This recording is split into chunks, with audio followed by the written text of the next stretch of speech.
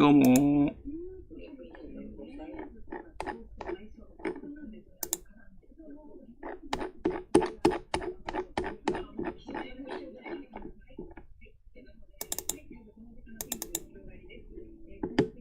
めっちゃ面白そうだな。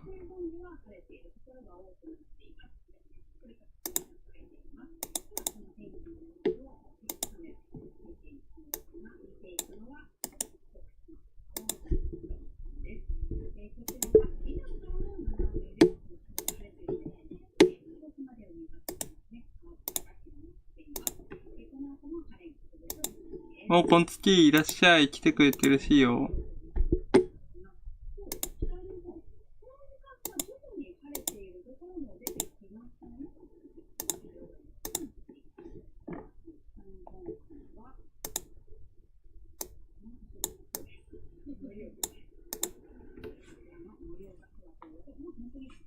ねえねえさん、こんつき。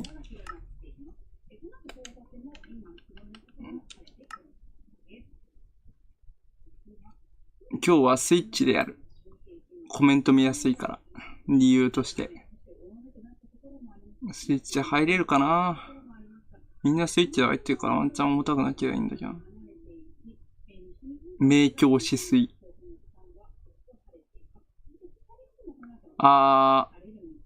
入れるか？リルムズもだいぶ変わったよな。全然さん、月さんがやっとスイッチでやってくれた。わら。まあ、スイッチで作ってる場所も見に行きたいからね。パソコンから戻ってきました。まあ、レルムズだからね、ワンちゃんね。今日はレルムズやるけどね。みんなのワールドにもちょっと遊びに行きたいから。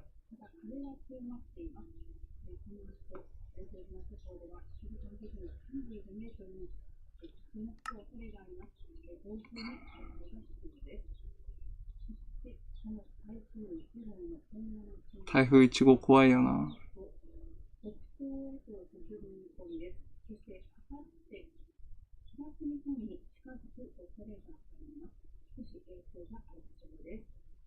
チャリーンと入るかな。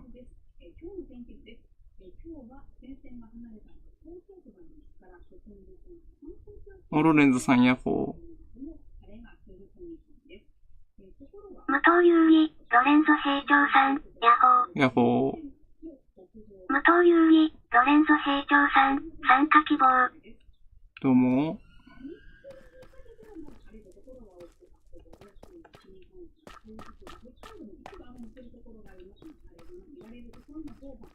若干ラグいな。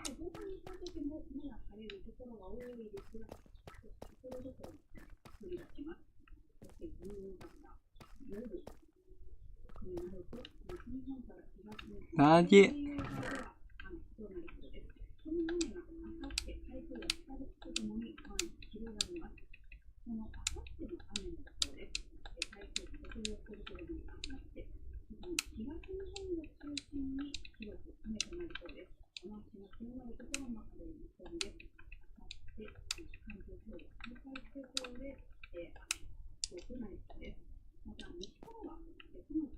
全然さん、謎に月さんのワールド入れないと。レルムズワールドだからね。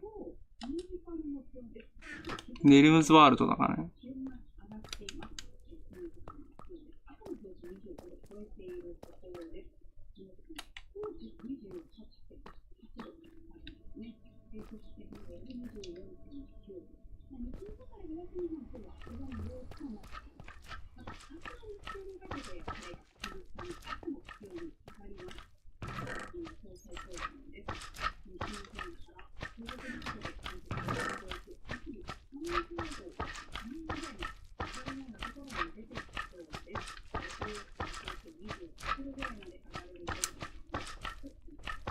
そうなんだよ。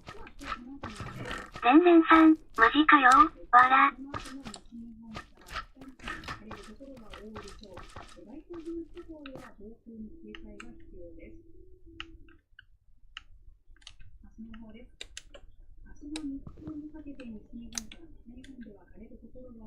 お、エビさんいらっしゃい。来てくれてるし。闇鍋にぶち込まれた伊勢エビの神ココアさん、アーメかゆ。目かゆい。帰っちゃダメよ。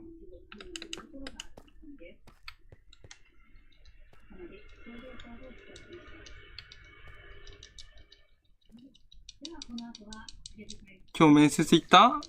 向こうから謝罪はあった？闇鍋にぶち込まれた伊勢海老の神ココアさん。今日面接また行ったわ。わら。面接行ったんだね。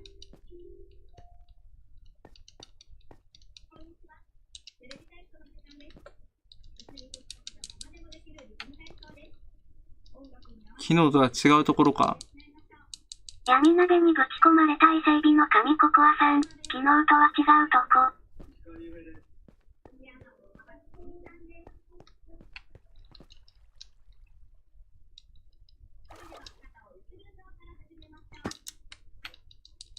おい、夢見る魔女さんいらっしゃい。来てくれてるしよ。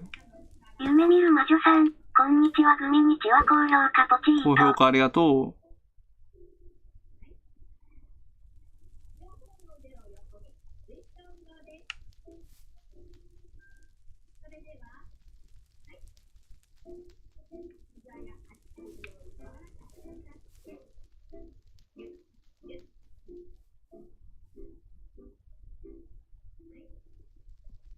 採用自体決定だから仕事辞める？闇鍋にぶち込まれた伊勢海老の神ココアさん。採用自体決定ポッティから仕事辞めるわ。わら。じゃあどうするの？まあ、考えるか。YouTuber とか。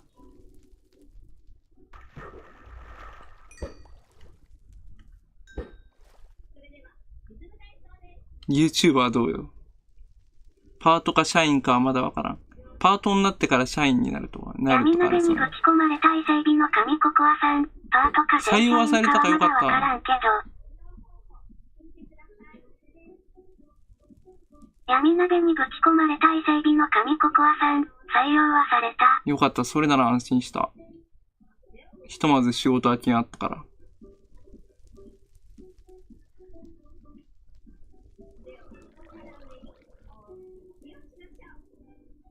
釣りは集中だ。マジかよ、ドラウンド来やがった。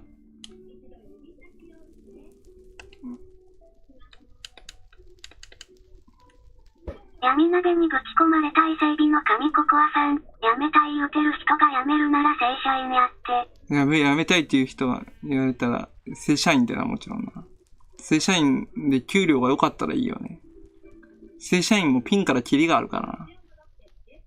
パートはキリしかないけど。給料が良くても、劣悪な労働環境だったら最悪だよな。ブラック労働だったら。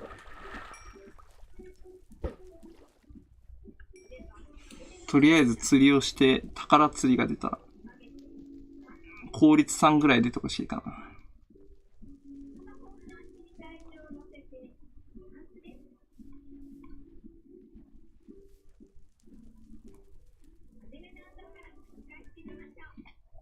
宝釣りが出てほしいな。宝釣りと、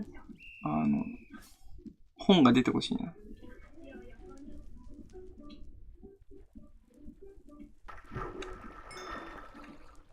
一種のギャンブルだよな、ほら。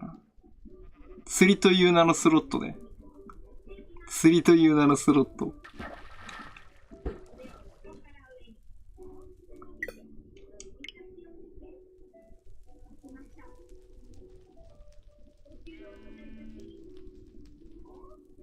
スイッチ2だったらこんな長くないんだろうな。釣りという名のスロット。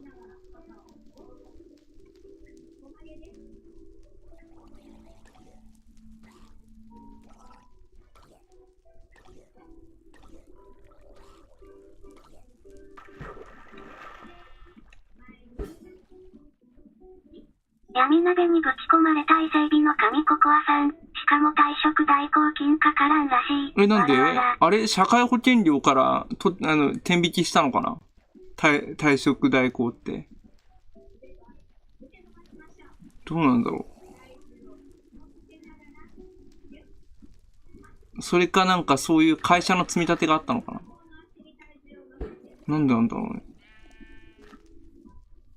初回利用だから無料だったとか。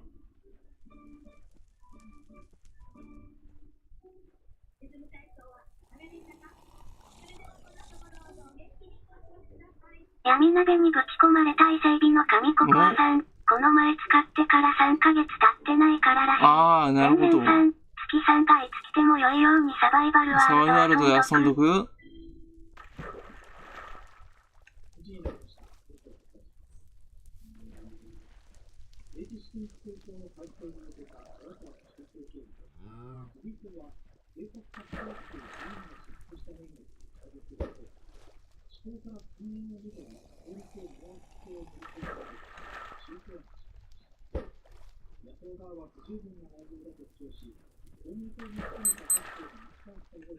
闇鍋にぶち込まれた伊勢海老の神ココアさん。3万かかってるやばいよな。かかると思ってたから助かった。わら。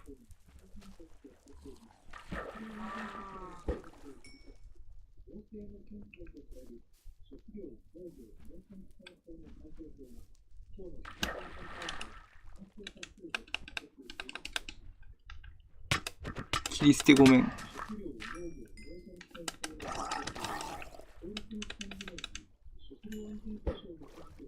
切り捨てごめん。3万かかったらやばいよな。切り捨てごめん。マジ最高だよな、それはな。闇鍋にぶち込まれた伊勢海老の神ココアさん。マジで最高。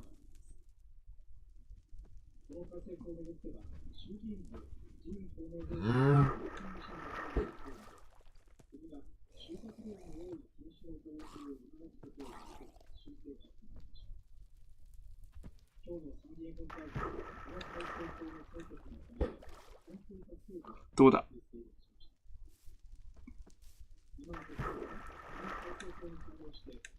あれ誰？マロかと思った。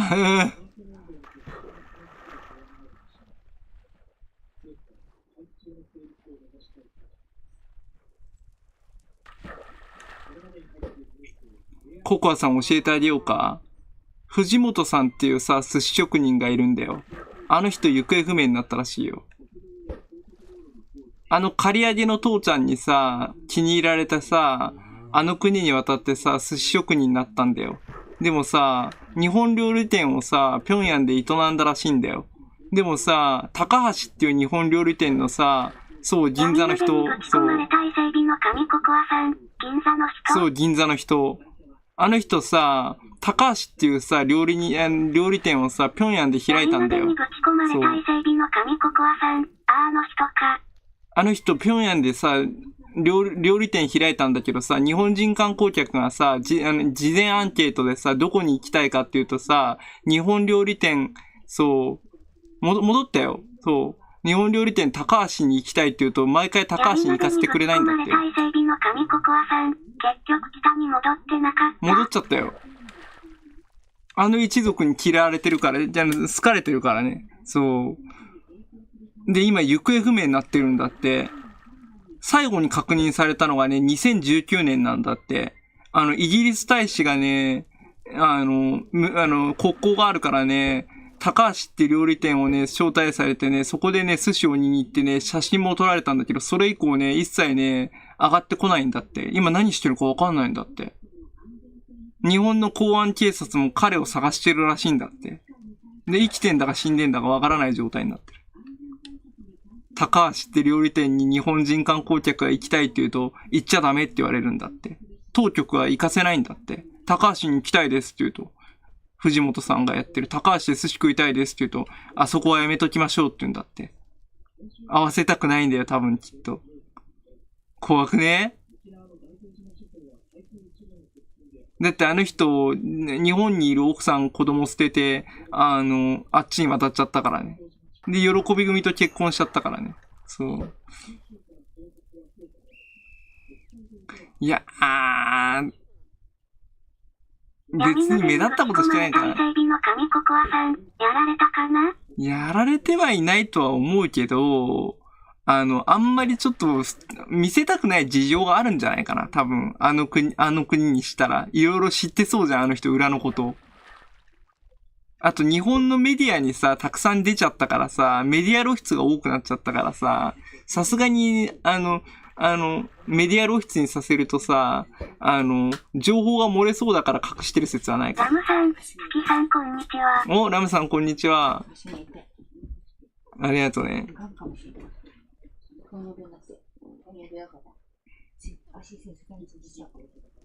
ラムさんもありがとう。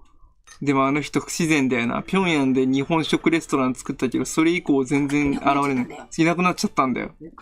そう。お友達だね。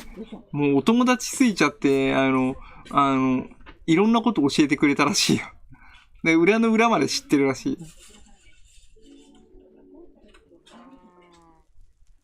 だから多分、ちょっと心配だよね。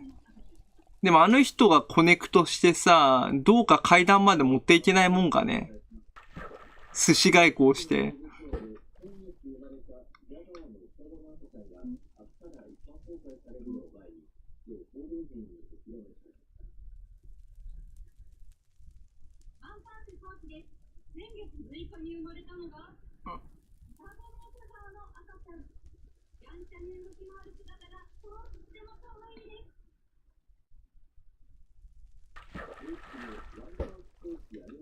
釣りめんどくせえからやめた。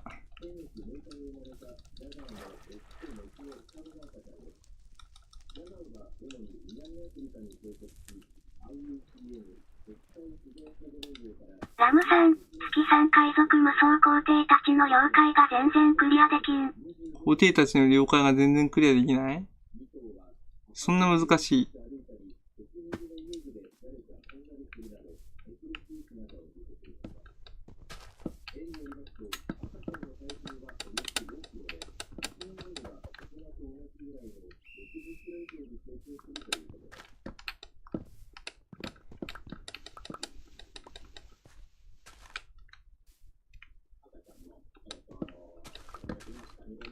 海賊無双4。だから高橋に行きたいって言うとね、行かない方がいいですって言われるんだって。避けられるんだって。で観光客が高橋で寿司食いたいですって、あの人の寿司食いたいですって言うと、ダメですって言うんだって。今はちょっと、4校全員と戦う。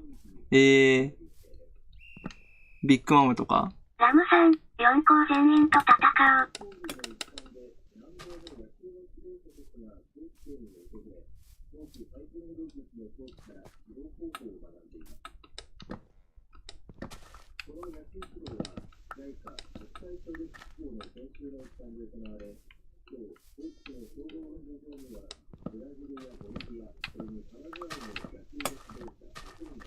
パラグアイのゾーンさんがよく来てくれて、俺パラグアイで人気者だからね。パラグアイに顔が知られてるからね。やばいよ。ラムさん、シャンクスと黒ひげ機能使えるようになりました。シャンクスと黒ひげ使えるようになった。強いの使えるようになったね、シャンクスと黒ひげ。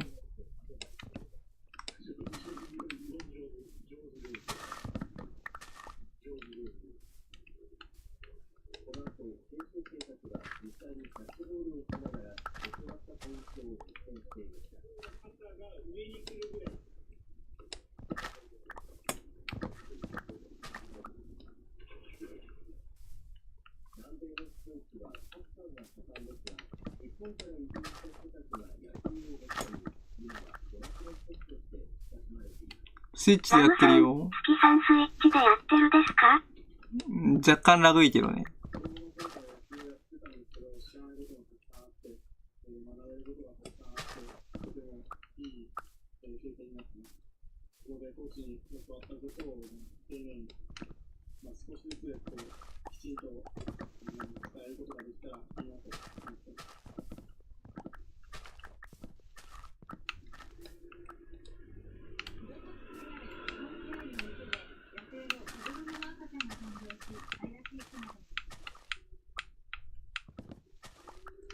カルガモの赤ちゃんは弘前市の観光施設津軽山で草むらの敷地内にある日本庭園幼稚園で撮影しました。この庭園は建物に囲まれ、高橋に行きたいって言うとダメだって言うんだって。避けられる高橋。高橋が存在してるのかも怪しいわ。でも2019年まで存在してたのは確かなんだよ。でも最新情報が出てないってことは多分やばいかもしれない。行方不明。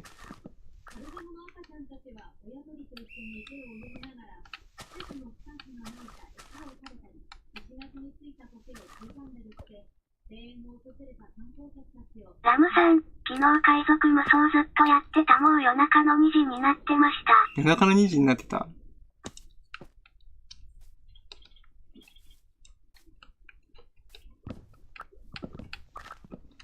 夜中の2時まで起きてたの。眠くないの？とは言っても俺は24時だけどな、寝たの。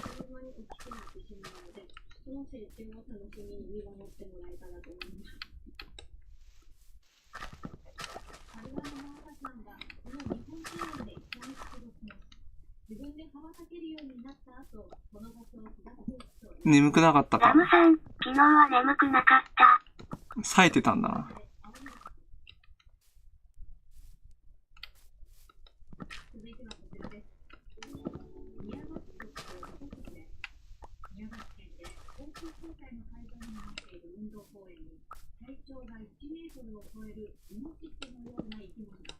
イノシシのような生き物ってイノシシしかいねえだろって。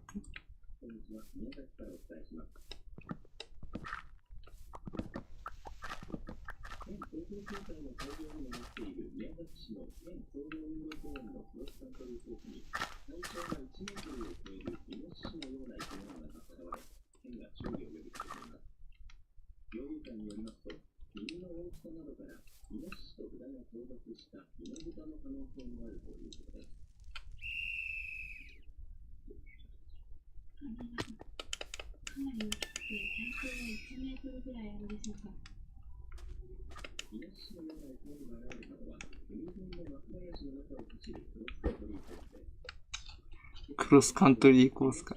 ラムさん、近いうちに戦国無双も買おうと思う？いいね。マシュマロさん、チャチャマル好きだよ。マシュマロさん、チャチャマル可愛いじゃん。チャチャマル好きなん。バレちゃった。ショートにあげてたからね。チャチャマル好きだよ。チャチャマルは好き。普通に可愛いじゃん。羊で元気あるし。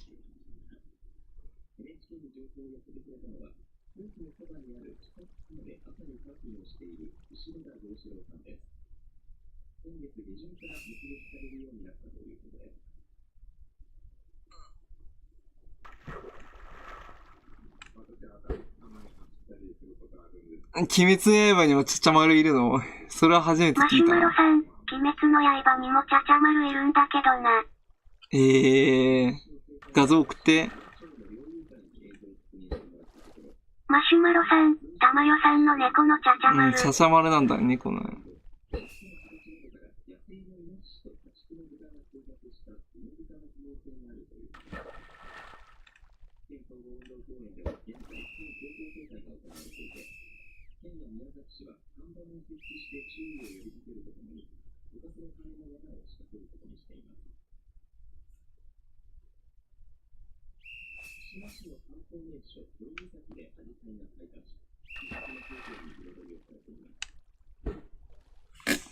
なかなかコツがわからないな。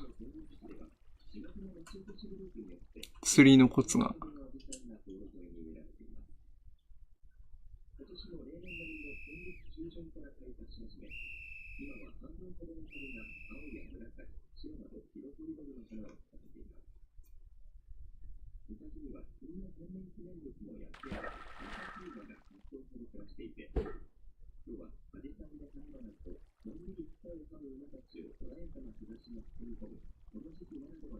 釣りのコツがわからない。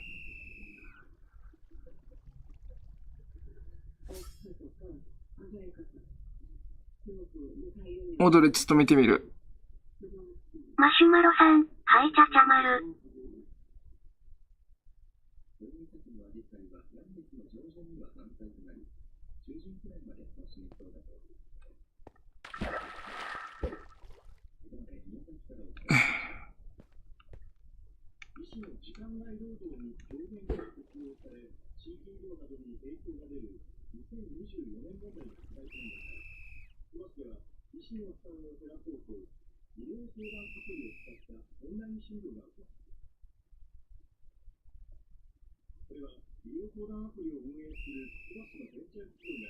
ほんと待ってね、釣りが終わったらね。マシュマロさんいらっしゃい。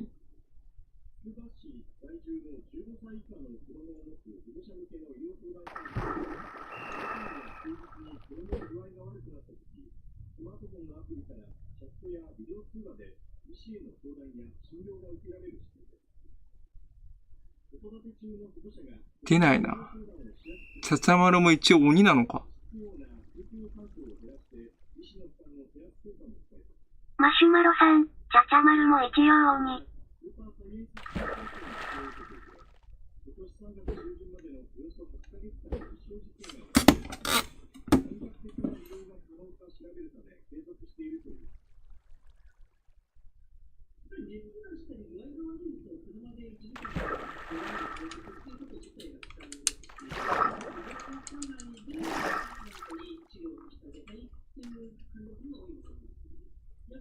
ときわさん、初見です。参加したいです。おー、ときわさん、初見さんの参加は今日は受け付けてないんですよ。次回、来週の水曜日から、水曜日も、マイクラやるので、その時に参加お待ちしておりますね。来週の水曜日から参加お待ちしております。ときわさん、概要欄見ました。マシュマロさん、ディスコ見てくれ。ディスコ見てみるよ、ちょっと待って。闇鍋にぶち込まれた伊勢海老の神ココアさん、明日行って明後日朝行ったら終わりやー。ココアさん、ときわさん入れてあげてもいい？初見さんはダメだよね。ちゃちゃまるかわいい。お？ときわさん、わかりました。次回の水曜日からの参加をお待ちしております。ココアさん、初見さんも入れても大丈夫？闇鍋にぶち込まれた伊勢海老の神ココアさん、これで平日休みしかない地獄から解放される。闇鍋にぶち込まれた伊勢海老の神ココアさん、ダメ。来週の今日予約してくれたら来週の水曜日に、出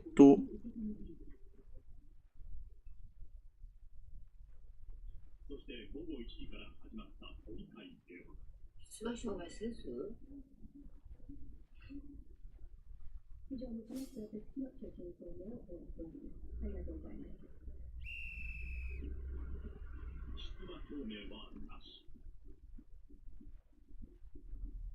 全然さん、月さん用にダイヤボール一式作ったぜ、わら。桜さん、こんちゃ。桜さん、こんちゃ。来てくれて嬉しいよ。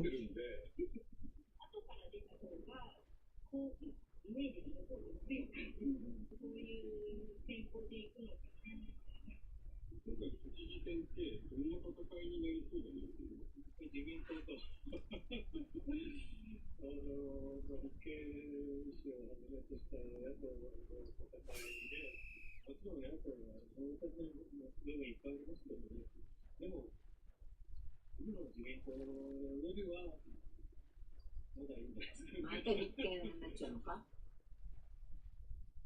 そしてつい先ほど都議会を終えた小池知事がカメラの前へ。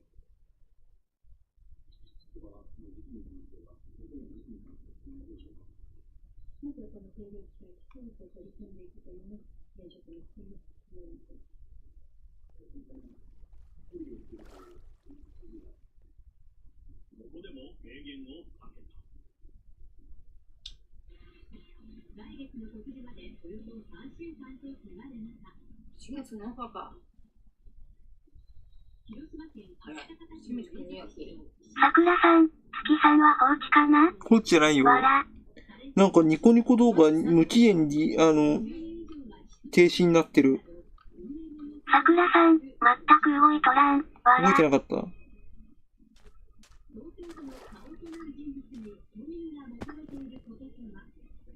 桜さん、アーテキシューだ、わら。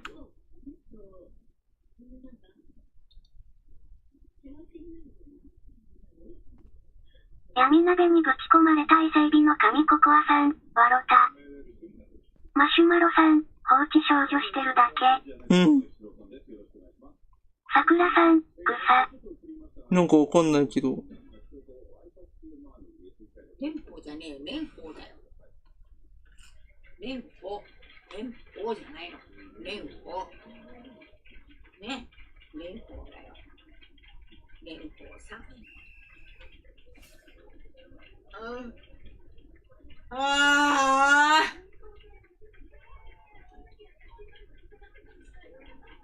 何これ？蓮舫です。蓮舫さん。何これ？本当何これ？蓮舫です。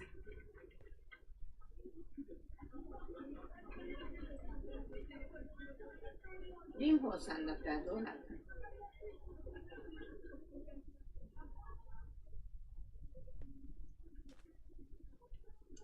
立憲民主党とあと共産党もあれしてんだろ、蓮舫さん。子供には甘い山なんだってね、息子に。蓮舫は。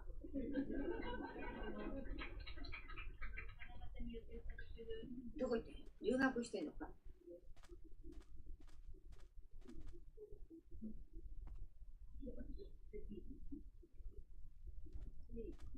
お母さんやってんのか。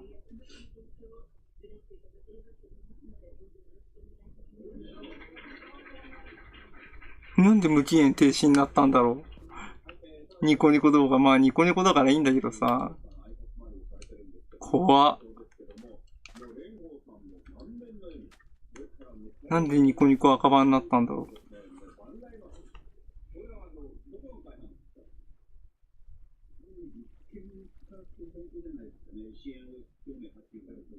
ご一緒になってるかもしれないですね、立憲と共産の方が。そうですよ、ですよ。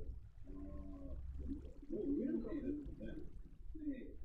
30分ぐらい前に蓮舫さんから電話いただいて、そうなんですか。原発じゃなかったの？やっぱりしました。よかったですね。昨日、日見てたら、どうなることかと思って心配してました。我々が聞いてたもんですから。はい。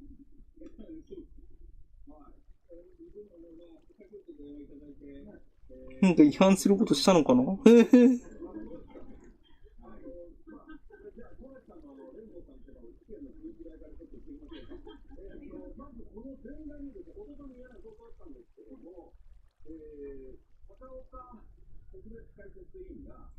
何これ？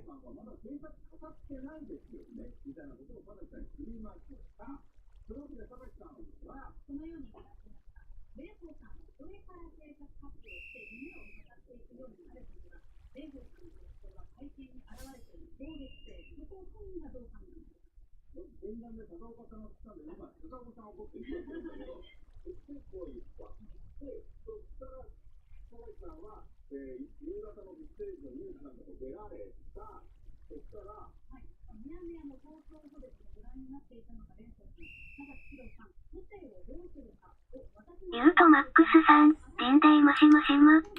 ねえ、大変だよ。ニコニコ無期限停止になってた。アカウントが。なんでなんだろう。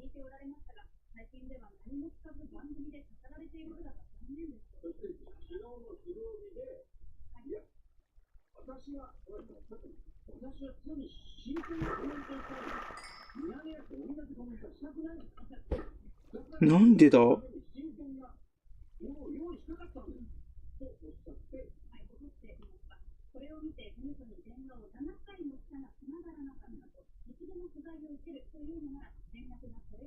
闇鍋にぶち込まれた伊勢海老の神ココアさん、YouTube やなくてよかったな、わら。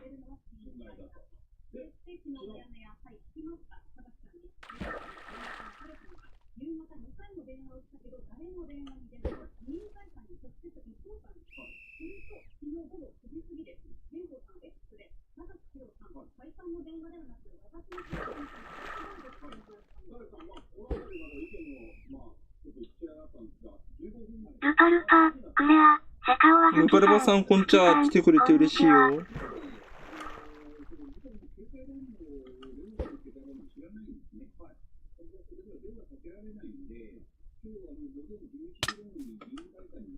ルパルパさんもありがとう。なぜかニコニコ動画無期限無期限、身に覚えがないな。なんで消されたん？動画アップしてなかったんだけどね。なんか抵触したのかな。理由がなくて消されるわけないはずだもんね。ヌパルバさんもありがとうね。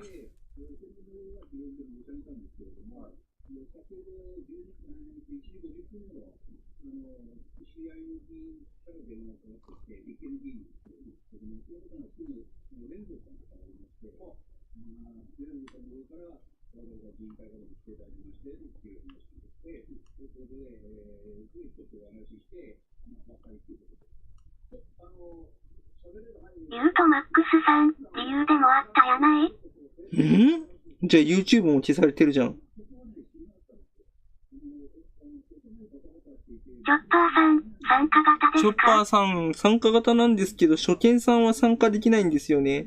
次回の配信からご参加お待ちしております。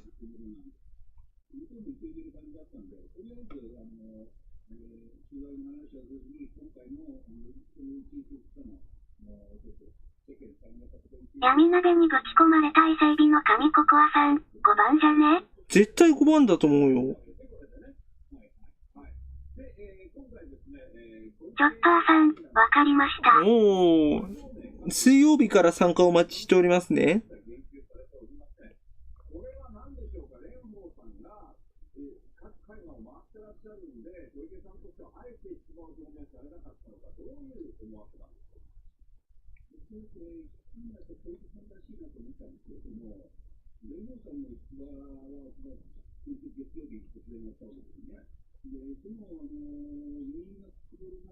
マシュマロさん、ご飯食ったからじゃね？飯食ったからご飯か。チョッパーさん、はい。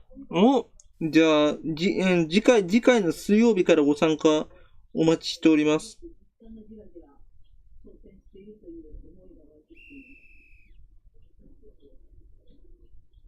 ユートマックスさん、どっかのゲームでよくある5番？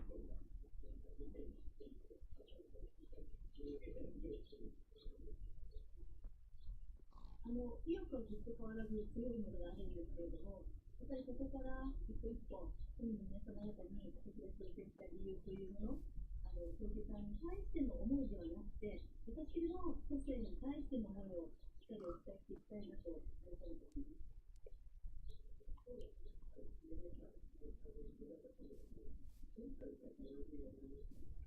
移動の時に見てました。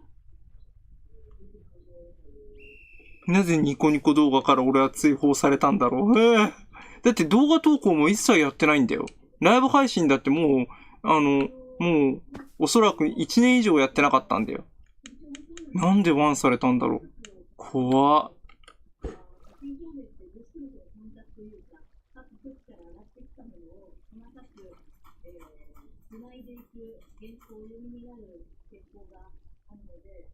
そういう原稿だな、実はないなと僕は言ってまし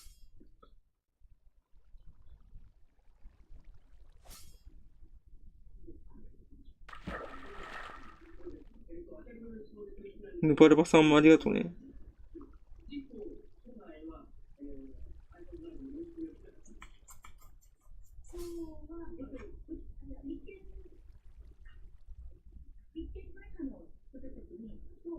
時間が調整できると、この時間帯でとお願いしたところとお話しいただきます。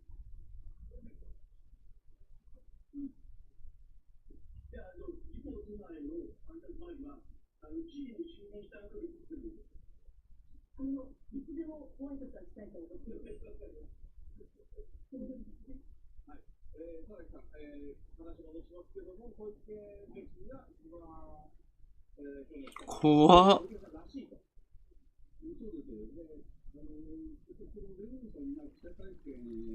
マシュマロさん、外国人が納豆を食べた時の反応。納豆食べた時の反応？ルパルパ、クレア、セカオワズキさん、ニコニコ動画も配信してたの。てか、ニコニコが最初なんだけどね。マシュマロさん、これマイケルの靴下の味したよ。マイケルの靴下の味した？ユートマックスさん、ニコニコってなんだ？ニコニコ動画だよ。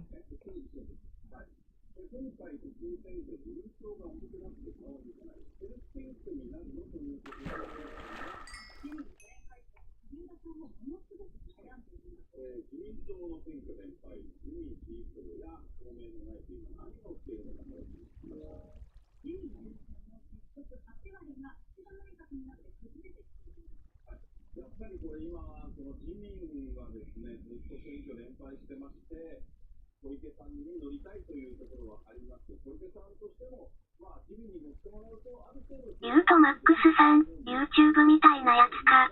うん。一方で、小林さんが言ったみたいに、自民党の結束っていうのは8割。これがあれば通るんだけど、今8割ない。そうですよ。最近の選挙見ても、自民党新民党の7割弱ぐらいしか衆議院の補選でも、この前の静岡知事選でも取れてないんですけど、やっぱりどの選挙でも自民党新民党の8割を固めるっていうのは自民党の特色なんですね。そういう弱い中で、果たして連合、小池さんが自民党に推薦申請をするかどうかなんですよ。桜さん、月3拠点来てみ。もうちょっと待って、行ってみよう。自民党は、建前は、相手から推薦要請があって、それから推薦を決めるということなんですね。自分から推薦すると決めるわけじゃないんですよ。小池さんの出方がよく読めない。マシュマロさん、大根アレルギーなのに切り干し大根買ってしまった。大根アレルギーなのに切り干し大根。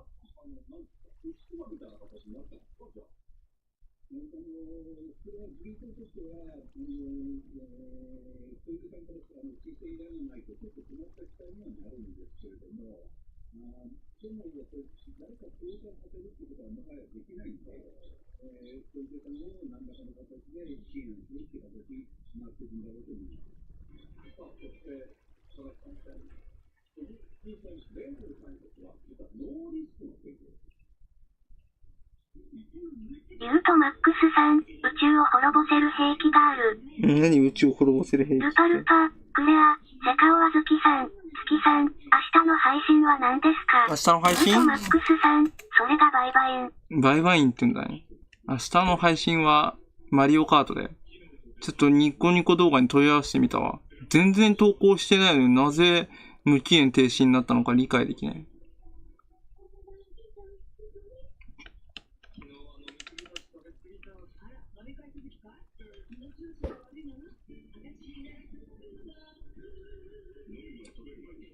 なんか、同時配信がダメだったのかな？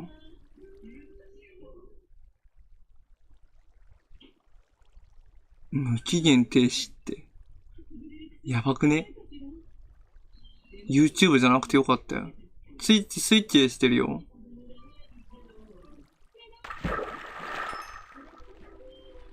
ユートマックスさん、月さんスイッチでしてるのか？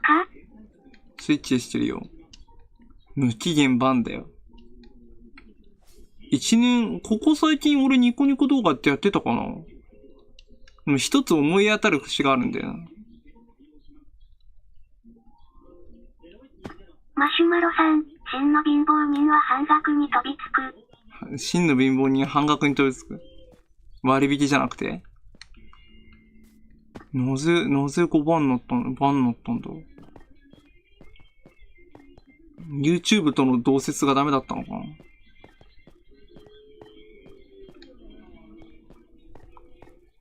不自然すぎるよ。YouTube の動画をニコニコ動画に移そうかなと思ったら5番になっちゃった。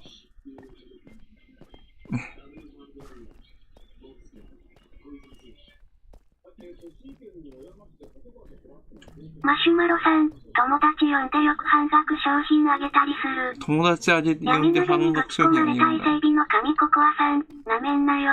8割引きされるまで粘るぞ。8割引きされるまで粘るか。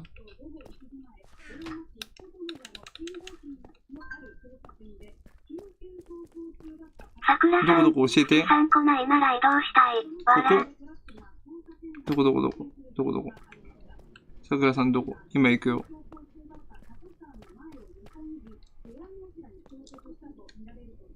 やべ。今行くよ。桜さん、月さんこっち。どっち？お、なんかすごい。なんか置いてある。あ、なんかすごい。弱体化のポーション。めっちゃポーション作ったじゃん。ありがとう。できれば、本とかも作ってほしいかな。闇鍋にぶち込まれた伊勢海老の神ココアさん、ウィザーコロコロ大会やろう。ウィザーコロコロ大会いいね。あと無料という言葉に食いつく。これ釣り場ができるかな。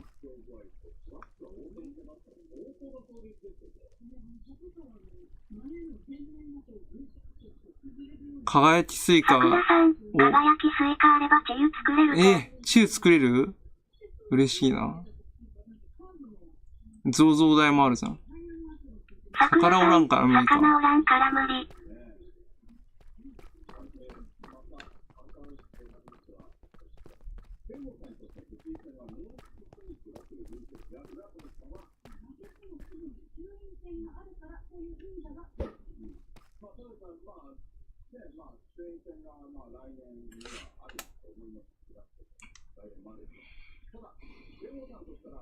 無傷っていうわけにはいかないですよね。都知事選ですから、なんて言ったって。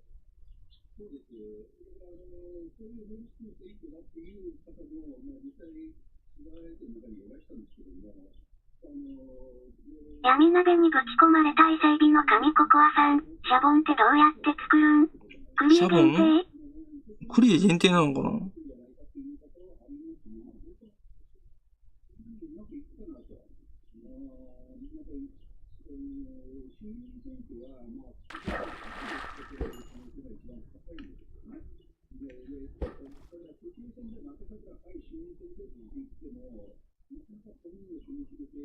？5番になっちゃったよ。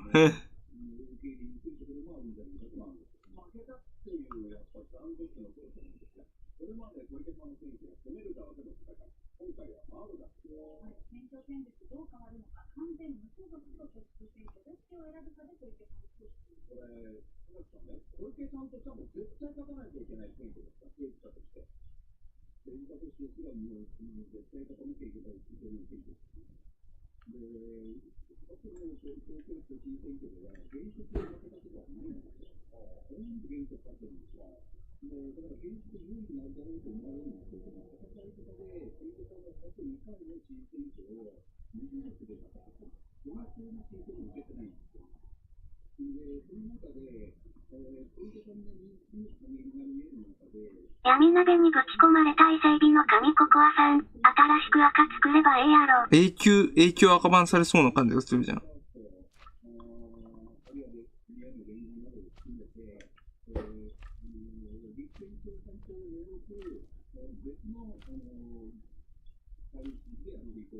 マシュマロさん、ドロリッチなんで消えたんやら。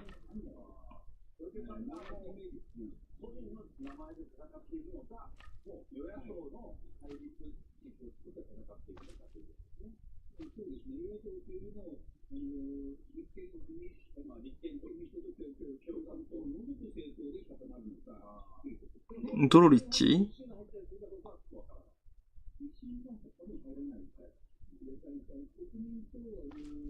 桜さん、ドロリッチって闇鍋にぶち込まれた伊勢海老の神ココアさん、そうや、パズドラやらんと。マシュマロさん、そりゃ人はダブルストロベリー味ばっかり飲んで太ったらしいけど。テンスラコラボイベントが来てるよね。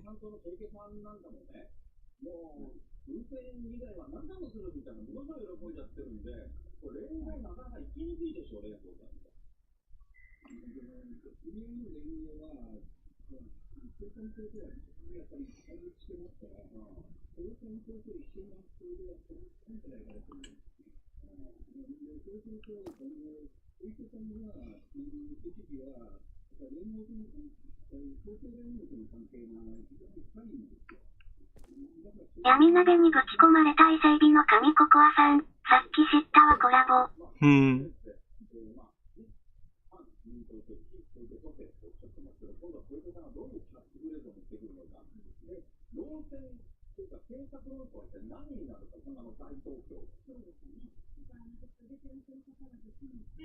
みんなそういうところを下ったってことで有権者が判断するんですけど、私個人としてはですね、私女性支援の選挙をしてきたんですね。だから日本の今の現職の女性知事って小池さんと山形の吉村美恵子さんの2人だけなんですよ。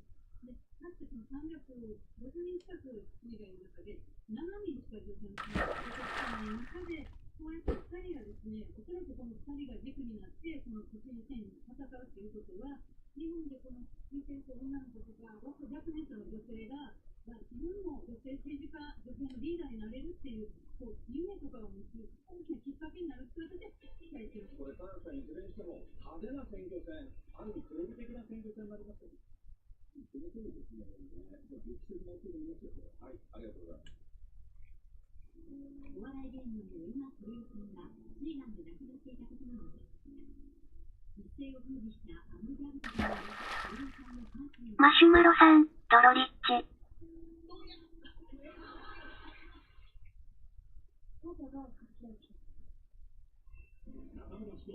ドロリッチ？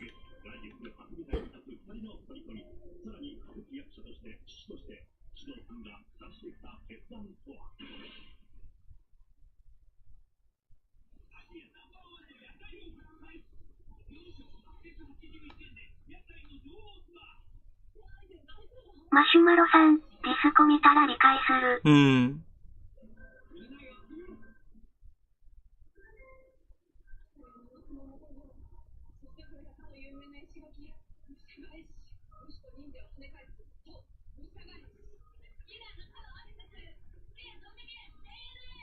さくらさん、ディスコ使えんくなった。ディスコ使えなくなったんだね。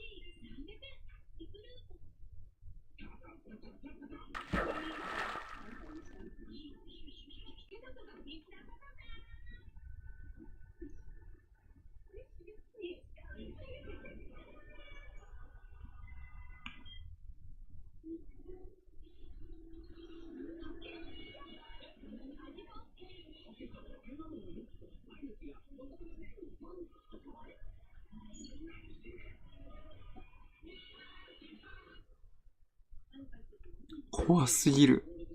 スキー暇だよ。闇鍋にぶち込まれた伊勢海老の神ココアさん、スキーマ暇か？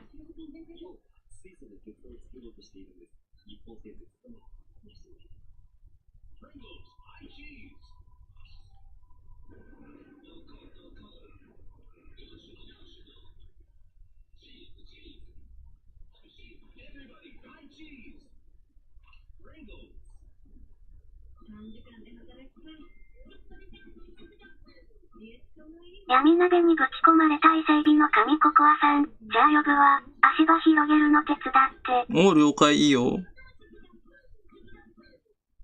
渡辺まりさん、こんばんは。渡辺優里さんいらっしゃい。来てくれて嬉しいよ。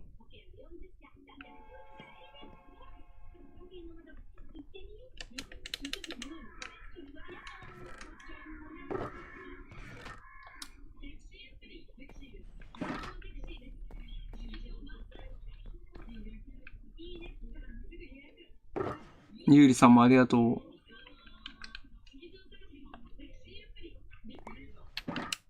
渡辺まりさん、偽物の優里です。偽物の優里？昨日はごめんなさい。渡辺まりさん、昨日はごめんなさい。どこを広げればいい？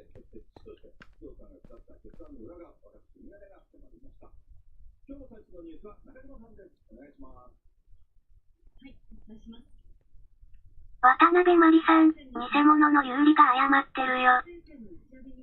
闇鍋にぶち込まれた伊勢海老の神ココアさん、丸石取ってきてハーフブロックにして渡すから今置いてあるとこ広げて。もう了解。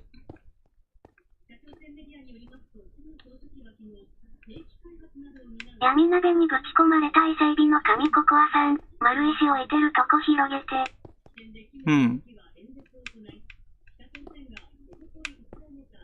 できればダイヤのツルハシが報酬としてほしい。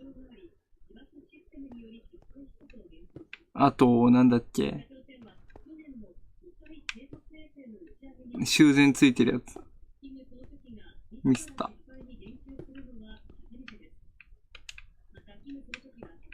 渡辺まりさん、今何を作ってるの？今あれ作ってるよ。渡辺まりさん、何それ？ネザライトの修繕くれる。闇鍋にぶち込まれた伊勢海老の神ココアさん、ネザライトやるわ。修繕はない。ありがとう。偽物有利、本物有利、やばいな。なりすましは基本的に、助かったー。怖っ。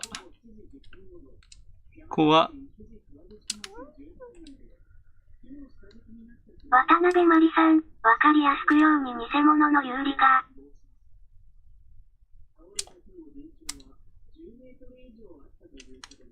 渡辺まりさん、名前を言ってるよ。どういうことかな？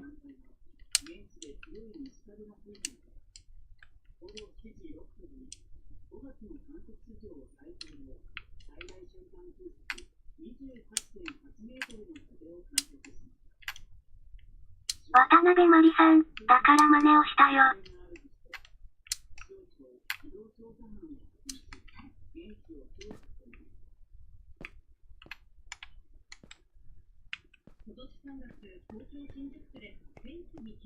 どうした？本物？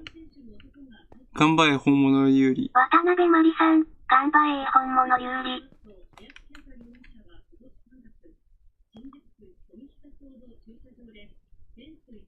マシュマロさん、尻に鹿は月っていう人わかりますかと聞いてわかりませんと来たんで。わかりませんって人だったからやべえな。渡辺まりさん。闇鍋にぶち込まれた伊勢海老の神ココアさん。月これ偽物やからブロックして。もうナソさんいらっしゃい。来てくれて嬉しいよ。マシュマロさん、鹿は月は氷川きよしの奥さんだと伝えたから。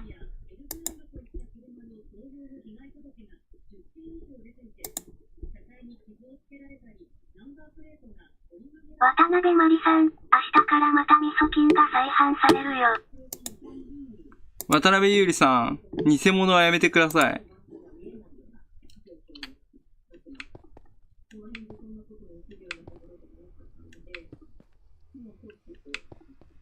ナサさんもありがとう。来てくれてるしよ。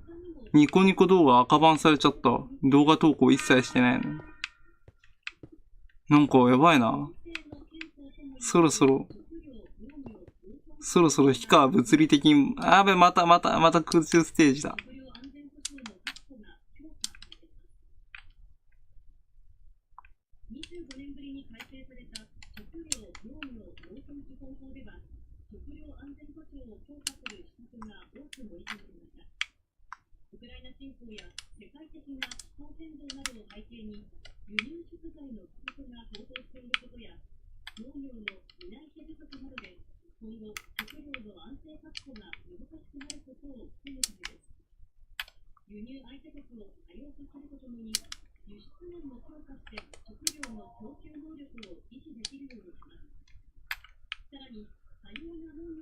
ダメだな。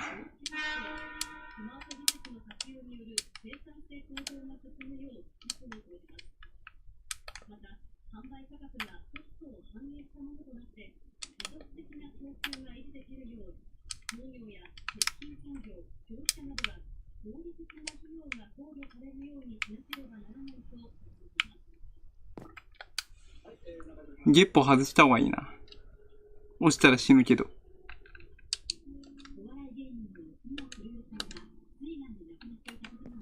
クリオさんまでなくなっちゃったかな。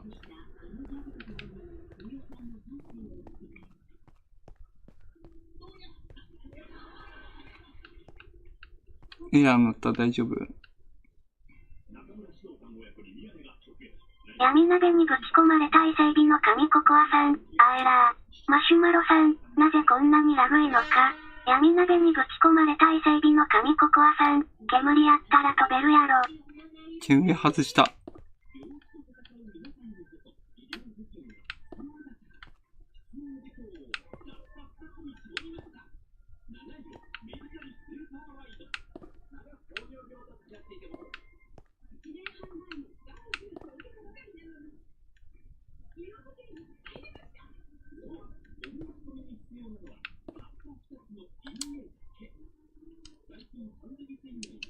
桜さん、なんならロギア落下ないよ。ルギアなら落下ないか。補給品が足らなくなってしもうた。誰か供給してくれ。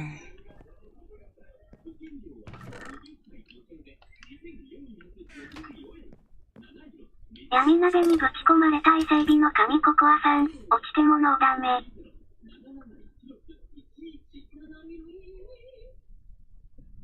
闇鍋にぶち込まれた伊勢海老の神ココアさん、今戻る。お、了解。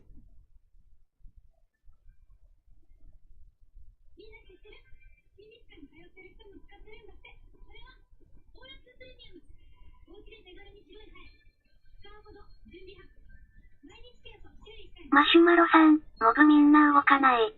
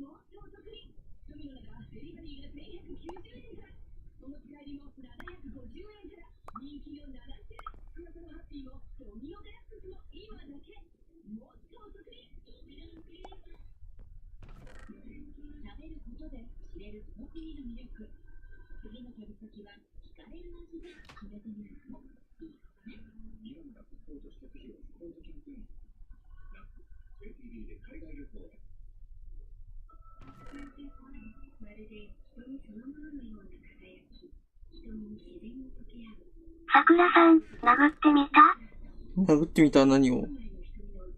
闇鍋にぶち込まれた伊勢海老の神ココアさん、渡した。お、ありがとう。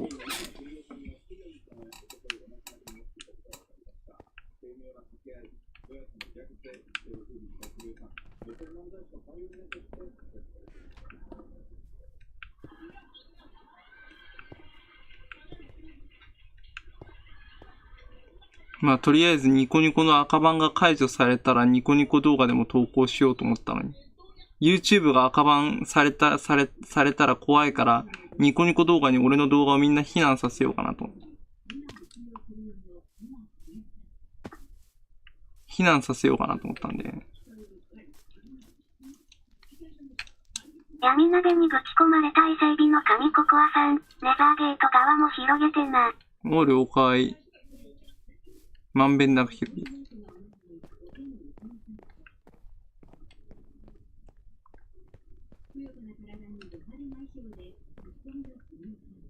俺スイッチだよ。パソコンでやってたけどスイッチ。今日はスイッチにした。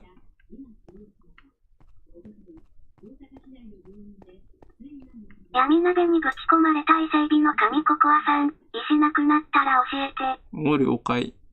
あべー！桜さん、あ、ほんとだ。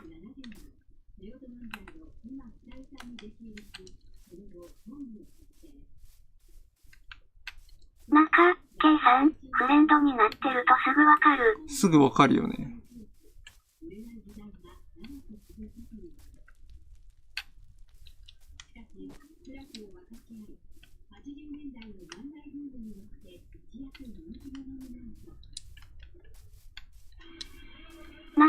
K さん、てか今の主人公死なねえのかい？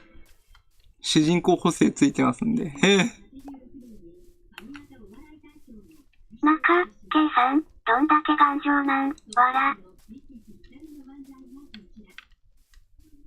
上がれへん。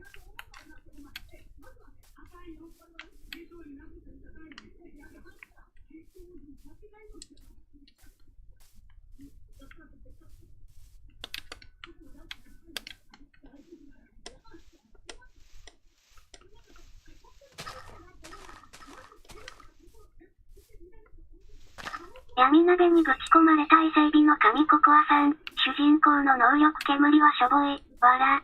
桜さん、ロギアですから。桜さん、わらわら。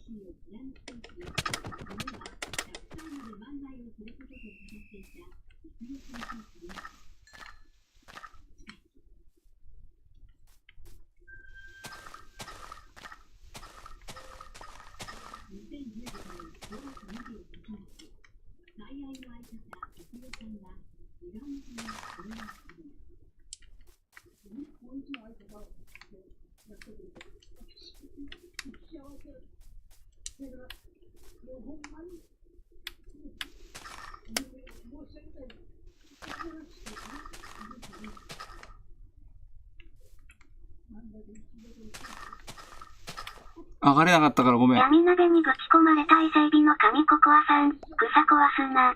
テレポーテーションさせてくれたら助かる。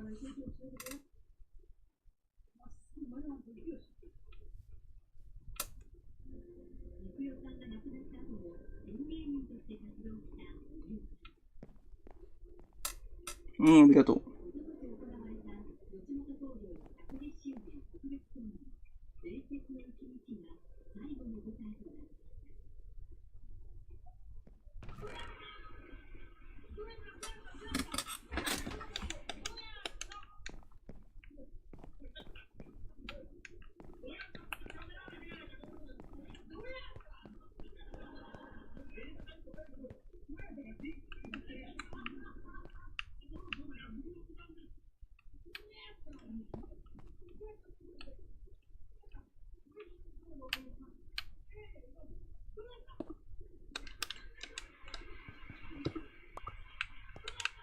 断崖絶壁。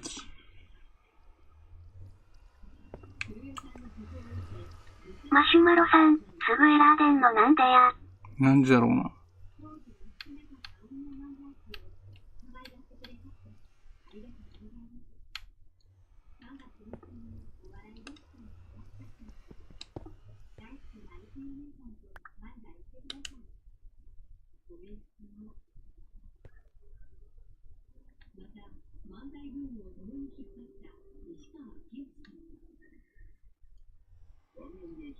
闇鍋にぶち込まれた伊勢海老の神ココアさん、チェストに丸石ハーフ入れてくからそっから取ってて。お、了解。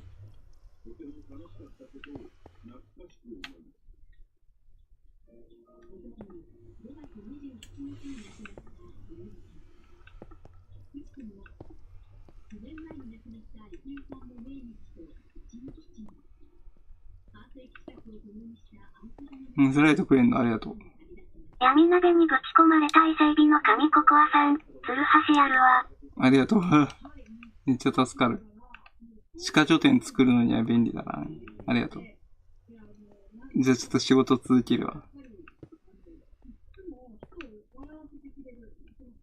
いやー、なんでニコニコバンされたんだろうな。全然ニコニコしてないんですけど。絶対5番だと信じたいけどな。全然ニコニコしてないんだけど。ユ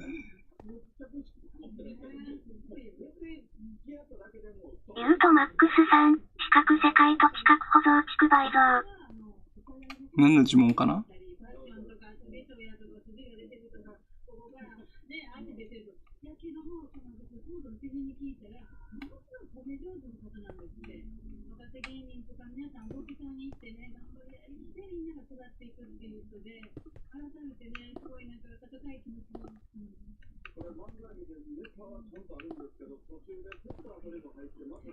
ヒカは骨がなさすぎてね。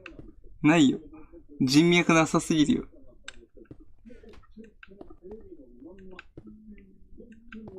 ユートマックスさん、マイクラ世界は漢字で表すとどうなる？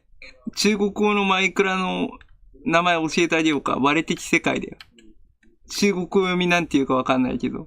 中国語版のマインクラフトでは割れ的世界って書かれてたよ。実際中国語版って言っても香港版と台湾版しか出てないけどね。本土ではマイクラが禁止にされてるって話は聞いたことがある。割れ的世界。画的世界、そう、割れ的世界ね。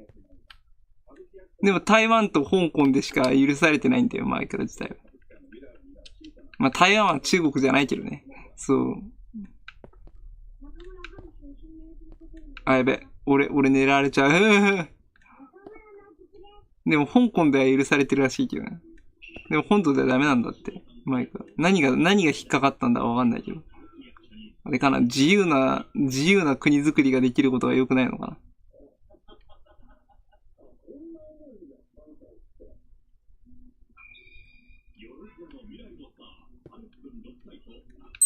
自由に開拓するとかはダメなんだよな。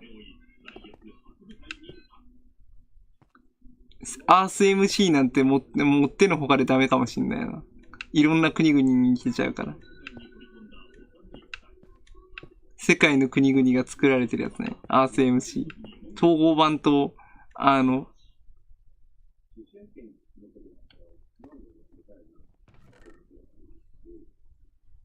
文じゃなくて、漢字並べのやつね。建築妨害。なんだ。クリーパーか。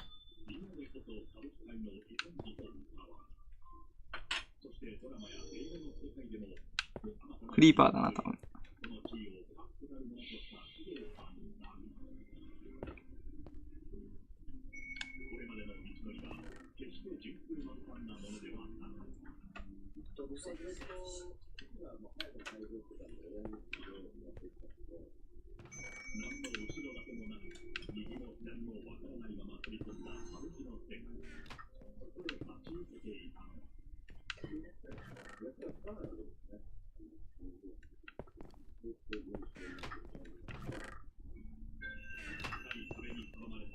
ユートマックスさん、夜空中迂回生物突撃建築妨害。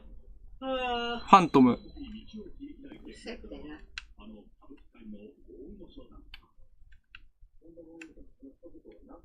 ファントムか。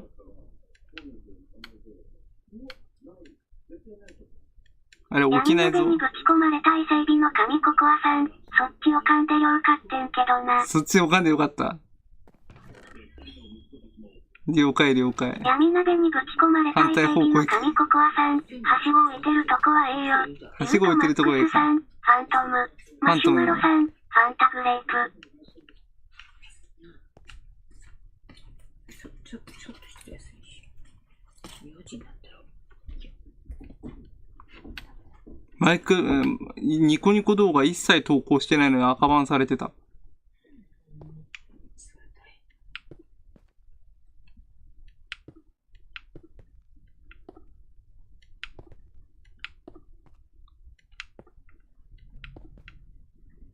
まあ、YouTube があるからいいんだけど。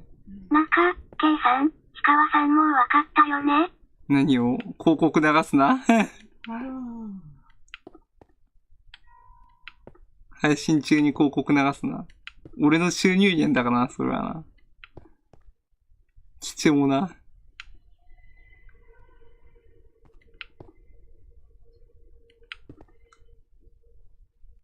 今 YouTube は広告ブロッカーめちゃくちゃ締め付けてるよね。サードパーティーアプリとかをね、利用規約で禁止したよな。YouTube プラスに入れば大丈夫なんだよ。中、K さん、素晴らしい。広告ブロッカー禁止になったよ。あべー！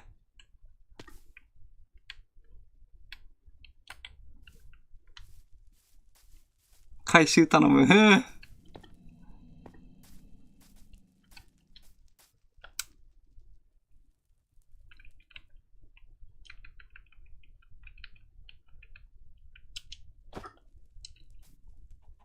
プラスは収益になるからな。大整備の神ココアさん、広告うざいからプラス入った。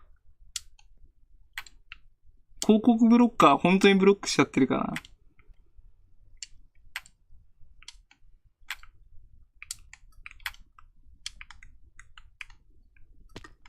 広告ブロッカー本当にブロックしてるから収益にならないというね。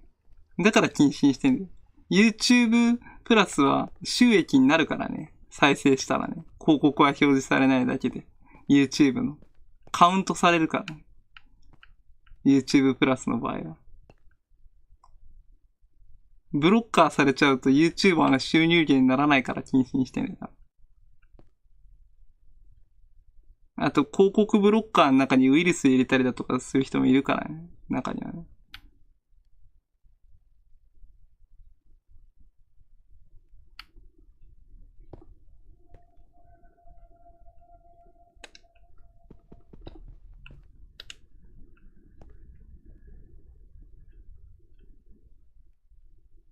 マシュマロさん、YouTube プラス入ってる人ブロックするやつ昔なんかいた。YouTube 入ってやつ。それは別に YouTube プラスって別に収益になるから別にいいんだけどね。だから YouTube プラスで、広告が表示されなくても、普通に表示されたことになってるんだよ、実は言うと。確か。だから普通に YouTuber の収入源にはなります。貴重な。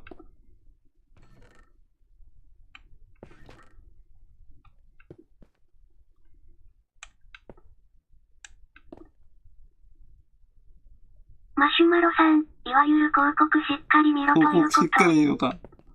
広告見た扱いになってるんだじゃない確かね。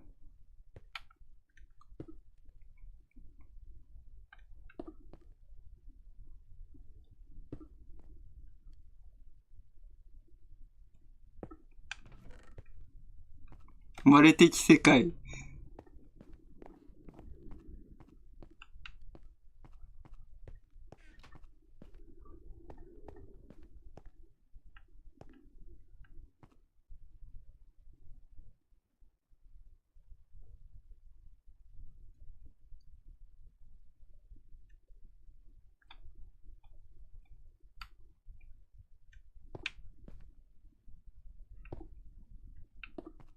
この、一個置くのは相当難しいよね、天空拠点。寝てる時にしちゃいけないこと。マシュマロさん、寝る時にしてはいけないこと。コーヒーや緑茶を飲むこと。運動。脳を活性化させるから。ドーパミン出しちゃうから。アドレナリンを出しちゃうから。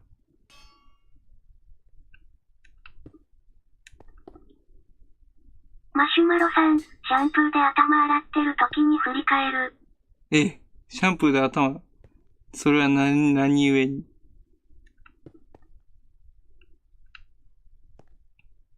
きな動画を見る。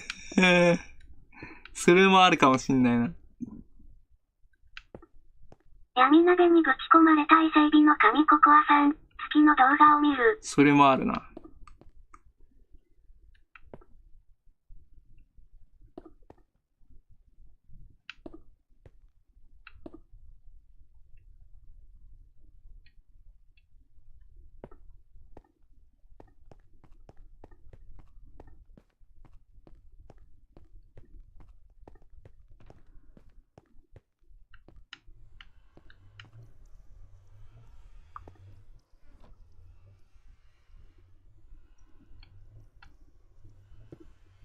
ミスった。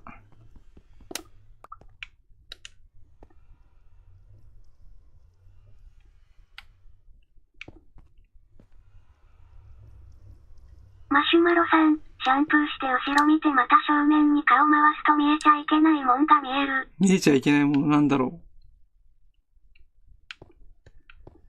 見えちゃいけないものって幽霊か、お化けか、ゴーストか、ポルターガイストか。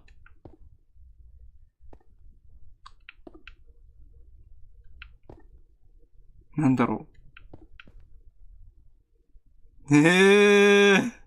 それは見えるでしょ、普通に。マシュマロさん、自分の裸姿。自分の裸姿だったら自分だけにしか見られてなければそれでいいでしょ。人に見られてなければそれでいいでしょ。自分風呂入るときに、洋服着て入るのかよって話になっちゃうもんな。闇鍋にぶち込まれた伊勢海老の神ココアさん、またエラー。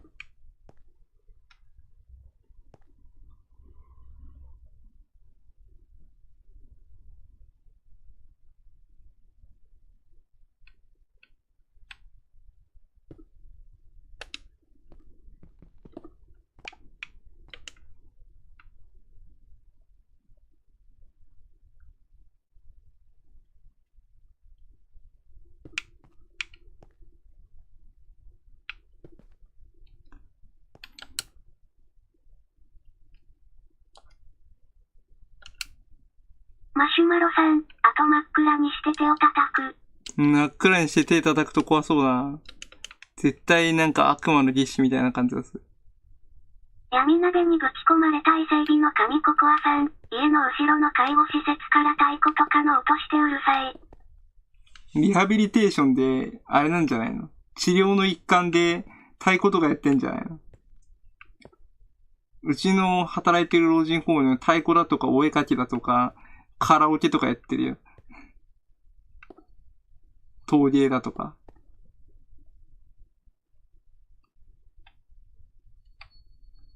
マシュマロさん、手を叩いた場合寝てる人がうるせと叫びに来る。叫びに全然幽霊じゃないじゃん。面接落とされる。なんか、K さん、厳しいって。厳しすぎるよ。闇鍋にぶち込まれた伊勢海老の神ココアさん、面接落とされたから後ろの施設嫌いやねん。嫌いなのか。それは嫌だよな。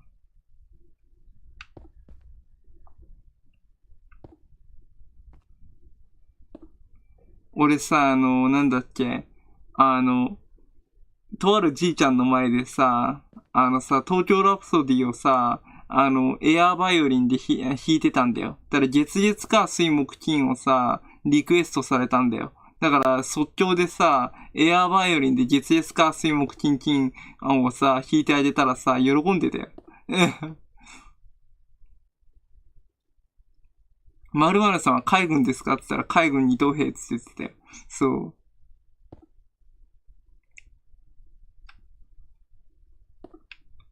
う。で、他の介護士さんがびっくりしちゃって。全然軍歌とかわからないからヒカーちゃんの方が詳しいねって。なんせミリオタなんでって。じいちゃん、泣きながら昔のことを思い出すわって言ってくれて。即興で、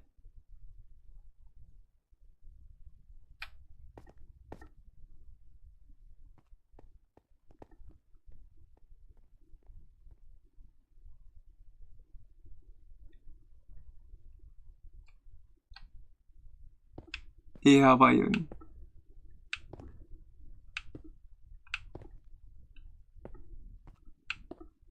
文広し、横山さん。横山さん、こんにちは。来てくれてるしよ。Thank you very much. ありがとう。いらっしゃい。即興エアーバイオリン。っ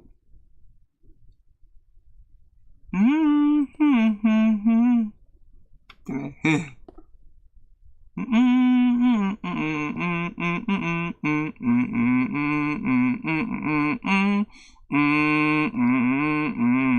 て感じでね、やったらそう。月火水木金金って。あれ、毎日働いてますよってこと言ってんだと思うよ。さすがに毎日は働きたくはないな。そんなこと言ったらぶん殴られちゃうよ。竜の部屋さん、これ何時まで？もう今日、これは24時までやるよ。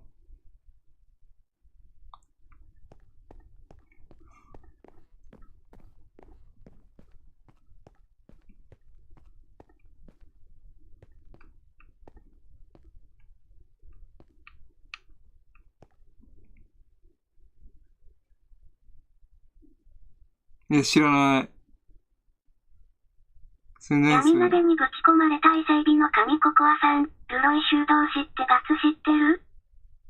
初めて聞くな。俺のばあちゃんなら知ってるかも。ルロイの修道士って知ってる？だって。ばあちゃん寝ちゃってるみたい。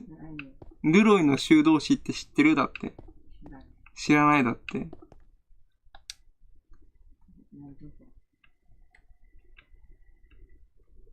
わからん。闇鍋にぶち込まれた伊勢海老の神ココアさん、小学校の国語のやつ。竜の部屋さん、よかった今日習い事あるから、6時に帰ってくるから。6時に帰ってくるか。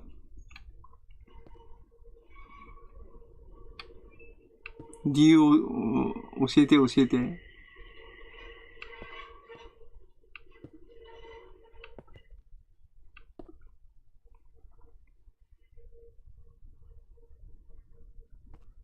闇鍋にぶち込まれた伊勢海老の神ココアさん、日本兵に休みくれ言うたら月月か水木金金で休みはないわって指つぶされててん。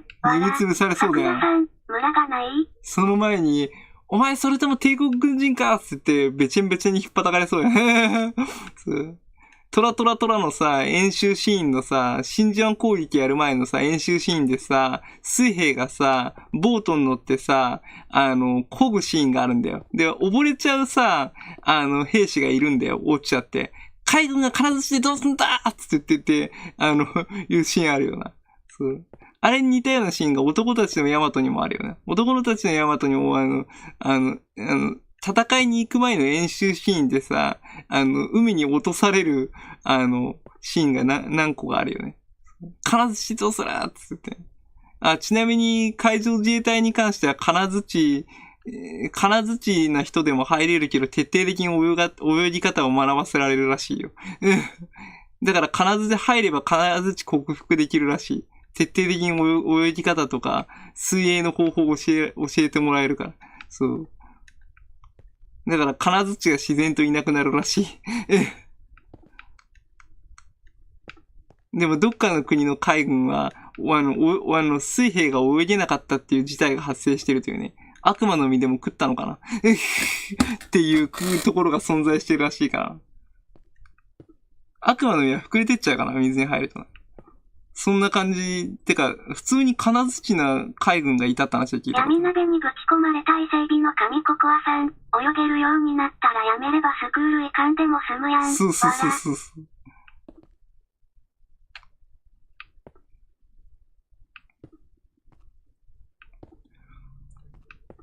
徹底的に泳ぎ方を教えられるから。だから金槌は克服されるらしいです。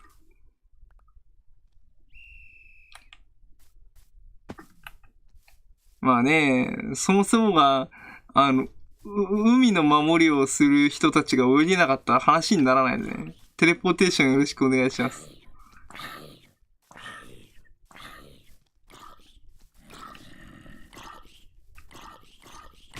てか、実は言うと水泳競技ってさ、日本では違う側面があったんだよ。忍者の武術。忍者のね、武術でね、水泳っていうのがあってね、古式の日本の水泳っていうのは一種のね、忍者とかね、忍者のね、水の上での訓練のやり方もあったらしいんだよね。今の水泳競技とは全く関係ないんだけどね、なんて言うんだ。常にこう顔をね、水面に浮かせてね、泳ぐ方法とかね、いろんなね、息継ぎなしで泳ぐ方法とかをね、教えてたらしいんだよね。そう。まあ、一種の武術でもあったかな。その日本古来の水泳は実は言うと。好きなラーメン店、ラーメン二郎で。マシュマロさん、石川が好きなラーメン店。ラーメン二郎だね。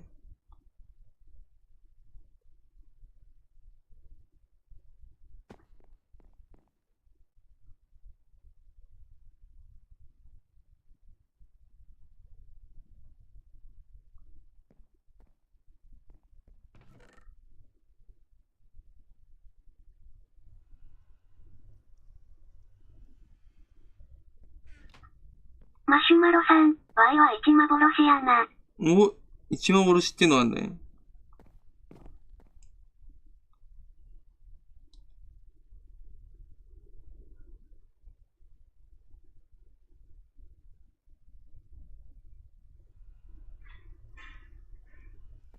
闇鍋にぶち込まれた伊勢海老の神ココアさん、さあ働けつき。やばいな。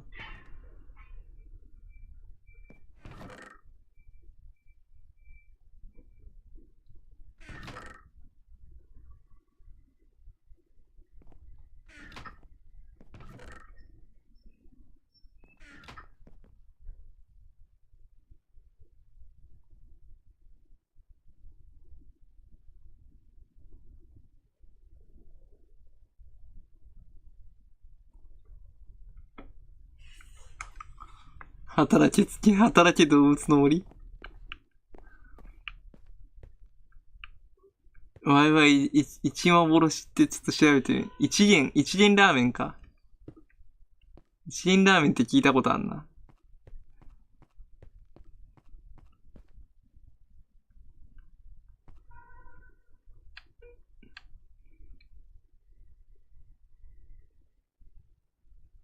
そういうニコニコが5番だといいんだけど、今日初めて知ったよ。バンされてたって。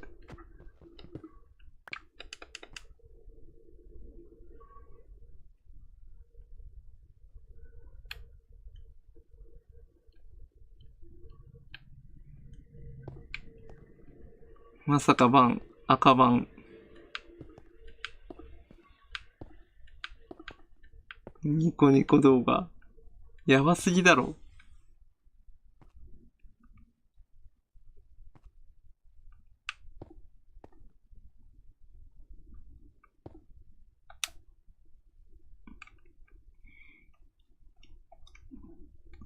働け動物の森？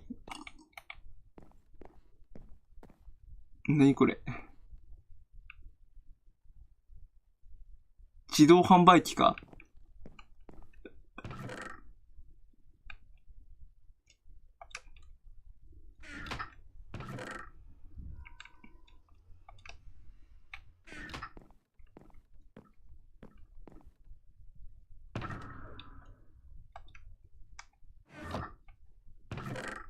両替機か。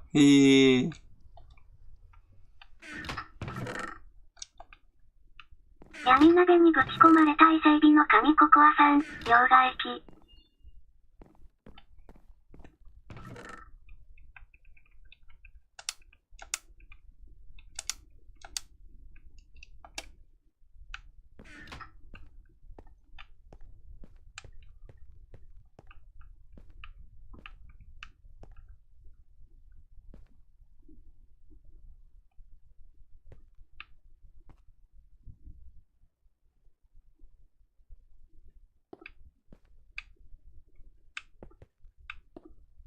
両替機な。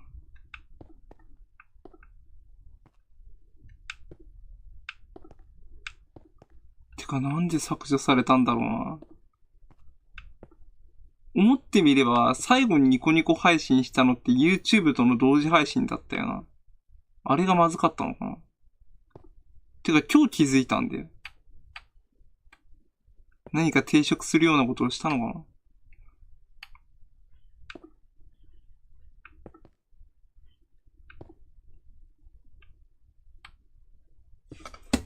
同時配信がダメだったとかないか、多分。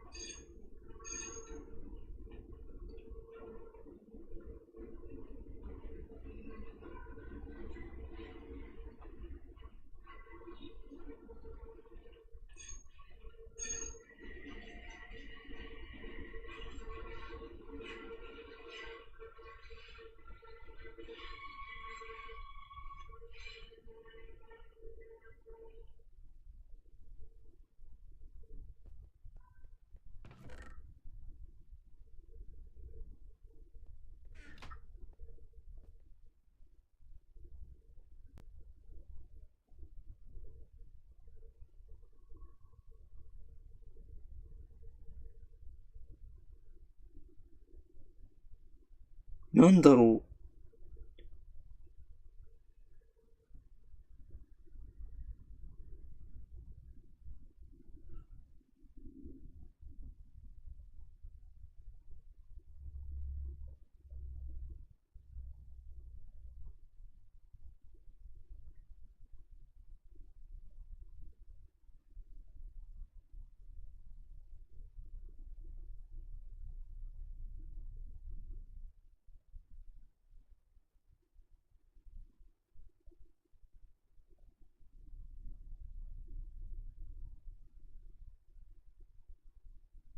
闇鍋にぶち込まれた伊勢海老の神ココアさん、ニコニコやし別にええやろ。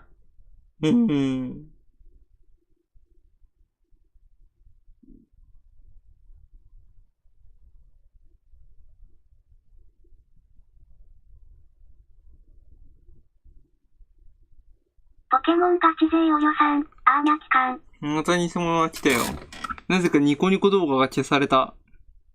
無期限投稿禁止措置が取られてる。ポケモンガチ勢およさん、また偽物が来たんだな。また偽物来たよ。ナムさんもありがとう。およさんもありがとう。ラムさん、月さん皇帝たちの了解クリアしました。皇帝たちの了解クリアした。きつかった？それはきつかったね。おじさん大変なんだよ。ニコニコ動画がね、無期限投稿禁止になっちゃった。なんでだかわかんないけど。ブロックしたよ。ポケモンガチ勢およさん、ブロックしたん？もちろん。ブロックしたよ。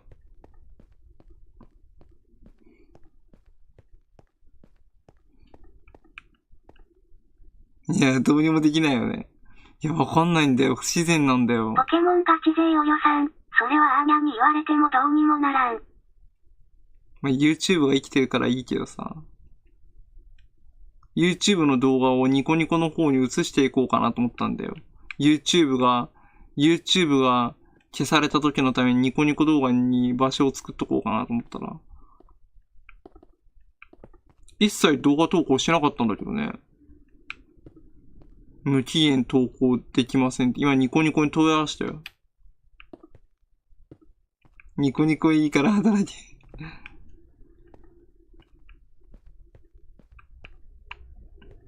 闇鍋にぶち込まれた伊勢海老の神ココアさん、ニコニコはいいから働け。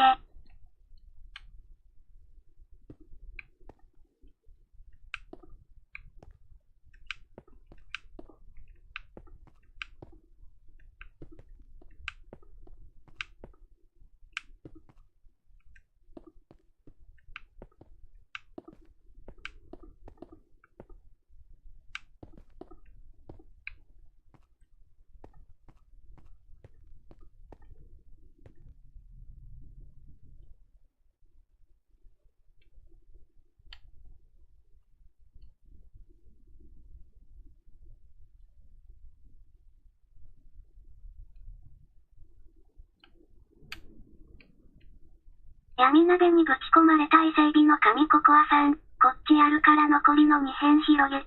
2辺取得了解。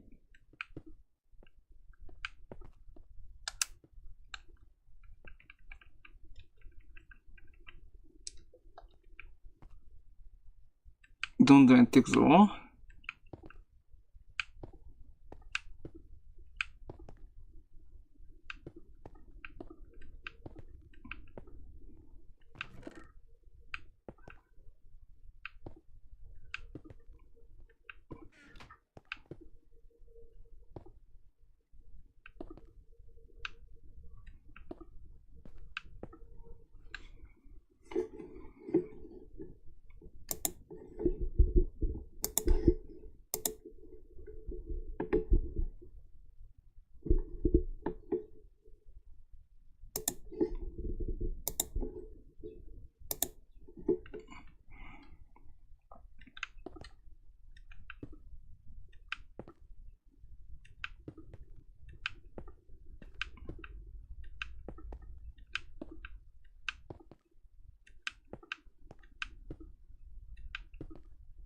やばいな。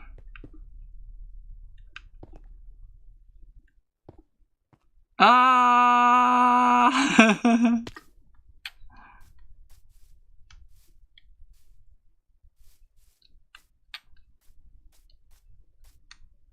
回収待ってます。中、K さん、もう再放送ええから、わら。再放送。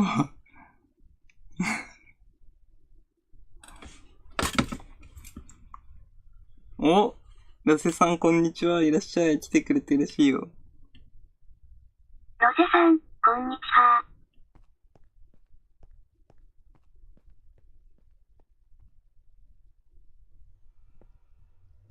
中、K さん、ロセこんにちは。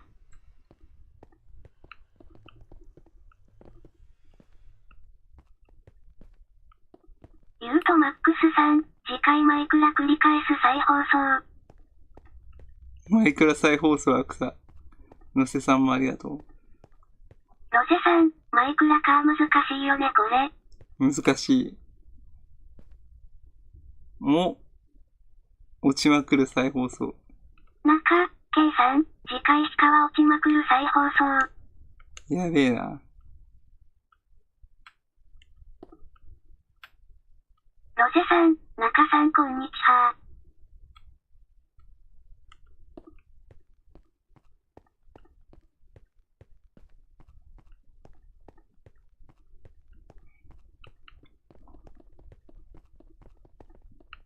ありがと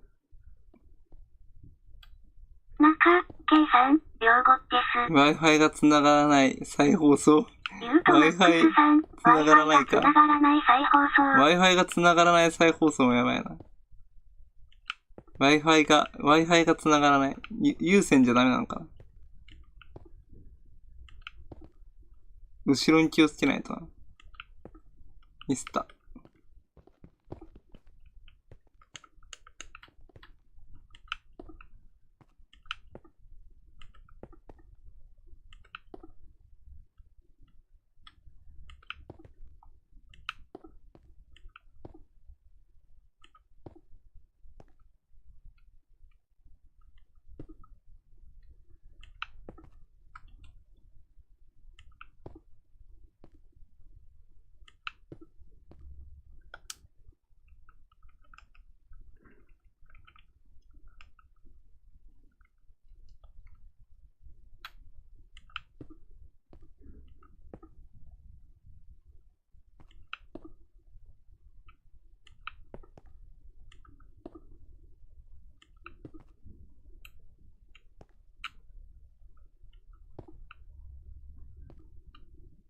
やばいな。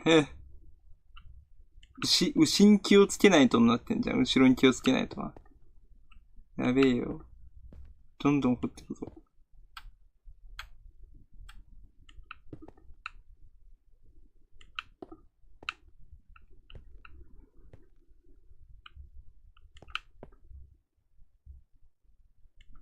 いいよ。やばいな。後ろに気をつけないと、牛に気をつけないと思中、って。K さん、牛、わら。も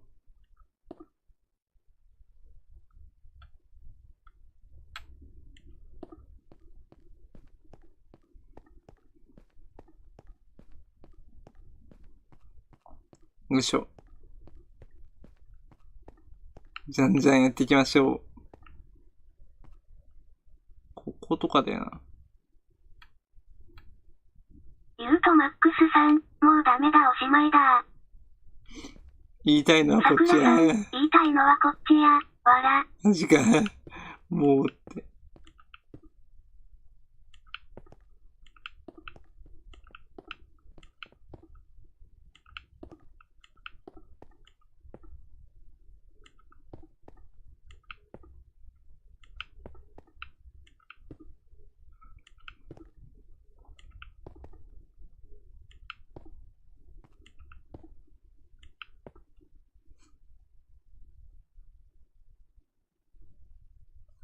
任天堂から氷川月さん、ミートペアをプレイしていただきありがとうございます。だって。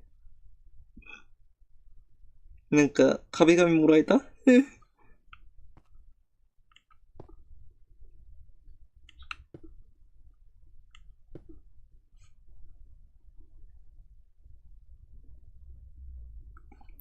任天堂法務部。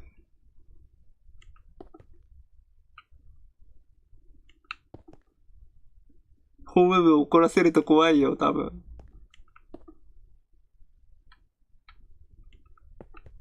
絶対任天堂とは裁判したくない。夢の国と任天堂とは著作権裁判したくないな。一度でいいから夢の国の、法務部と、任天堂法務部戦わせてみたいよな。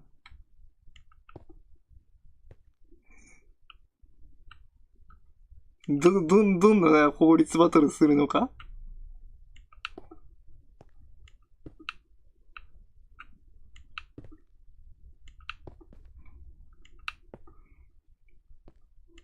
裁判長は頭抱えちゃうんじゃないの。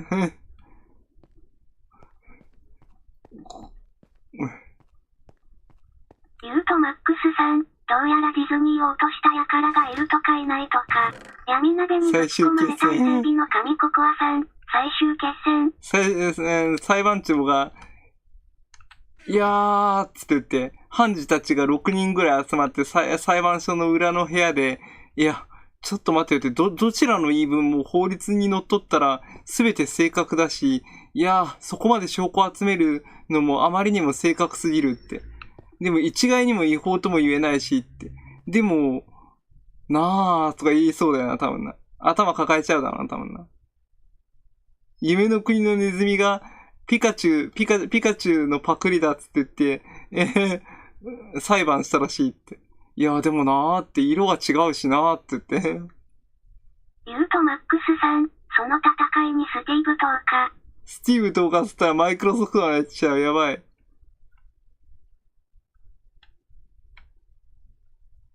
スマブラになってんじゃん、もはやスマブラで草。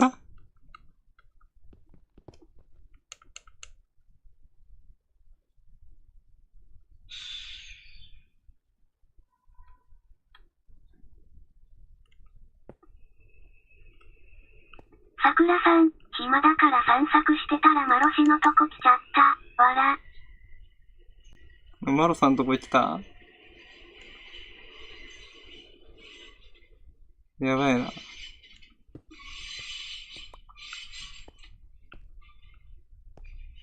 ジャンプなら、闇鍋にぶち込まれた伊勢海老の神ココアさん、ジュムプなら激アツ展開。ジャンプなら激アツ展開だ。ジャンプ、集英社のホーム部も強いからな、普通にな。普通に集英社のホーム部も強いよな。だって集英社ってさ、ジャンプ以外にもさ、週刊誌とかさ、吸ってんだよ。週刊新潮、週刊誌吸ってるからさ、芸能人に訴えられてもさ、基本的にさ、めちゃくちゃ無双してたような感じがするけど。通行料払って去りました。通行料払って去ったか。うん、そもそもが、週刊誌報道で、裁判、負けなしな状態になってるから。週刊誌報道裁判で。実際のところ。まあ、あんまり、ジャンプの漫画がパクリ疑惑で裁判になったことってあんまり俺の知る限りでは確認がないんだよな。でも、集英社は意外に週刊誌関連で揉めたことはあったけどな。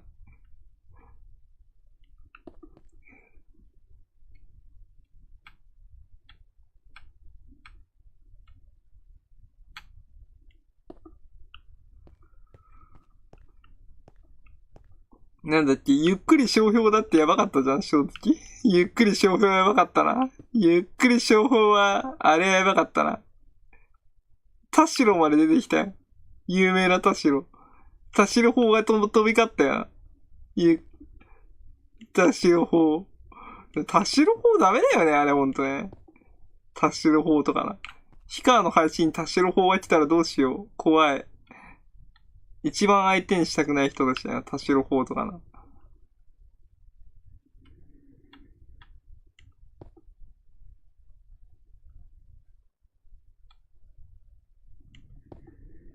ゆっくり商標はあれは良くなかったよね。他人の著作物を自分の著作物のかのようにさ、商標登録しちゃったからね。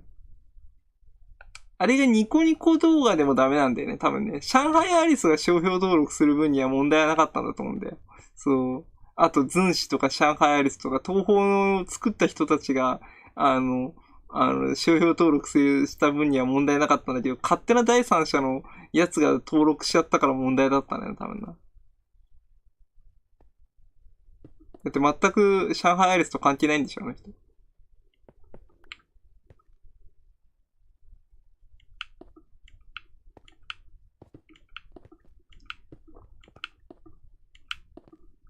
てか、あれをさ、商標登録でさ、いわゆるさ、当社や特許庁とかもやばすぎるよね。確認しなかったのかな。ペラペラと印鑑を、印鑑やサインしてたのかな。普通に考えて、まず、権利者のなんて言うんだ、表記だとかをさ、登記だとか届け出とかを調べるでしょ。そう。絶対もういいやいいやで印鑑を押し出す説ありそうだよね。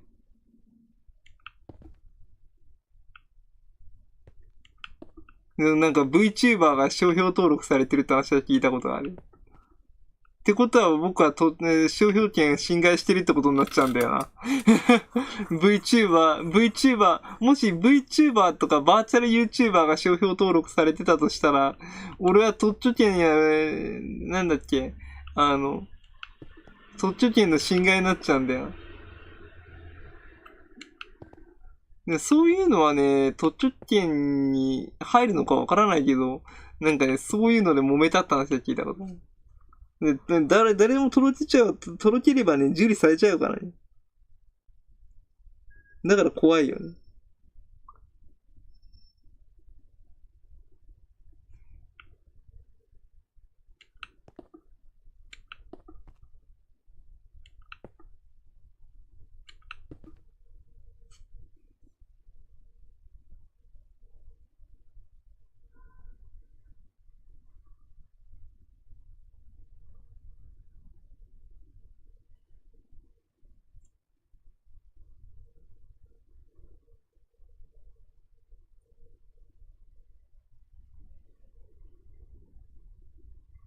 闇鍋にぶち込まれた伊勢海老の神ココアさん、マイクラ一旦落ちるから月は労働よろしく。労働よろしく、了解。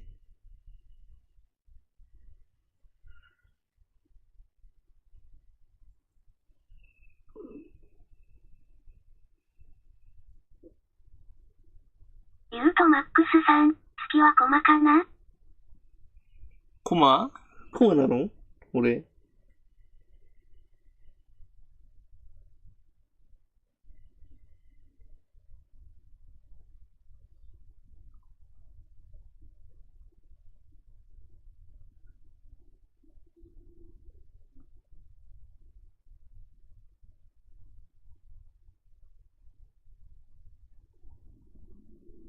ユートマックスさん、労働した暁には小麦一つあげる。闇鍋にぶち込まれた伊勢海老の神ココアさん、労働力。労働力さ。ユ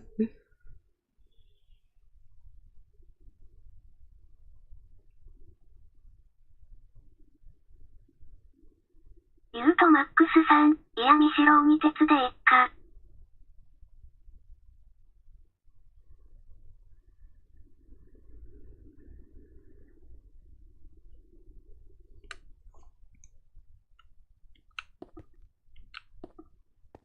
やばいな。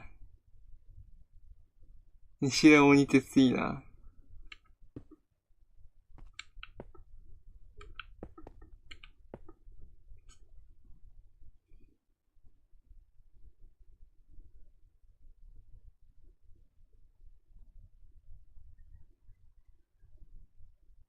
ユートマックスさん、昔のマイクラみたいな感じ。昔のマイクラはそうだったの？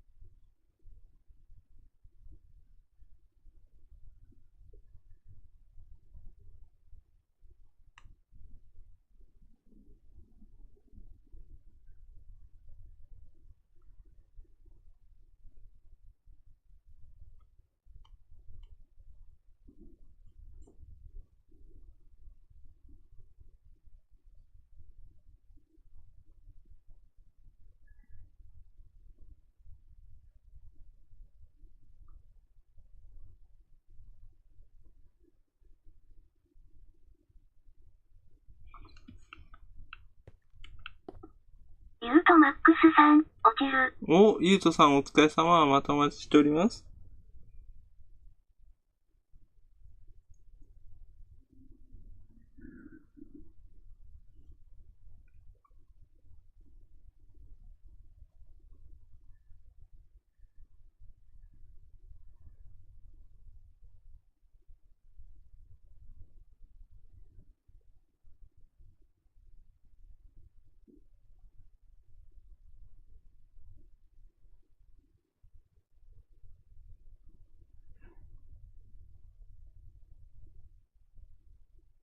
闇鍋にぶち込まれた伊勢海老の神ココアさん。自転車で点けそうになる夢見て手元がガガってなった。ね、笑自転車で転じそうな夢見た。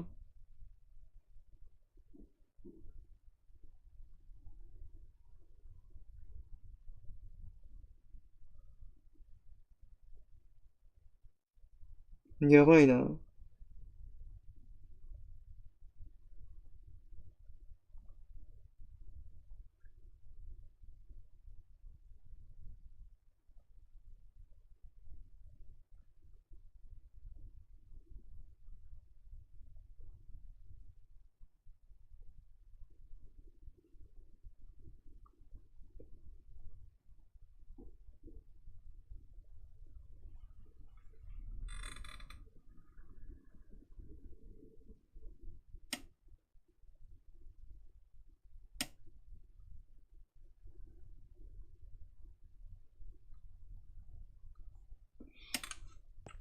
自転車で転げそうになって夢見てて手元がガガーってなって夢見た。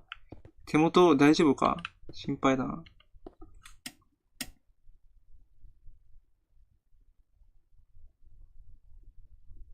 ジョンソンさん、封筒符いじめるの楽しかった。いやー、いじめ返しちゃダメだって。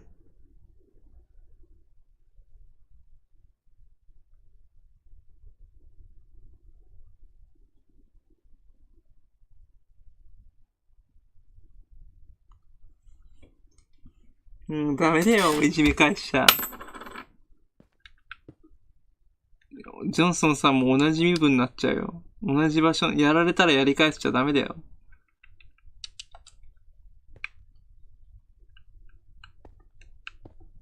また偽物来たよ。ジョンソンさん、ってまた偽物来たん。豆腐くんも嫌な気持ちになっちゃうと思うよ。また酒場増えてた？桜さん、また酒場増えとるやん。また偽物来たよ。また偽物来たから追放した。あっくんさん、こんにちは。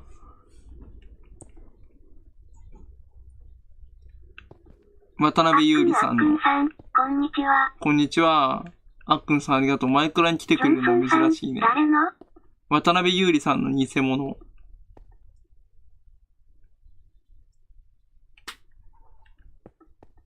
渡辺優里さんなんか偽物が来てね、俺の配信荒らすようになっちゃったんだよ。あっくんさん、あつ森で株価621ベルが出ました。お、株価621ベル出た？誰かあつ森いける人いたらよろしく。なんか、ジョンソンさん、ブロックでしたよ。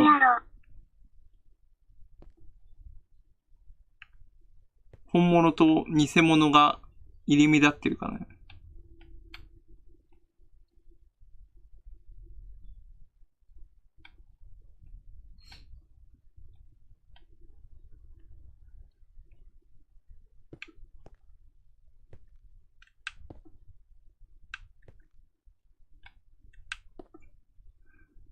あっくんさん、待ってください。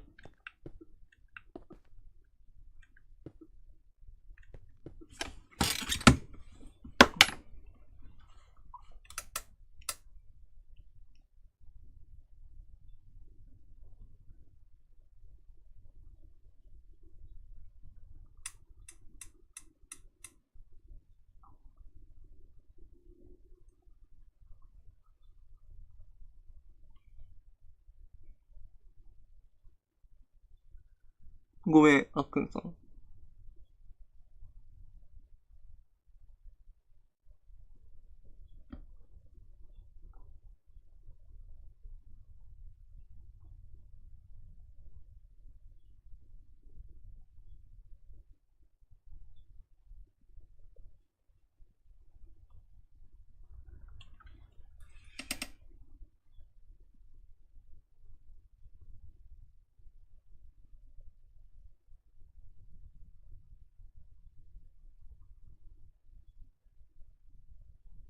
桜さん、月3エリトラ花火なしで無限に飛べるわ。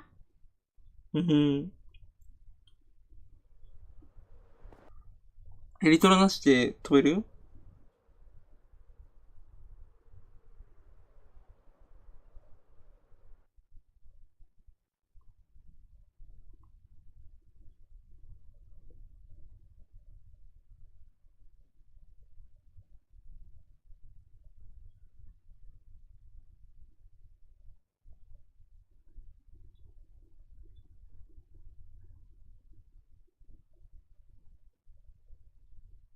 桜さん、ゲッポとエリトラあれば花火いらない。エ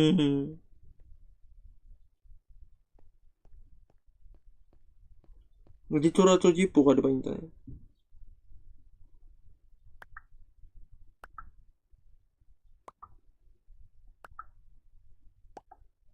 マシュマロさん、ネザーで鹿は叩き上げる。ネザーで叩き上げるか。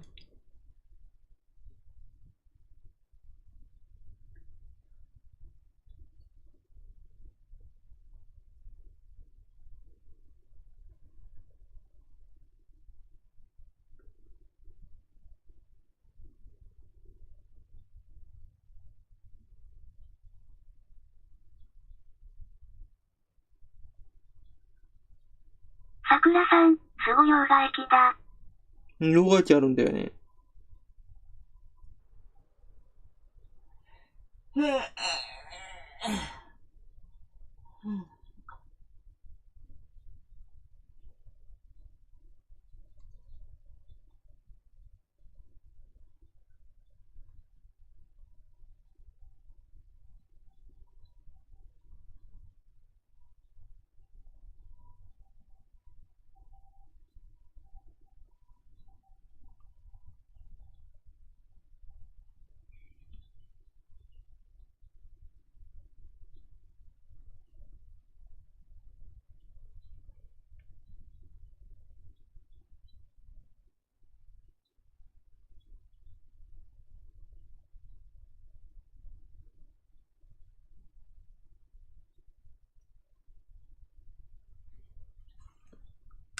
両替機あるんで、何の両替機だかわかんないけど。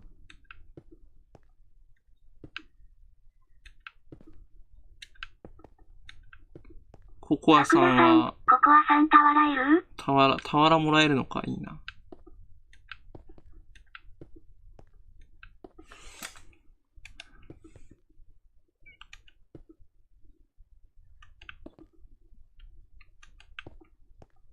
全集中、石を置く呼吸。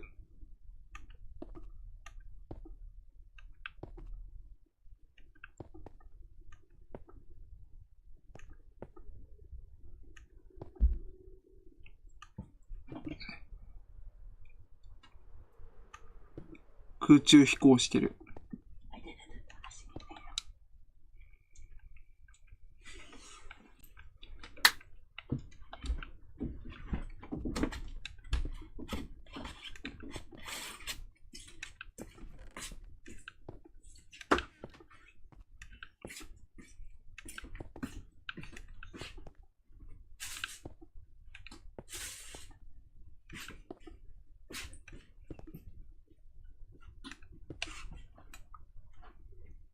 桜さん、丸石ハーフのとこに俵入れとくわ。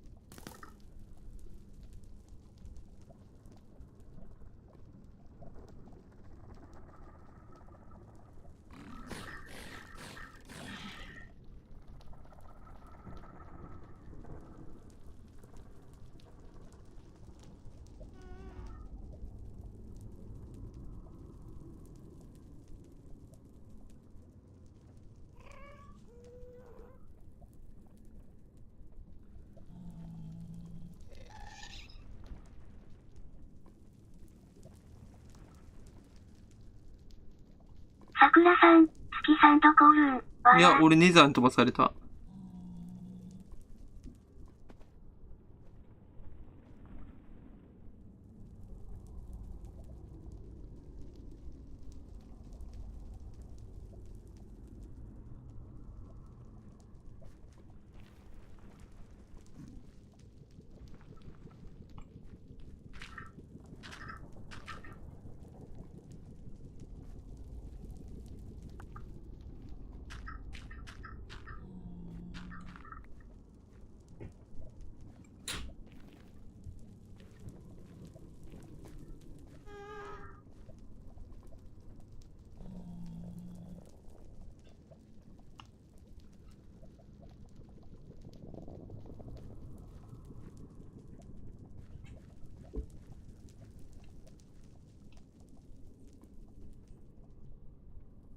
闇鍋にぶち込まれた伊勢海老の神ココアさん。ココアさん寝てた？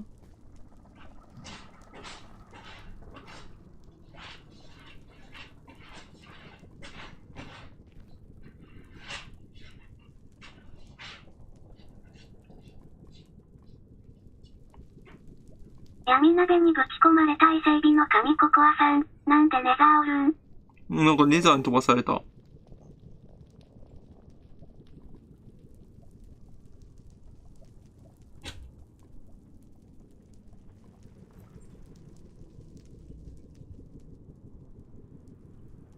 桜さん、トプさせられたらしい。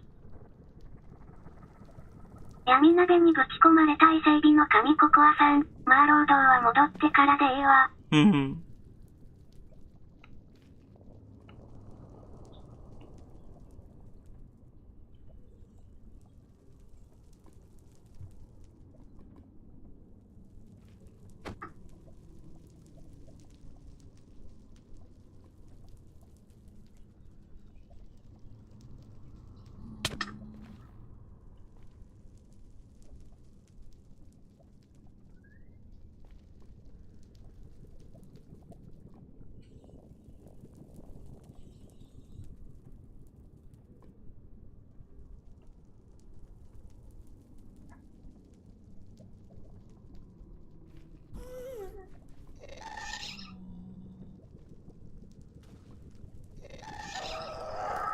桜さん、まあ月さんの代わりにやっとるんやけどね。うん。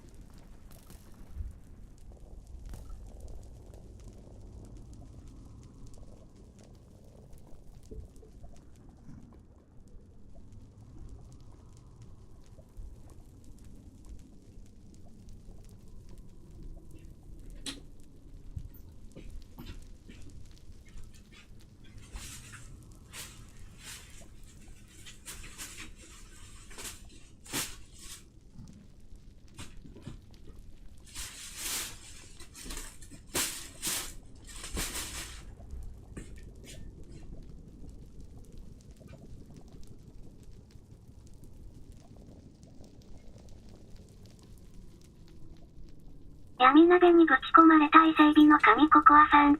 月の報酬はなしやな。わら。ちょっと待って。ネザーから戻りたいな。どうしよう。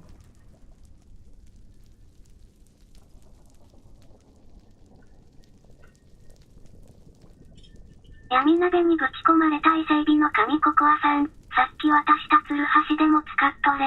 わら。了解。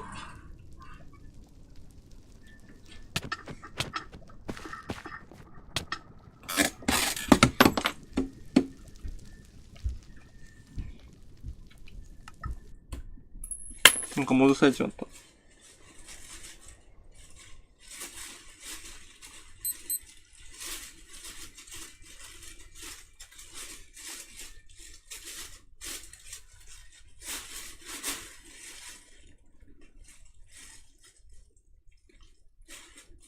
桜さん、なんかやられとる。わら。ココアさんのとこにトップしてほしいな。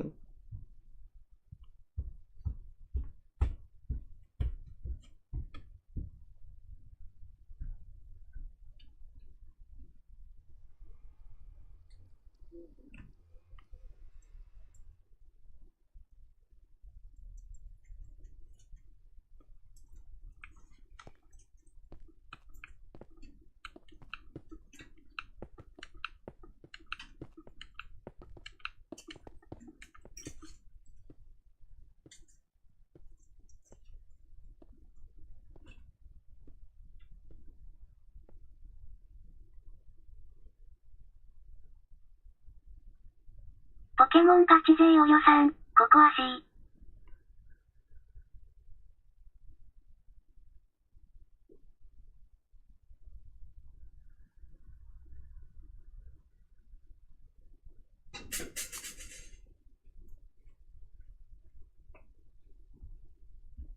ポケモンガチ勢およさん、後から弟がモンハン手伝ってほしいんやとさます。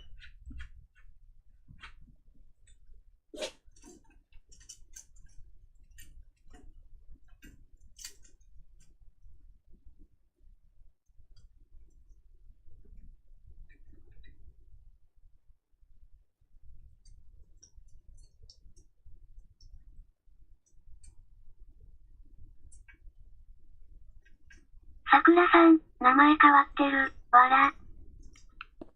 名前変わってるよね。闇鍋にぶち込まれた伊勢海老の神ココアさん、夜ポケモンガチ勢およさん、夜ます。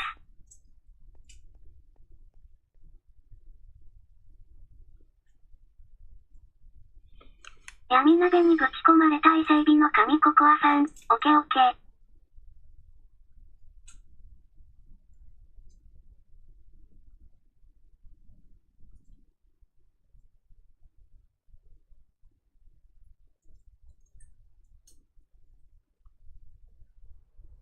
ポケモンガチ勢およさん、あざざます。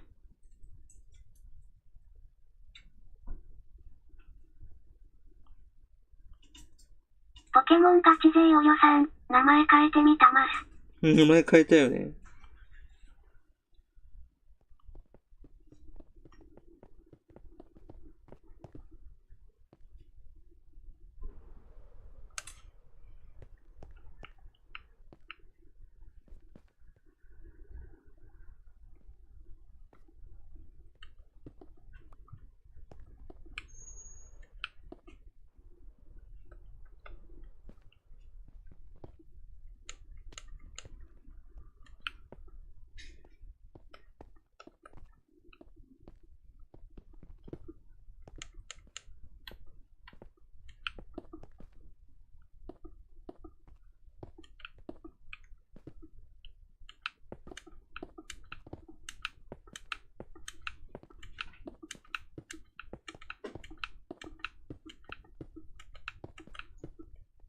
やばいな。さくらさん、月見トレ。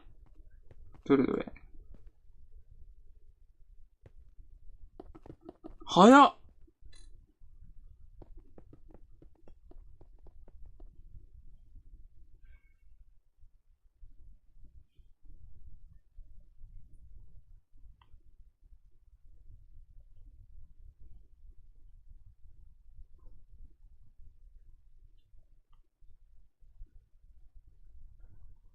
やばいな。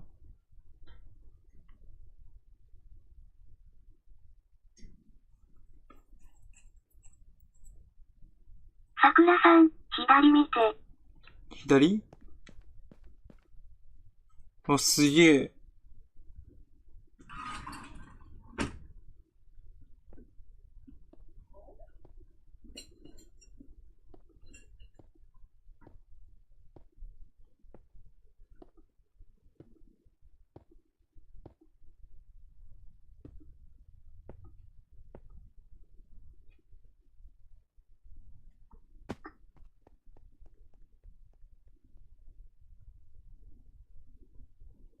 なんかめっちゃやってるな。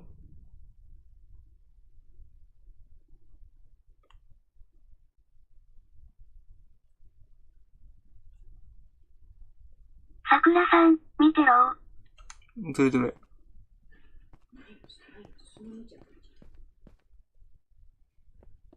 早ー。やばいな。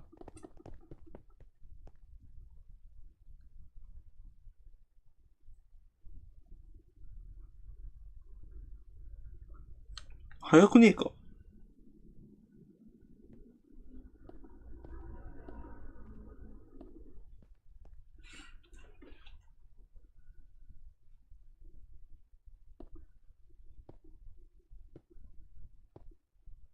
まず今日の投稿資料なんですけれども、このように、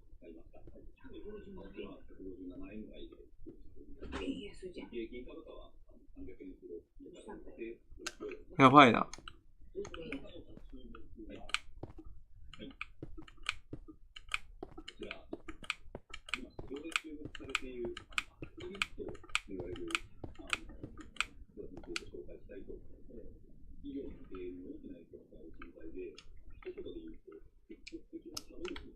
さくらさん、これでもスイッチやぞ。スイッチやってんだ。俺もできた。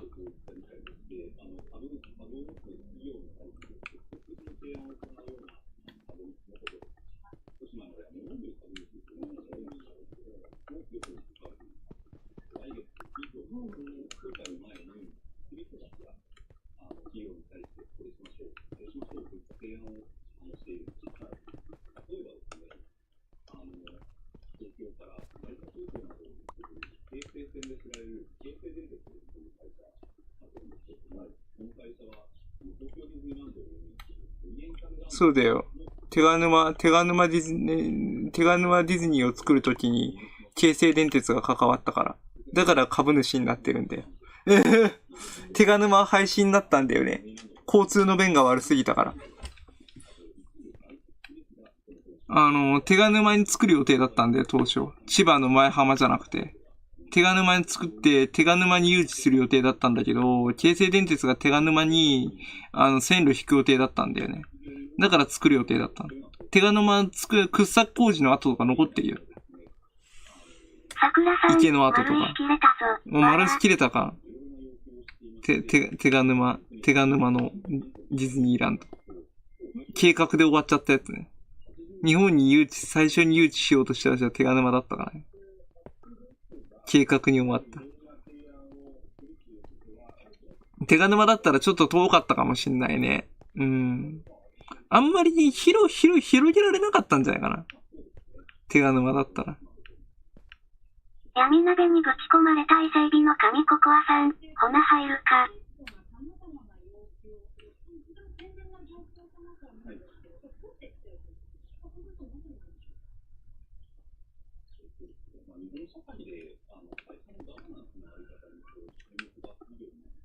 丸石ないならワイの場所来て。丸石ならワイの場所に来て。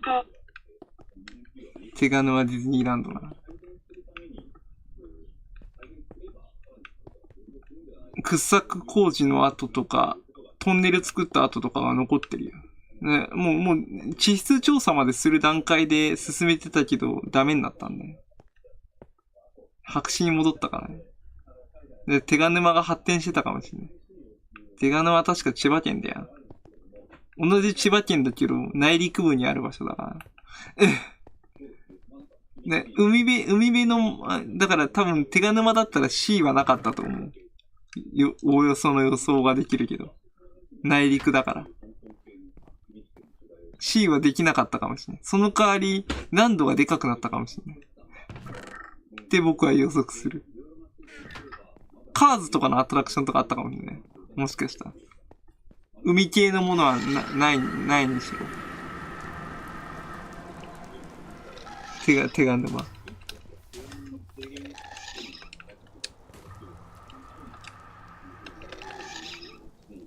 進めーバザーイとは言ってもな、普通に。日本刀は使うのに、エースの刀は持たないよ。俺は、もっといいものを持っている。最強の悪魔の実の能力者だから切り込みはしないです。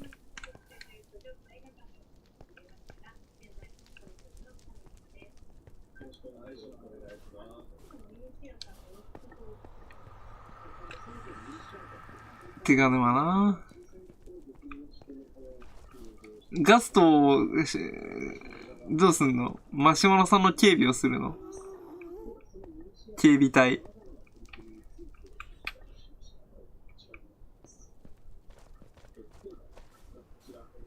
取るよ。あ、丸石か。丸石取っていいの？マシュマロさん、取るなら取れよ。じゃあいただくわ。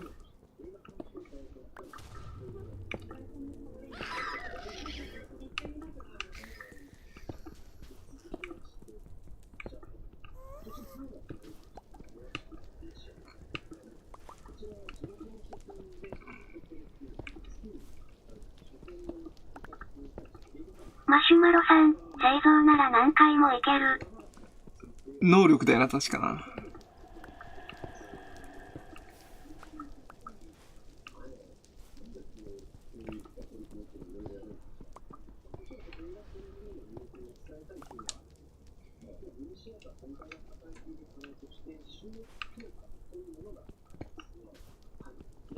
よいしょ。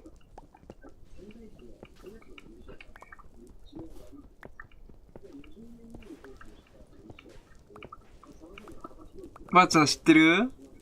某ネズミのキャラクターって著作権が切れたらしいよ。某ネズミのキャラクターって著作権が切れたんだって。著作権が切れたの。著作権が切れたの。でもね、ちゃんとね、条件があるんだよ。1912年にね、作られたね、そっちじゃないな。ピカスケではないな。黒い方のネズミだな。蒸気船ウィリーのね、ネズミに関しては著作権が切れてパブリックドメインになったんだよ。そう。ピカチュウはまだ切れるまであと100年ぐらいはあるだろう。ピカチュウが切れたら俺たくさんピカチュウの絵描いちゃうんだから。俺がじいさんになる頃には切れてると思うけど。夢の国のネズミだよ。夢の国のネズミの蒸気船ウィリーのやつだけは、著作権が切れたんだよ。でも後の、それ以降の作品のネズミに関してはまだ著作権が存在してるから訴えられる可能性あるけど。全部消滅するとなったら多分、2400年ぐらいになったら全て全部消滅してると思うよ。でもなかなかね、あれね、先延ばししまくってね、やっとね、ウィリーだけ切れたからな。そう、蒸気船に関しては切れたからな。早速なんだっけ、コラ動画とか作られてたけどな。それよ、俺不思議でしょうがないのがあるんだよ。ニコニコ動画に上がってたさ、ネズミ男とさ、夢の国のネズミを合体させた動画。あれよく消されないよな。YouTube にも上げられてんのに。そろそろあれやばいんじゃないかって思うけどね。どっちとも怒られそうだよね。ゲゲゲの鬼太郎の水木プロにも怒られそうだしさ、明らかにデザイン似せて作ってるからね。全く怒られてないんだよね。まあ、著作権に関しては申告罪っていうのはあるからな。闇鍋にぶち込まれた伊勢海老の神ココアさん、夢を見たきゃ金払え。夢を見たきゃ金払えでしょ。あと、重要なことお前ら忘れてるんだよって。夢を与えてるって勘違いされてると思ってるけど、僕は夢を売ってるんだって、夢が見たきゃ金払えでしょ。そう、あれ名言すぎるよな。あれなぁ。やばいね。無事生き残ってんだもん。夢が見たきゃ金払えでしょ。おいらには著作権があるんだって言ってね。昔、小学生どもが俺の顔を描いたけど、もちろん傷つったさ、おいらには著作権があるんさって言って、あれ面白すぎるよな。そろそろ、現世に戻してほしいな。おいらには著作権があるんだって。夢が見たきゃ金払い。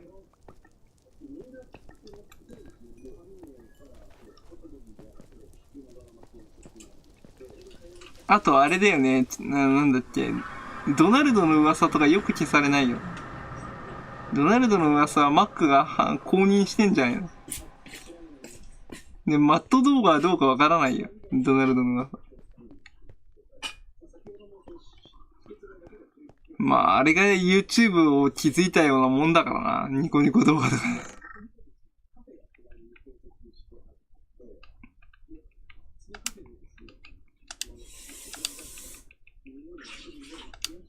帰ってきたらお前を稽古する。了解。マシュマロさん、帰ってきたらお前を稽古するから覚えとけ。覚えとけ、了解。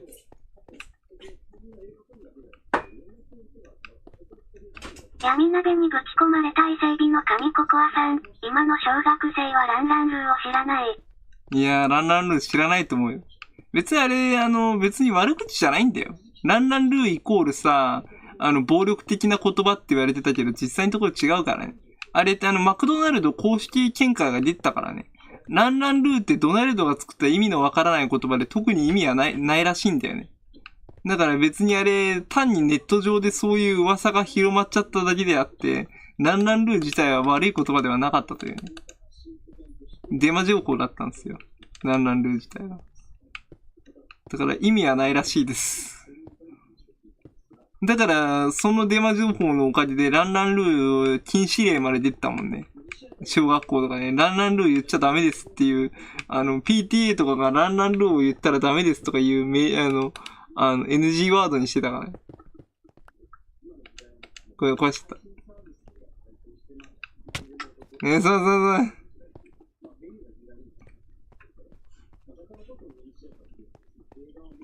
ランランルーはダメです。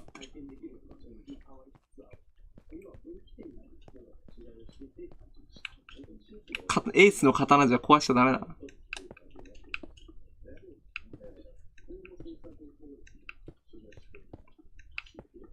ランランルー禁止令。アイモビットさん、こんちゃー、来てくれてるしよ。こんちゃー。闇鍋にぶち込まれたアイモビットさんもありがとう、来てくれてるしよ。レベキエロランランルーではやってたな。やってたよな。でもそういう意味じゃなかったらしいけどな。アイモビットさんもありがとうね。久しぶり。今、レルムズで建築してるよ。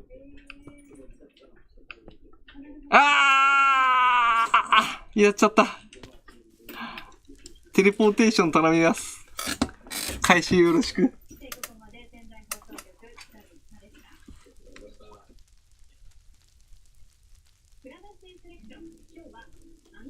桜さん、落ちてったな。奈落の底に。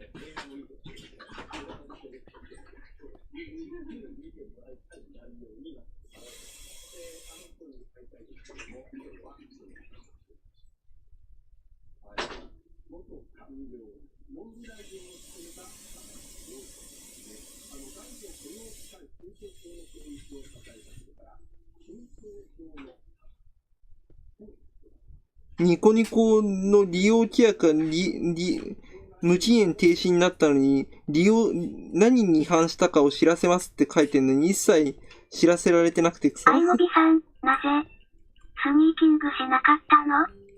スニーキング？スニーキングとは。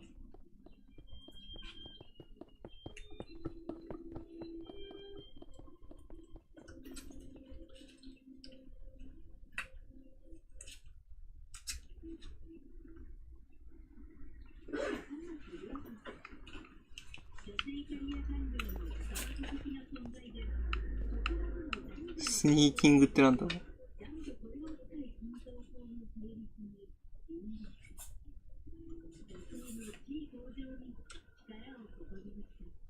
マシュマロさん、シフト。しゃがみのことか。桜さん、しゃがみのこと。あ、やりやすい。こんなことができるの知らなかった。あいもみさん教えてくれてありがとう。スニーキングしゃがみね。こうやるとやりやすい。確かにやりやすい。やりやす。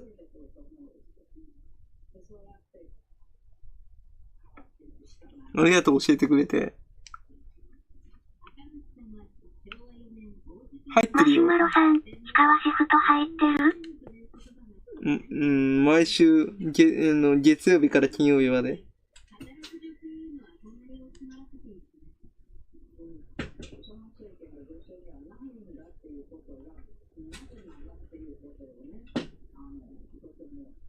マシュマロさん、シカは今月シフト入ってる？毎日ね、月曜日から金曜日まで。桜さん、一つ言うと隙間埋めるときはシフト知っとらんよ。アイモビさん、というか今までしゃがみ自体知らなかったの？しゃがみは知ってたよ。しゃがみは知ってたんだけど、なんだっけ、石を置くときにしゃがむと便利だっていうのは分からなかった。初めて知った。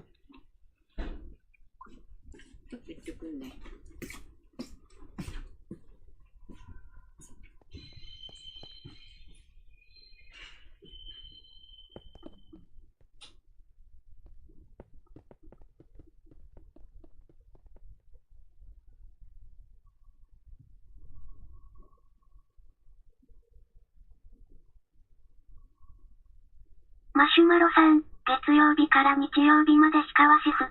マジか、月曜日から日曜日。闇鍋にぶち込まれた伊勢海老の神ココアさん、何年前くらやっとるねん。もうだいぶ前から言ってたね。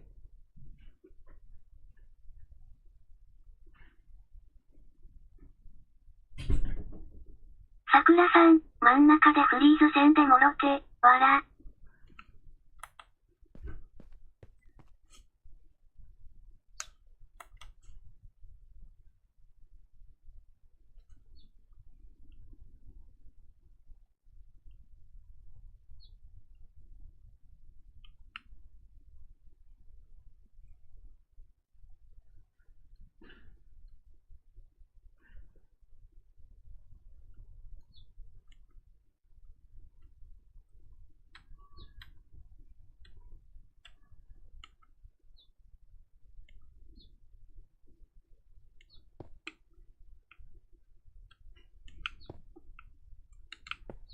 了解。桜さん、暇だから作業してよ。好き働け。桜さん、月賛同系。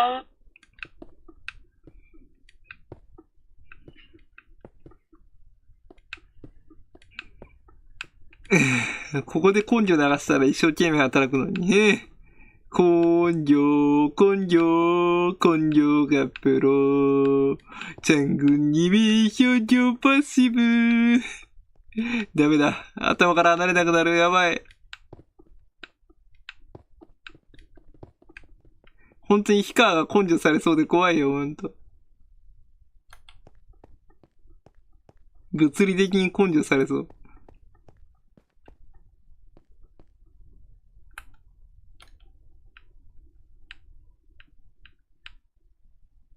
やばいよ。マジやばい上野だよ。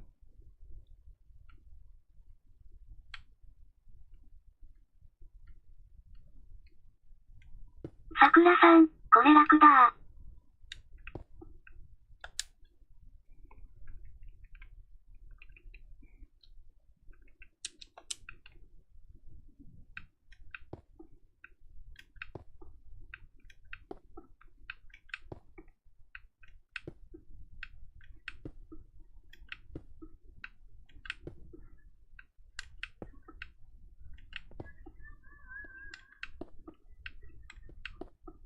修繕欲しいんだよな。修繕と耐久力と幸運が欲しいんだよな。鶴橋の能力。これ手伝ったら修繕と幸運と耐久力のついた鶴橋が欲し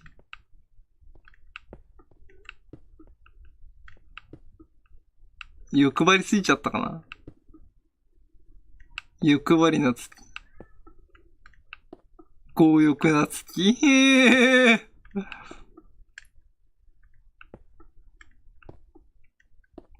師匠いらんから無理か。桜さん、師匠欄から無理。アイモビさん、無理にでも欲しいなら。釣り厳選。釣り厳選しかない闇鍋にぶち込まれた伊勢海老の神ココアさん。修繕以外はついてるやつ渡したやん。おー、ついてる修繕以外。これはありがたいわ。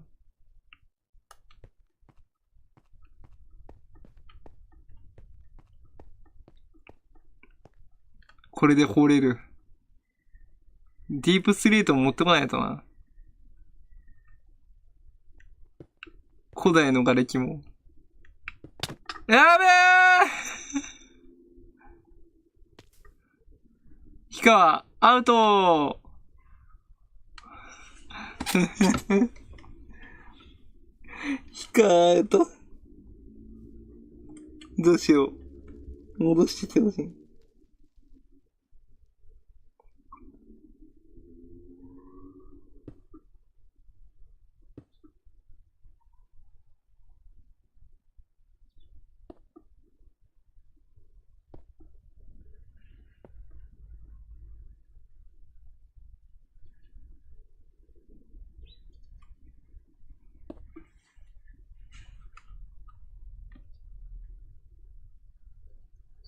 どっち広げればいいんだ。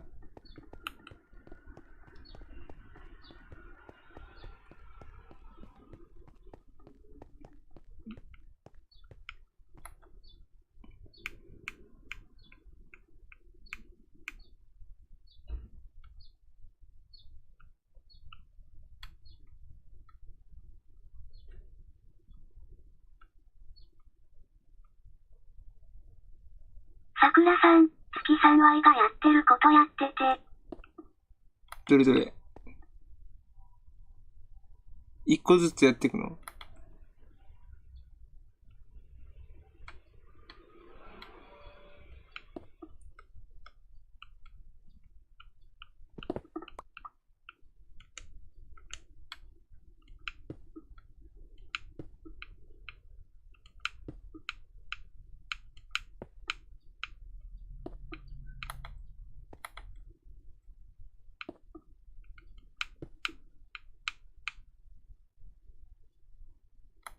さくらさん、1マス開けて奥にブロック。あ、そういうことか。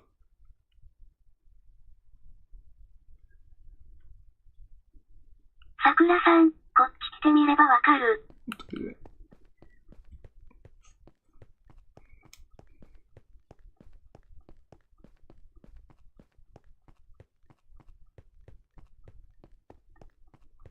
あ、それか。それか、それか。それか、それか、それか、それか。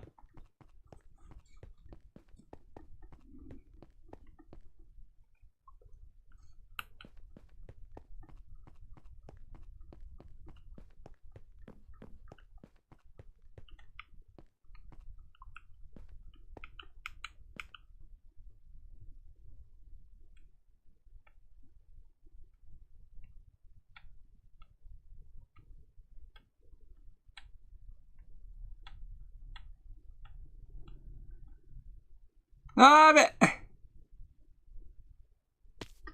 ミスったな。ダメだ、落ちまくる。どうしよう、落ちまくる。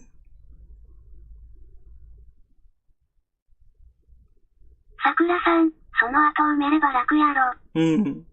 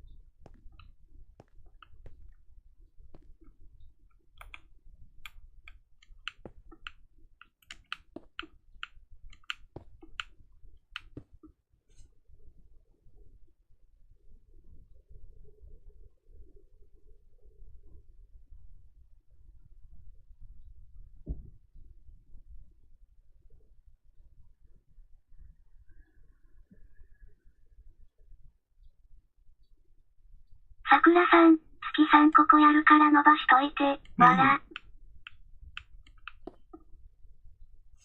ここの、溝を埋めとけばいいんだね。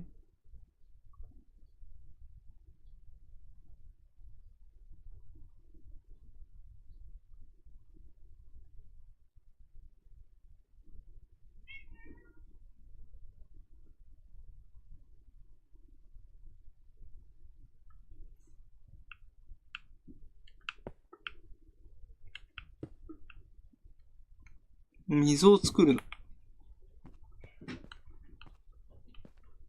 さくらさん、いや溝を作って、わら。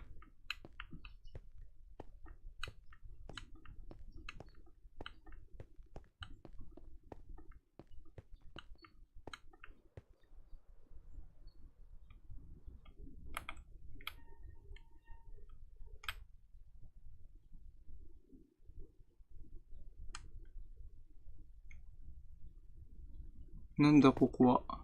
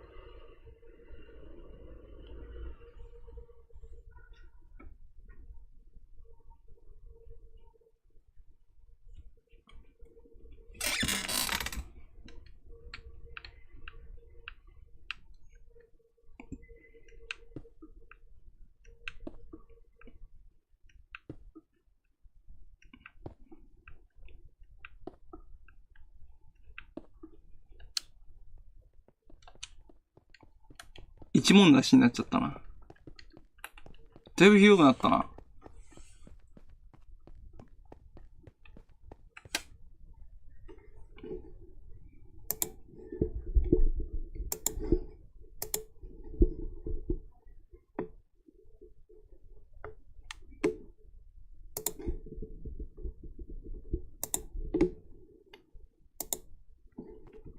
お、ココアさんお疲れ様。またね。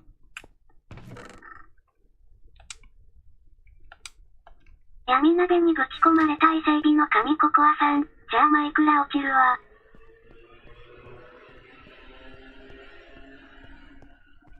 闇鍋にぶち込まれた伊勢海老の神ココアさん。桜っち欲しい悪魔の実あげるわ。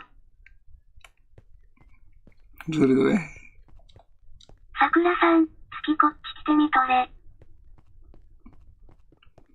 すいすいすいすいすいすい。闇鍋にぶち込まれた伊勢海老の神ココアさん。変な角度でしてたから首痛い。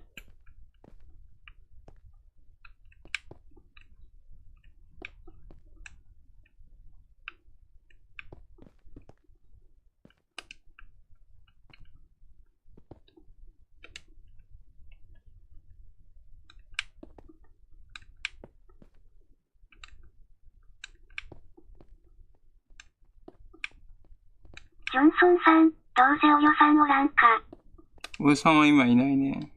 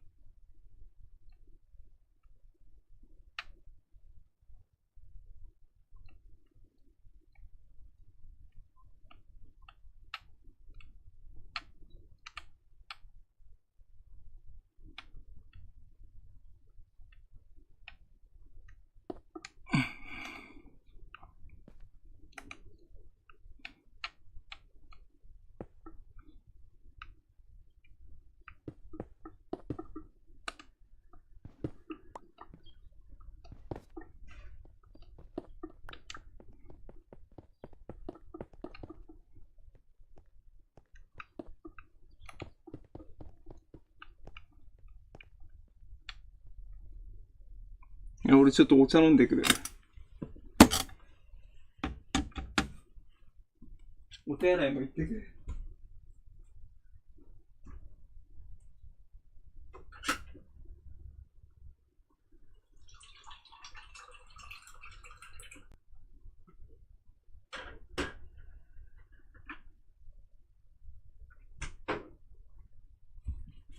ちょっとお手洗いも行ってくるね。お茶も飲んでくる。桜さん、あとはニンセロリ。お、あとは任せる了解。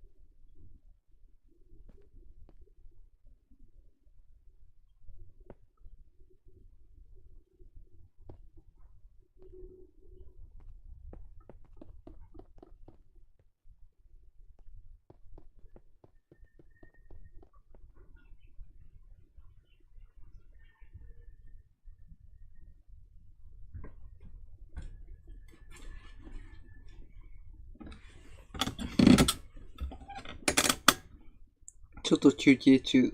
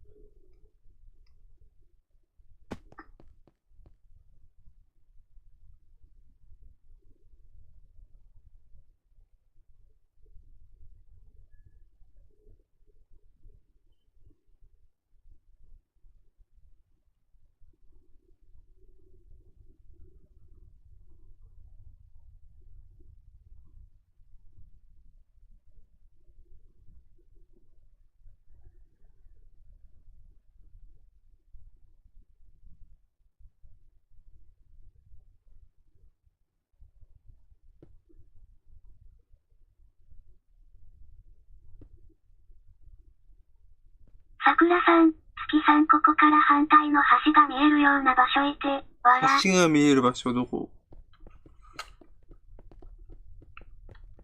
ここか。見てみよう。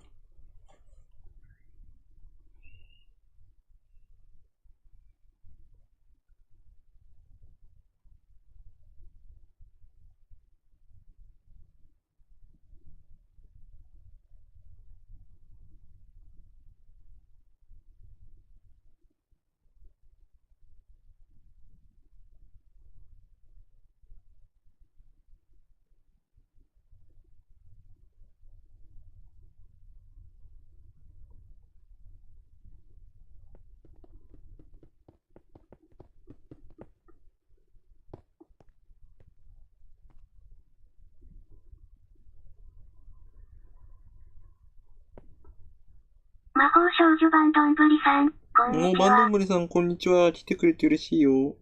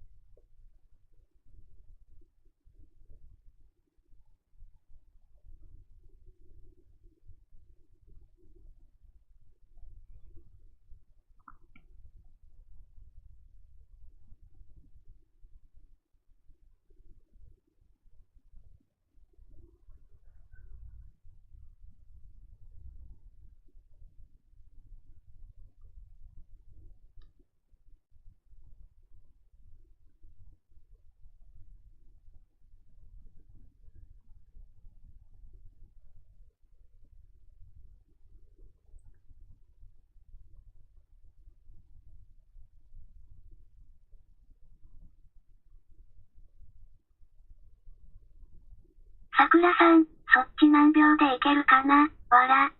何秒でいけるかな。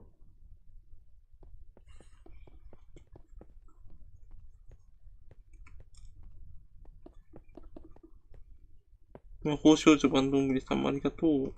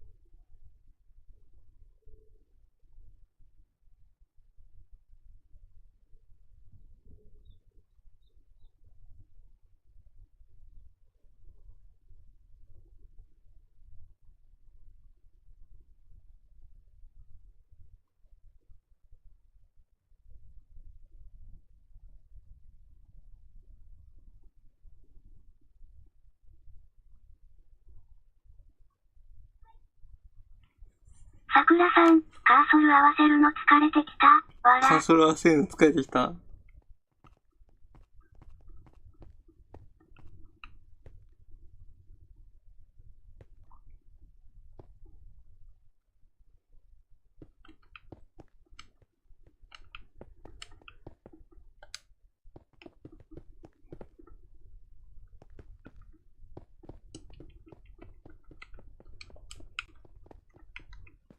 闇鍋にぶち込まれた伊勢海老の神ココアさん。ヤムチャは浮気性だが中の人まで浮気性だったとは。わらわら。そうだ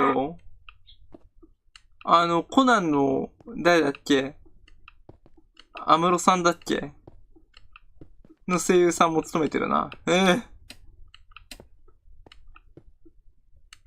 中の人はな、めちゃくちゃ浮気だったからな。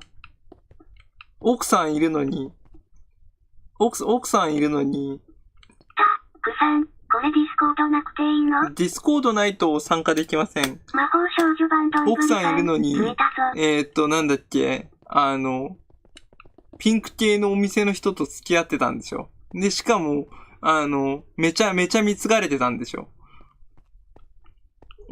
たくさん、ディスコードないと参加できません。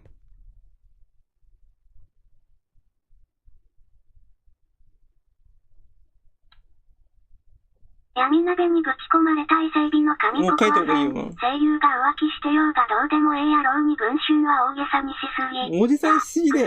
参加条件にないから書いた方がいいよ。うん。ちょっと大げさかもしんないよね。うん。YouTuber でも叩くのかな？話題になりそうな人を徹底的に叩いてる説はありそうだね。でもな、そんなこと言ったらな。魔法少女版どんぶりさん、月さんのところにすぐ着いた。着いた？今さんありがとう。石田純一さんなんて見てみる？文化とか言っちゃったしな。闇鍋にぶち込まれた伊勢海老の神ココアさん、芸人と浮気とかどうでもええ。別の人？闇鍋にぶち込まれた伊勢海老の神ココアさん、実際ヒカキンも被害に遭ってたし。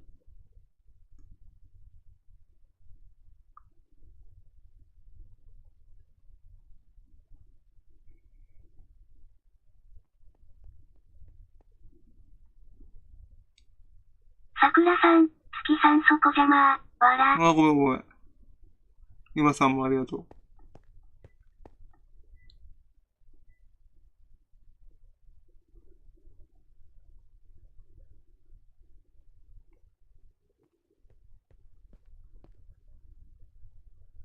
闇鍋にぶち込まれた伊勢海老の神ココアさん、文春もやり口せこいよな。ヒカキンの結婚したタイミングで何年も前のこと掘り返して。うん。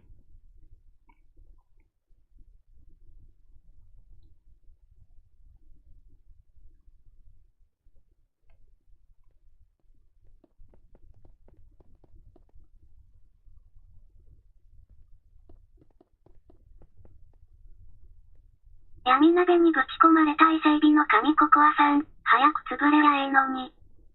うん。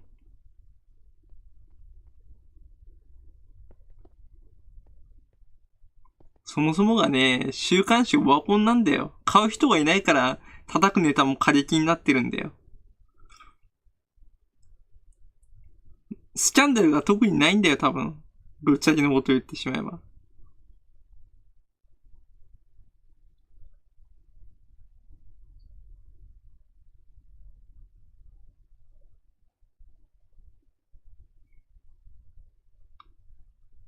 川月チャンネルさん、無言参加禁止です。参加される際は動画説明欄でルールをご確認ください。参加される際はディスコードサーバーにご参加いただきマイクラ雑談サーバーにいるココアさんに参加希望とお伝えゲーマータグを送り招待コードをもらってください。ハットプス、ディスコアド、コムインビテブース4メートル、アックス。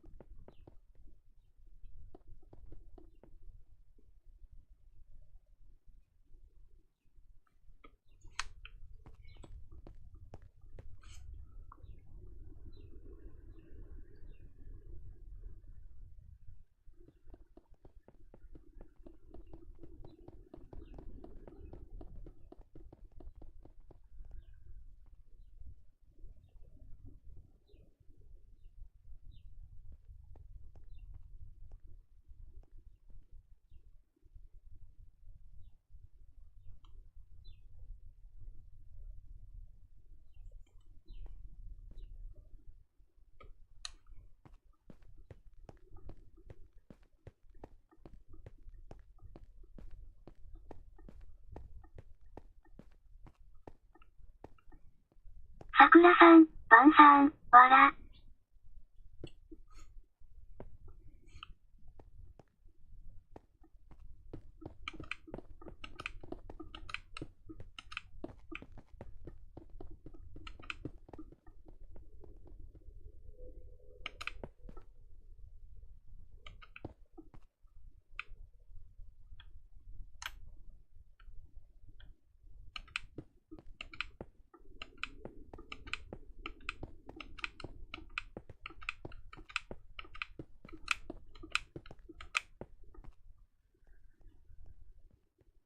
魔法少女版どんぶりさん、ぐちゃ。効率のいい方やり方教えてくれる。桜さん、月さん効率いいやり方教えたる。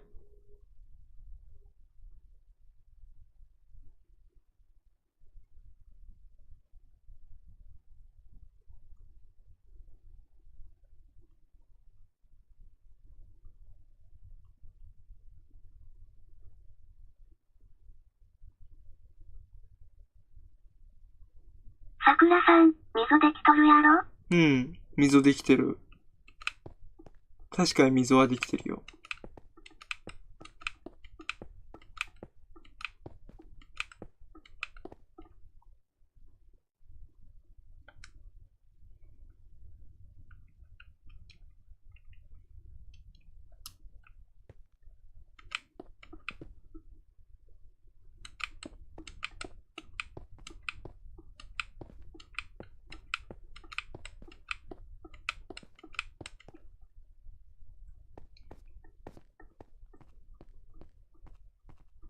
桜さん、奥のハーフに向けて置くそれをブロック置くボタンを押したままカーソルをハーフに合わせたまま平行移動。そういうことができるんだね。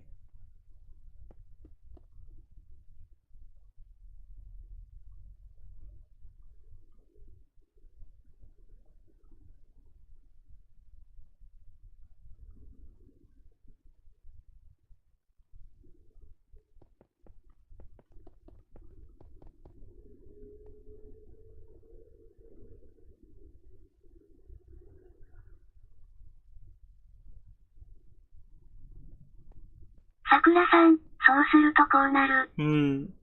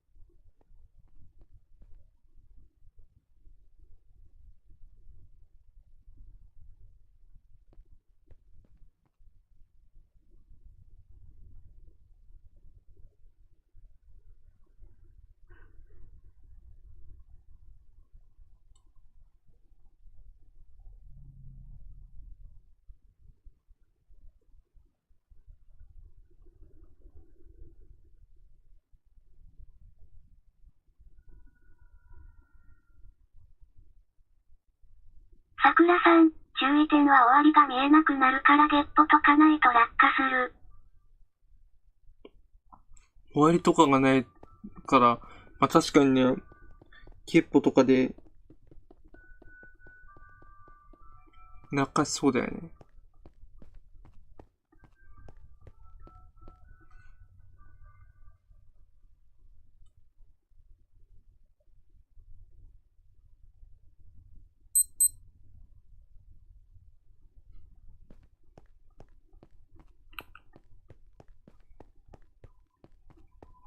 だいぶ広くなったね。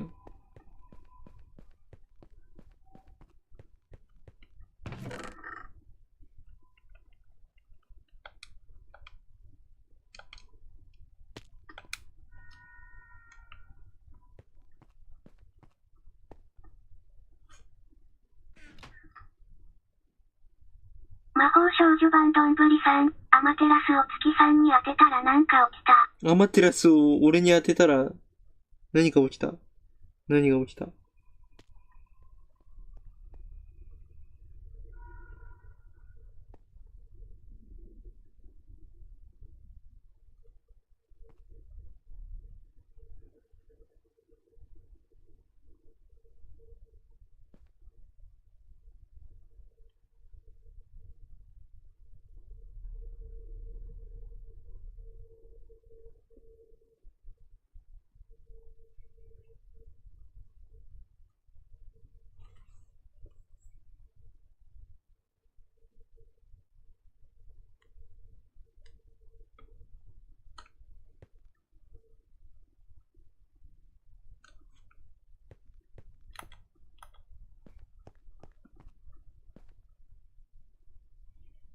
アイモビさん。ほう。動きだけはなかなかのものだ。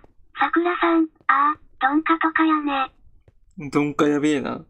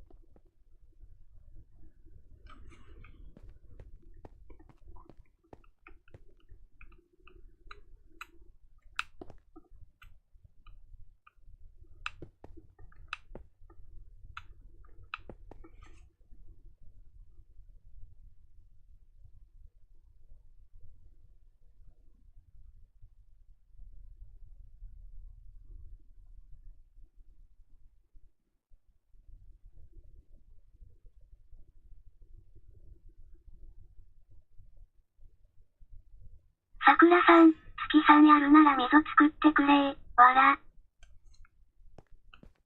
溝を作るか。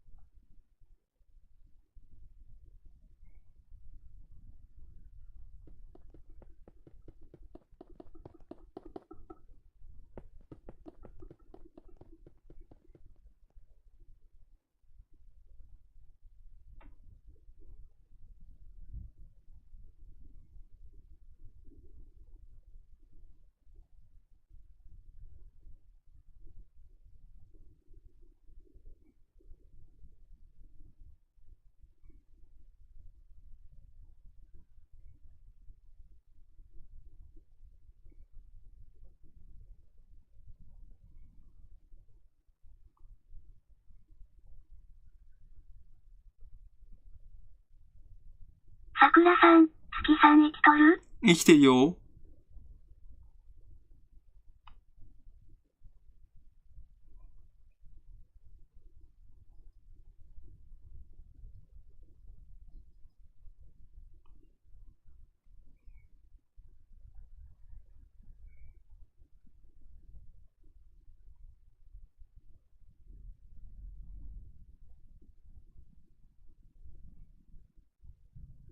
あいもびさん、何してるの？んめまいがしちゃった。なんとか生きてる。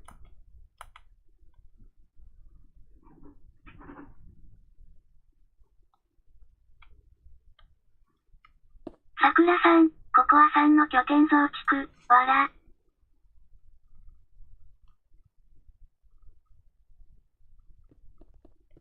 さくらさんのバイト、わら。バイトだよ。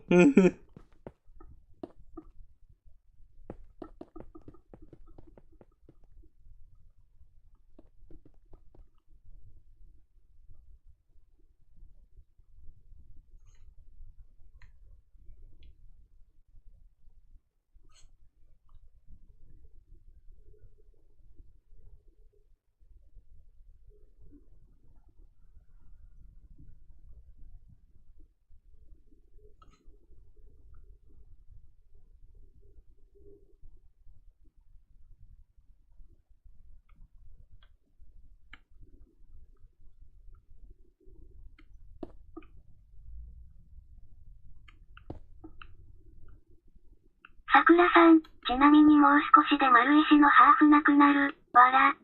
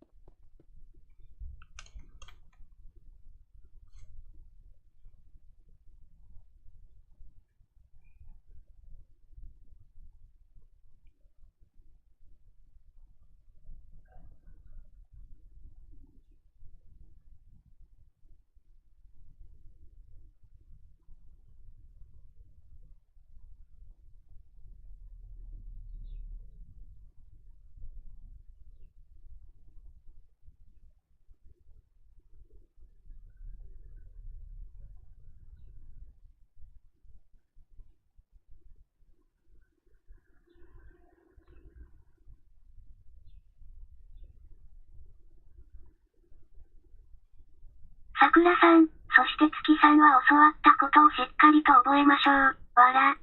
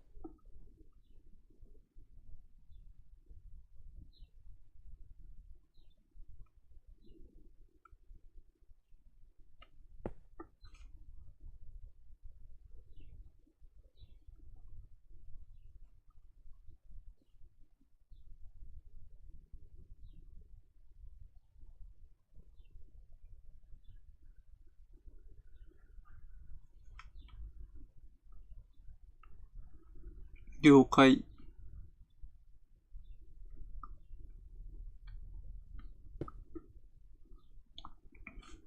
取りに行かなきゃな。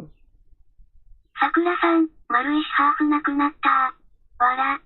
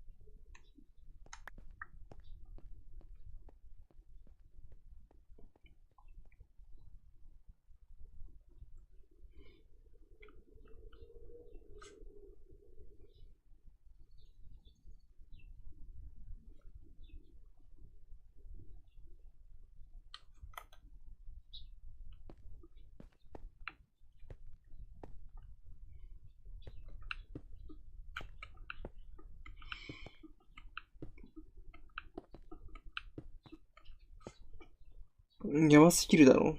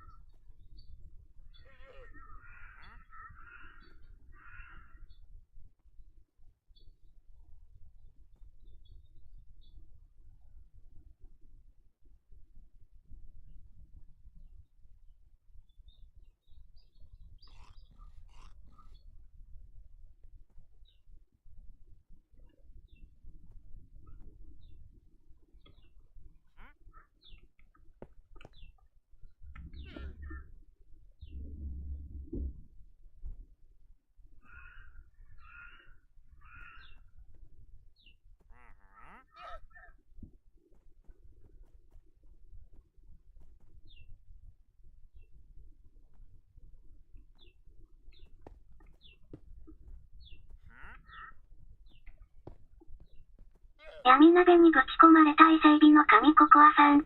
隙間だ止まってるやん。わら。作業継続してるよ。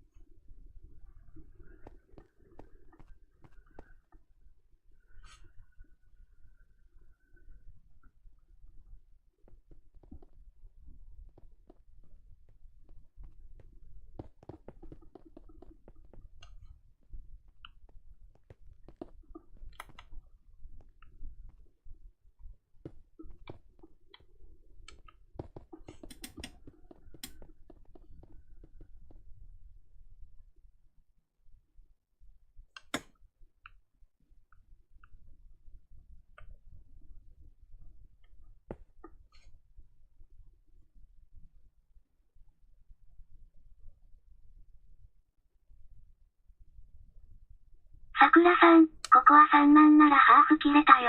わら。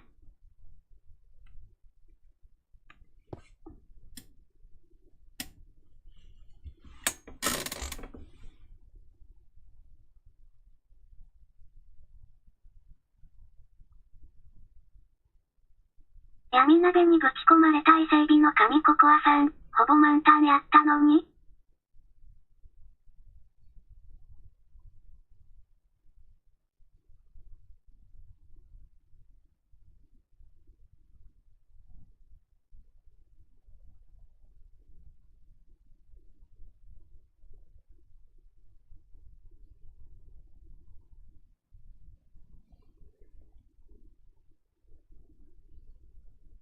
桜さん、わら。うん。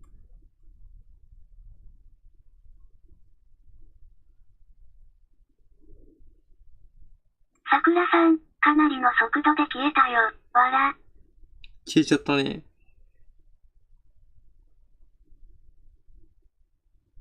闇鍋にぶち込まれた伊勢海老の神ココアさん、それはえぐい、わら。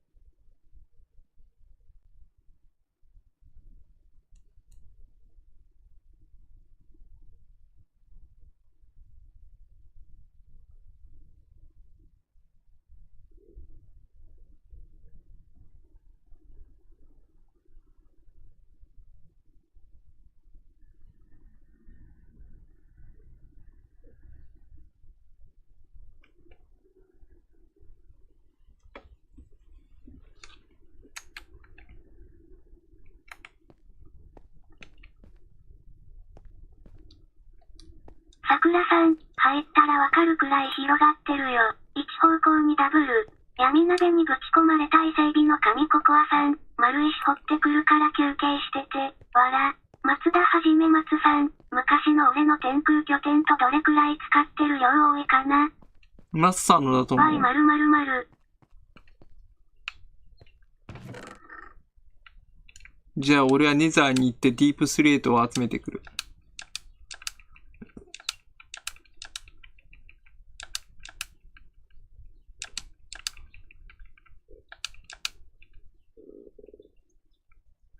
松田さんだよ。桜さん、真っからさん。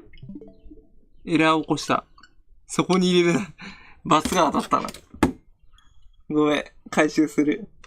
闇鍋にぶち込まれた伊勢海老の神ココアさん、そこに入れるな。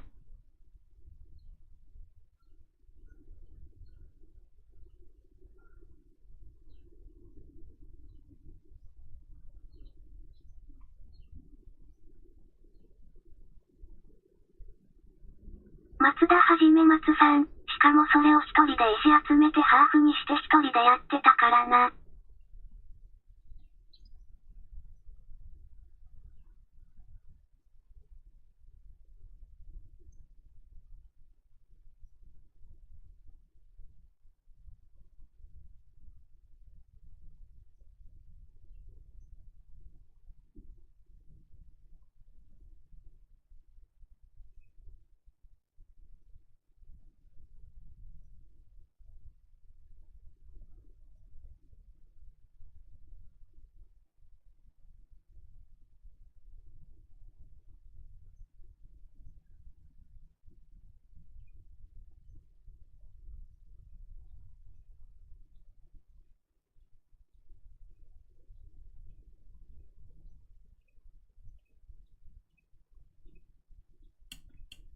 回線やばいな。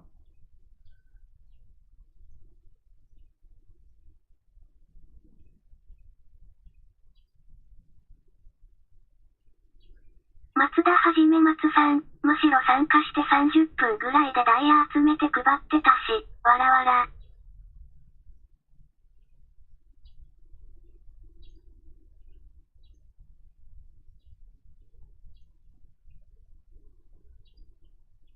ちょっと休憩中。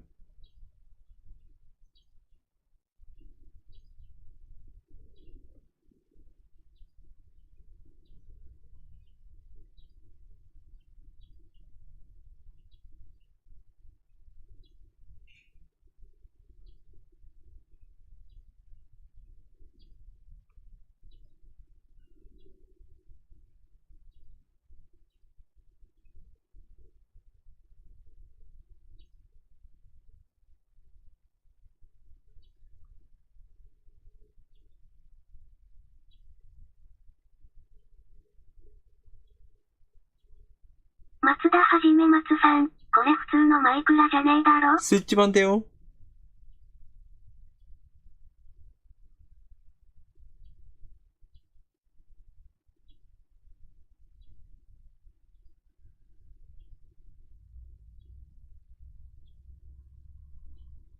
桜さん、ワンピモット。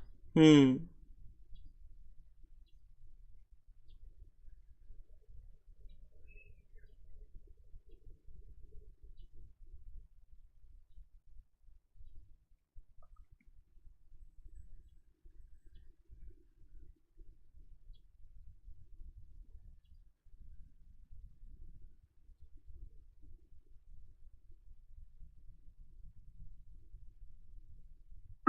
はじめ松さん、もっと入ってるか聞いてんだよ。もっと入ってるよ。アドオン入ってるよ。ワンピースアドオン入ってるよ。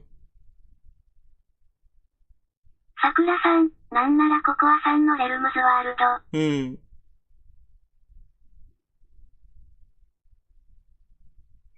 うん。ワンピースアドオン入ってるよ。さくらさん、記憶が合ってれば。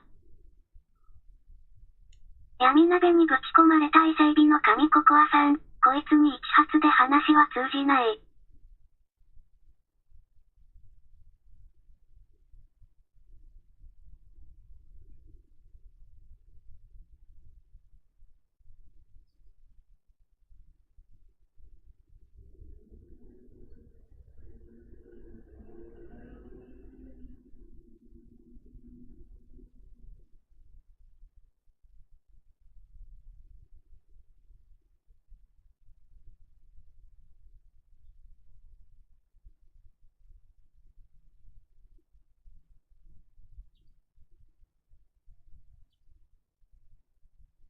さくらさん、ココアさん合ってる？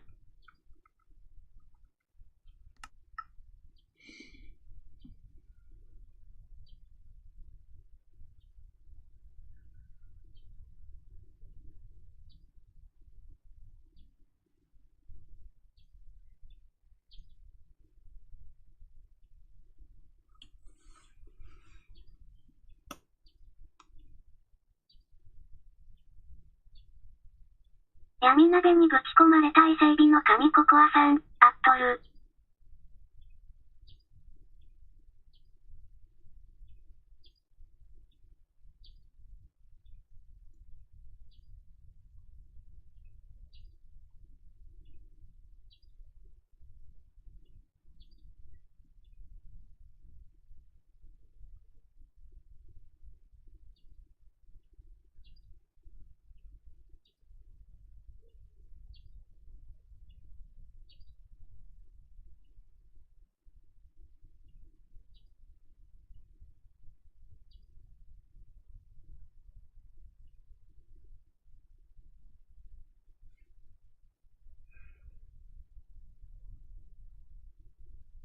さくらさん、よかったら。松田はじめ松さん、もっと入ってると重そう。重いと思うよ。さくらさん、矢印。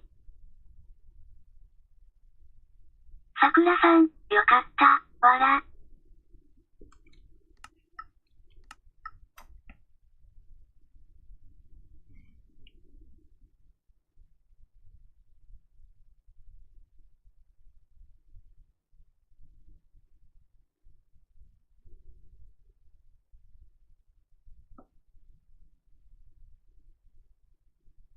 松田はじめ松さん、お前の回線死んどるやんけ。死んどるよわらわら。やばいよ。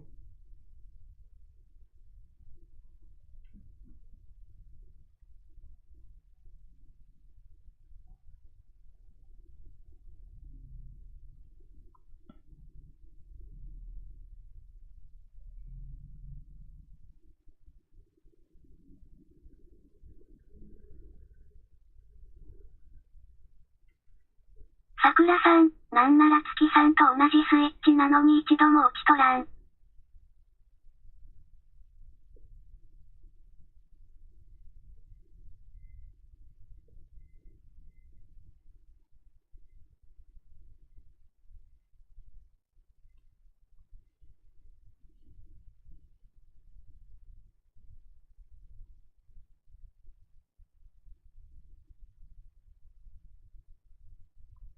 松田はじめ松さん、回線強者と弱者の違い。やばいよ、ほんと。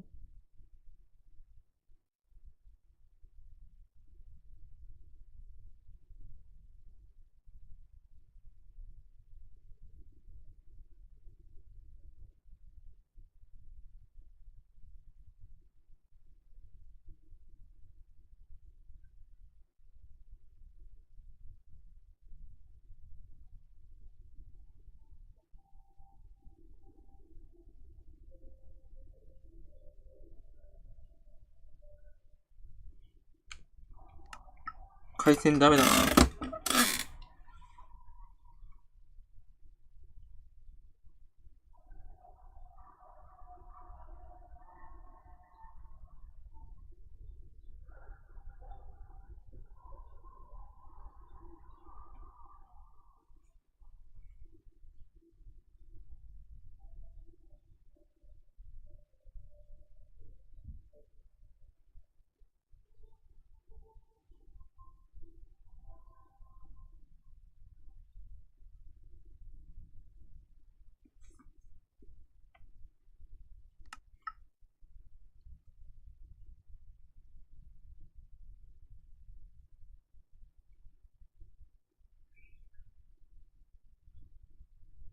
田はじめ松さん、俺はスマホギガ使い放題にしたから何時間でもやれる。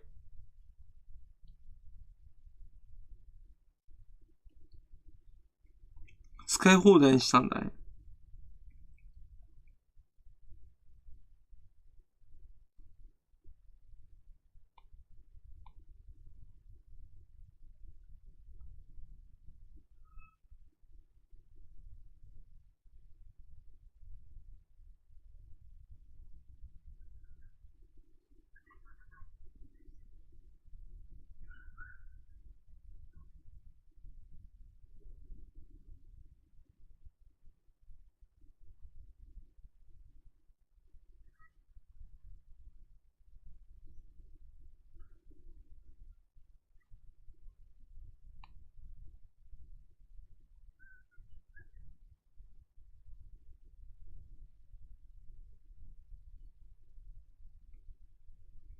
なんでなんだろうな。松田はじめ松さん、1ヶ月の俺の使用ギガ60あったけど3日で使い切っちまったからプラン変えた。3日で使い切っちゃったのかよ。すごいな、マスさん。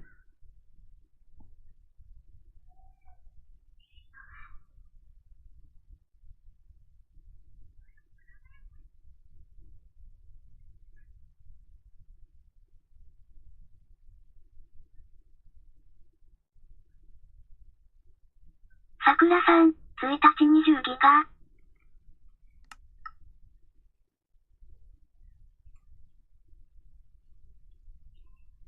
松田はじめ松さん、60なんてないようなもんだから俺にしたら。60なんてないもん。ないようでないもん。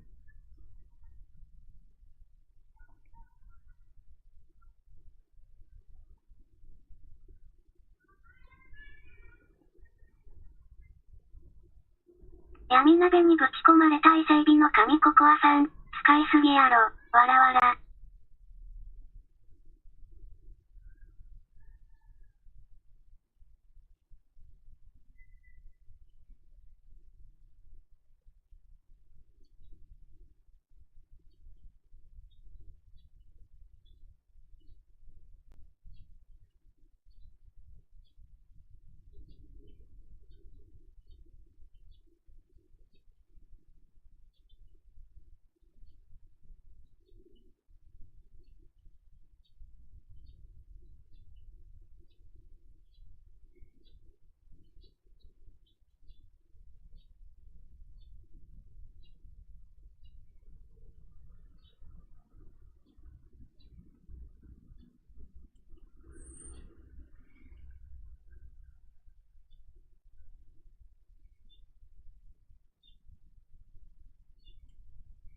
ダメだな。なんだこれは。なんでだろう。なんでだろう。なんでだろうで、ほんと。なんでだろうで。古すぎるかネタが。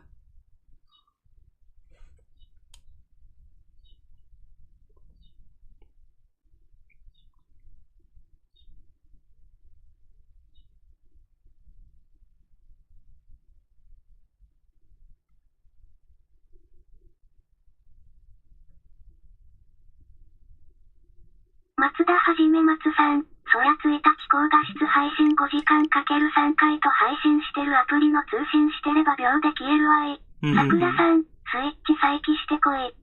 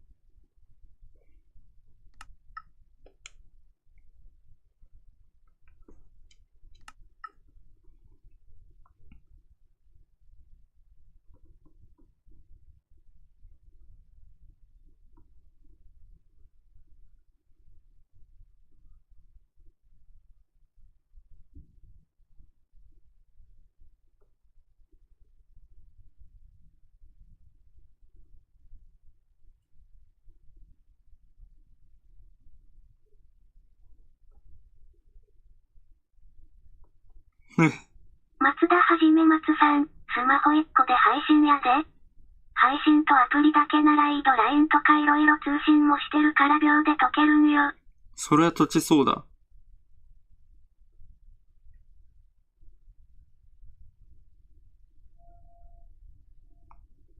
ミラティブやってんの？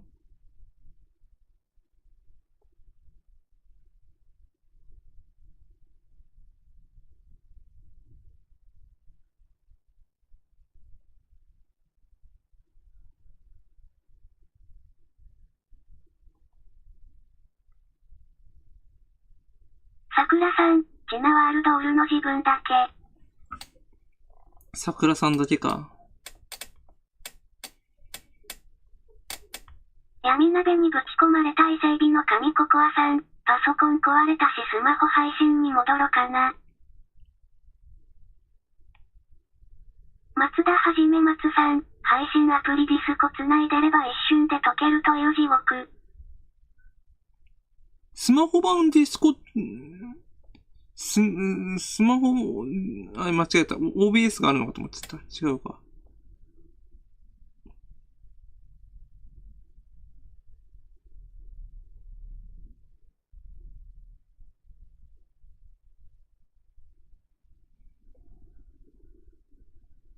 松田はじめ松さん、は？スマホ版 OBS があるのかと思った。スマホ、俺の聞き間違いだった。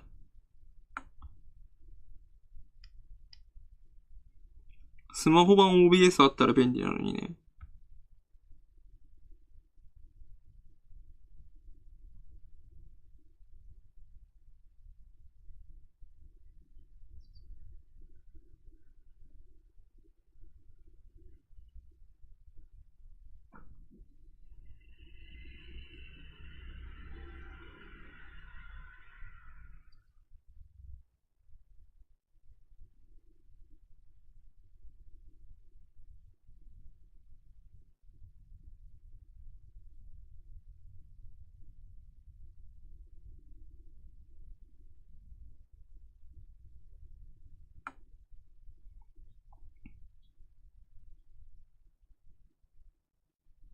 松田はじめ松さん、普通にディスコつなぎながら配信してモンストとかやってれば3倍の速さで解けるんやぞ。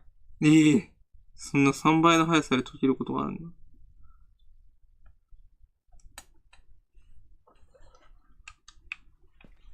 戻ってこれた。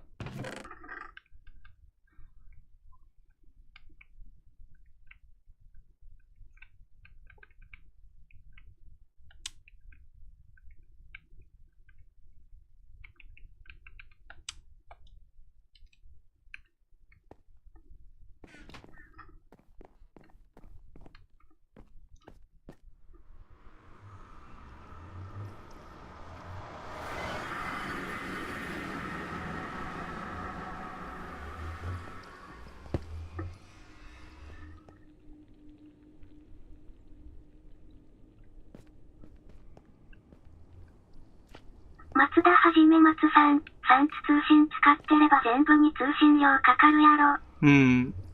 パケット代取られそう、めっちゃ。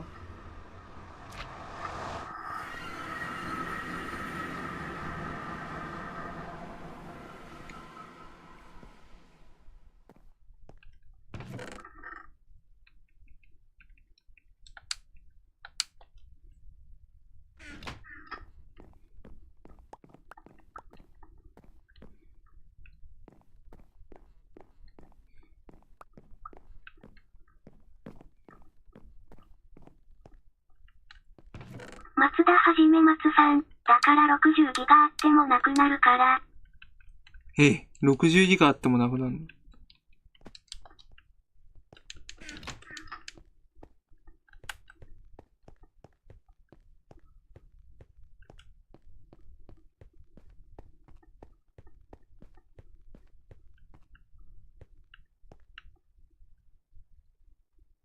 の？インスタ落ちちゃった。すまね。松田はじめ松さん、それに YouTube とかも見るし。俺は拠点戻るわ。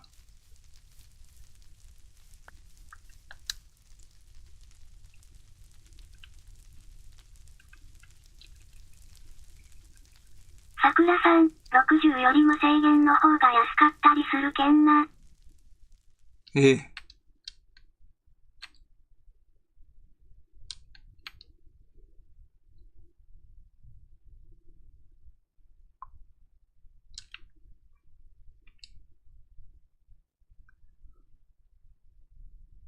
マイナス座標を目指すと。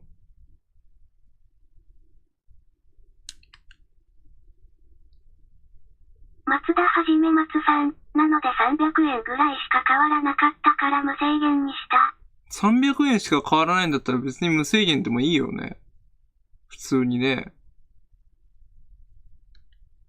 トワードさん、こんつきいらっしゃい。来てくれて嬉しいよ。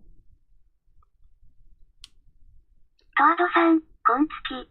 こんつき。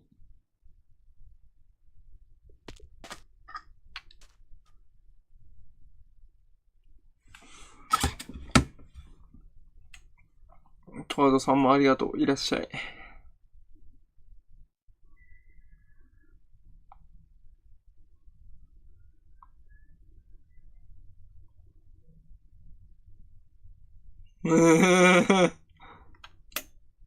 桜さん、ここはさんしかわつきが逃げました。わら。大丈夫よ。トワードさん怒ってないから。松田はじめ松さん、それまではそれが一番安かったけど新しいプラン出てたから速攻で変えた。どこの携帯会社？月さん昨日はすみませんでした。大丈夫だよ。怒ってないから謝らなくても大丈夫だよ。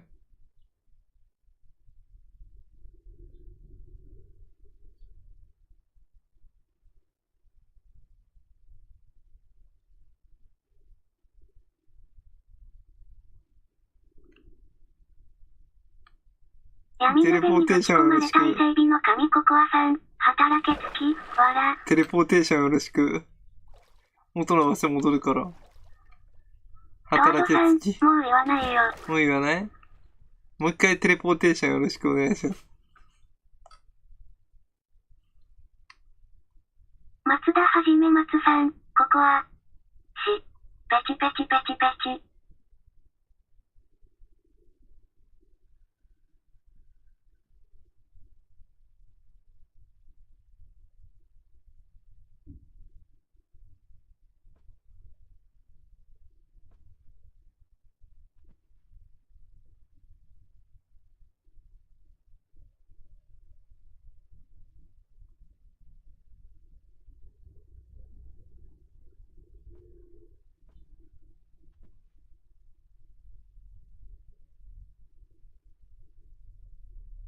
トワドさん、松田はじめ松さんこんにちは。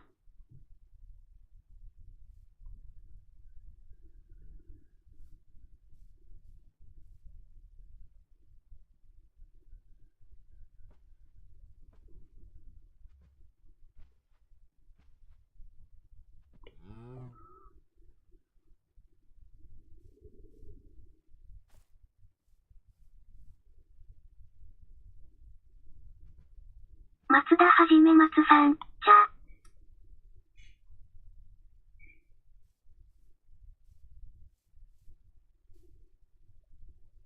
桜さん、ココアさん。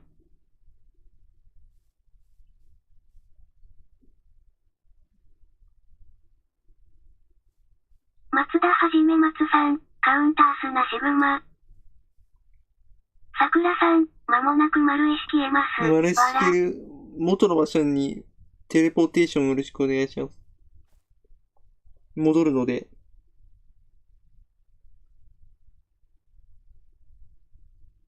トワドさん、月さん配信楽しく行こうね。うん、楽しく行こう。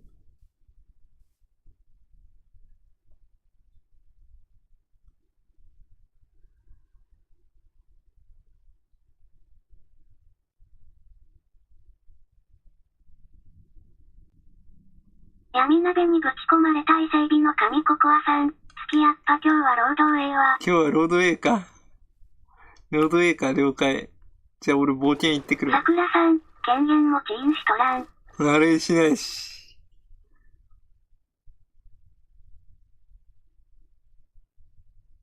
闇鍋にぶち込まれた伊勢海老の神ココアさん。丸いしないし、わらわら。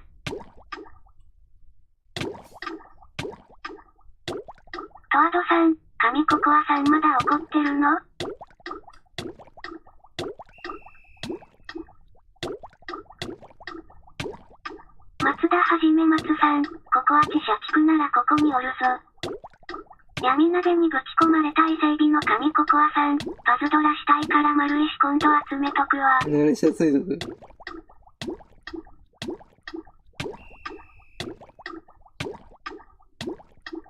コールドゥーデューティー復帰考えてるんだよね。アルさん戻ってきたことだし。どう？ヒカの復帰デビュー戦。コールドゥーデューティー復帰考えてるんだけど。ダメ？復帰しちゃダメ？闇鍋にぶち込まれた伊勢海老の神ココアさん、マッさんも入るか？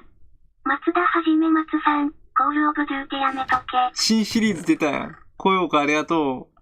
ゴブリン神さんもありがとう。アルさんもスマブラで戻ってきたからワンチャンコールドゥーティーに復帰しようかなと思ったんだけど。ダメか。ゴブリン神さん、ゴブリン神さこんばんは。ん、今月来てくれてるしよ。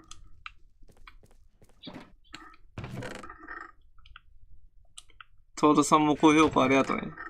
ダメか。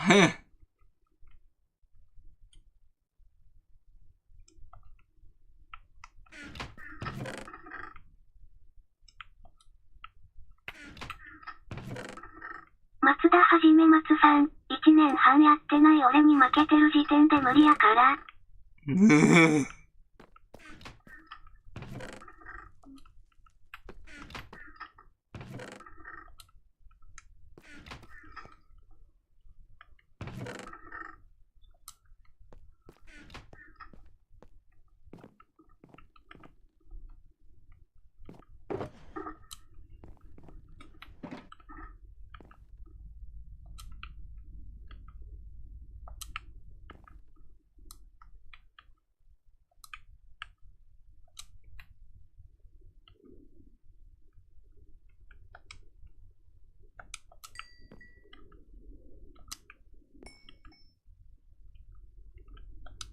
松田はじめ松さん、多分俺誘えるのしかおらんで。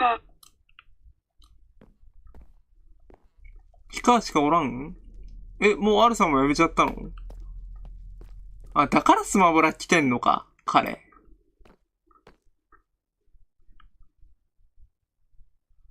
桜さん、憶測で言うのもあれなんだけど月 3fps 向かいとらん。いや、わかんないけど、アルさん COD やめちゃったの？松田はじめ松さん、は？ COD やめちゃったからスマブラやめちゃった、COD やめたからスマブラに来てんのかなと思った。松田はじめ松さん、俺が言ってるのは。うん。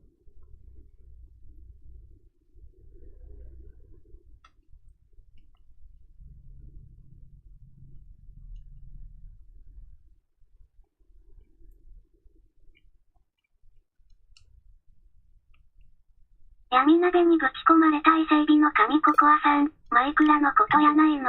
マイクラのことか。松田はじめ松さん、ココアチのワールドに誘えるのはお前だけってことやぞ。お前だけってことか。あ、なんだ、間違えた。俺勘違いしてた。ちょっとスイッチでやるのやめるわ。ごめん。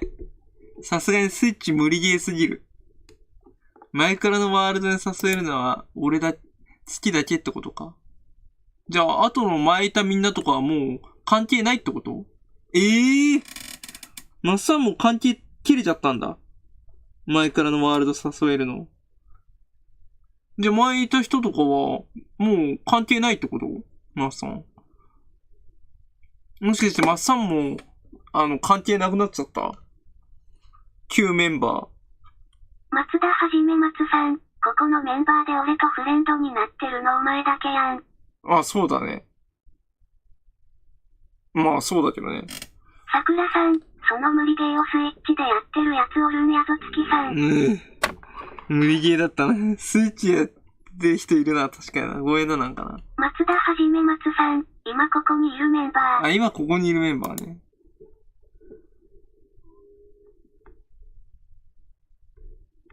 桜さん、矢印ここにな。ここにな。俺のスイッチは容量がパンパンで難しそうだな。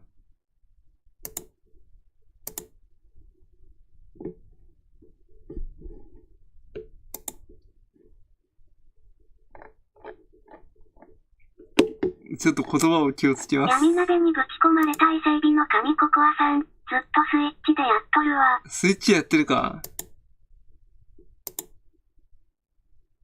松田はじめ松さん。だって桜さんとかココアチ俺が来なくなってからのメンバーやん。まあそうだね。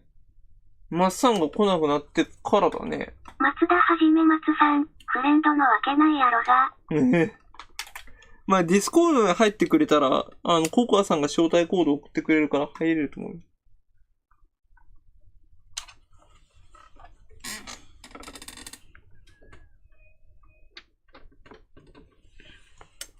桜さん、ですね。闇鍋にぶち込まれた伊勢海老の神ココアさん。そうだそうだ。よいしょ。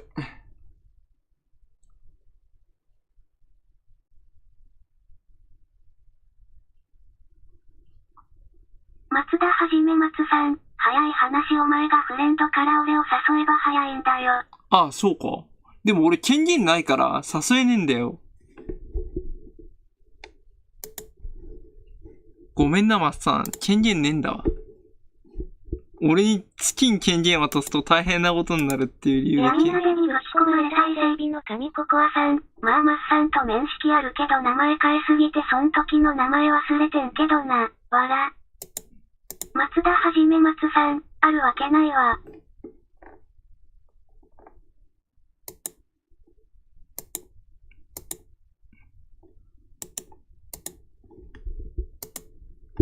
マインクラフト。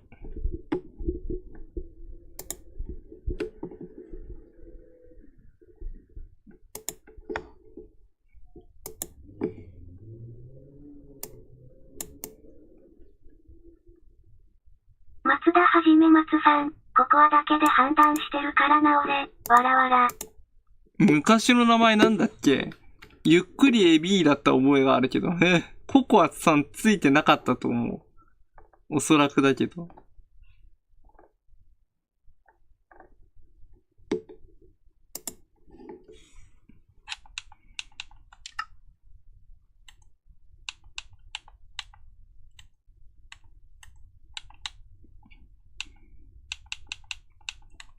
公園、松田さんなら多分知ってると思うけどさ、アース MC ってサーバー行ったことある？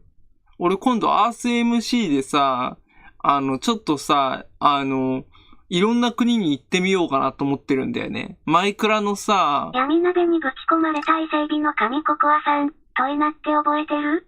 ゲーマータグはそのままやけど。アース MC。松田はじめ松さん。とりあえずココアチ。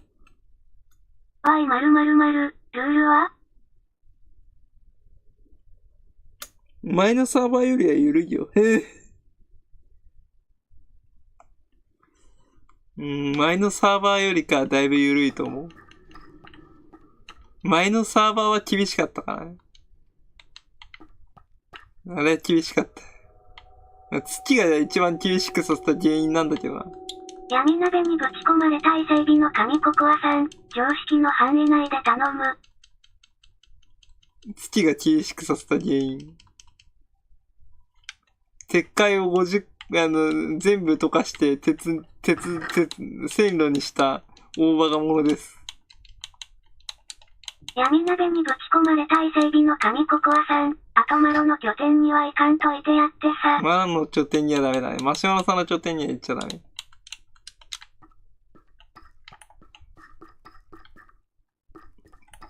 とりあえず修復用の古代の瓦礫を採掘してくるか。あ、ダメだ。もう古代のアルサンサーバーで行った時に古代の瓦礫発見して無作為に掘削して、まっちゃんにめちゃくちゃ怒られたことあったもん。ヒカ何やってんだよつって。松田はじめ松さん。処分常識って村人交易氷川禁止とか？ないよ。ないんです。そういう縛りないみたいなんですよ。今回そういう縛りないんですよ。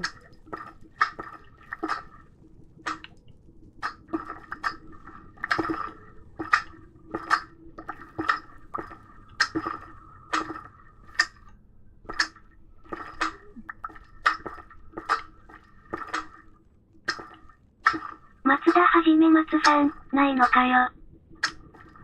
残念でした。ないんですよ。闇鍋にぶち込まれた伊勢海老の神ココアさん。そそもそも交易ほとんどしてない。マッサンが来てくれたら交易所とかオープンできるからさ、やってほしいんだけどさ。ね、どっちにしろ非化禁止になるんでしょ。松田はじめ松さん、前回ほとんどこいつ禁止にされてたんやで。そうだよ。歩く問題児だったから。ネザー行くの禁止でしょ。できること農作業と建築もダメだ。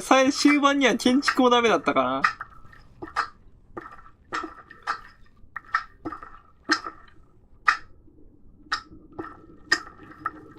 建築もダメだった。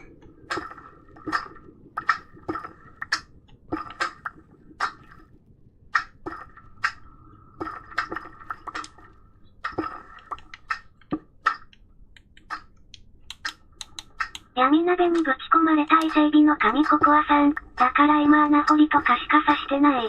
松田はじめ松さん、ネザー禁止、エンド禁止、建築禁止。何もかも禁止令で。松田はじめ松さん、トラップ使用禁止、わらわら。トラップは使用 OK だったんじゃないの？攻撃してもワンチャン許されてたんじゃなかったっけ？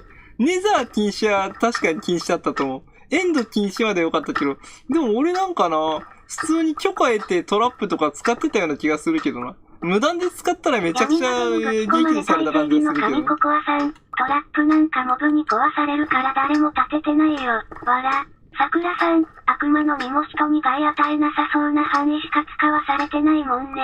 松田はじめ松さん、トラップはオペイル場合。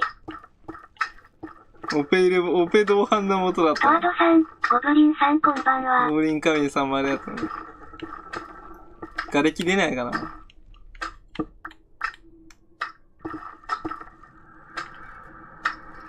まあ、逆にあれはヒカを守るためだったんだよね、多分ね。今思えば縛りとは思うけど。ヒカを守るためにあえてやってくれたのはよかった。だからよ、しょぼん。松田はじめ松さん、お前は鳥なのか？鳥なのかって。鳥ですね。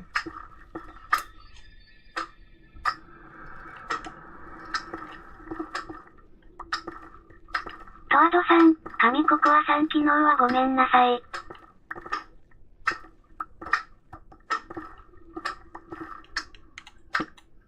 桜さん、氷川からみんなを守るためだったのか？氷川からみんなを守る。闇鍋にぶち込まれた伊勢海老の神ココアさん、こいつに破壊できる能力なんか渡せねえよ。松田はじめ松さん、ココアチ、しょぼん。松田はじめ松さん、こいつもう忘れてるよ。闇鍋にぶち込まれた伊勢海老の神ココアさん、とアドさんもう怒ってないからええよ。闇鍋にぶち込まれた伊勢海老の神ココアさん、知ってる、わら。あれだろ？なんだっけわ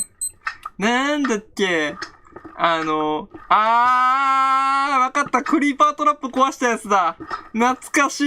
松田はじめ松さん、氷川何か忘れてない？クリーパートラップ壊したやつだ。勝手な構図を取ってモデレーターさん2、3キルぐらいされたやつや。そう。クリーパートラップ壊したやつや。あとなんだっけアイアンゴールムトラップも何回か損壊させてたな。そうだ、思い出した。あれだ。クリーパーが降ってきたよとか言って、俺がいたから降ってきたんだよと思ったけど。じゃなかったっけ？だと思うんだよな。クリーパーが降ってきたっつって、ガラス割れちゃったやつな。あと、収奪者、トラップで、なんだっけ、歩き回って、装置を破壊したのもあったな。あと、アイアンゴーレムトラップの鉄、10スタックぐらいを全部溶かしたとかな。じゃなかったっけ？俺の覚えてる範囲内でそれだけど。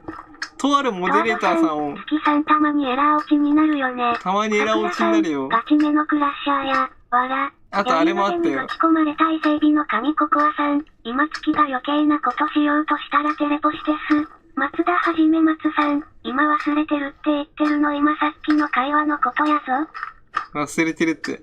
今さっきの会話のこと。なるほどね。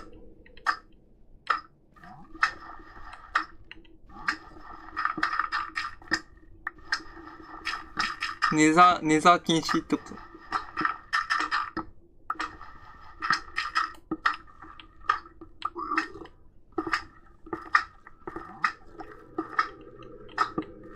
忘れてはいないけど、今さっきの会話忘れちゃったな。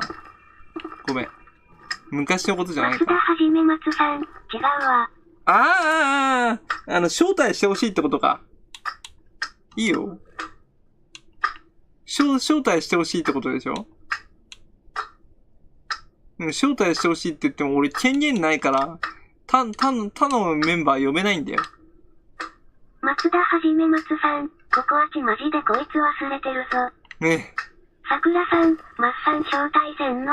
マッサン招待するよ。なるほどね。招待することね。でもね、俺権限ないから招待できないんだよ。できればココアさんに招待コードもらってくれたら嬉しいな。マッサンのアカウントってどれだっけ？トワドさん、月さんたまにエラー落ちになるよね。エラー落ちになるよ。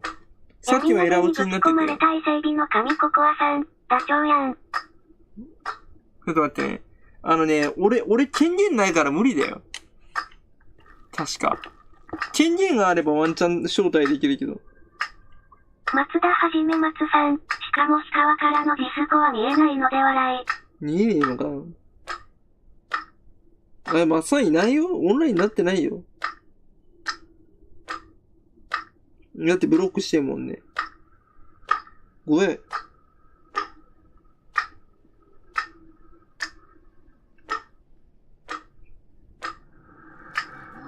ゲーマータグ教えてくれるかな？桜さん、積んでるじゃん。どうしよう。ちょっと無理ゲーすぎないか？松田はじめ松さん、ディスコは鹿川以外なら見れます。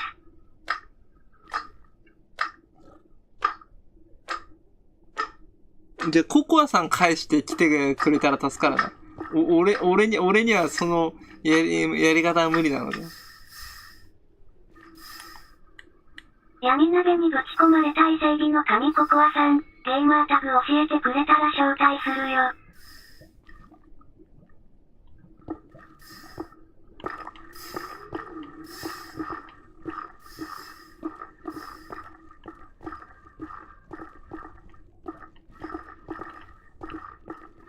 マジ古代の瓦礫出ねえな。あれ、そんなレアだったのか。松田はじめ松さん、鹿は松田はじめ松ないのか？なかったよ。なかった。フレンド切られちゃったんじゃないかな。なかったよ。よく調べたけど。もう一回フレンドになってくれるんだったら。でも、ココアさん返していったココアさん村1個分くらいの広さまで広げたよ。ココアさん返してくれた方がワンチャン。トワドさん、あつ森もたまにエラー落ちになるよね。あつ森はもうしょっちゅうエラー落ちになってるよ。島訪問してる時なんてエラー落ち松田はじめ松さん、さすがにフレンド切ってねえぞ。なんだよ。闇鍋にぶち込まれた伊勢海老の神ココアさん、わろた。フレンド、でも R さんからもフレンド切られてないんだよね。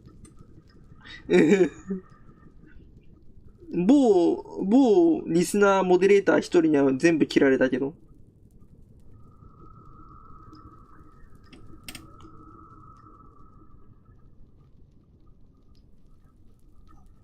闇鍋にぶち込まれた伊勢海老の神ココアさん、松さんのアイコン羊？トワドさん、羊だよ。 YouTube もエラー落ちになるよ。YouTube もエラー。羊のアイコンなのわかるよ。覚えてる。闇鍋にぶち込まれた伊勢海老の神ココアさん、Xbox のやつ。俺も羊のアイコンだからわかるよ。松田はじめ松さん、羊。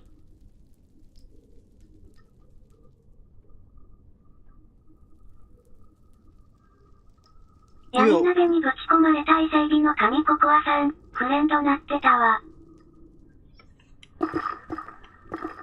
ほとんど氷川禁止だったからな。魔法少女バンドンブリさん。バンドンブリさんもありがとう。お帰り来てくれて嬉しいよ。今日はちょっと労働を終えてひたすら今ね、古代の瓦礫採掘。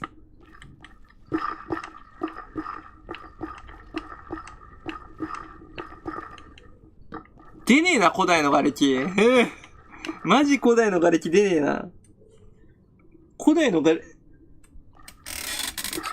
あ、そういえば、マッサーにお願い事があるんだよ。俺の地下拠点にアイアンゴーレムトラップを誘致してくれないかな。必要なものは何でも俺が、取ってくるから、どうにかアイアンゴーレムトラップと村人交易所を誘致してほしい。マッさんが必要なものは何でも取ってくるから、遠征して。それでも良ければ、アイアンゴーレムトラップを誘致してくれたら助かる。鉄が枯渇してて、掘削作業が今できない状態になってるんですよ。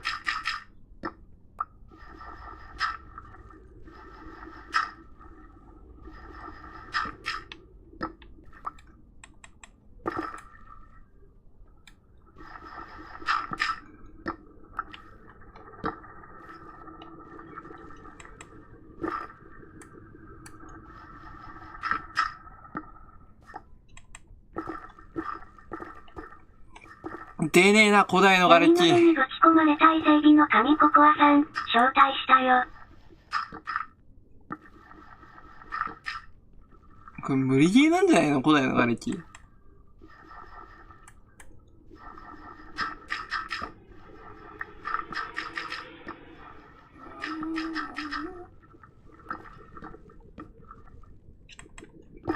絶対古代の瓦礫出ないな。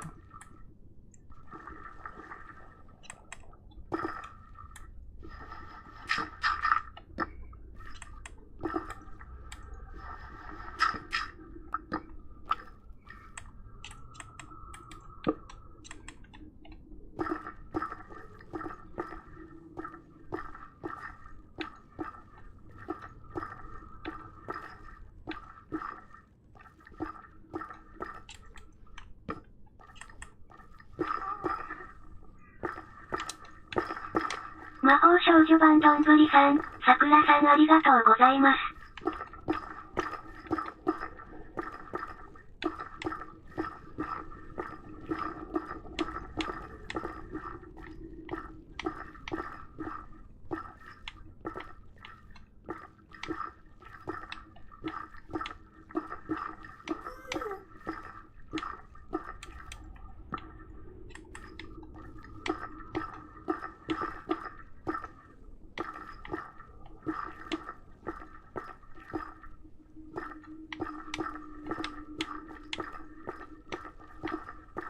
松田はじめ松さん、通知ない。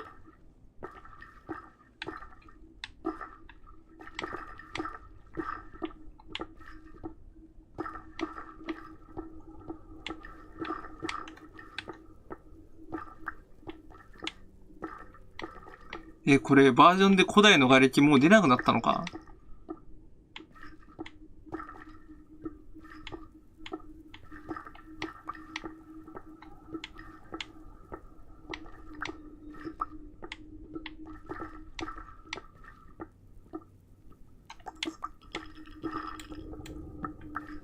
闇鍋にぶち込まれた伊勢海老の神ココアさん、アカウント変えた？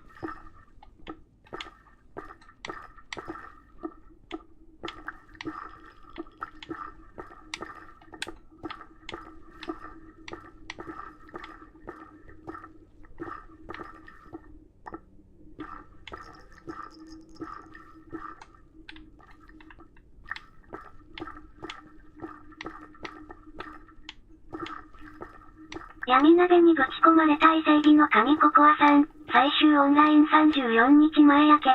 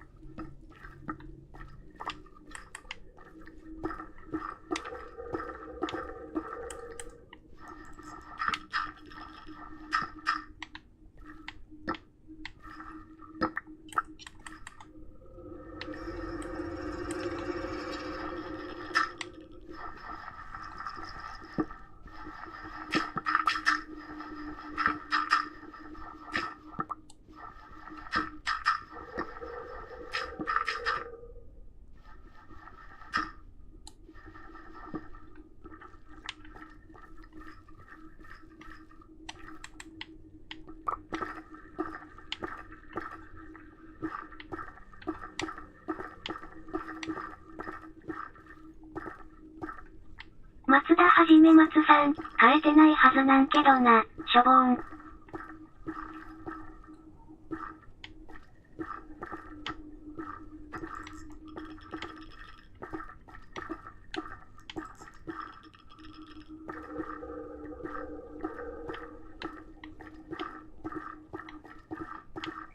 古代の瓦礫について調べよう。いい加減掘ったのに出てこないなんておかしいぞ。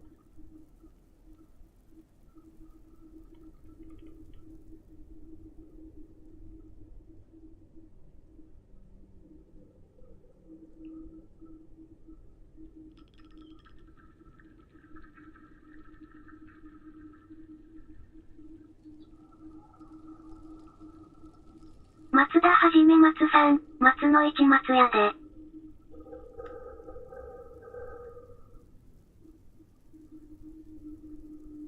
松田はじめ松さん、間違えた。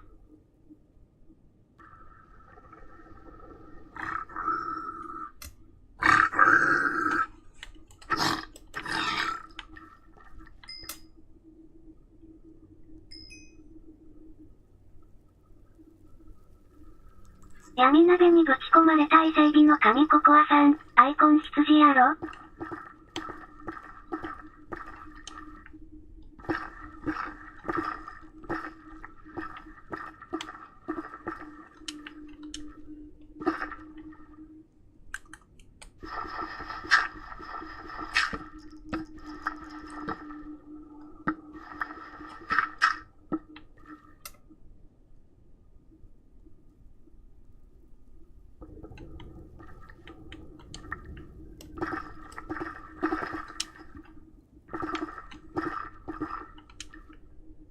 松田はじめ松さん。〇〇、今ログインになってる？闇鍋にぶち込まれた伊勢海老の神ココアさん、スイッチで見たらオンラインなってた。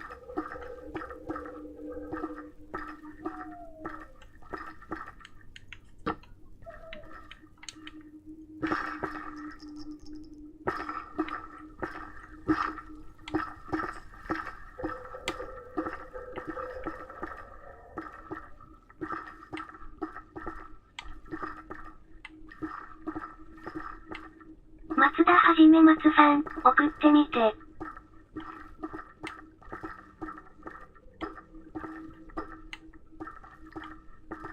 闇鍋にぶち込まれた伊勢海老の神ココアさん、送った。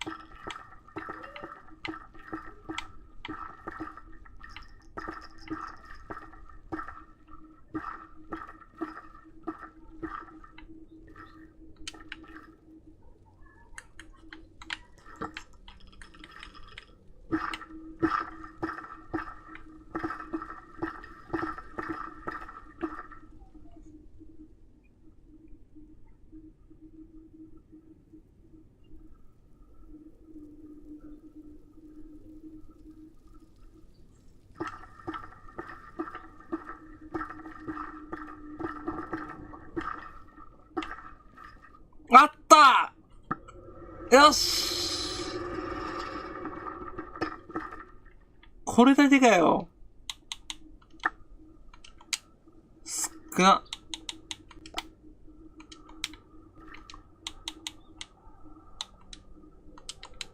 たったこれだけかよ。あった！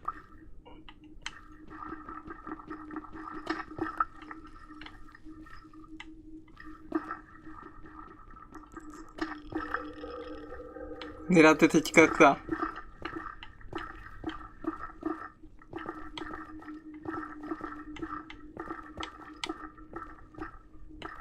ここを掘れ。桜さん、いや探すならベッドとか持って行きよ。ベッド持ってくのは知った。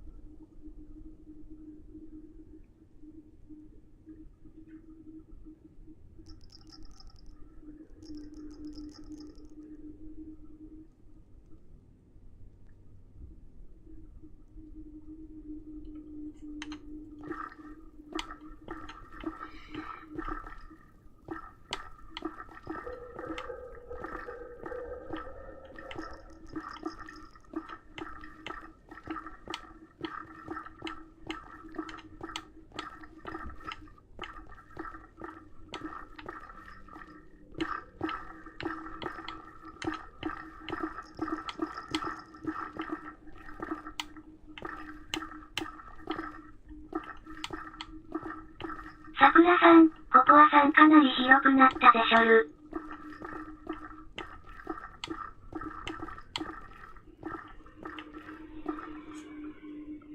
ニコニコ動画、無期限投稿停止になってるんだよね。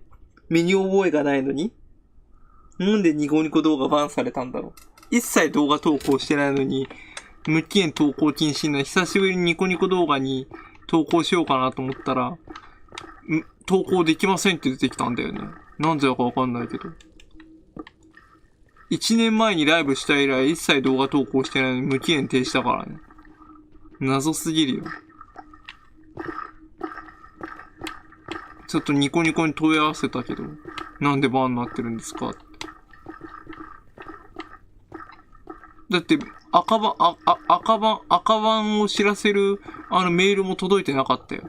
そんなの無期限停止ですって来たんだぜ。投稿しようかなと思っ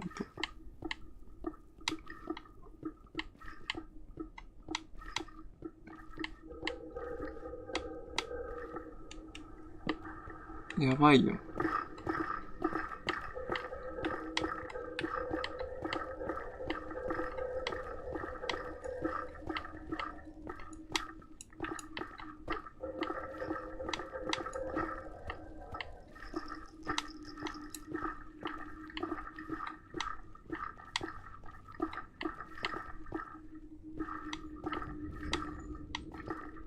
クソラグいからなってコメントしてな。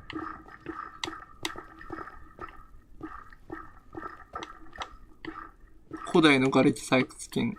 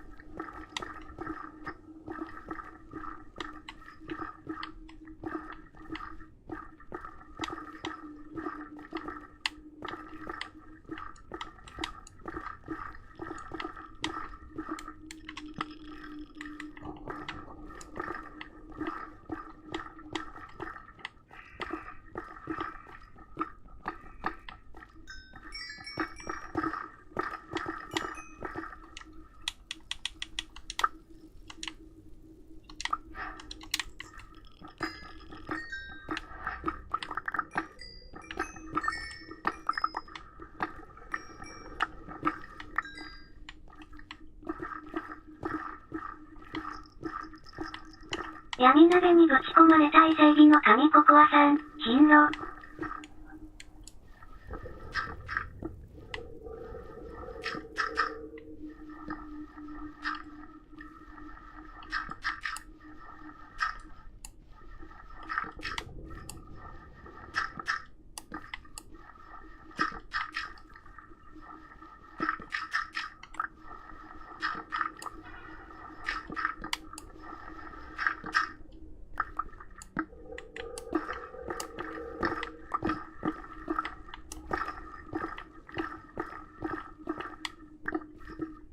文広氏、横山さん、こんにちは。横山さん、こんちゃ、来てくれて嬉しいよ。桜さん、クマとゴムのはず。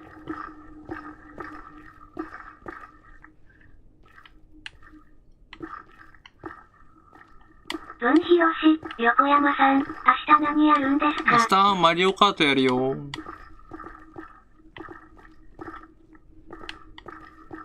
桜さん、デブルックのやつ。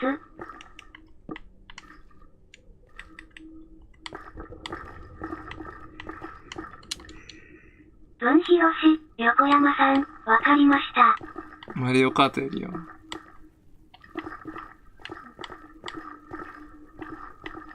文広氏、横山さん、やったー。よかったでしょ？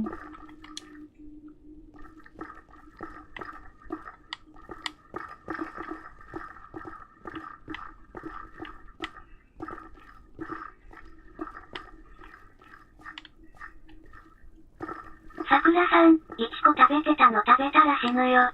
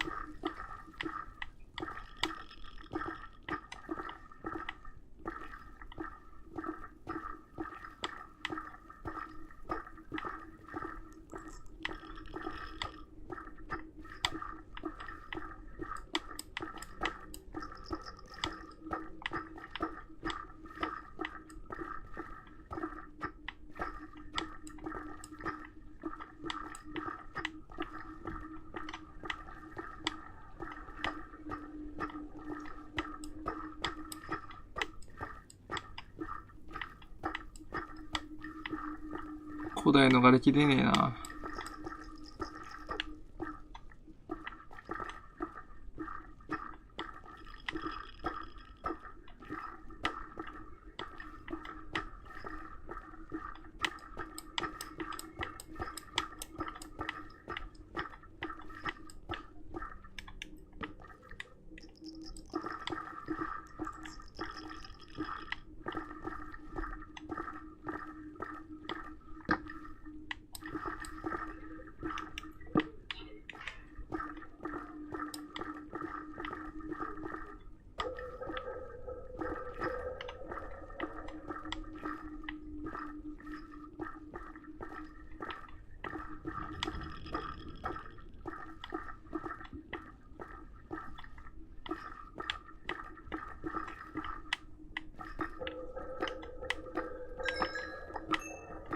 さくらさん、ここはさん水あるよ。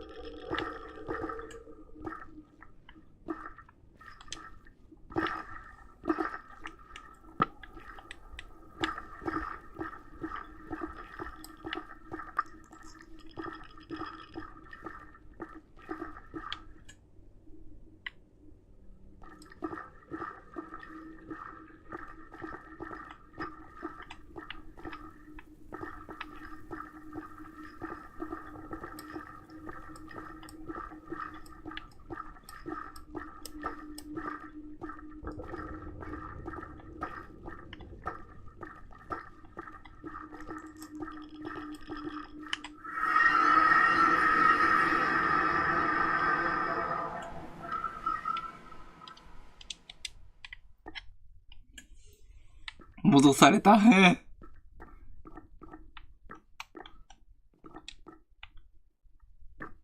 闇鍋にぶち込まれた伊勢海老の神ココアさん、そろそろ月は帰ってこい。了解。入れていいかな。闇鍋にぶち込まれた伊勢海老の神ココアさん、ネザーラグイ。ネザーラグイか。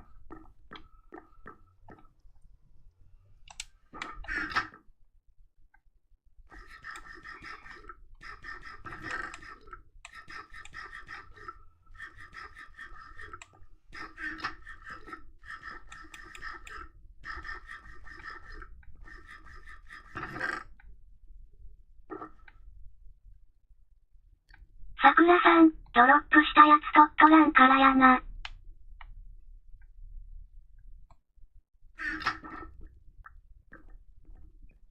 あれディープスレートがネザーインゴットが作れねえぞ。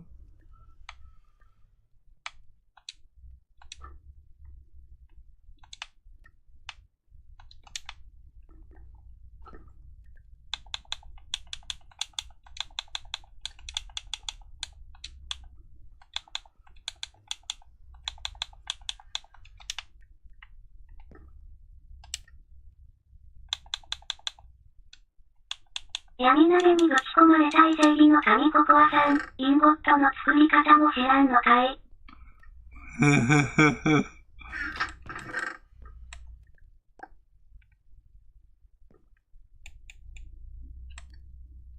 出てこないもんな。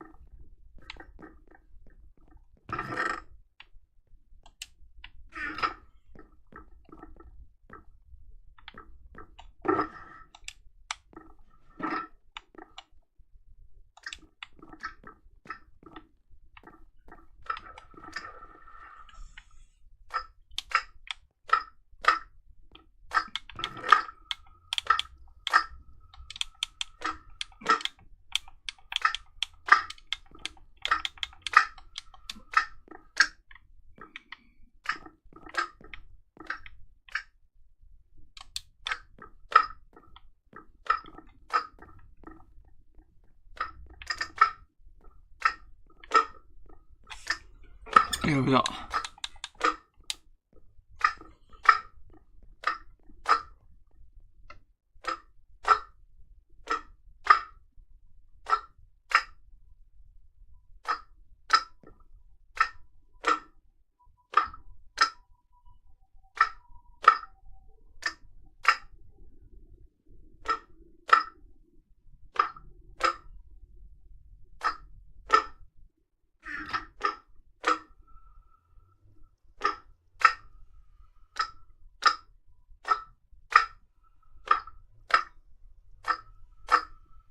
桜さん、月5台の残骸焼いとけ。うん。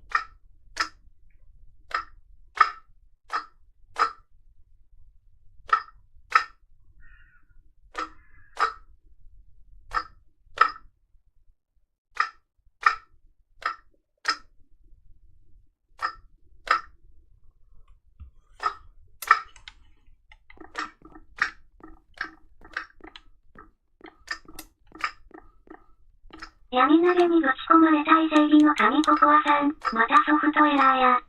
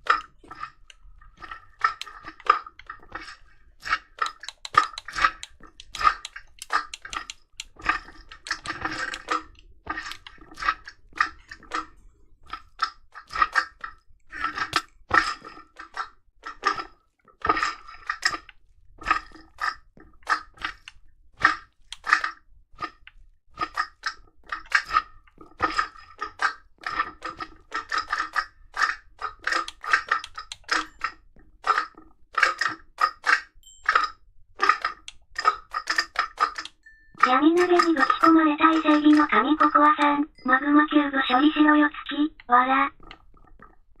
マグマキューブ。やべえな。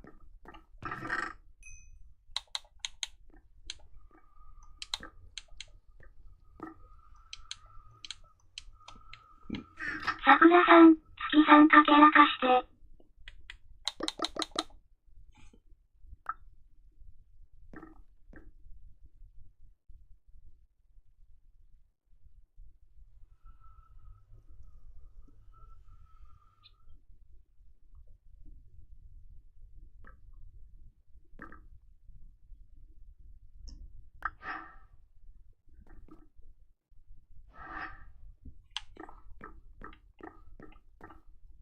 ありがとう。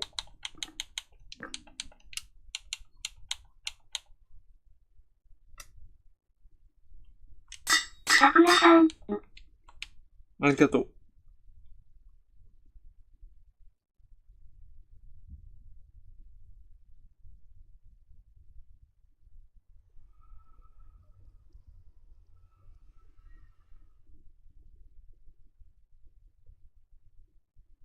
桜さん、一つ言うぞ。何？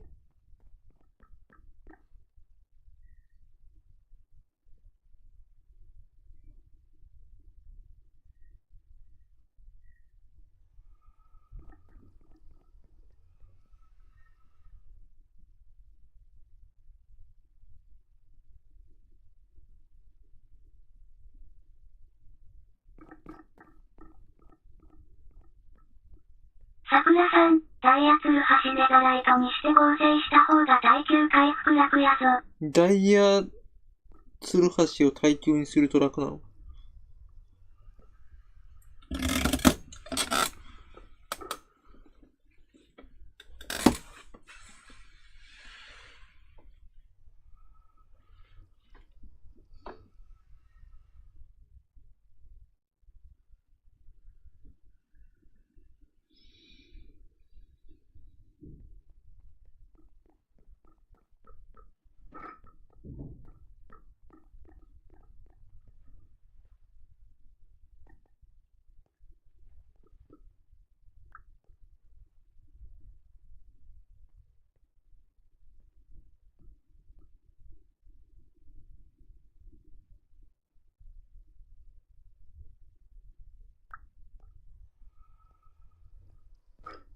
桜さん、なんだこれ。なんだこれ、どうした？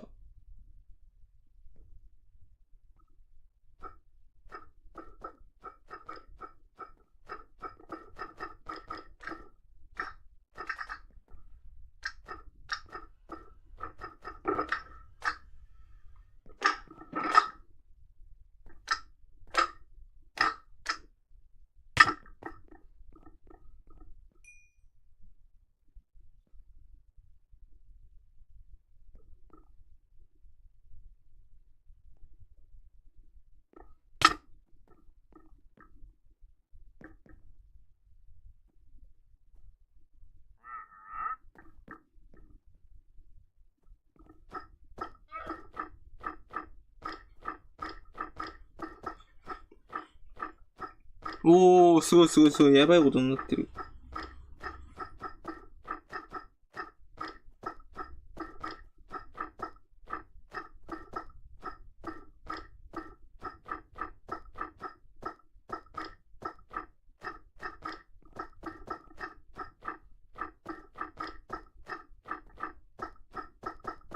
ねへへへへ。マディが言われてる。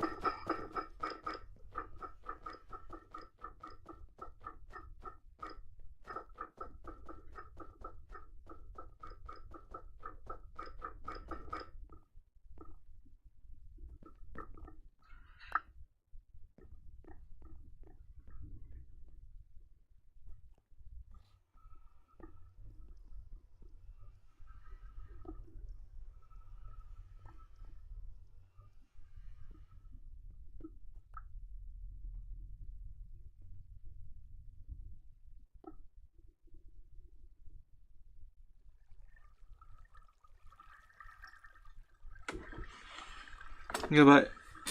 水になってる。マディが生えてる。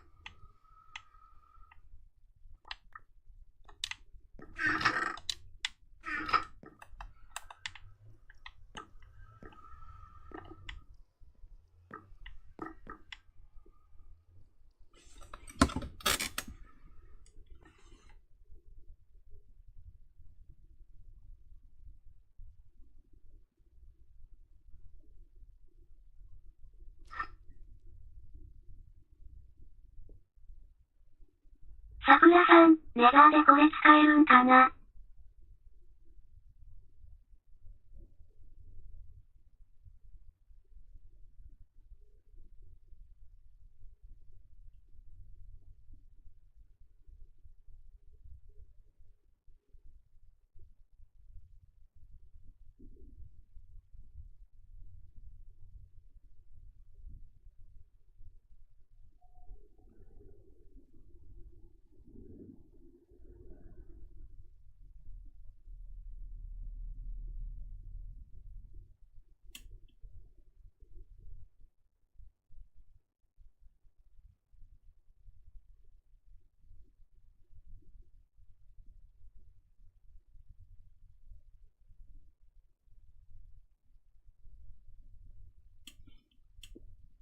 ギザーで使えるのか？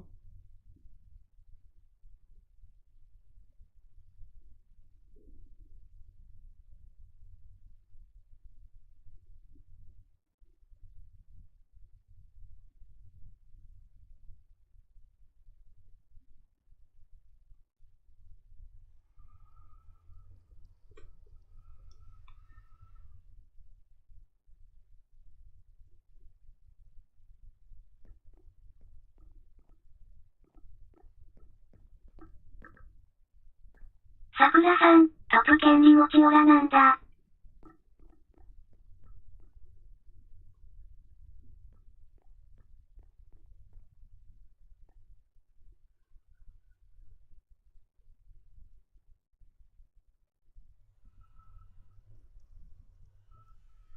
松田はじめ松さん、ここはち。俺を元の場所に返してほしいな。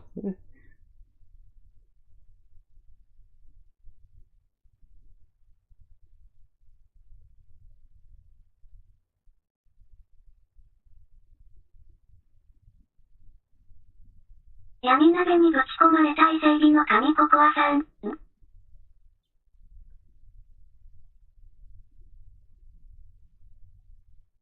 松田はじめ松さん、上にワープさせて。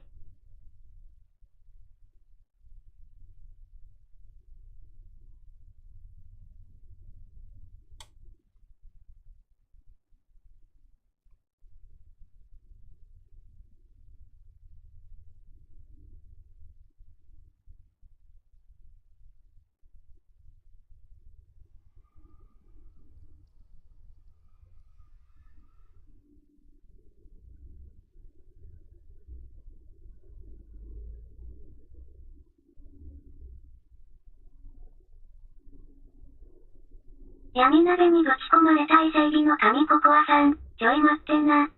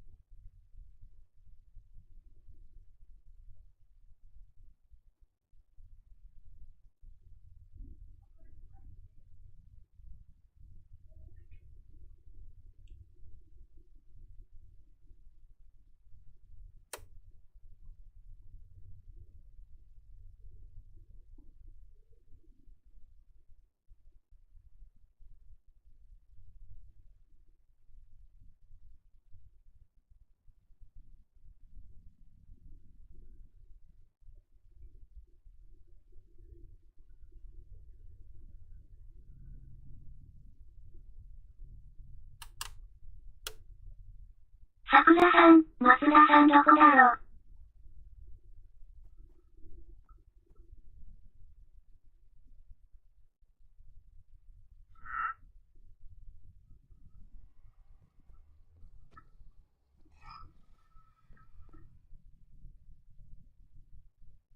カンミントンさん、こんばんは。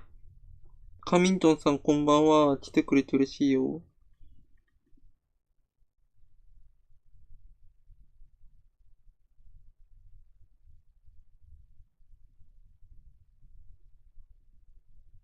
ありがとう。カンミントンさん、バトルワールドステージ1つ目だけ完成しましもうた。一つ目だけ完成した？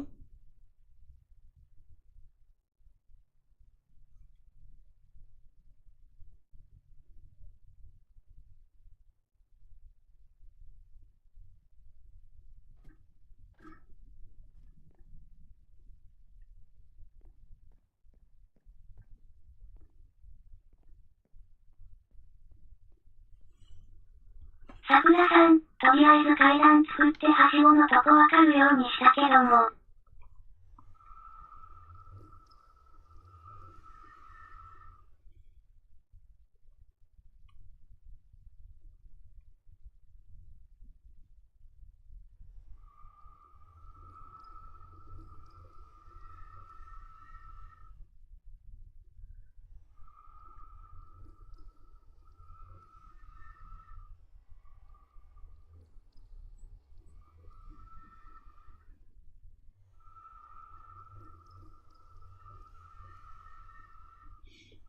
桜さん、やっぱよりよりは骸骨好きになるのよね。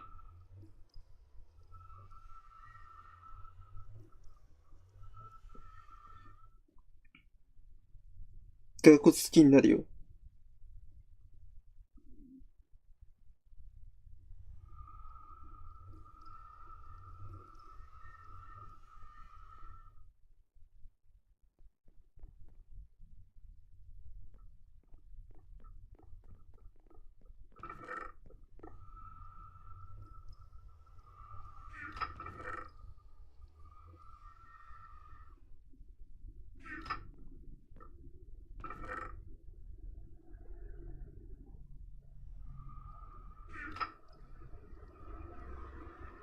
闇投げにぶち込まれたい正義の神ココアさん。月がまともならオップ渡せてんけどな。春、家族共有さん、久しぶり。はるさんいらっしゃい。来てくれて嬉しいです。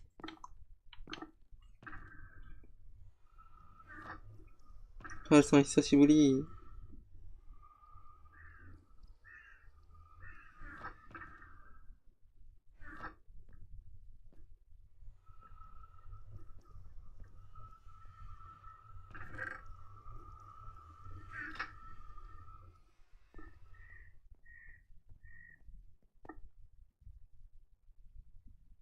春、家族共有さん、で、ヒレって知ってる。カンミントンさん、落ちます。カンミントンさんお疲れ様。家族共有さん、サーバー。いや、初めて聞くな。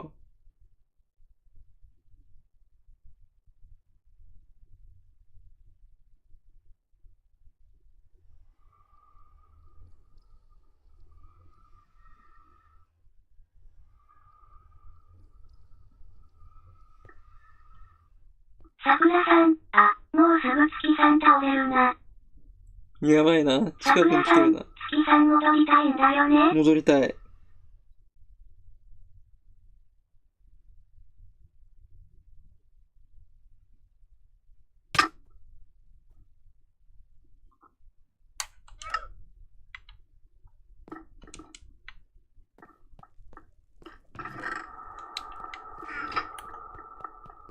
ありがとう。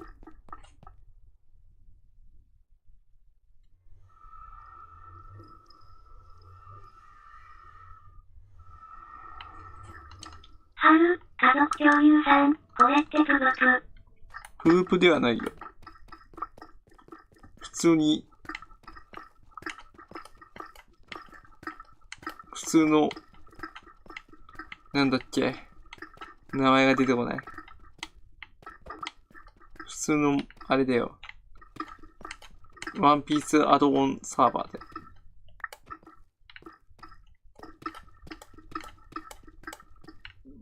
春、家族共有さん、参加したら素手でブブプやろ。基本プープはやらないかな、俺は。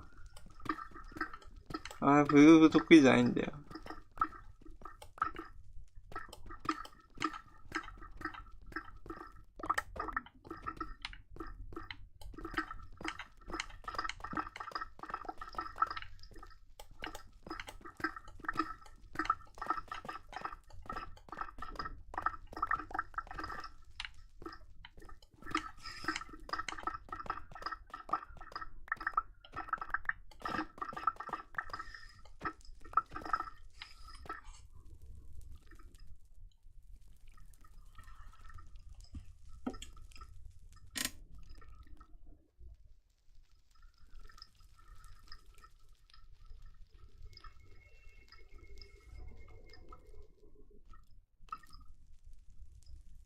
桜さん、別にいいけど悪魔の実はありよね。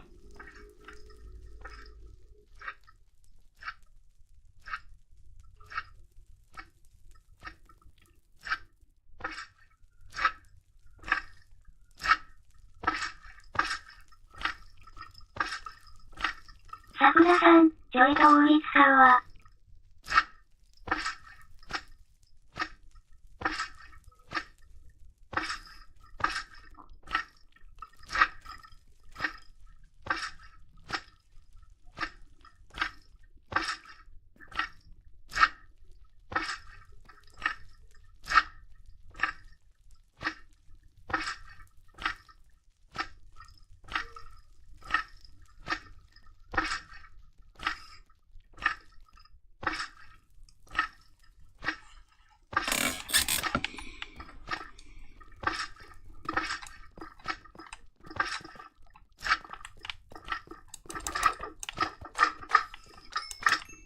スライムだらけだ。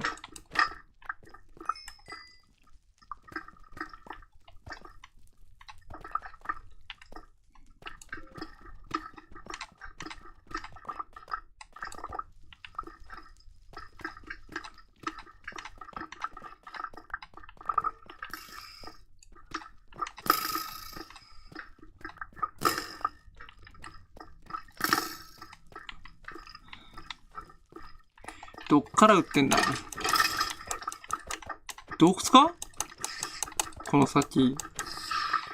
うわ、洞窟繋がってんじゃん。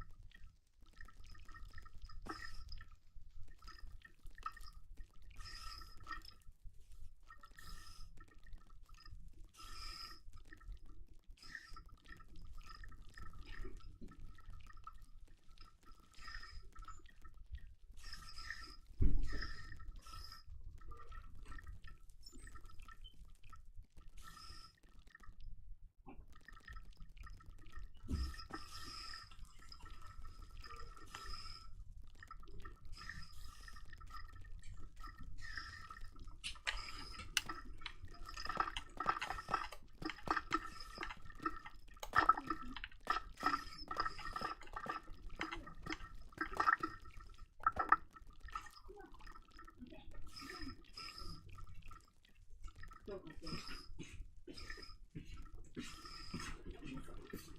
ら。ただいま。なっちゃんおかえり。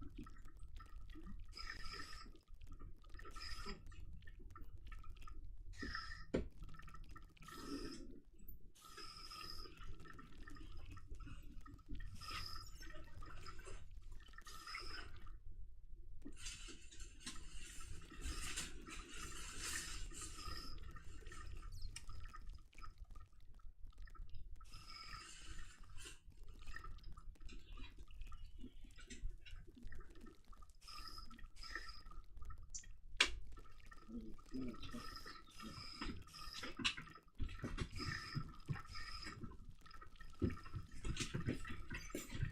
るさいなあ。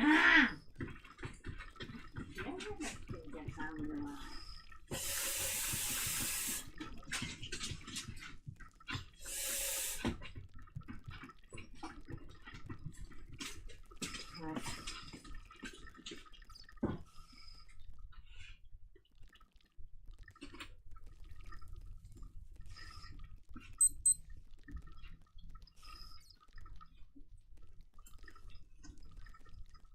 沖縄県南大東村の役場前。今日午後4時過ぎ、大東島地方に出されていた暴風警報が解除されました。この時間も断続的に風が強く吹いていて、時折街路樹の枝が激しく揺れています。南大東島では台風の接近に伴って風が強まり、午後最高には22.7メートルの最大瞬間風速を観測。暴風警報が解除された後、島内を取材したところ、畑のサトウキビが脱ぎ倒されていた。道路上に看板が倒れていた。木の枝が散乱したりしています。気象台は引き続き大東島地方では高波に警戒し、強風に十分注意するよう呼びかけています。以上、南大東島からお伝えしました。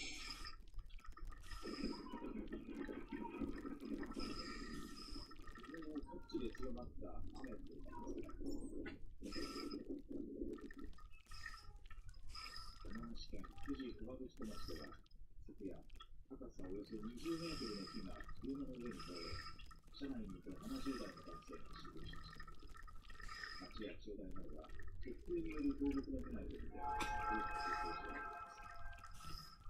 突風以外で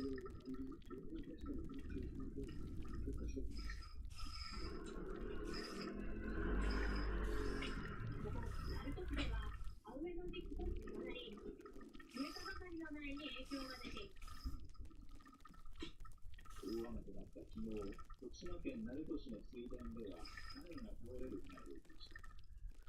そして大雨の影響で住宅の浸水被害が続いています。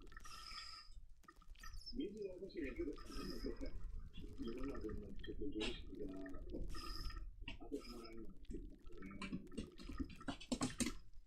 そして台風1号、あさって金曜日には関東に最も近づきます。関東の沿岸部などでは強風や高波に注意してください。またあさっては伊豆諸島で大雨の恐れがありますが、太平洋側の各地でさくらさん、飯落ち。さくらさんご飯いってらっしゃい。またね。政治資金規正法の改正に向けた与野党の憲法討論。自民党は各党の意向を一部取り入れた法案の修正案を示しました。野党側は不十分な内容だと主張し、明日改めて審査する。規正法の改正に向けて昨日に続いて行われた与野党の協議。自民党は法案の修正案を示しました。その内容です。さくらさん、自分の身の能力味方にも攻撃しちゃうわ。味方にも攻撃しちゃう？これに対し野党側は支給自体の禁止などを求めていますが、修正案には盛り込まれず、議員が支出した年月の報告をしました。続いて、公共交通。議員に規制と違反などがあった場合に、一部の交付を停止する程度の報告を行いました。国民民主党などの主張が行われました。さらに、立憲民主党や日本維新の会が求める桜さん、LL のライジンモードのやつあるでしょ？うん。ウエルのライジンモードあるよ。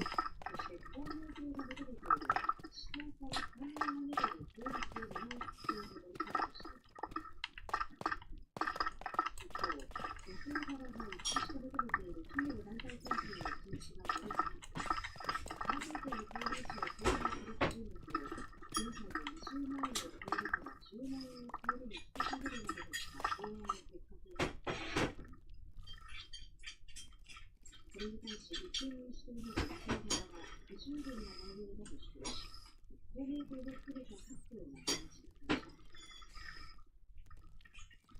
野党あるね。それがどうしたの？桜さん、ロギア以外のやつにね。ロギア以外のやつにあるんだ。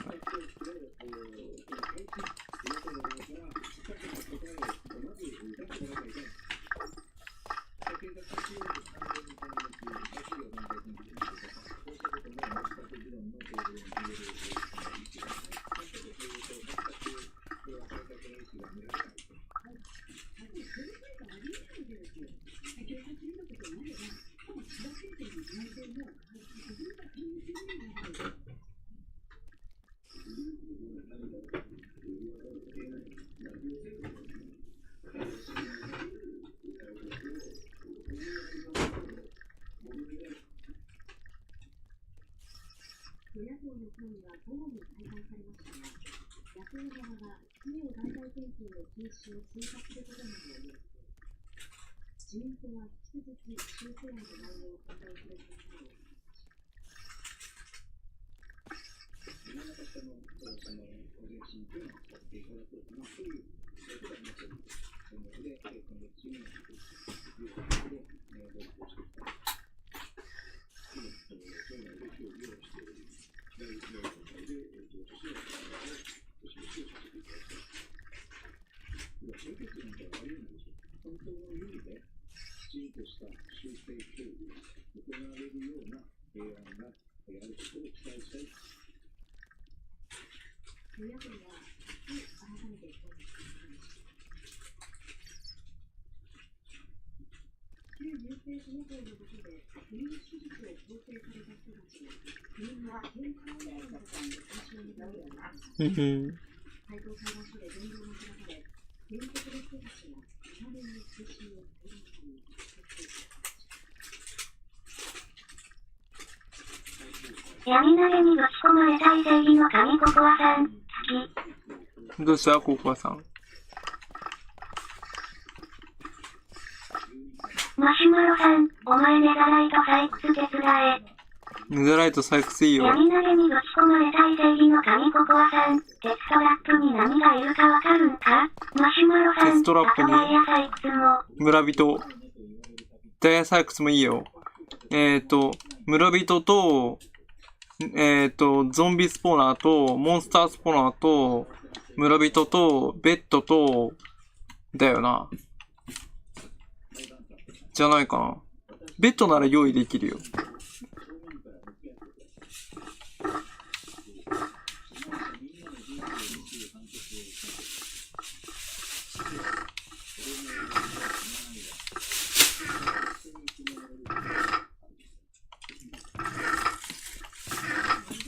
マシマさん手伝うよ。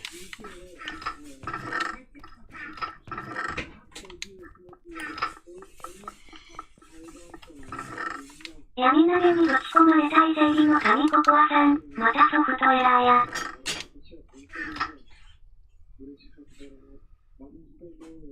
闇投げにぶち込まれたい正義の神ココアさん、このまま飯行くわ。このまま飯行く？了解。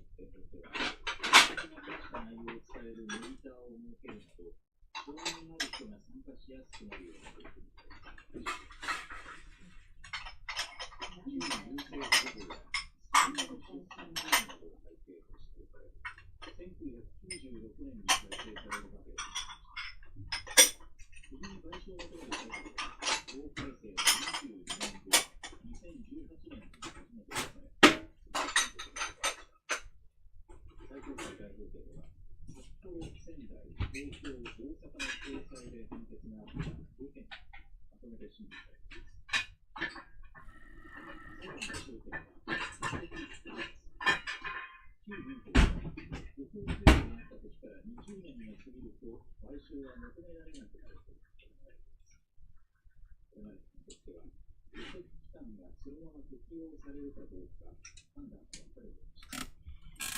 いしょ。ココアさんご飯いってらっしゃい。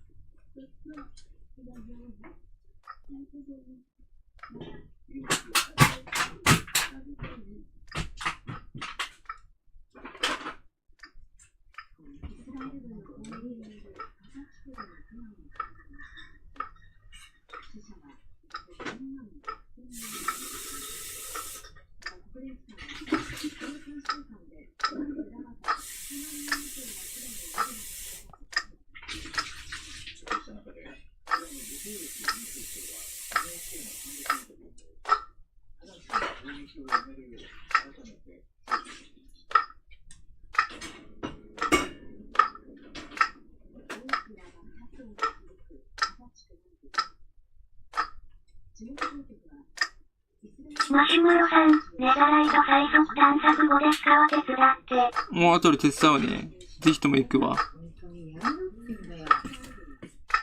ネザライト手伝うわ。やってるじゃん。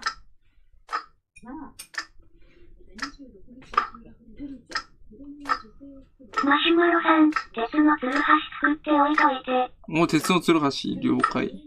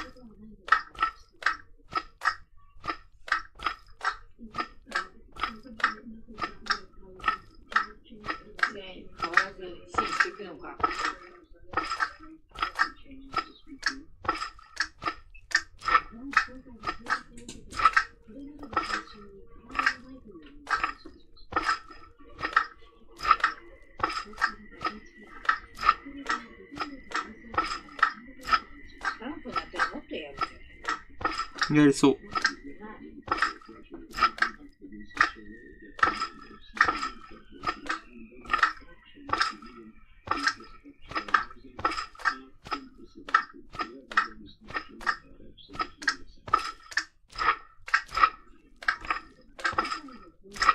マシュマロさん、ダイヤ大量採掘方法は知ってるから。ダイヤ採掘方法知ってるの？松田はじめ松さん、マシュさん。教えて。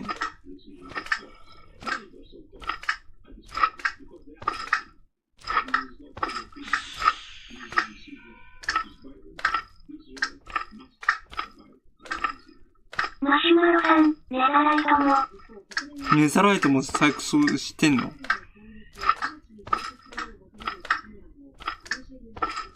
マシュマロさん、松さんこんちゃ。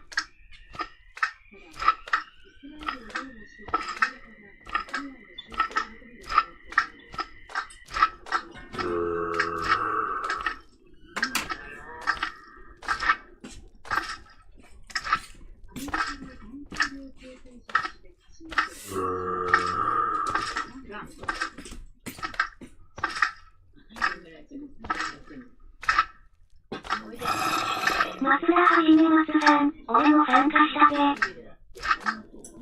マシュマロさん、おー。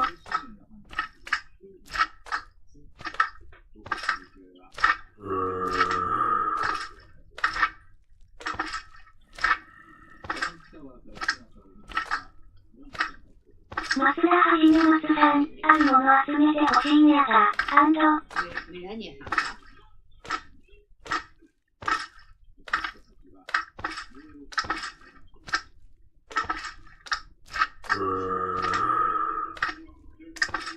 トランプは悪いことしていないとみんな言っていいがって。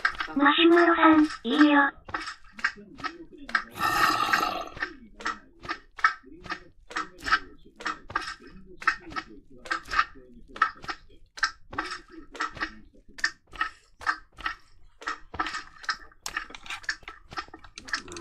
休憩終わり。マスラはじめますさん、ゲストスライムボール。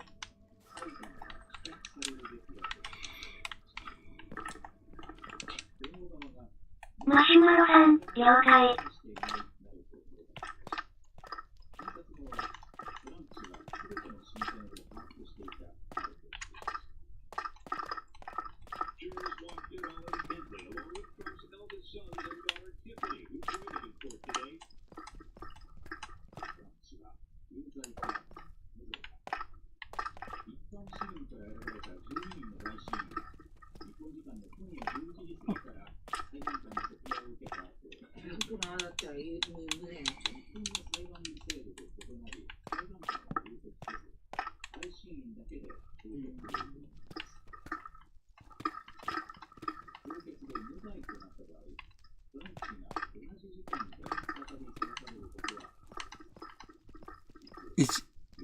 一軸彩理ってやつやな。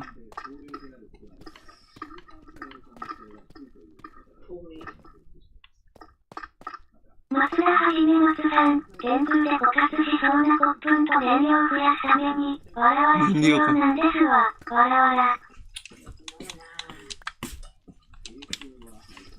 一軸彩理だと最高裁まで行って無罪になっちゃえばその事件ではもう罪に問われることはないからな。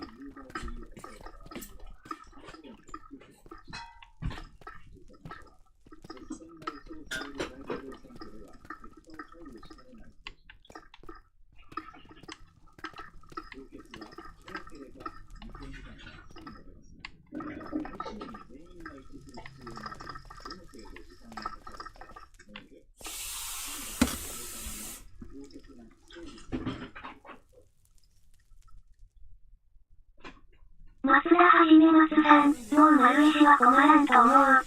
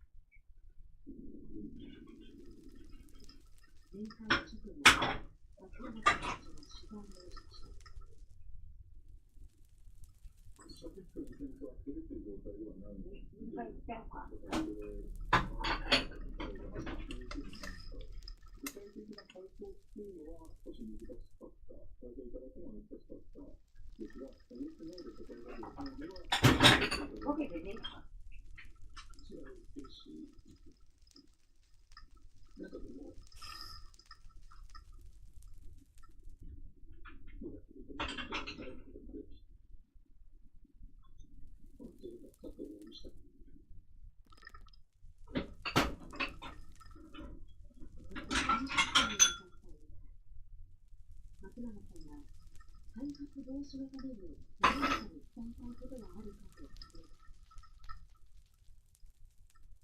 早く選挙が返すように伝えてくださいと言っていました。これはご自身の言葉で喋っていました。今回のこの面会というのは、2019年に起きた池袋暴行事件というものの集大成だと。彼を糾弾するのではなく、誹謗中傷するのではなく、彼の言葉を根拠にして、同じような加害者、同じような被害者が遺族を生まないためには、自分たちに一人一人に何ができるのかということを、ぜひ考えていただきたい。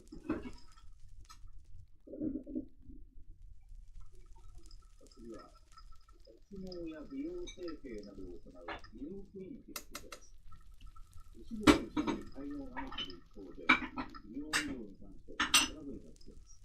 国民生活センターによりますと、相談はこの5年間で3倍近くに増えています。都内の女性です。美容クリニックで美肌効果があるというビタミン点滴を受けたところ、激しい腹痛が出ていました。しかし、そのクリニックでは、女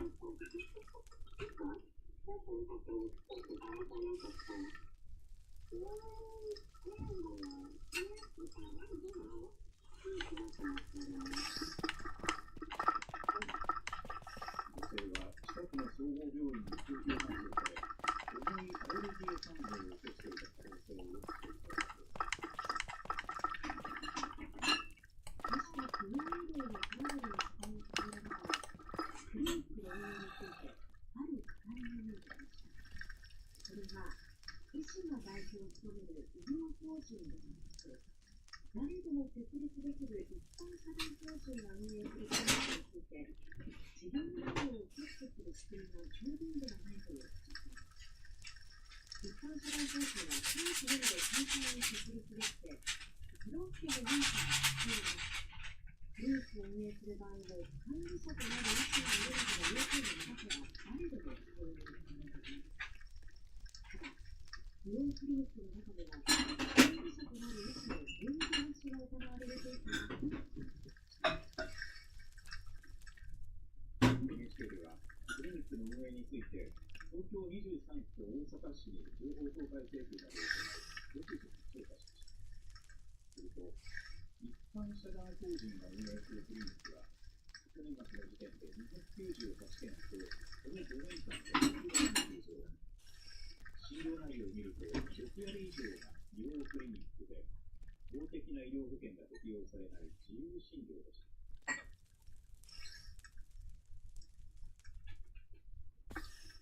美容クリニックの運営に関わる人物に話しました。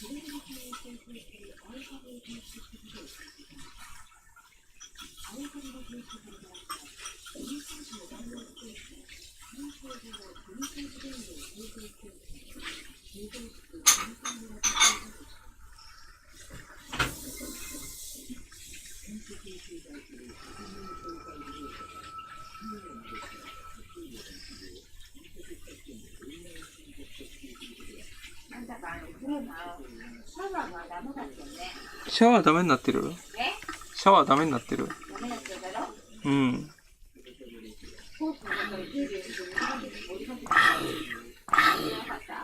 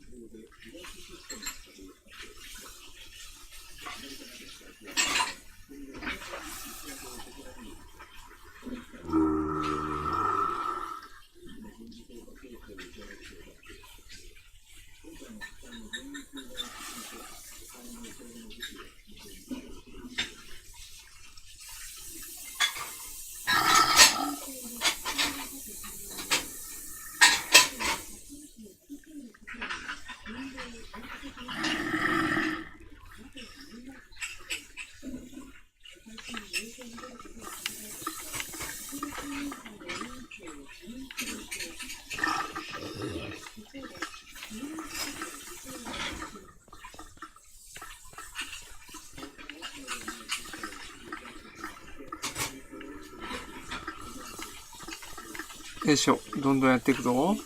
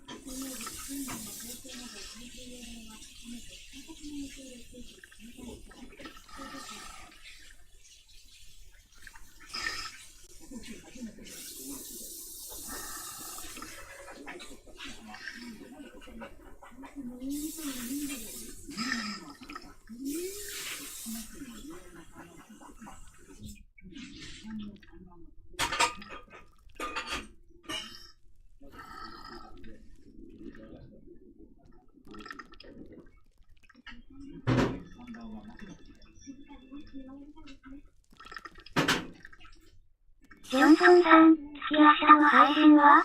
お、マリオカートやるよ。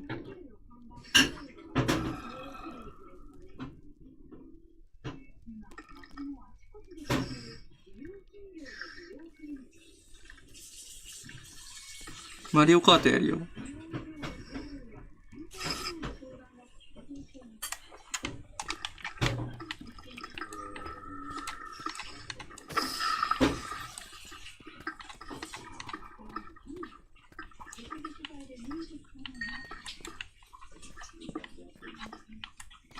マリオカートやる。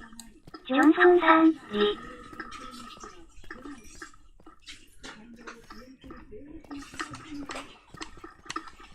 なんかね、昔投稿してたね。夢か幻かわからん今。夢か現実かわからない。頭叩いてごらん。パツンと。頭パツンと叩いて、痛かったら現実だと思う。頭叩いて、若干誤差が生じてたら多分寝ぼけて寝てるんだと思う。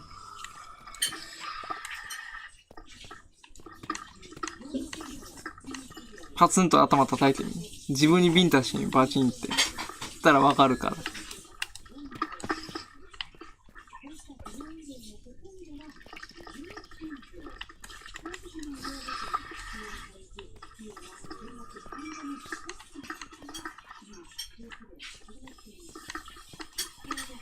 ジョンソンさん、現実だ。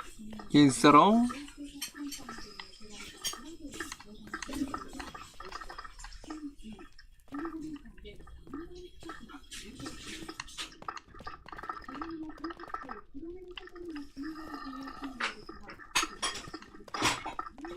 トワードさん、ジョンソンさんこんばんは。モトワードさん来てくれたよ。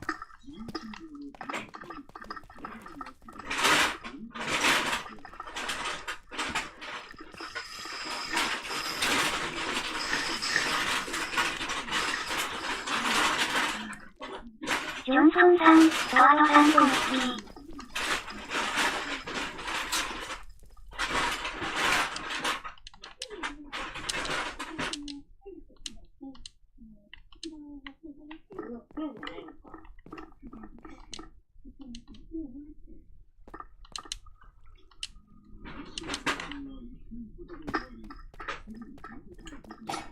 は。破れかぶれ委員長。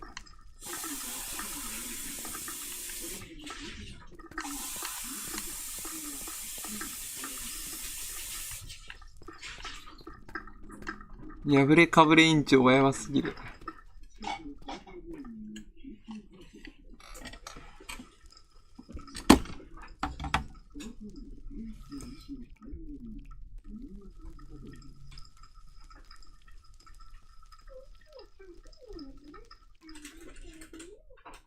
モンブラン食べていい？トワードさん、こんち。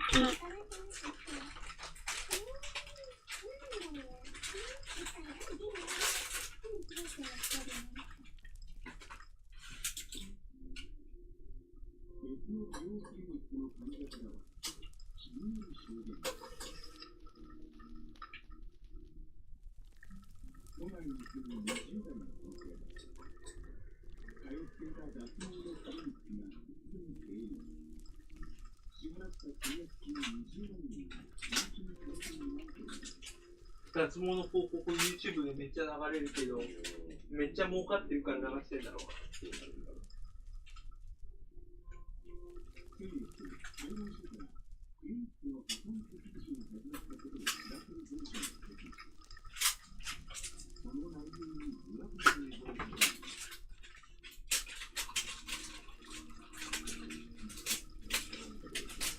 トワードさん、ジョンソンさん昨日はすみません。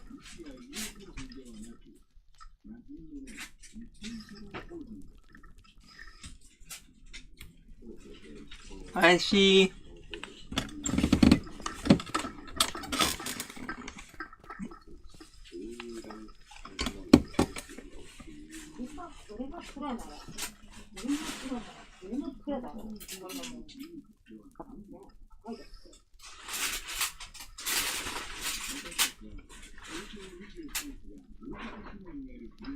これは蔵じゃないのか、これは。これは蔵だ。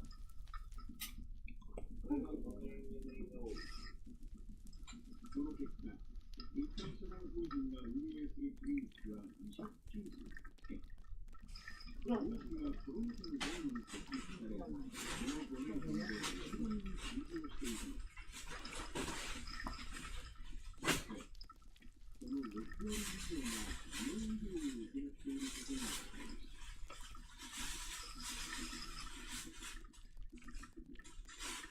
なぜ一般社団法人のクリニックが急増しているのか。開業を支援している税理士が取材に応じました。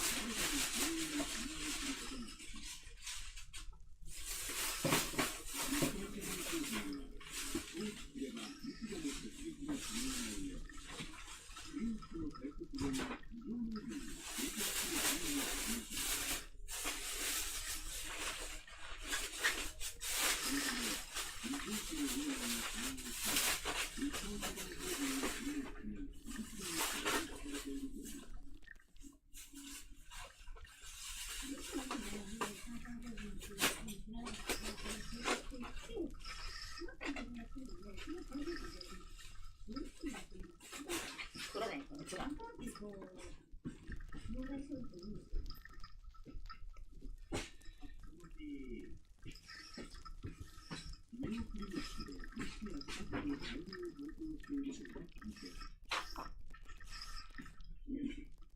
利益を重視する経営者にとって、一般社団法人の仕組みは利用しやすいと証言します。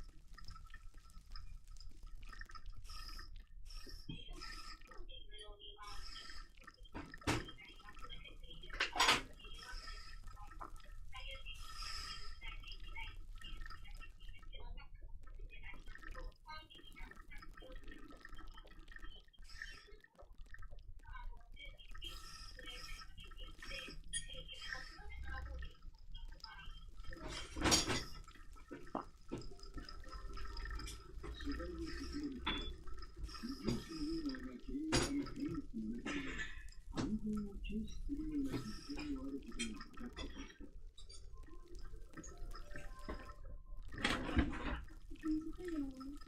何がいいんだよ、今日。ク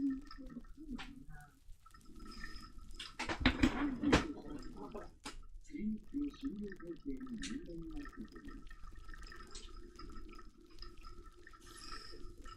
目元の二重手術やレーザー脱毛などを幅広く行っているこの美容クリニック。飲食店のオーナーが集めた30人近い医師たちが対応していました。ところが、こうした医師の多くは、小児科や放射線科などが専門のアルバイト。美容医療の現場での経験はほとんどなかったといいます。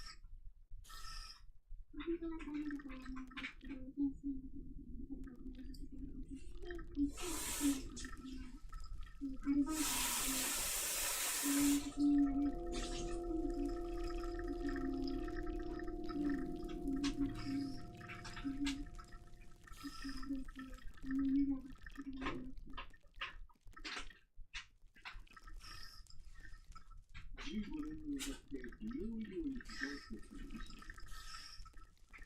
異業種のオーナーの中には、短時間で多くの患者を見ることで利益を上げようとする人もいると指摘します。各社の中に分けて多い。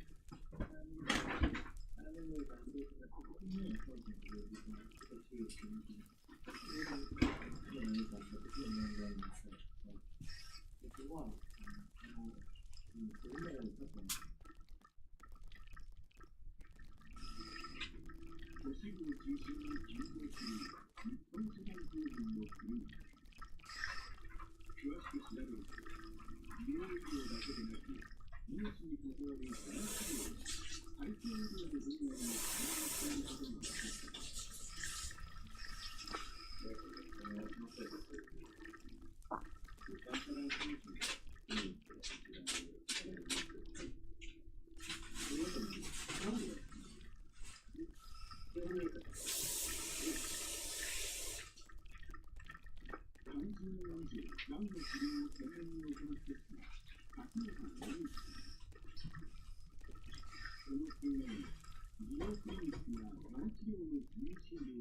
闇鍋にぶち込まれた伊勢入りの神ココアさん、飯食うてきた。飯食ってきた？おかえり。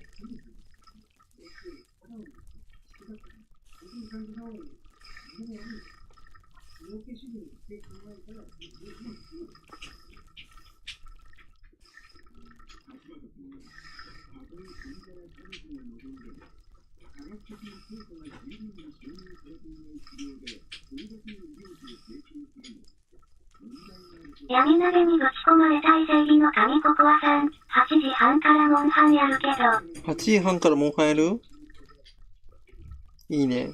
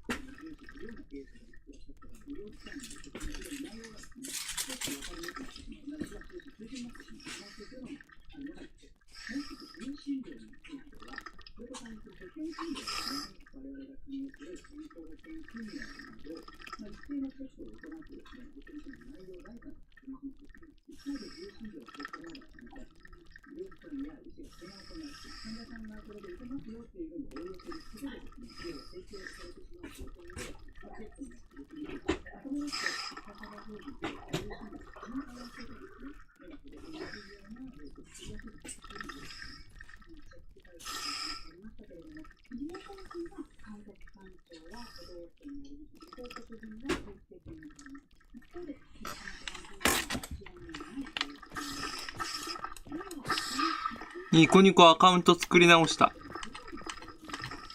さすがに。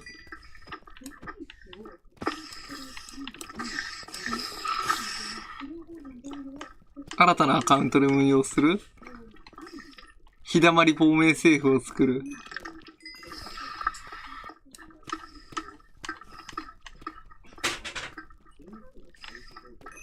ニコニコ動画。ひだまり動画。全然ニコニコしてねえ。全然ニコニコしてねえ、ニコニコ動画。なんかタグの乱用で消されたみたいだった。タグの乱用で消されたみたいだった。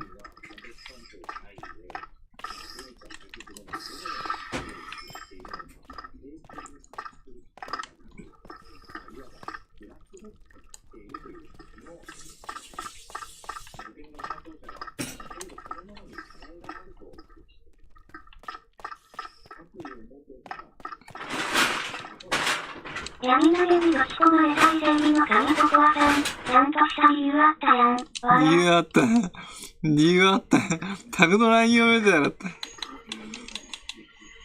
理由なき削除なんてなかったんだ。でも、8年も前の非公開にしてた動画が消されるなんて不思議だね。一切表に出してなかったからね。非公開にしてたからね。消しとけばよかったな。リアルな顔が描かれてるやつなんだけど。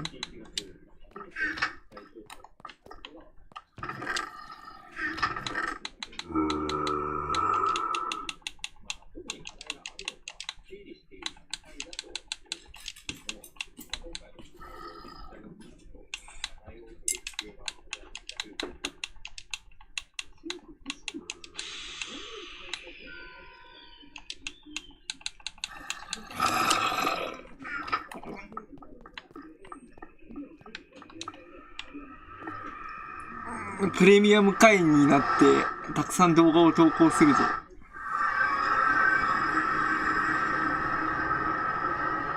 生放送はやらないけど、ニコニコ動画に亡命政府を作る。とにかく、マイクラ亡命政府をあれを作っとかないとやばいから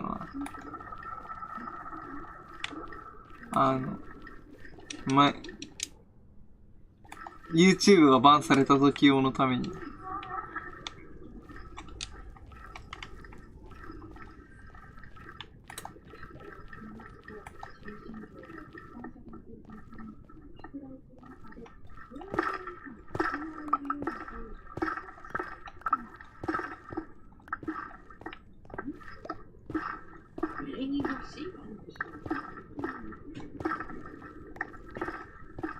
絶対名義貸しなんてまずいやつやん。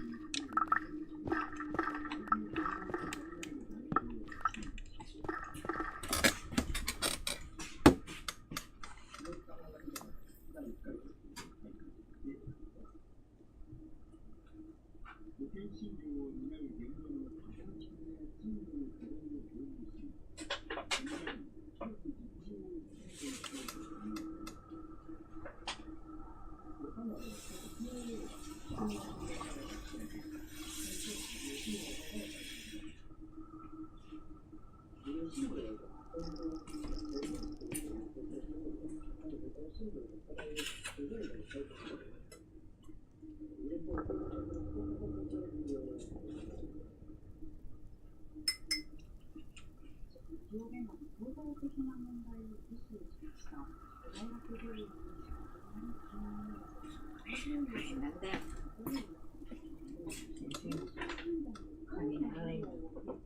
うん。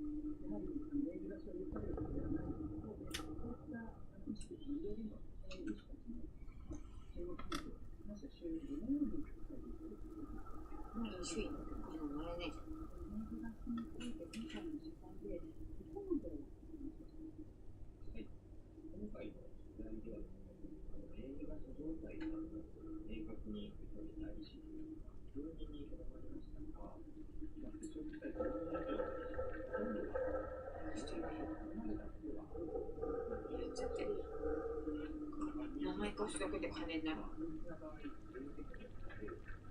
平成に取らんのかな。しかし取材では、知人や同僚から名義貸しをしないかと問われたと大学院生と医療クリニックが斡旋する仲介業者の取材をですね、医療クリニックって金になる。単に名義貸しというのが数年間で広がっている可能性があるということです。名義貸しの私たちは自由診療についてさらに取材をしています。医療の完全を脅かすケースがあると体験談を言われているからです。自由診療ってもちろん全てに問題があるということではないというふうに言いますけれども、今私たちの研究で描かれる世界の大きさを自由診療そのものが悪いということでは私自身も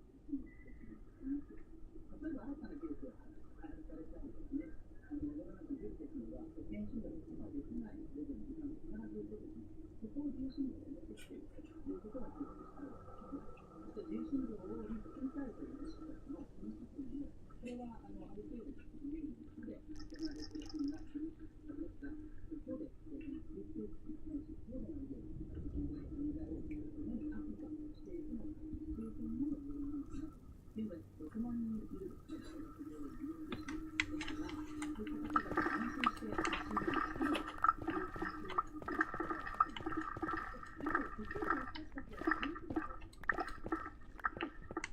療に力を診療内容そのまま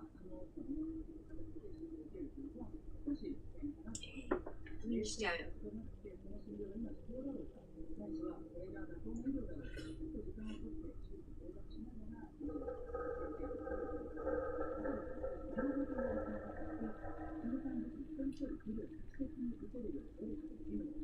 フードさん、月さんこんばんあ、フーは。ドマンさん、こんばんは。来てくれてるしいよ。フー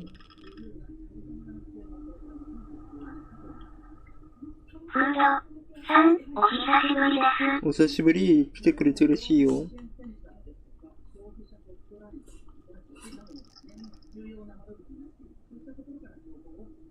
フードさんもありがとう。来てくれてるしいよ。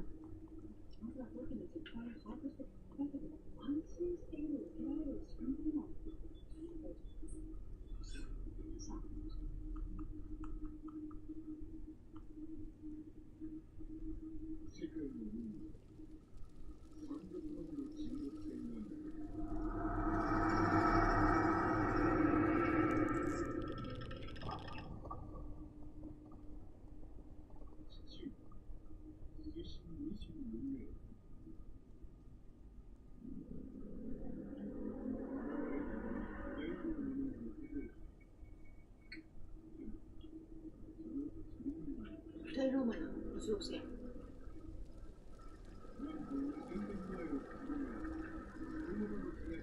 1000年前の壺。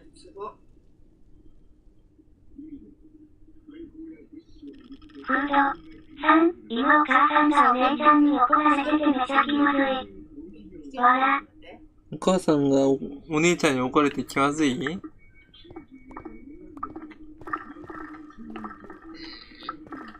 ぱい怒ってんな。不法トークスになるぞ。これ言っちゃいけないんだけど。もちろん。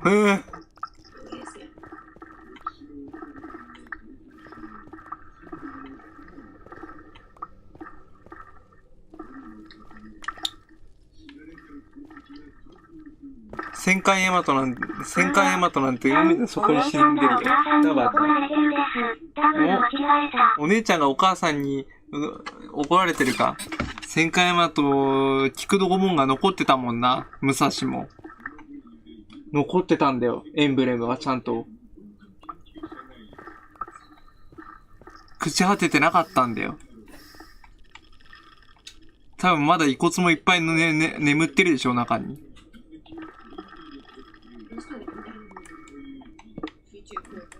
あまりにも深すぎちゃってヤマトは調査できないんだってな。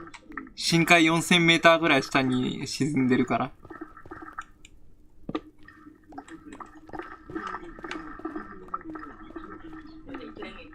うん。フードさん、自分以外の人が怒られてると気まずくないですか？自分以外の人怒られると気まずいよな。骨になってんだろうな、多分。魚雷の不発弾とかもありそう。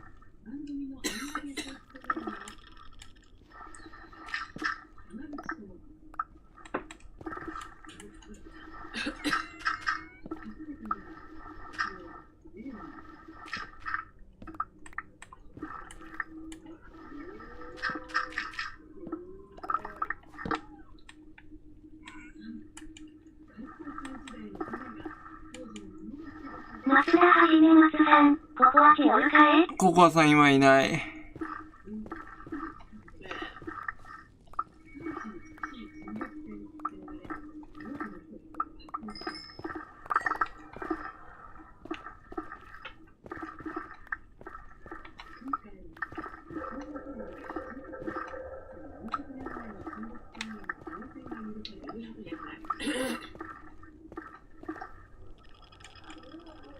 ポケモンガチでおよさん、ふにゃおじさんもいらっしゃい。来てくれてるしいよ。マシュキ派？マシさんもいない。闇にぶち込まれた異正義の神ココアさん、デジボクしてる。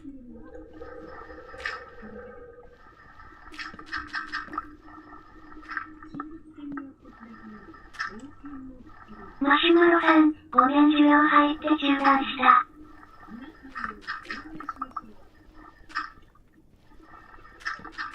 今俺は古代のガレツ探査。ポケモンガチでおよさん、好きし、笑ってはいけないやるます？笑ってはいけない今年は多分やらないと思うよ。あれは BPO に怒られたからもう永遠にやることはないと思う。俺がやるのも笑ってはいけない。まさか。まさか俺が笑ってはいけないやるの。マジ絶対笑えないだろ。ポケモン8名およさん、アーニャが動画を送るから笑ったらアウト。松田はじめ松さん、本部内、しょぼん、闇投げにぶち込まれたい正義の神ココアさん、トシさん。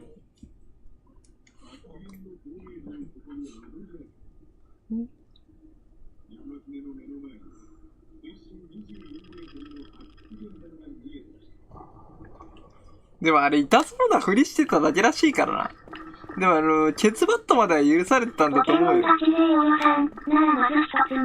ケツバットなら許されたけど、ビンタがダメだったんでしょ。蝶野さんの。方正さんに対するビンタがダメだったんだよ。闇投げにぶち込まれたい正義の神ココアさん、悪魔の実食べたから見いけねえよな。ビンタがダメだったんだよ。多分。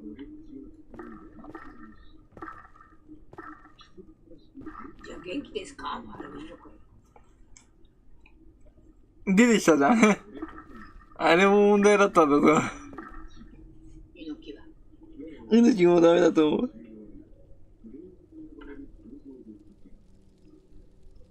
闇投げにぶち込まれたい正義の神ココアさん、取ろうと思えば取れるか。ポケモンガチ勢およさん、送ったます。夜さんじゃん。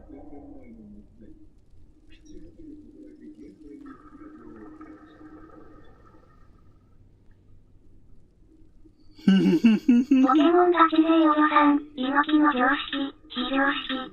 猪木の常識。松田はじめ松さん、一個でもあればよかったのに、あの、かわいいな。ポケモンガチ勢およさん、見てみなよます。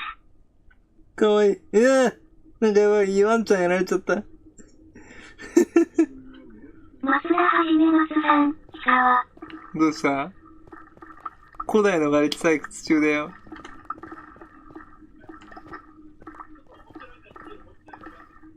笑ってしまった。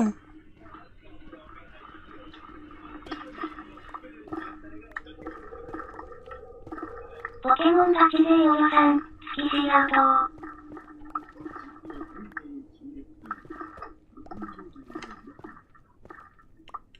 松田はじめ松さん、お前のチェストにスライムボールないか？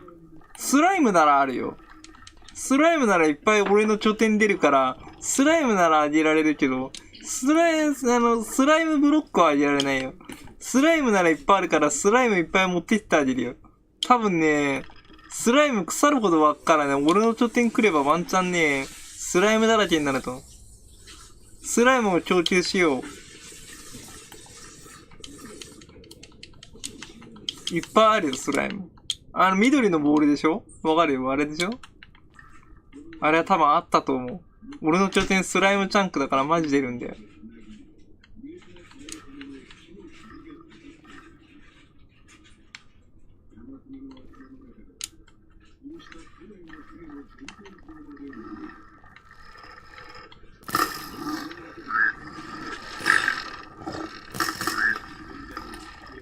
ポケモンガチ勢およさん、アーニャもしてみたか。パク、チン、ポンドさん。手拭いたます。拭いたよ、俺も。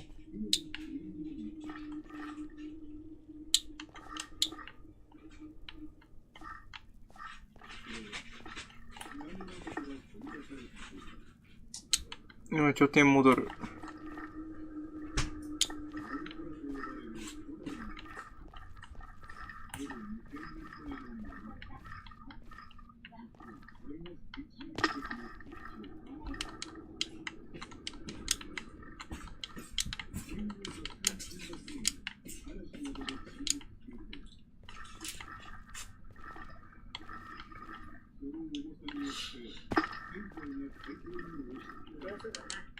増えてっちゃうな。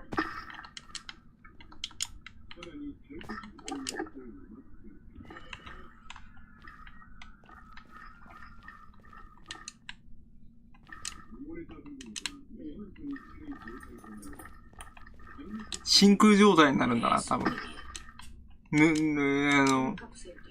真空状態になっちゃうんだ。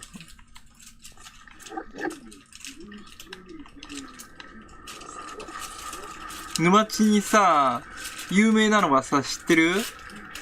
沼地にさ、沈められたさ、第二次大戦のドイツ軍の戦車がさ、そのまんまの形で出てきたんだよ。スライムボール持ったら天空にワープさせて。おー、了解。俺の拠点に戻してくれたら助かるな。中にもね、戦車兵がね、そのまんまの形で残ってたんだって。ミイラ化して。ヘルメット被ってね、毛もついた状態で白骨化して出てきたんだって。だから皮とかついた状態で見つかったらしいよ。だからちゃんとね、臓器まで残ってたらしいよ。闇鍋にぶち込まれた伊勢海老の神ココアさん。まず月をして拠点に送らないと。月を押して。松田はじめ松さん。俺お前の拠点知らんから。ネザーから返してくれたら助かる。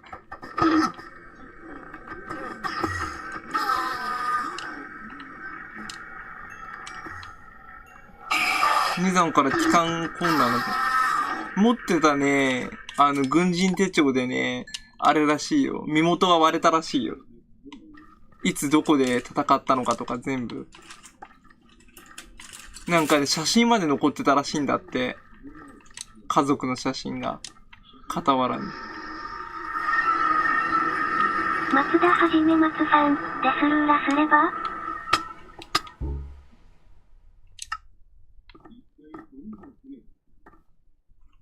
松田はじめ松さん、アイテム消えないんだろ？消えないよー。闇鍋にぶち込まれた伊勢海老の神ココアさん、取ってこい。8個あったね。スライムボール捨ててたからな。ガチの話。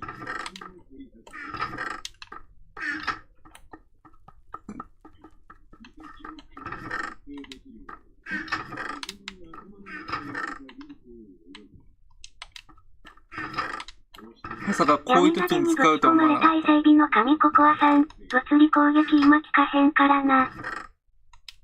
9個しかなかった。寄せ集めでできるものは。スライムを捨てとくべきじゃなかったな。一応9個供給するよ。少なくてごめん。少なくてごめんって可愛くてごめんみたいに言わないの？ 9 個しかなかった。ここ入れとく。じゃあ、これからスライムボール、これからスライムボール大量に使うから取っとけ。了解。やばい、骸骨化してんじゃん。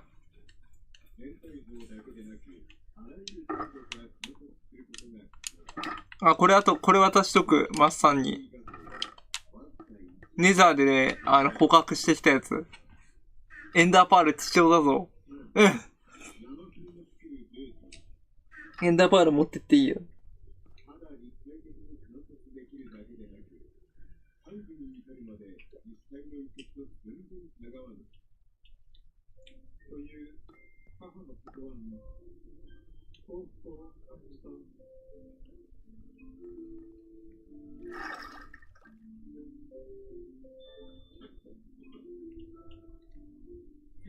心がけているのは、家族が少しでも食べやすく、元気の出るご飯を作ること。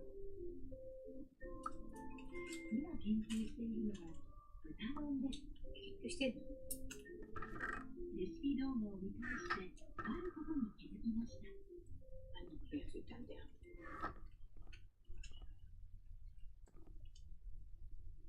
肉と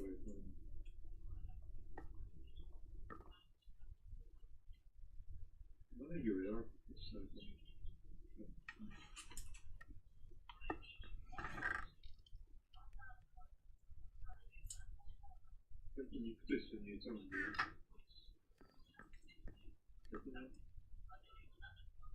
玉ねぎですね。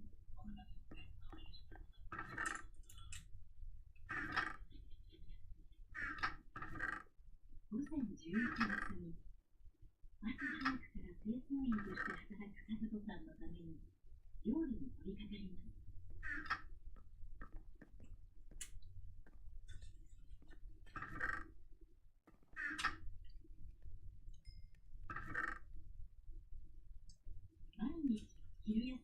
ず帰宅する和子さんに作る昼ご飯です。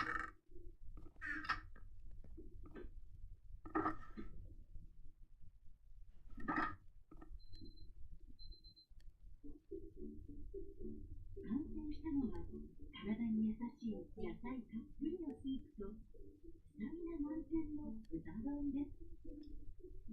ここは作ってるのか。和子さんが帰宅してすぐに食べられるよう準備万端。できれば元の場所に帰りたいな。闇鍋にぶち込まれた伊勢海老の神ココアさん。月は拠点でスライム狩りしてて。働いてねえんだな。出てきたやつは問答無用に切り捨てごめんするか。ばあちゃん知ってる？群馬県で江戸時代にさ、100人ぐらい切り捨てごめんされた村があったらしいよ。一揆とかにね、記録は残ってないんだけどね、一人ね、記録に残ってるところで言えばね、藩のね、侍をね、なんかね、やっつけちゃったかなんかでね、それのね、代償としてね、100人ぐらい切り捨てごめんされたらしいんだよね。そう。でもなんかすごい勢いの暴動ではなかったらしいんだけどね、あまりにもね、やばすぎて記録に残ってないんだよね。そう。なんか、石碑みたいなのは立ってるけど、あんまり詳しい情報が残ってないんだよ。でも応援要請出してんだよな。隣の藩に。侍を送ってくれって言って。だから、何らかの武器持った奴らが暴れたのは事実なんだろうな。それにしても100人切り捨てごめんはやばいよな。うん、でもあれなんだよね。侍のあれってね、何でもかんでも切り捨てごめんが許されたんじゃないんだよね。お前気に食わないから切り捨てごめんはダメだったらしい。例えば、いきなり切り捨ててきたりだとか、切りかかったりしたら切り捨てごめんになるかもしれないけど、見た目が気に食わない切り捨てごめんは当然許されなかったらしいね。そう。それはダメだったらしいね。氷川が町人、そう。そう。侍だったら何でも切り捨てごめんなのかと思ったら、そうじゃないらしいんだよね。例えば俺がさ、農民でさ、ばあちゃんが侍でさ、お前の顔気に食わないから切り捨てごめんはダメらしい。そう。それはそういうのはね、絶対ね、そういうのはね、処罰されたらしいんだよね。そう。うん。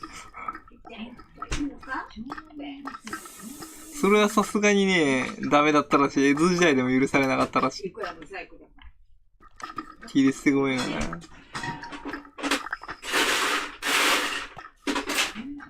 な。辻切りみたいなさ、出会い頭にさ、こうバチャって切ってくるやつとかだったら、あれかもしんないけど。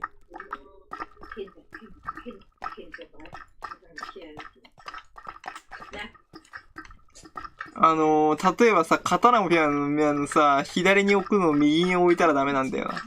ばあちゃん知ってた？刀を置く作法っていうのはちゃんとあるんだよ。あれね、置き方間違えると切り捨てごめんに遭う可能性があるんだよ。ちゃんとね、刀をね、置くね、作法があってね、前に置くときは切腹って意味だからね。そう。だから、ね、必ず横に置いてね、配置を決めなきゃいけないんで。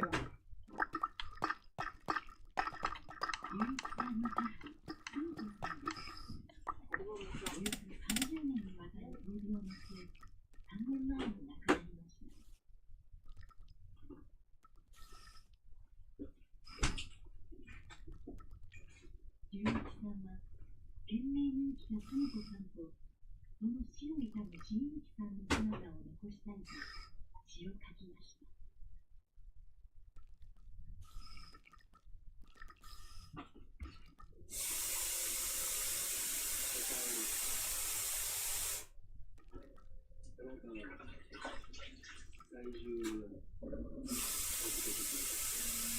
必ず右に置かなきゃいけないんだな。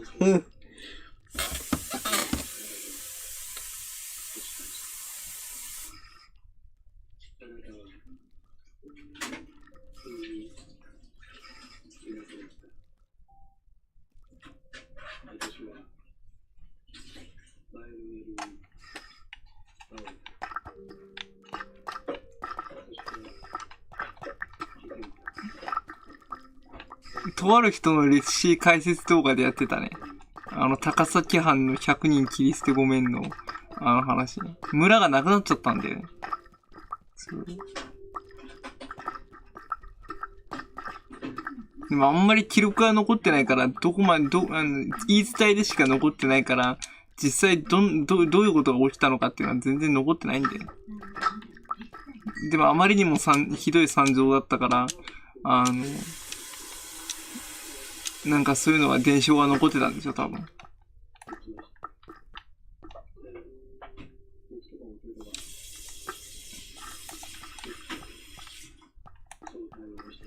金塊があればな。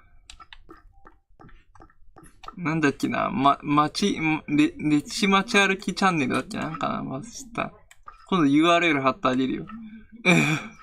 見たかったら。いろんなところを歩きながら解説してる人が。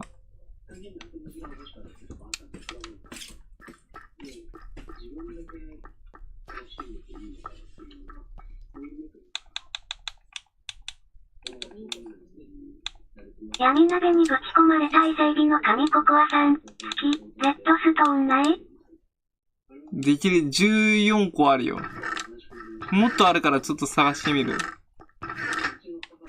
今持ってるだけで14個だけど、ちょっとまだいっぱいある。まあいっぱいあるじゃん。64個もあるじゃん。ネットストーンは供給できるかもしれない。もうちょっと探してみる。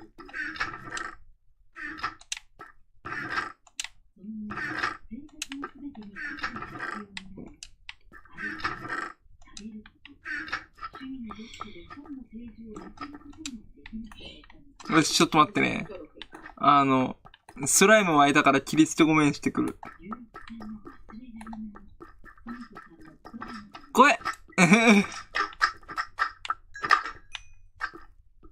今持ってきたらテレポーテーションさせてくれたらしい。今スライムを切り捨てごめんしたからテレポーテーションしてくれたら助かる。64個2個と、2スタック、供給と、4個供給する。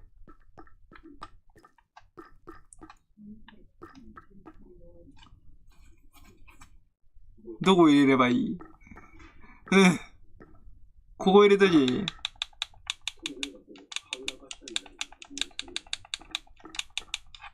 じゃあ、切り捨てごめんして。入れたからここに。シェルカーボックスに。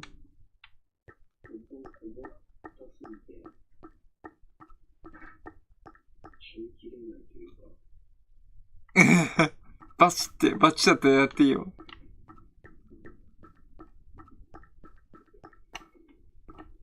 ここに入ってよ、ここに。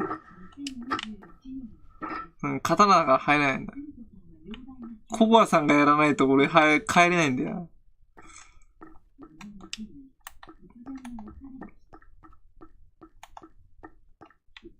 とりあえず、マッサンがやっても、俺、悪魔の実の能力者だから入らないんだと。覇気をまとってないから。まあ、とりあえず待ってるわ。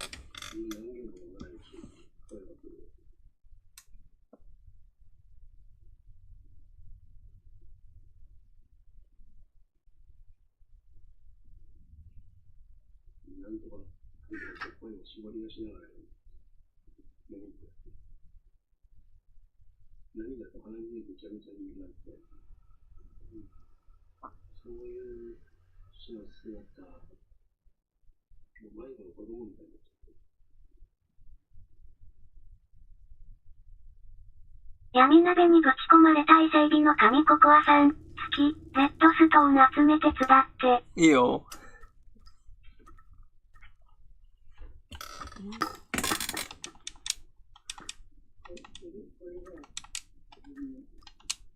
ついでに鉄とか、ダイヤとか欲しかない。やべやべ、水じゃん。俺たち能力者は無理なんだわ。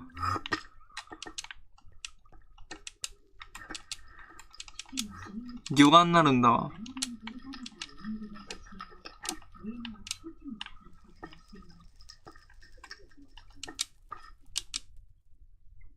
どっち行く？大爆発させたな。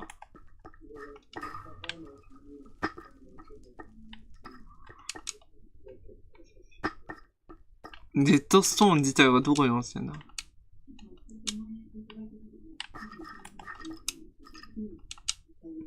あ、ないか。気のせいだった。ごめん。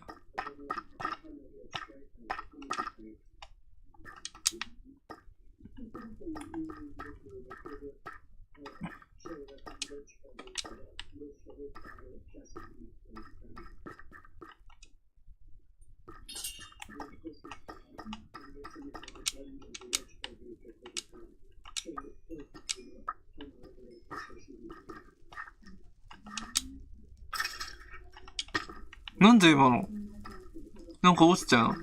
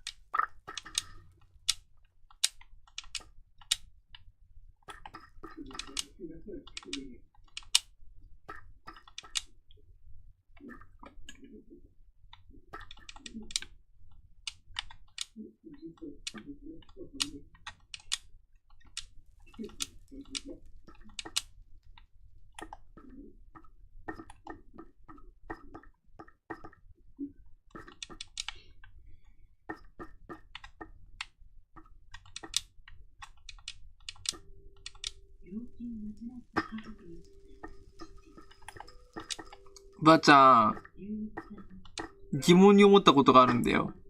白骨化したさ、人の骨が見つかったとするでしょ？白骨化した骨がさ、見つかったとするでしょ？地中から人の骨が。何年前から考古学になって何年前から事件処理になるんだろう。ばあちゃん。白骨化した人の骨がさ、地中から見つかったとするでしょ？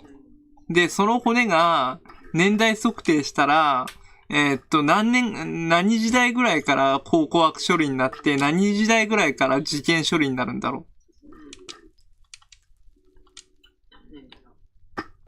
う。100年じゃないだろう。4、500年なのかな。でも普通に明治時代の遺跡とかも存在してるぐらいだからね。明治時代の層には普通に、埋葬した跡が残ってたりだとかして考古学処理になってるけどな、それはな。明治の初期ぐらいとか。いや、そう。で、ちゃんと焼いてるんだよ。明治時代だから。明治時代になってから、焼くようにっていう命令が出てからずっと日本は火葬するようにしたから。トワードさん、月さん頭痛の痛みが来たよ。頭痛の痛み来た？大丈夫か？闇鍋にぶち込まれた伊勢海老の神ココアさん、100年くらいじゃねえの？おそらく100年ぐらいだと思う。だから今で言うさ、多分さ、1890年代ぐらいだったらワンチャン、考古学処理されるかもしんない。だと思うんだよね。それより前だったら事件処理になるんだと思う。でもそれでもさ、時効を迎えちゃってたらさ、それはそれでさ、事件処理にはならないんだよね。あ、頭痛大丈夫か？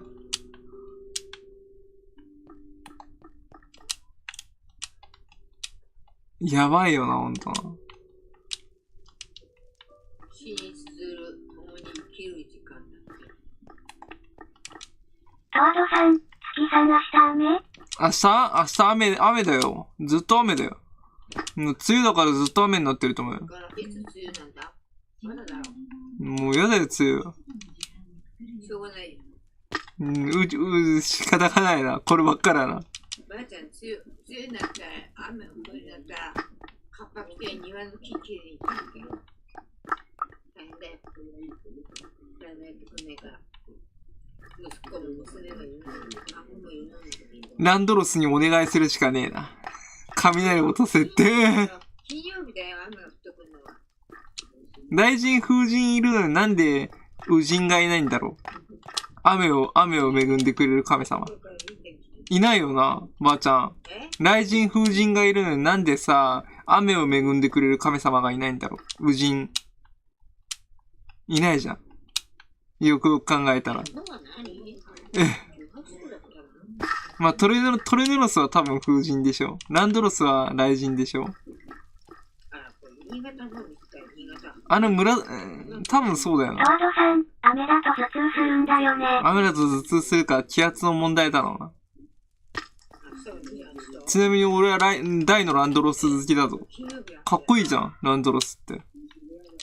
めっちゃ大好き。どうしたの？そんな声出して。元の場所にテレポーテーションしてえな。大丈夫？ボルトロスもしちゃうじゃん。トルネロス、ランドロス、ボルトロス。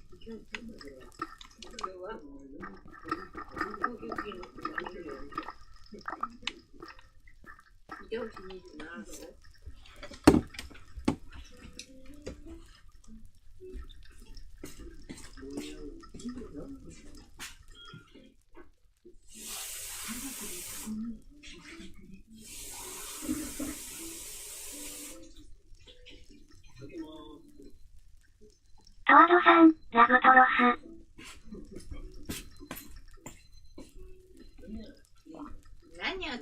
何を作ったの？お好み焼きか。うまそうだね。うまそうなお好み焼きだね。美味しいねって。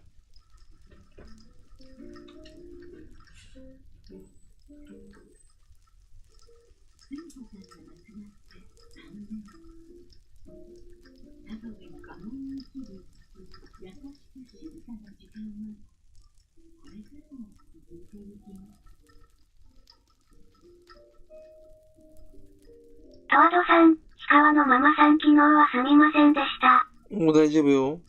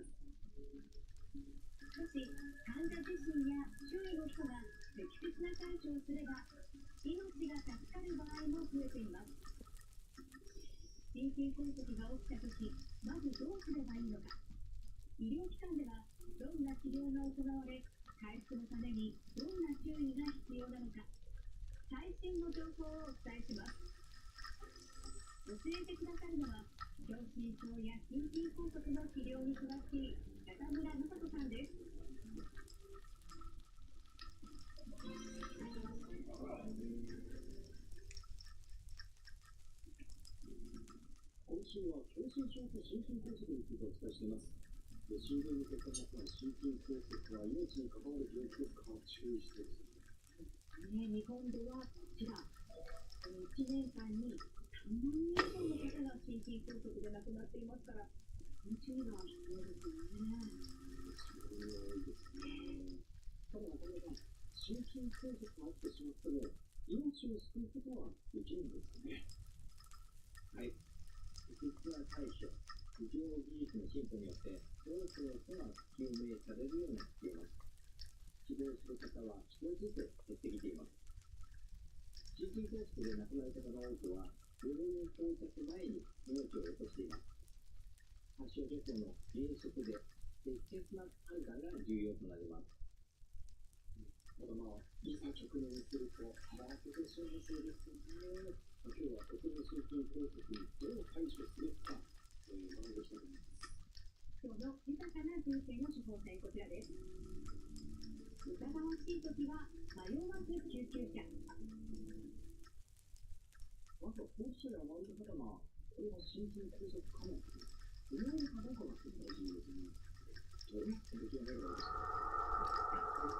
狭心症と同じような症状が出現しますけれども、より強くなり、持続時間がより長くなります。そういった場合には心筋梗塞が疑われます。狭心症の代表的な症状です。胸の痛み、胸の圧迫感、さらに関連痛といって心臓から離れた奥歯、喉、肩、腕などが痛くなることもあります。そして息切れや動悸、疲労感などです。この中で特に起こりやすい症状はありますか？やはり代表的な症状が胸の痛み。ニコニコ動画って6時間までの動画しか投稿できねえのかよ。単なる痛みというよりも締め付けられるような感じ、それから胸のつるように感じられることが非常に多い。というのが特徴です。この症状が安静にしていても収まらず、20分以上続いたり、冷や汗や吐き気、肘痛などを伴う場合は、心筋梗塞を疑った方が良いと思います。俺、金とこれ近所さんなんじゃないかなと思うんだよ。気のせいですよ、多分。氷川さんの気のせいですよ。気のせいですよ、多分。気のせいですよ。多分気のせいですよ。そうですよ、多分。なんか見たことある壁なんだよな。周囲、4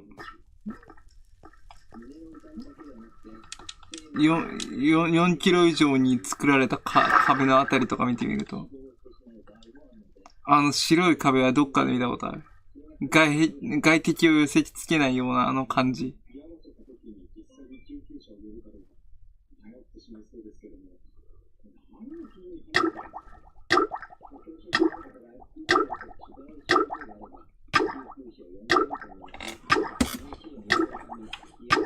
気のせいですよ、多分。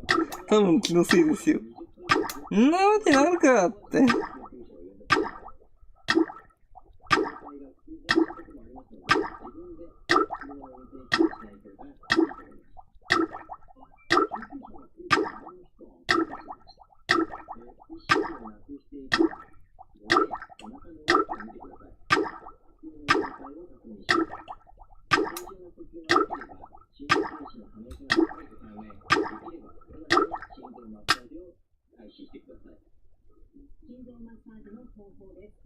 てか、渡辺優里さん本物だったのかな？偽物だったのかな？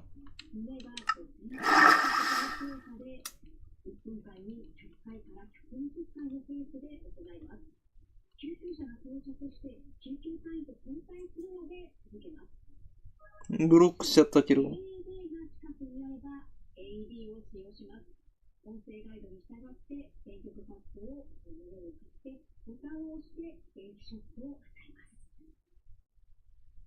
AED に触れたことがない人も多いと思います。初めての人でも正しく使うことができます。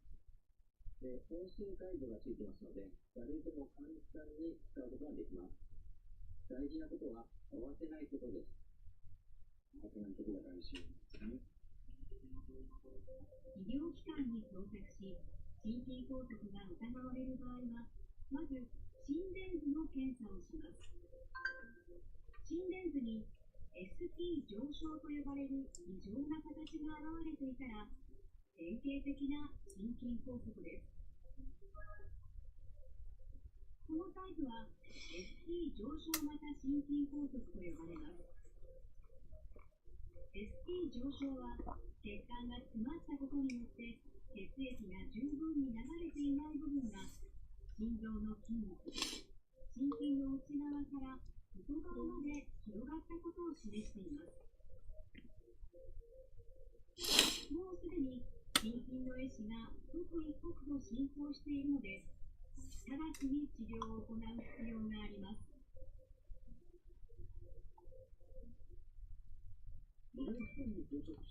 セイバーオルタが好き。フェイトだったら。あ、でもセイバーネロも好きだけどな。ネロもオルタも好きで。どっちかというとオルタだけど。へえ。目の痛みが起きてから6時間以内に血流を再開させることがとても重要です。セイバーオルタ。速やかに血流を再開させる。どんな方法なんでしょう。基本的な方法はカテーテル治療になります。実際に使う器具を持ってきました。管を入れながら血管に管入れるんだ。はい。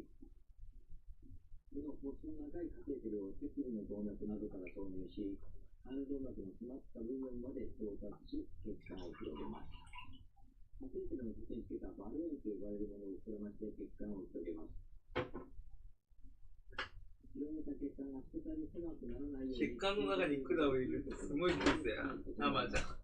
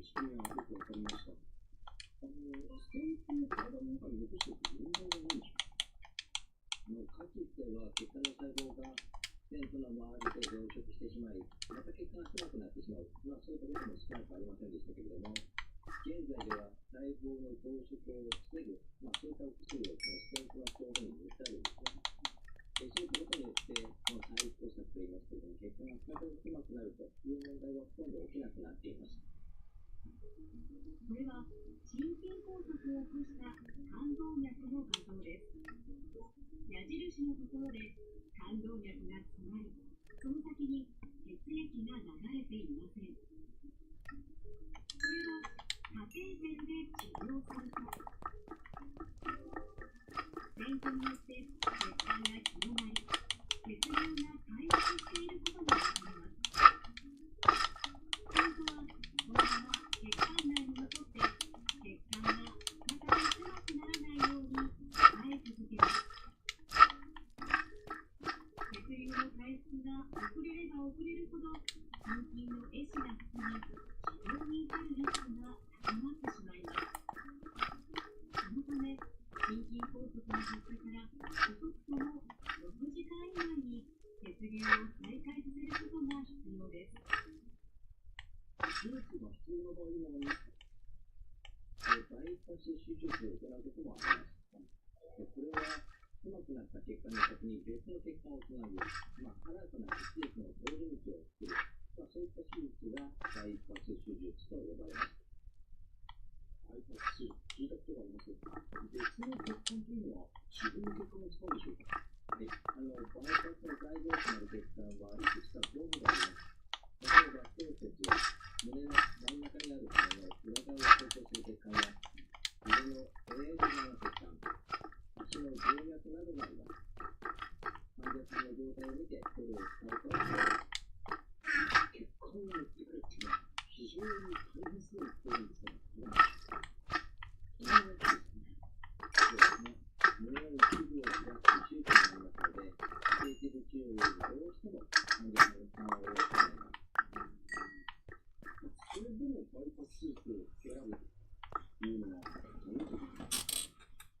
カテーテル治療は非常に今年は進歩してきています。したがってどうしても手術を行わなければならない場合、そういったケースは非常に少なくなってきています。しかし、心筋梗塞とともに心臓の壁に穴が開いてしまったり、心筋の損傷が非常にひどい場合、そういった合併症が起こっている場合などには、カテーテル治療は非常に難しいですので、手術は必要になります。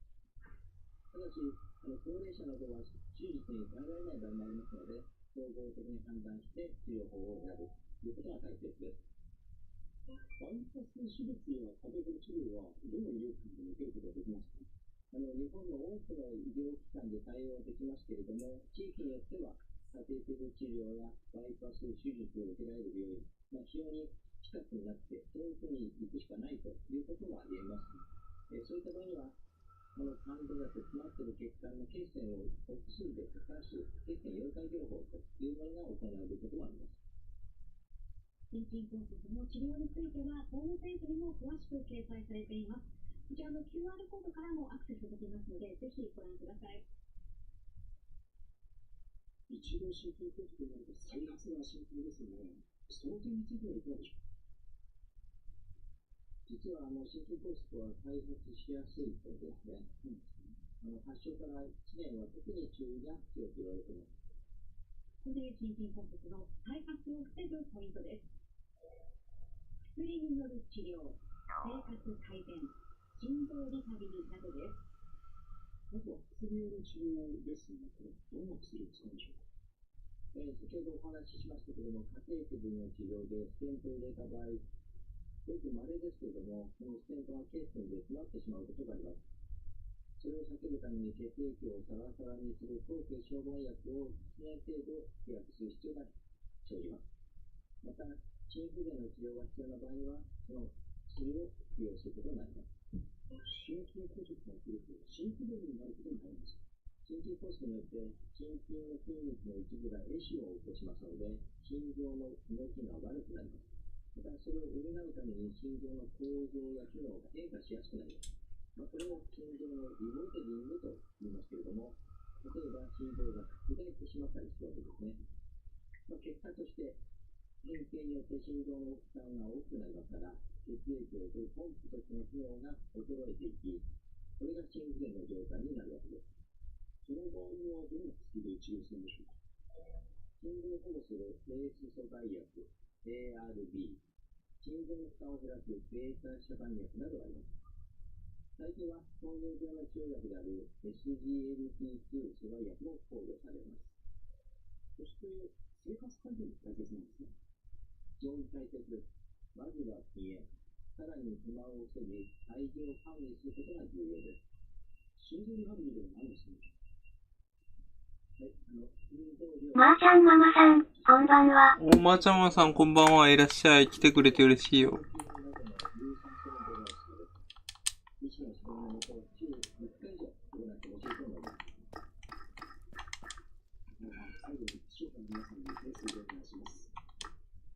心筋梗塞は危険な病気ですけれども、本人や周囲の方々の適切な判断があれば、命を守ることも可能です。もしかして、そう思ったら、迷わず救急車を呼んでください。まーちゃんママさんもありがとうね。いらっしゃい。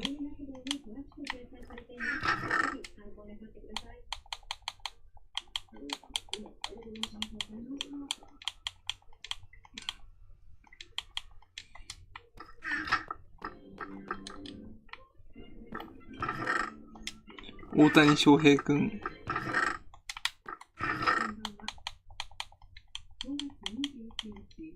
大谷翔平くんのデッドボールを食らったら。誰かおとなしませんか。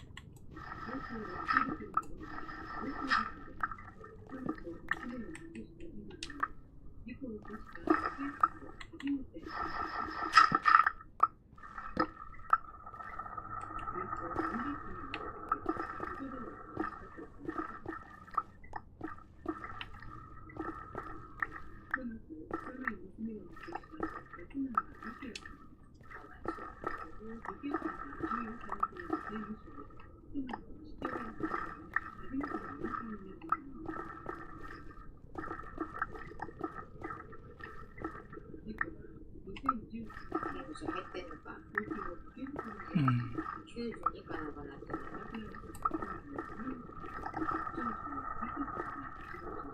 ほら、あれなんだよ。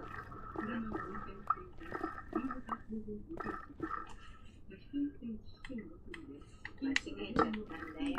それ踏んじゃったんだよ。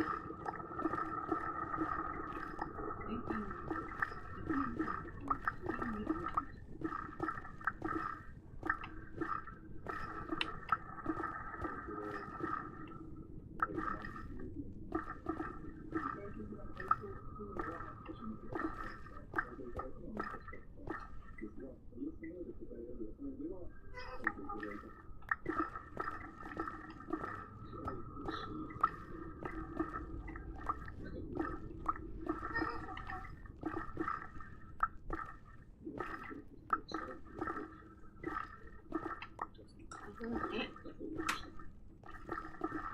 辛いよね。娘とももう言います。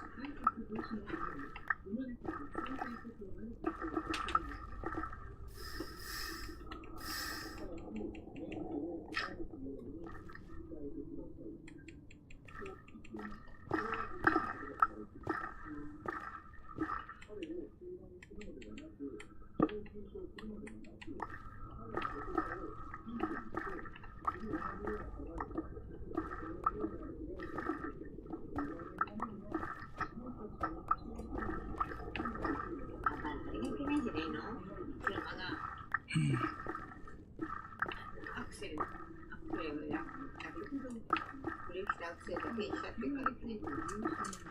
昔みたいなこといいんだよ。な。うん。アクセルとブレーキとクラッチあるのがいいんだよ。そう、じゃあ。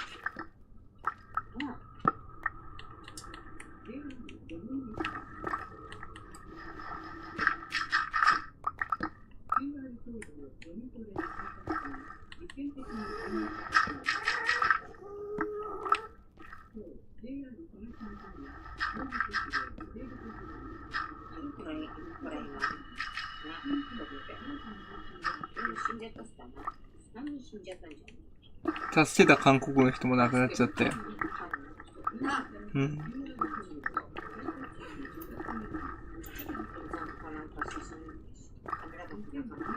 うん。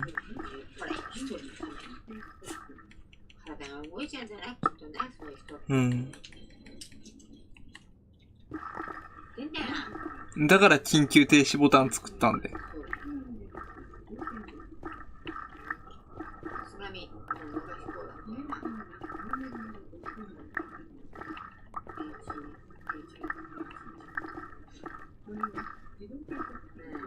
これな。今なんだろう。あるよ。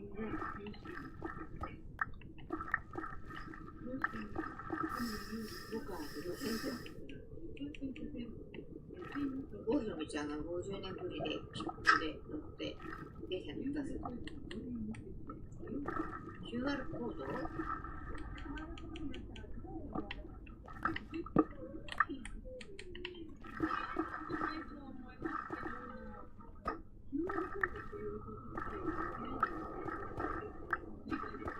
IC カードね。手にチップ埋めときゃいいんだよ。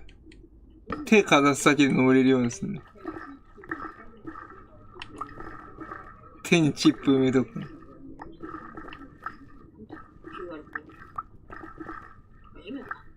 海外だと手にチップ埋めとくとね、自販機に変えちゃうらしいんだよね。クレジットカードの情報が入ってるから、チップの中に。違うんだよ。違う意味合いもあるんだよ。勘のいいやつならわかるだろう。もう一つの目的があるんだよ。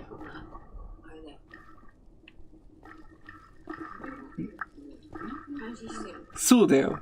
そうなんだよ。チップを埋め込んでおくことによってさ、犯罪を起こしそうなやつをさ、事前にマークしとくんだよ。犯罪化して、みんなあれ入れてください。野放しにした怖いよ。少女少年の頃に殺人を犯して、もう出てきてる。だから、チップ埋め込みってそういうことなんだよな。マシュマさん終わった？よかった。今、ネザーサイクス行ってる。古代の残骸が出てこない。物理実験なんかしないでください。人間でやってください。まず100万人以上が避難したの最初まで。よし、どんどんホルド。マシュマさんお帰り。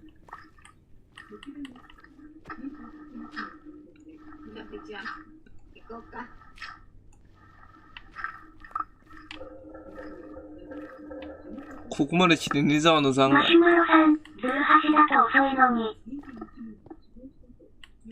なんせ、古代パワーだからね。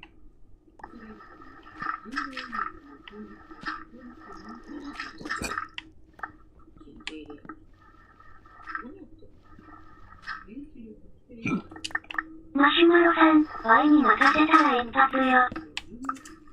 マロに任せよう。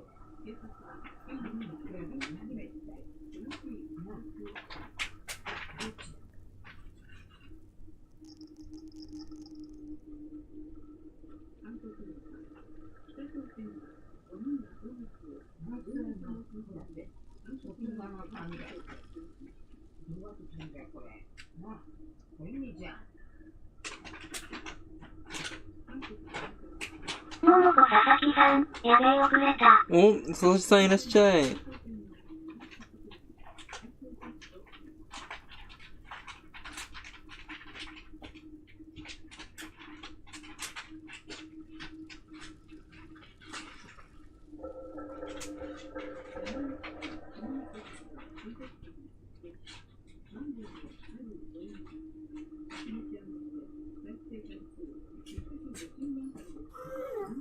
トワドさん、月さんまたオートしてトワしましたドさんあり。がとう。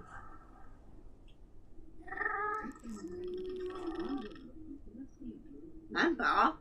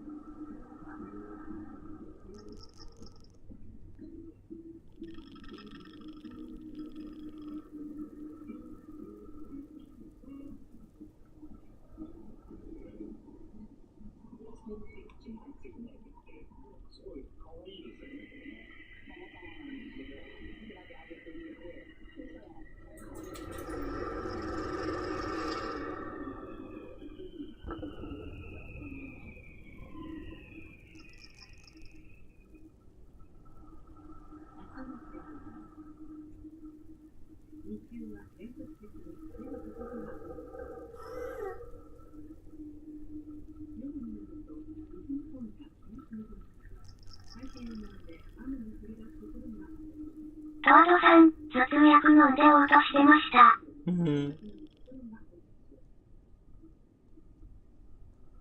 頭痛薬飲んでオートしてたんだよ。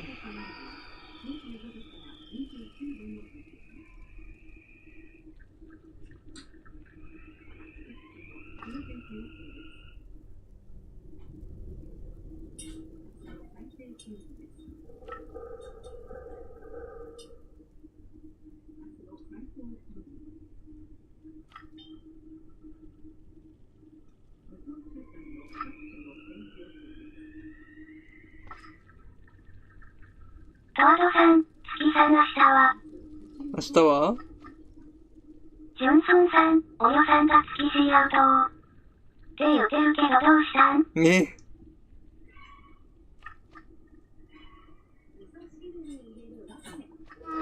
なんか面白い動画を見てくれたんで。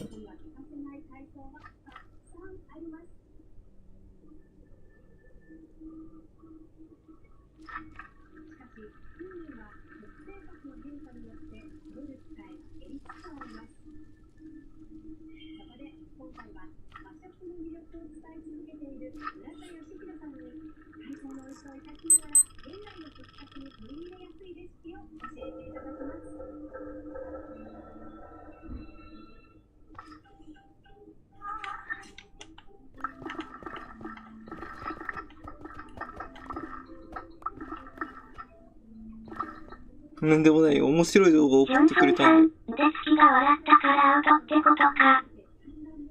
トワドさん、ジュンソンさんトワドですか？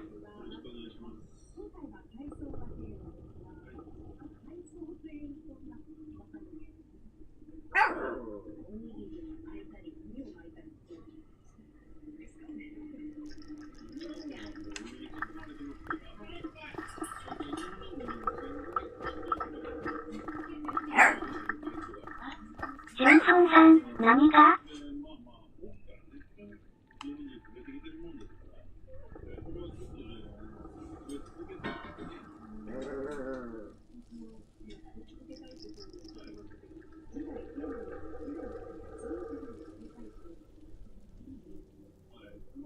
ジュンソンさん、トワドさんはただのトワドさんじゃね？トワドさんはただのトワドさんで大丈夫だよ。渡辺優里さんの偽物が出ちゃって大変だったんだよ。偽物はブロックしたけど本物だったんじゃないかなと思うんだよ。もう一回調査してくれないか。トワドさん、トワドのことですか？いや、トワドさんのことじゃないよ。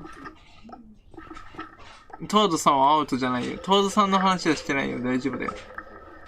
渡辺優里さんのなんかね、偽物が出たんだよ、さっき。配信始めたぐらいに。んで、偽物が出ちゃって、どうしようかなと思ってたところなの。偽物をブロックしたけど、本物は来ないから、どうしようもできないよね。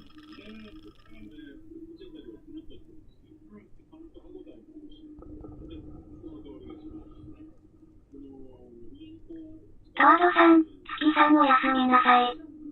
ジョンソンさん、そういうことね。闇鍋にぶち込まれた異正義の神ココアさん、自分で偽物っていう時点からブロックしてよかったやろ。トワドさん、月さんまた明日。もうトワドさんまだね。これよかったのか。ジョンソンさん、月がおよさんにおもろい動画を見てそれでアウトってことやで。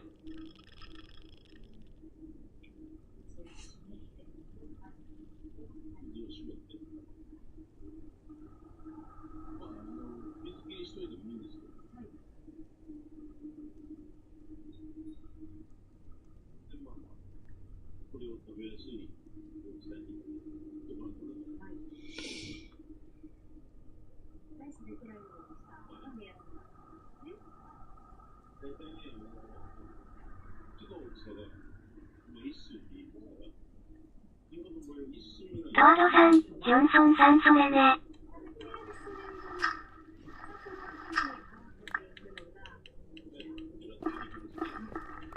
闇鍋にぶち込まれた異正義の神ココアさん、どっちにしろ混乱させてるからブロックでいい。ポケモンガチでおよさん、ジョンちゃんに見せてやりなさいよます。ジョンソンさん、トワドさんは一切関係ないからトワドさんは一切関係ないからおやすみ。ゆっくり寝てね。戻りました。カミントンさんお帰り来てくれてるしよ。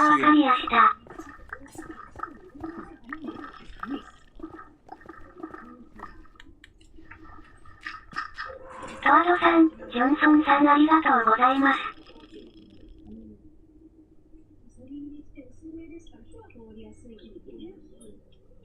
ジョンソンさん、およさんやほ。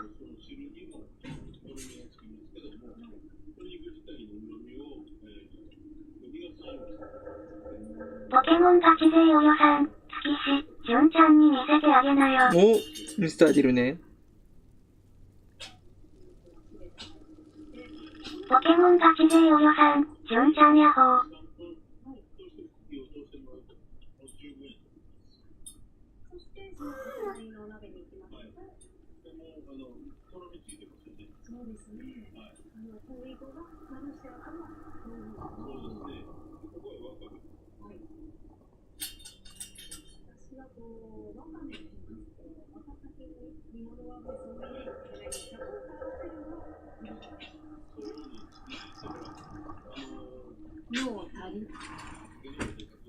キカはベネズエラに行ってこようかな。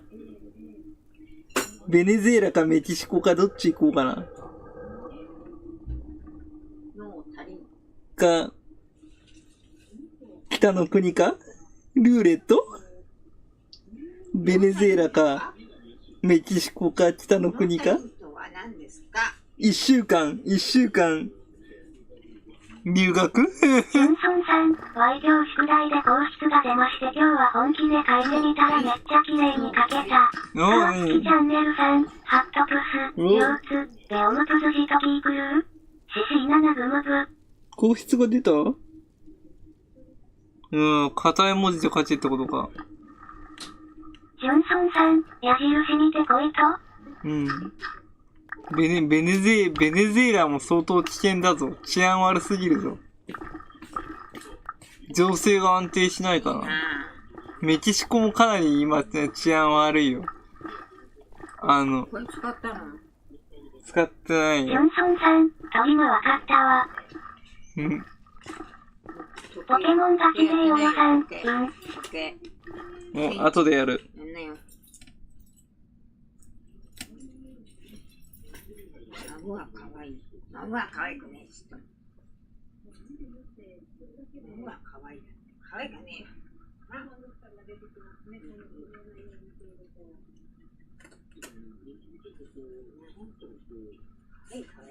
嘘だろ？冗談じゃ待ってろよ。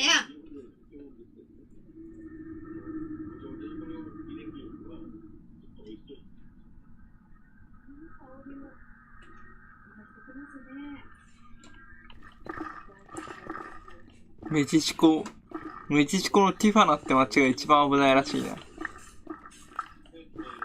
何で危ないか今度ディスコで教えてあげるよ。アメリカとの国境の街な。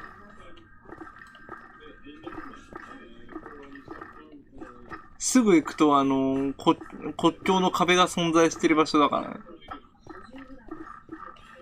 中米とかから亡命してくる人がいっぱいそこに渡ってくる。ジョンソンさん、全く笑ってないで。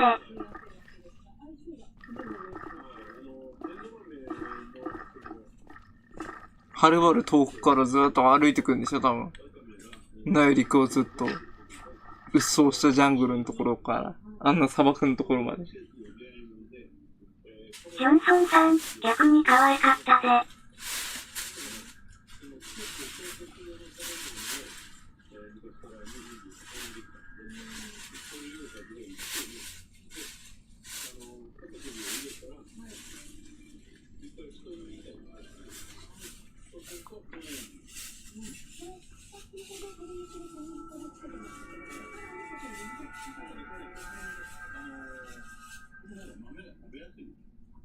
カンビントンさん、バトルワールド武器、アイテムランキング、注意事項バトルワールド入った時の武器、アイテムは自分に聞いてください。アイテムは自分に聞いて。S レア、Aレア、Bレア、Cレア、Eレア矢印定の強さとなります。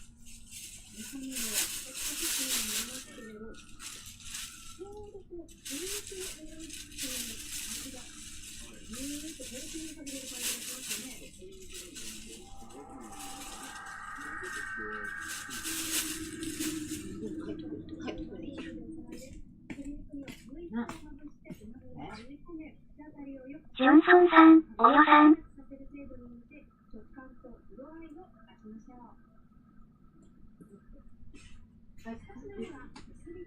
ョンソンさん、いないか、わら。いるよ。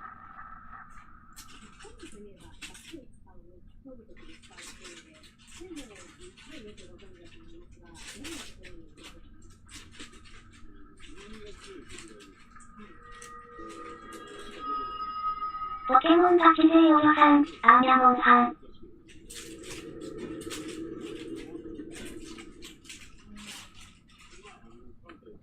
ジョンソンさん、いやおった、わら。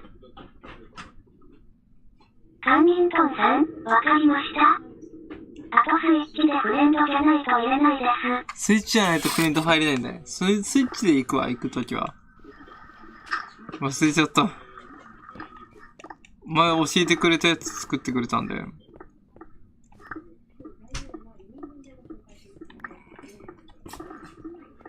古代の瓦礫が出ない。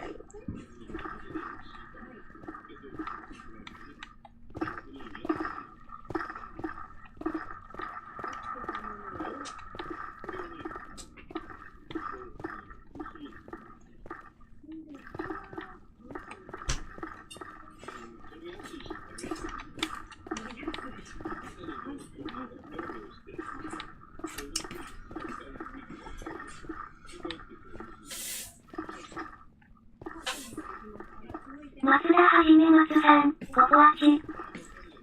Y○○○。R さんも言うけど Y○○○ってどういう意味なんだろう。R さんもスマブラの時来た時に言うけど、マスさんも言うけど、それどういう意味なんだろう。何の言葉なんだ。マシュマロさん、参加する。マシュマロさん参加してくれる？古代の瓦礫採掘に来てるけど、全く出ねえんだけど。ジョンソンさん、松田さんがココアちゃんを好きになったんか？そんなはずは。松田はじめ松さん、タバコの顔文字や。タバコの顔文字なのか。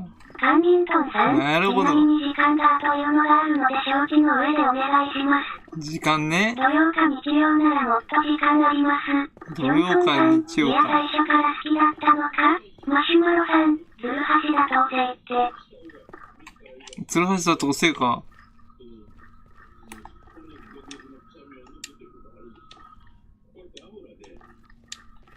松田はじめ松さん。ここはとは前から知ってるからこう読んでるだけやで。瓦礫が出ねえ。緊急事態発生、瓦礫が出ねえ。即時に帰還する？ジョンソンさん、そうなんや。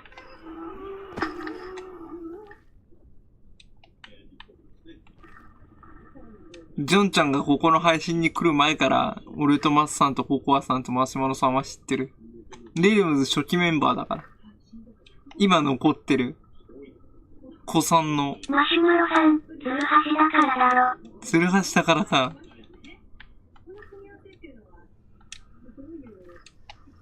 できればこのツルハシを。月さん、シャンクスカンスと行きました。シャンクスカンスと言った？すごいじゃん。松田はじめ松さん、本部無縁でした。ジョンソンさん、およさんは？およさんはさっきまでいたよ。マシュマロさん、任せろ言うとるのに。ごめんごめんごめん。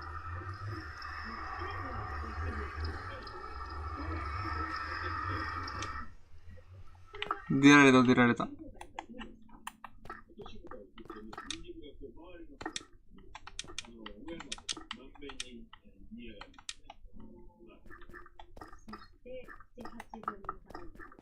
さすがにツルハシは難しかったな。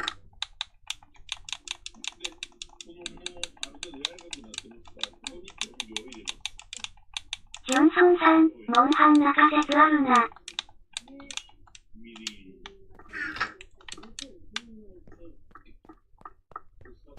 ジョンソンさん、待ってよ。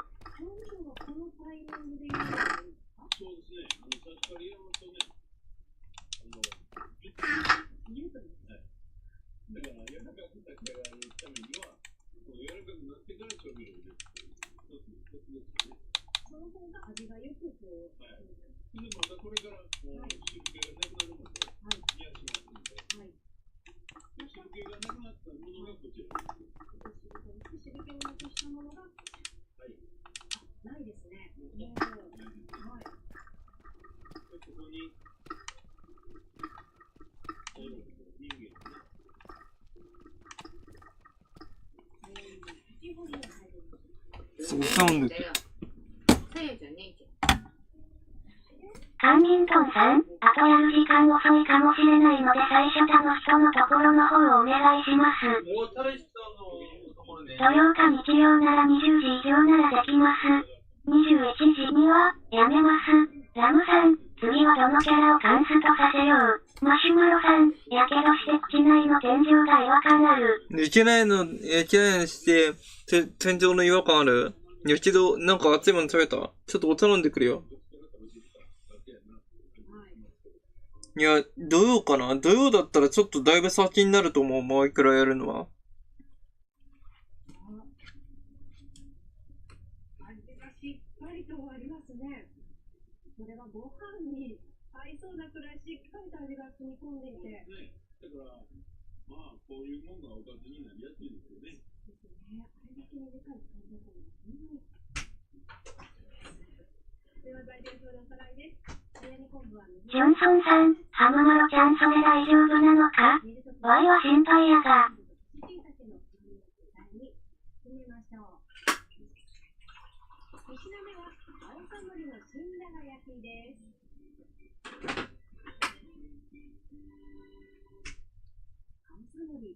マシュマロさん、大丈夫シニアシ大丈夫や。大丈夫だ。俺は生きている。お茶飲んできた。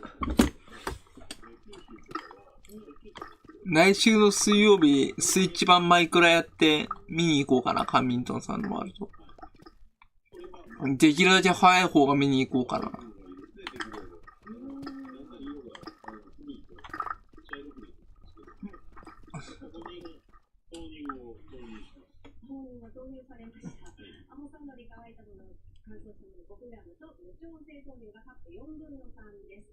松田はじめ松さん、マシュさんスライムボール必要個数手に入ったから鉄をよろしく。その間に、こちら。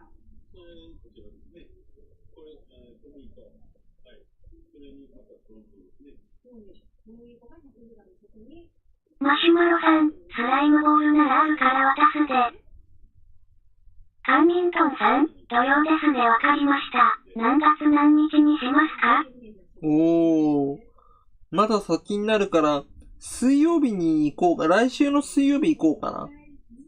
来週の水曜日見に行くよ。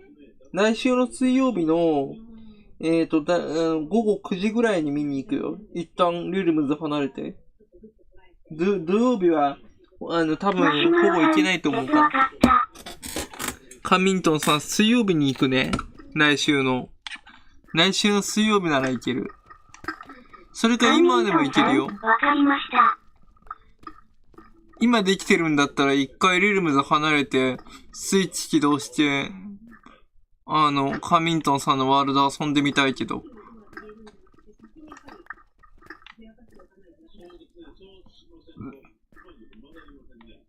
カミントンさん、水曜日ですね。来週の水曜日の午後9時ぐらいから一回リルムズ離れて、カミントンさんのワールドで離れるわ。土曜日はマイクラやる機会がほぼなくなっちゃったから。毎週のように土曜日マイクラやってたんだけどね。でも土曜日マイクラがなくなったんで、多分土曜日にマイクラをめったにやることないから、来週の水曜日マイクラリルムズ1回、2、30分ぐらい離れて、カンミントンさんのワールドで遊ぼうかな。せっかく作ってくれたんだしね、ちょっとね、長く遊びたいよね。まあ、リルムズがメインになるかもしれないけど、ちょっとカミントンさんのワールドで作ったものを見に行ってみたいな。だからスイッチ版やる。カミントンさん、まだ作り終わらない。まあ来週の水曜日間に合わなかったらゆっくり全部完成してから見に行くよ。まあその時は水曜日にマイクラ配信の途中で見に行くと思うからよろしく。なんつったらいいんだよ。わかりました。完全完成したら見に行くね。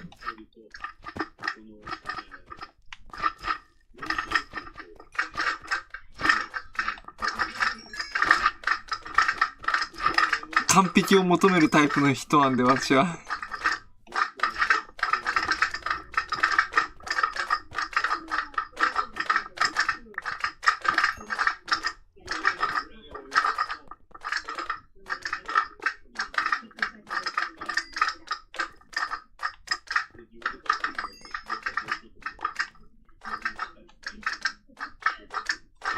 マシュマロさん、ラグいな。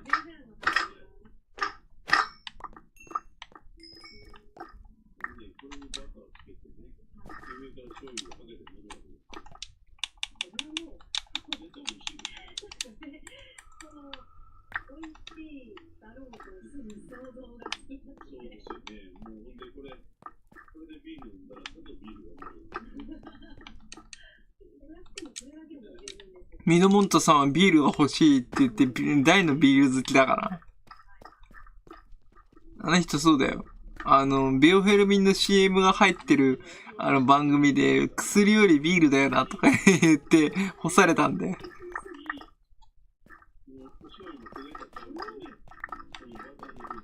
だから報道干されたって話は有名で。違うよ。息子の窃盗事件で干されたんだよ。彼が干された理由は。父親のコネで入ったテレビ朝日が、なんだっけに入ったのに、電車に乗車中に寝てる人の家から財布取って逮捕されたの。あんなにお金に困ってなさそうな人がそんなことするんだもんな。やばいよな。エインブロッコリーさん、ゴンケンちゃん。おエインさんいらっしゃい。来てくれてるしいよ。ミノモンタの息子さん。ダメだよ。親父が甘すぎたんだよ。エインさんありがとう。来てくれてるしいよ。さすがに、息子には甘すぎたんだろうな、ミノモンタは。なんだかんだ言ってなんか芸能人の、息子って、まあ、人によるかもしんないけど、甘いような感じがするよね。僕はそう思います。マシュマロさん、酒のグム最近流れんな。酒の CM 流れるよく。酒はね、めっちゃ売れるからね。マシュマロさん、俺の広告で先の CM 流れんの。カーミントンさん、1週間なら作り終わると思います。1週間なら作り終われる。より難しいコマンドしてるので、時間短縮。俺なんかオンラインカジノの広告が流れたからね。水原一平調べまくってたらオンラインカジノの広告がめっちゃ流れるようになっちゃった。あれ絶対ダメだろう。日本でオンラインカジノやったら賭博罪で逮捕されるからね。レーンブロッコリーさん、久々に参加しようかな。応援さんどうぞ参加お待ちしておりますね。水原一平のことを調べれば調べるほどオンラインカジノの広告が流れるようになった。カーミントンさんお疲れ様。水原一平の力がやばすぎる。まああれ。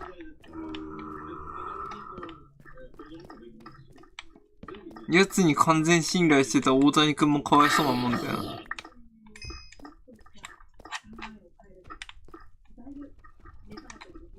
一平イコールカジノってワードが入ったんだろうな、多分な。だから俺がカジノ好きっていうのを思われてたんだろうな。だからオンラインカジノの広告がめちゃくちゃ流れるようになったんだろうな。一平調べてたらだけね、俺がギャンブラーだっていう認定されててびっくりなんだけど。俺は大のギャンブル嫌いなんで。まあ、ポーカーのやり方とかは知ってるけどね。バカラのやり方とか全部やり方は知ってるけど。お金をかけるのは大嫌いなんで。いや、てか、ああいうのはどんごとか儲かるようになってるんだよ。ぶっちゃけのこと言うと。かける側が儲かるわけがなかろうがってギャンブルで元を取ろうとするやつはダメだよ。よほどの、なんで勝負師じゃない限り無理だよ。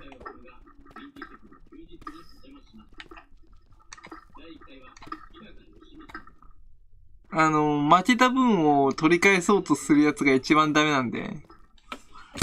負けた分を取り返そうと。ばあちゃん、ギャンブルで負けた分を取り返そうとするやつが一番ダメだよ。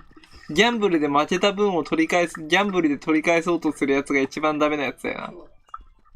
金は金を生まないんだよ。お金がいっぱいあるとこ行くのね。寂しいだけなんだ。てか、マッシュボイヤーは一体誰なんだろうな。マッシュボイヤーの裏にいそうだけどな。あいつ自身もかなりのギャンブル依存症だったっていうじゃん。どうもとだけど。ラスベガスに行って。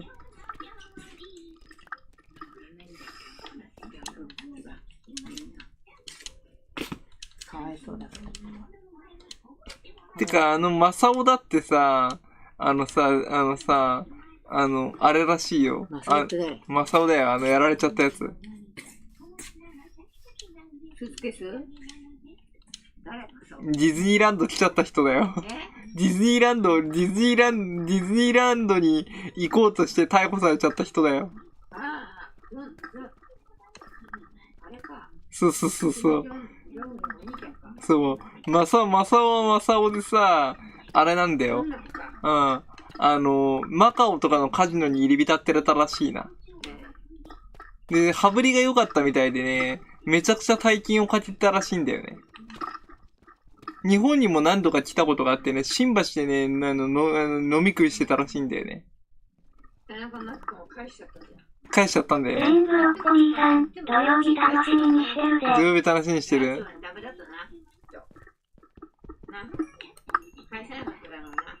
人質に取ったところで無理でしょ。だって彼は別に、必要ない存在だったんだ。レインブロッコリーさん、9時から行くわ。9時から行く了解。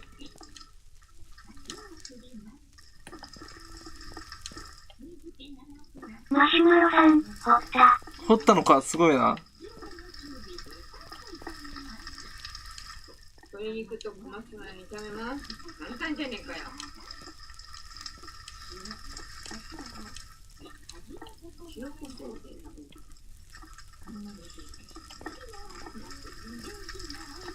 キロカやろうね、インさんね。すげえな、大爆発してんな。松田はじめ松さん、マッシュさん集まったら天空の拠点に置いといて。燃えまくってねえか。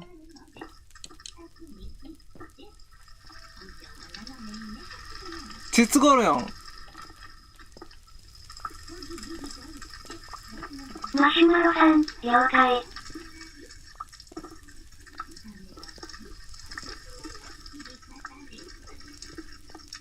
次の帰ってこないと帰ってこないじゃん。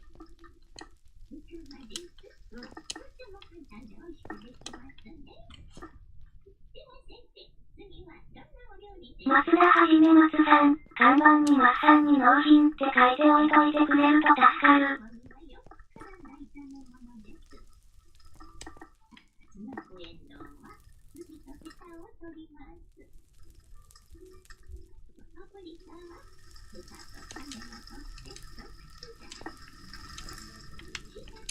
洞窟に繋がったぞ、マシュマロさん。マシュマロさん、わかった。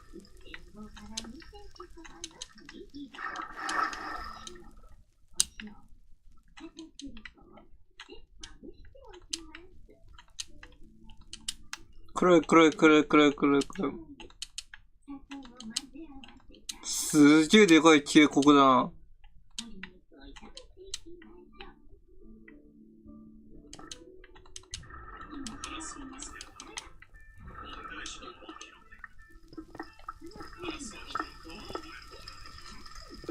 カラス人の顔覚えられるよ。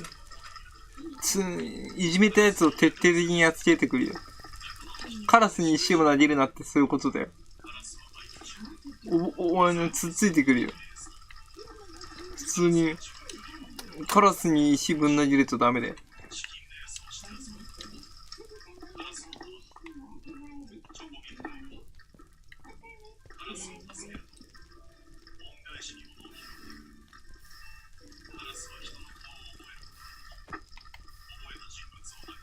なぜ神武天皇が、戦いの時にカラスを連れて、道を教えてくれたぐらいの生き物だからね。だから神聖な生き物なんで。ヤタガラスでしょ。うん。足が3本のカラスな。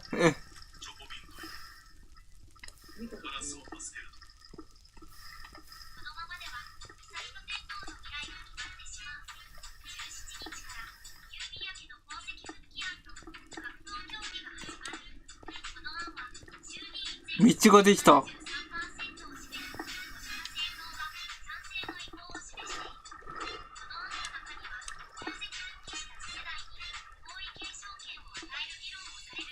道ができたぞ。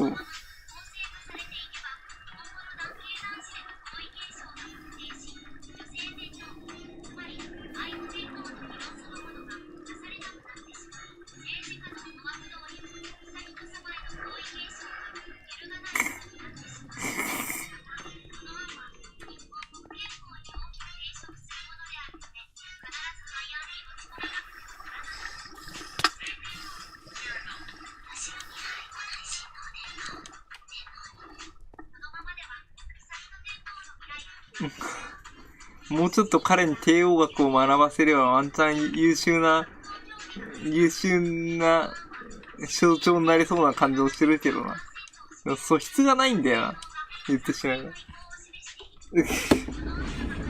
粗暴なご発言があったりだとかね。粗暴なご発言が、あったりだとかしてたら。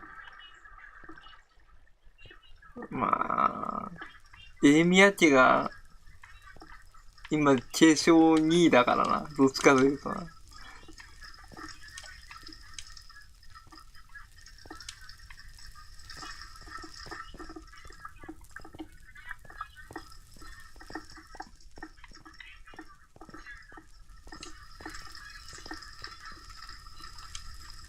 てか、昔の皇族を復帰させる方がワンチャンいいと思うけどな。アメリカによって廃止させられた皇族の人たちな。簡単に言うと、梨本宮とかね。武田宮とかね。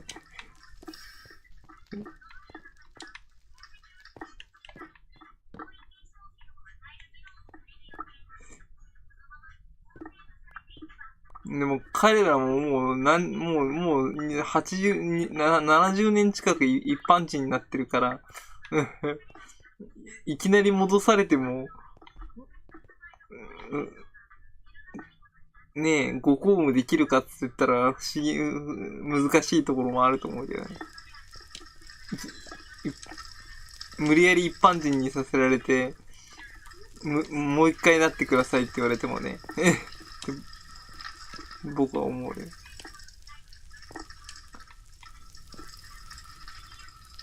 てか、最初からそんな廃止させなきゃよかっただろうと思うんだよ。いっぱいありすぎたからお取り潰しにしちゃったんだよ。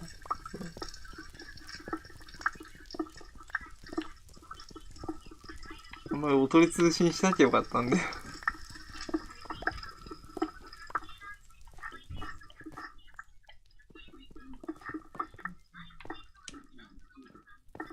めっちゃ鉄出るな。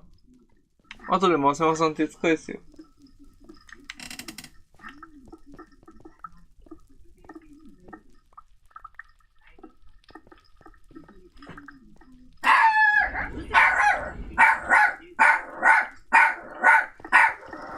またどこ発見したの？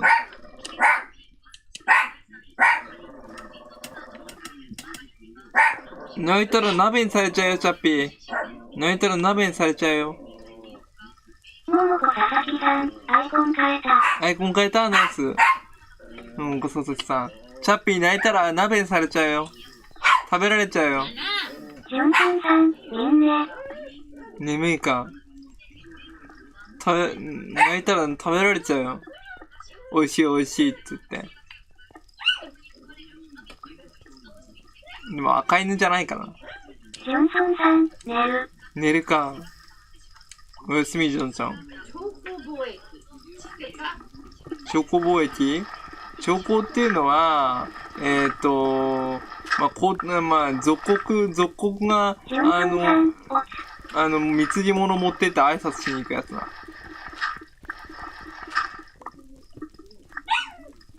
中国王朝とかでよくやってるやつな。簡単に言うと琉球王国がさ、新王朝に貢ぎ物持っていくのと一緒で、それの代わりに、貿易したりだとかしたりするやつな。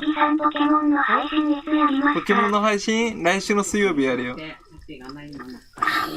李王朝が、貢ぎ物持って、新王朝に行くのと一緒で。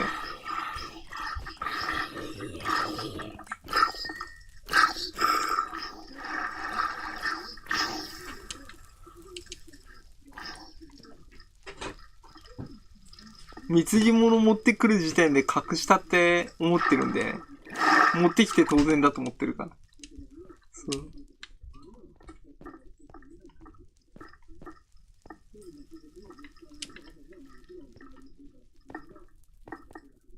でもそんなこと言ったら、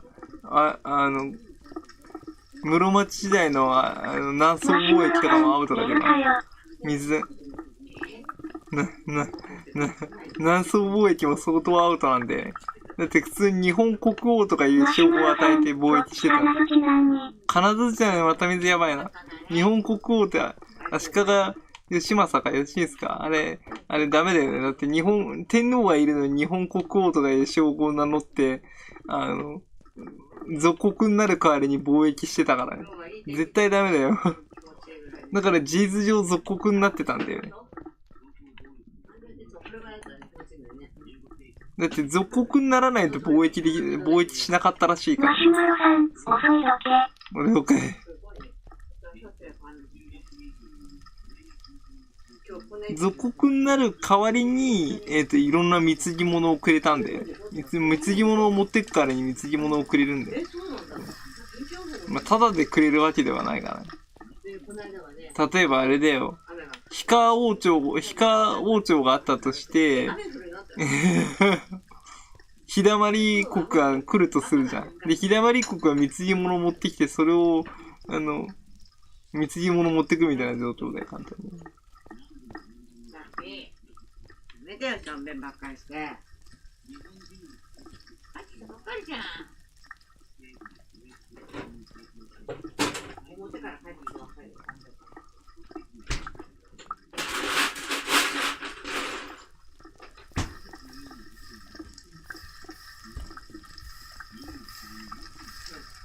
日本国王がさすがに絶対ダメだったと思う。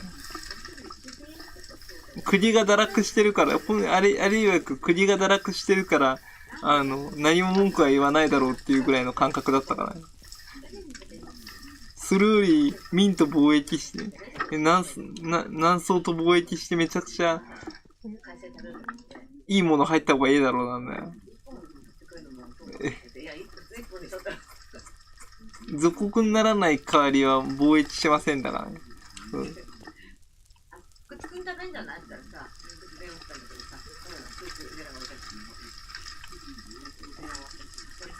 ただではしてくれないという。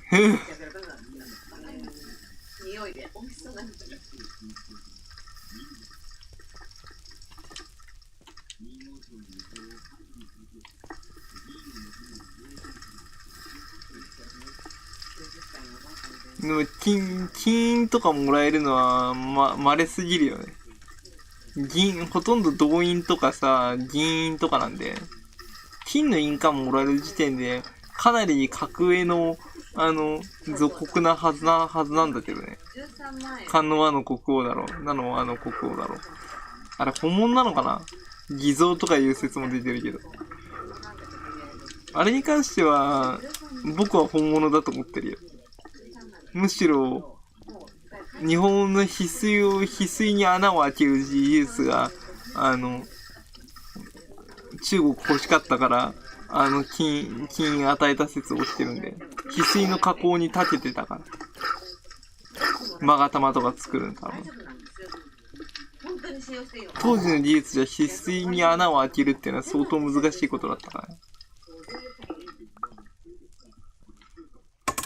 勾玉の加工技術とか、あとそういう職人とかは多分、人質として送ったんだろう、多分。だと思うんだよな。何も使い物にならない、カスカスのおばちゃんとかカスカスのおじいちゃんとか送ったわけじゃないと思うんだよな。卑弥呼は多分。技術者を送ったんだと思う。石の加工とかさ、土器の加工ができる人とか。あと何らかの公開知識を持った人とか送ったんじゃないかな。だから喜んで向こうが金印を渡してたのかな。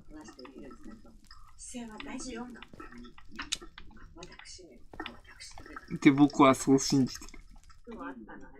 だって、カノアの国王のさ、称号なんか見てみるとさ、蛇の印鑑なんだよね。とにかく日本は南にあると思われてたから、蛇の印鑑を渡したんで、南にいる民族だと思われてたから。あれ、北方の民族とかだったら羊の印鑑とか渡してるから、ね。実は言うと羊の印鑑を作ってる途中に蛇に変えたんじゃないかっていう説も残ってるよね。本当は羊を作ってる途中だったんだけど、日本が南の国だっていうのが分かったから、蛇に変えたってやつね。で、同時代に作られた印鑑見てみると意外に羊っぽいものがいっぱい残ったりしてるんだよね。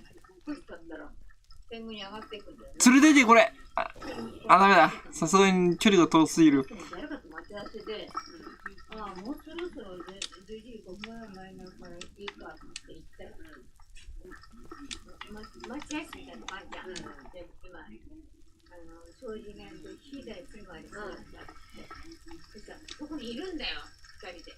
お茶飲んでこよう。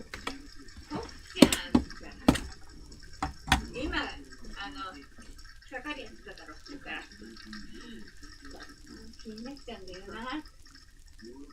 で、ジュンコちゃんがお友達と手紙に会っちゃって喋っちゃったら30万くらいになる。あらそしたらマシュマロさん、連れて行ってもいいだらけやで。ね。何連れていけないよな、さすがに遠いから。無理やってことはなかった。気になるけどいいやって。ジュンコはな。新版見つけたことによって大公開しないなって思った。何あれしようかって。これが始まりです。言い合いのが、徳ちゃんが、飲む方なんだよ。だからじゃあ、私私のお腹全然空いてないって言うんだよね。あれ、徳ちゃんが。ほんで、もう朝昼晩マシュマロさん、無理どころか火だらけやぜ。週に2回働いてる。19年だな。カタールタです。何？桜庭さんが18年で、もう1台だ私も8月どうした？無理どころか、火だらけだ。火だらけだから無理だよ。メニュー見てて、じゃあこれか、アコーダイの煮付けとか、桜庭が言ってて、じゃあこれね、みんな、紙と書くのあると言って、じゃあ、徳島が、ボールペンなら持ってるよ。なんか、切れっ端で、切って、これで自分の食べたいのを書いて、これ、消費税の値段を書けばいいっつってんだよ。じゃあ、徳島。なんでそんなことするの？みんなであれして、つまんで、みんなであれじゃないのって言ったらね、桜庭が。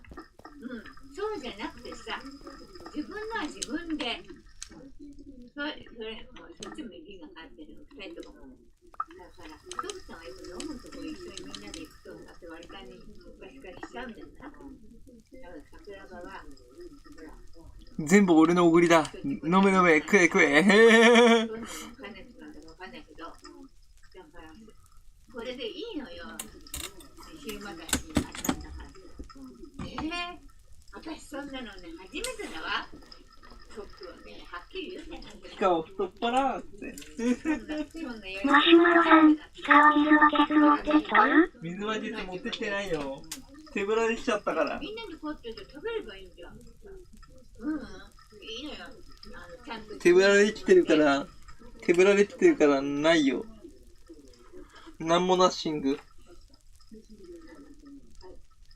い。瞬殺、なんとか午前中ので。ちょこっと天ぷらと、ちょこっと、ネギトロ。あと、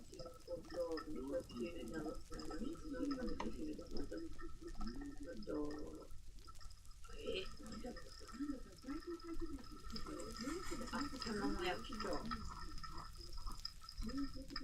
鶏の唐揚げが2個に買って、ご飯があれで、どこ粉のやつがいいですかとか言うから、はいって。お粉は硬いんじゃないのって言ったら、そこで今のはね、柔らかくなってんから、ちょっと大丈夫なんだよ。じゃあそれで、純子ちゃんも、じゃあ私、あんまりお腹空いてねえとやろ、こっちは。だからこういう時はね、あれよ、ちょこっと食べてくるか食べてこなきゃいいのよ、とか言ってる。でも私はね、1日ちゃんと3食食べるのよ。ココアさん画像を送る。朗報。バチバチやっちまえ。これぐらいやらんと今の日本はダメだよ。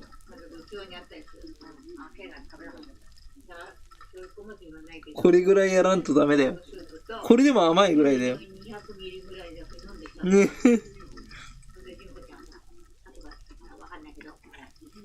やっと動いてくれたよ、彼は。検討じゃなくて行動に示してくれたよ。やればできるやん。メガネさん。やればできるやん。見直したぞ。やればできるやん。褒めて使わそう。やればできるやん。やればできるやん。やればできるやん。もっと行動に移してくれないと。考えるだけは誰でもできるんだよ。口だけ言うのも誰だってできるんだよ。行動に移すかは別問題なんだよ。でも何もかもが行動に移していいわけではなくて、いろいろ考えた末に決断をして行動しなきゃいけないんだよ。その決断の時期と行動の時期を怠ると大変なことになるって僕は言ってるんで。何もかも突発的に動くもんではなく、考えすぎた、考え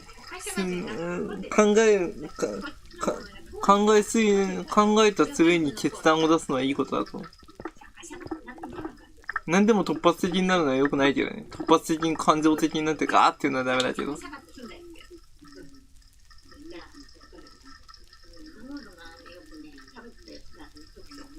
私はそういうものは知らないわ。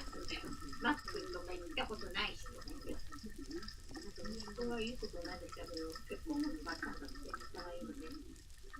男の子一人なんだけど、孫も一人で、近くにいる人はそういうんだって言わないけど、人はもう3年間ずっと大変で、楽だかなんかに、ちゃんと持ってんだよ。3歳だか5歳の時の、かわいいのが。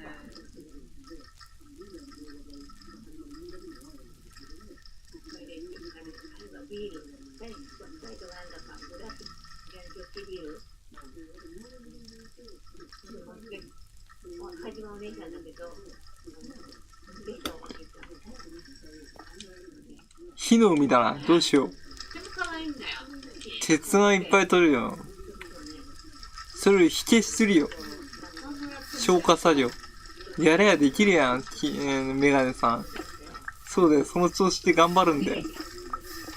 そしたら、支持率も上がるかもよ。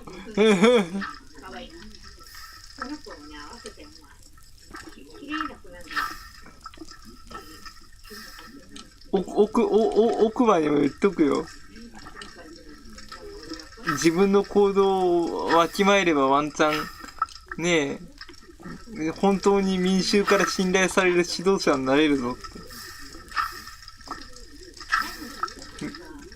周りを信じることだって。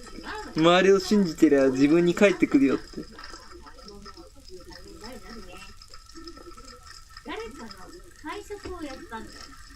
それお母さんですから。お母さんかな。誰かの。まだ現職の時だよ。こんな一番下の子ら同期が市民が64じゃないんだってよ。18で入ってきたから。で市民が最初の時、生きてるかわかんないけどね。マシュマロさん、あかりが困る。あかりが困るか。そうよってまた言い出した。投げ型だと思って何十年も投げ型だと思ったら意外だったんだよね。そうよ。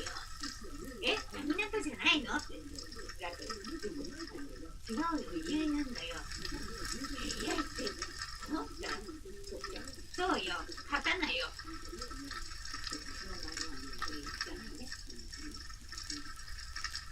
習いたいなって言うと、あんたにはね、なんとかに刃物を使ったらいないわよ。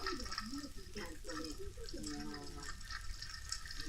ルールみたいなのがあるんだから、あれだって、そういうやたらにやる方が危ないんですね。ちゃんと教わる方がそうだよ。礼に形になるし。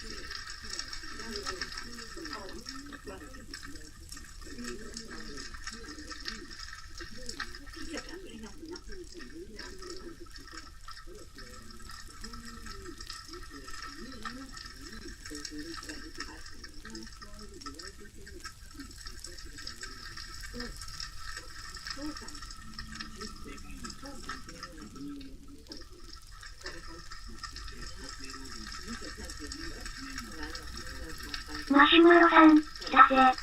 来た？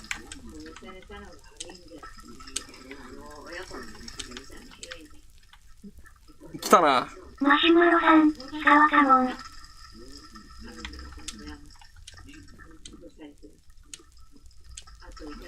宿地法を使ってくれ。テレポーテーションを使ってくれ。あったな。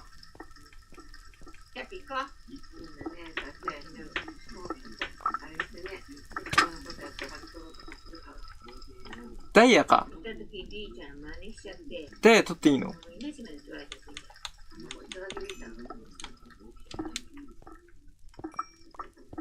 幸運ついてるから、こっちで取ればよかったんだな。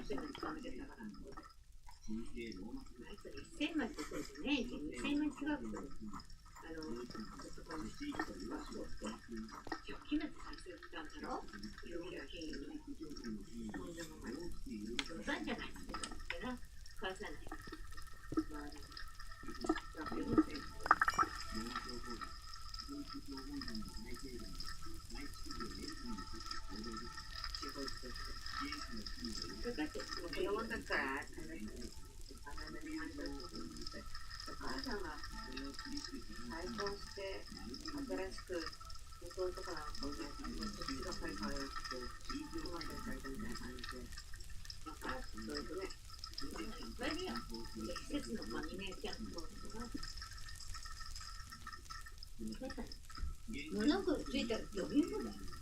呼び物いい時な。あら、クラミちゃん。やっと行動に移したメガネくん。メガネ行動やればできるやん。見直したぞ、メガネ。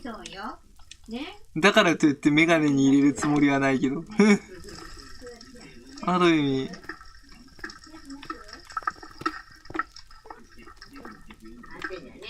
できるじゃん。やればできるじゃん。その調子でバンバンやっちまえ。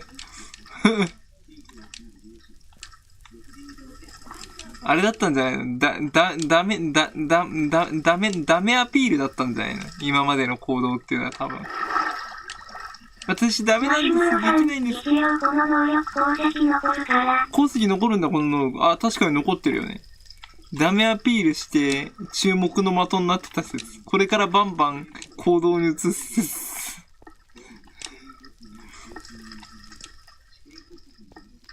ありそうだな。私できないんです。検討しかできないんです。って言って、どんどん行動に移すパターン。検討から行動へ変わるかもしれない。そうなってくれりゃいいんだな。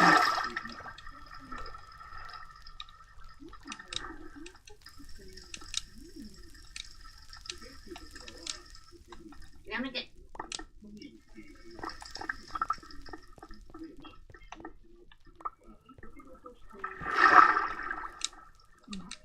水に潜るのはなかなか難しいね。大変だったな、潜ってくんの。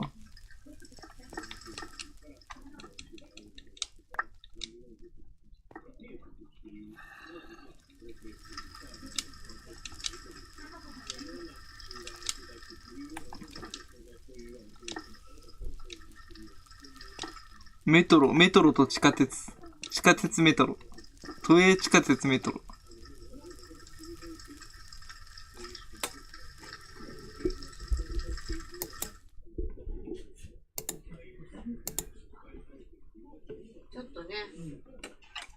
ちょっと待ってね。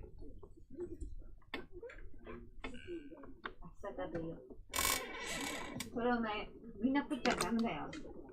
うん。ね、これは。一個ずつだよ、こうやって。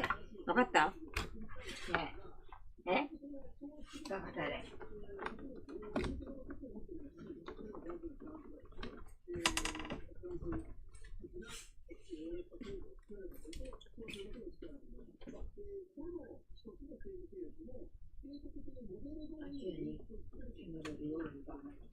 何もわかんない。剣はわかるんだろ？うん。少しはね。こういうの見てて。時計やってきなよ。剣って時計右にやるの？両方やるよ。みんな左なんだよ、普通。普通は時計から左なんだよ。ばあちゃん、傷跡が左に嫌だったから。左にやんなくて右にしてた。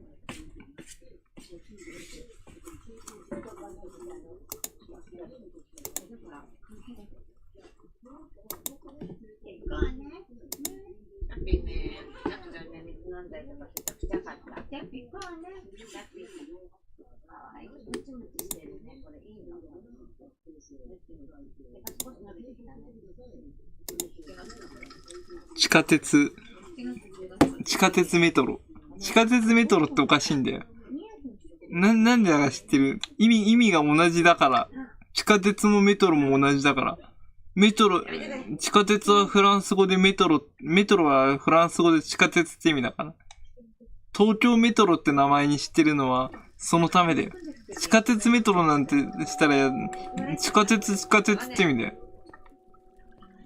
地下鉄って意味になっちゃう。メトロ。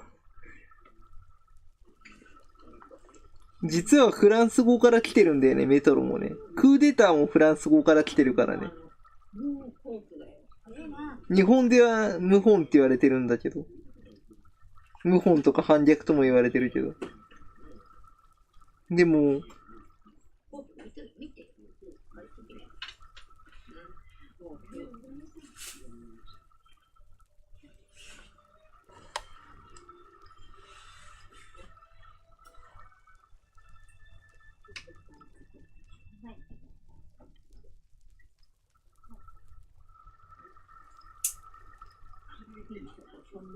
踏まないようにってね。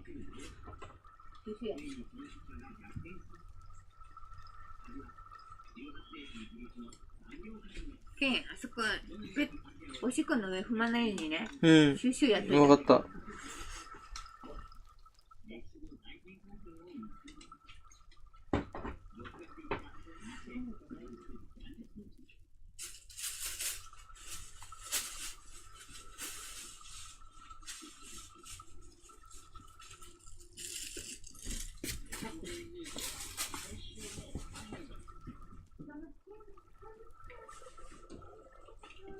よいしょ。さっきがよ。腰痛くす。あら、こんなってあるの？あ、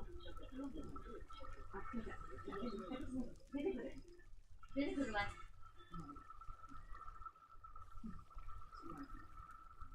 ちっちゃいな。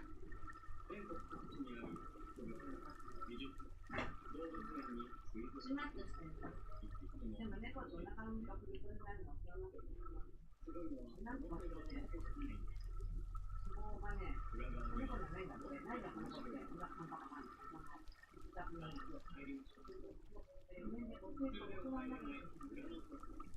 そうであるようにしっかりね、体に対策。あれないとそんな頑張りね。あれない。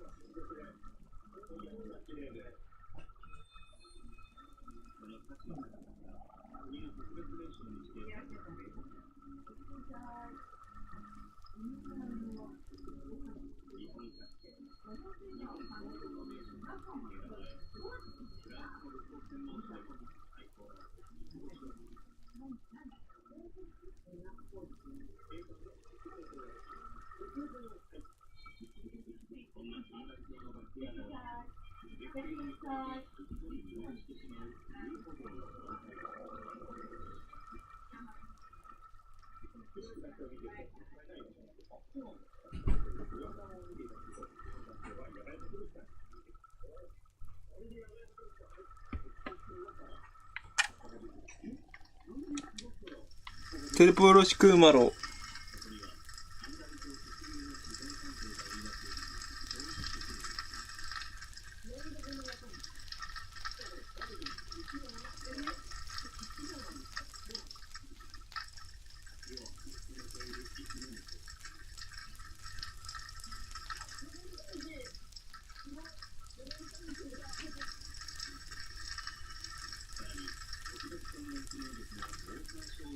マシュマロさん、Y の場所に？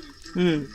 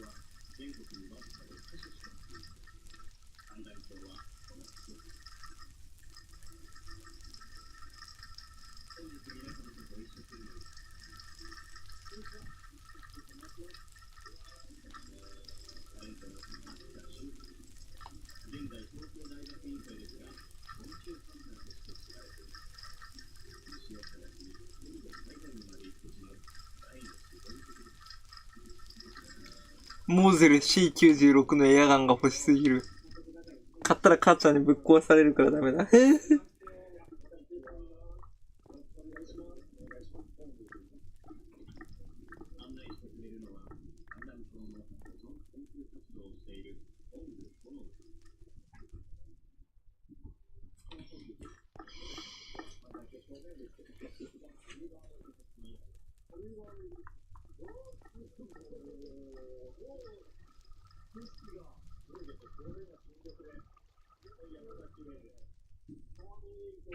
綺麗だ。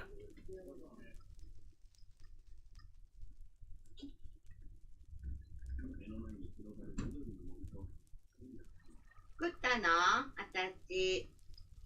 食べた？わちゃわちゃしたの。さてと、疲れちゃった。でも弁当作る気持ちがない。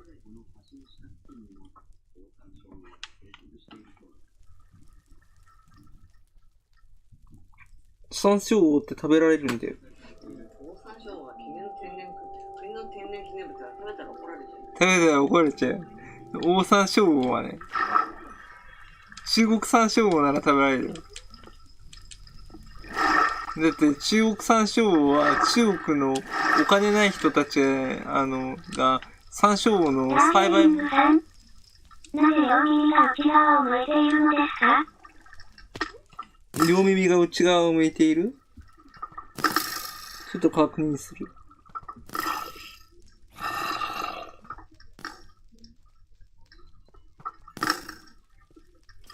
なんで両耳が内側を向いてるんですか？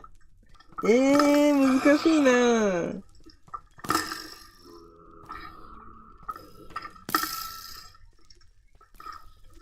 両耳が内側向いてる理由は、こうやってカメラのカメラのワーキングだよ。ほら。カメラのワーキングで変わるよ。ほら。カメラのワーキングで、カメラのワーキングが、ダージェリングさん。もしかしてダージリンさんかな？ガールズ&パンツァーか？もしかしてイギリス好きか？もちろん俺は好きだぞ。俺はカチューシャが好き。マシュマロさん、氷川髪上がらないと閉じ込めるぞ。閉じ込める？髪上がらないと閉じ込める？やばいな。かわいい。ダージェリングさん、グッズ。ててててててれてれれれれれれれてててててててれれれれれれれれててれれててれれててれれてててててててててれてれれ。まあ、榴弾兵はかっこいいよな。まあ、俺はどっちかっていうと、てててれてれてれててててててれてれてててててれてれてれてれの方が好みだけどね。でも俺はイギリスも好きだよ。ダージリンも好きだよ。カチューシャも好きだけど。ガルパンはね、どの子も大好き。最近はね、ダージリンにハマってきた。どっちも好きだよ。カチューシャも好きだけど、ダージリンも好きだし。でもな普通に、みほちゃんのお姉ちゃんも好きだけどな。まほちゃん。西住まほちゃんね。西住まほちゃんがいるところはドイツ軍だよな、多分な。モデルな。マシュマロさん、下はほら閉じ込められたぞ。閉じ込められたらやばいな。今も起き上がってきた。黒森峰学園でしょ。黒森峰学園もなかなかいいけどな。ティーガー戦車とか使ってんのな。なんだっけ、プラウダ高校の時のさ、試合の時にさ、めちゃでかい戦車出てきてさ、名前忘れたけど、めちゃくちゃ撃破されまくったのやばかったけどな。護衛に後ろにT34 つけて、だけど、めちゃくちゃ跳ね返してたよ。V6 だっけな。V6 じゃないね。V1 か忘れたけど、ものすげえでっかい、ごつい戦車な。あれはよかった。普通に好きよ。ガルパンも好きだけど、艦隊コレクションも好きで。アズールレーンも好きで。まあ、あの手のゲーム作品に関しては、ゲームアニメ作品に関しては噛んでるかな。ストライクウィッチーズとかもな。まあ、どちらかっていうと武器とかミリタリー関連のするアニメのやつは大好きだから、普通にそれ以外だったら、異世界系とかも好きだけど。何でも好きで。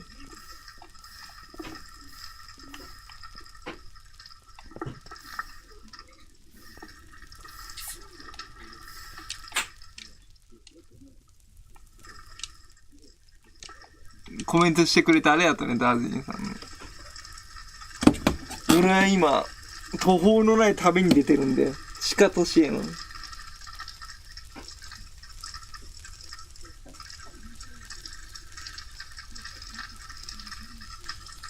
ラブってハート打ってくれたのか。GUP。ありがとう、ハート打ってくれて。何でも好きで。紅茶がない、紅茶を好まれるから。そう。あそこがよくイギリス人の、あれが出てるよね。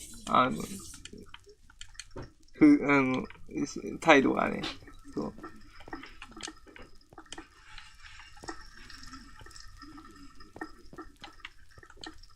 ダージーリングさん。うん。俺、ガルパンにさ、イギリス植民地軍のさ、キャラクターが出てきてほしかった。ノディアならオーデン余裕だよ、絶対。イギリス植民地軍の、キャラクターが出てきてほしかった。ちょっと、インドっぽいようなさ、女の子でさ、戦車乗りの。さすがにダメだったか。イギリス植民地軍。ちょっとターバン巻いてさ。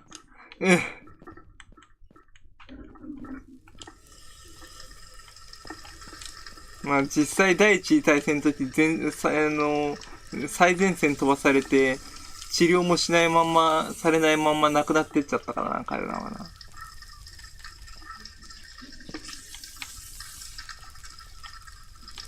ノディアならウォーデン余裕だと思う。ウォーデンは叶わないと思う。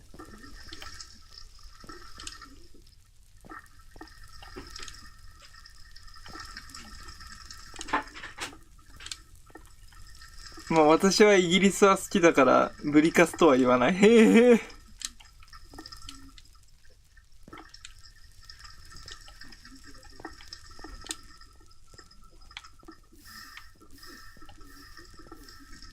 まあイギリスは世当たり上手だよね。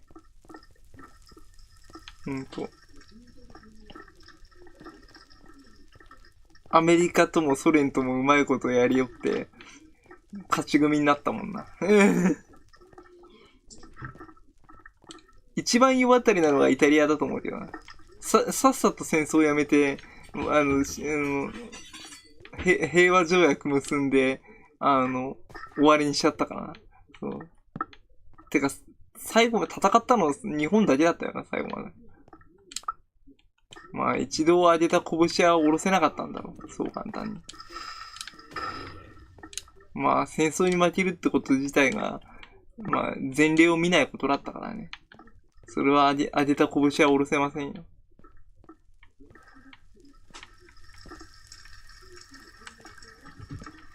簡単に上げた拳は下ろせないって本当にそのことだと思うよな。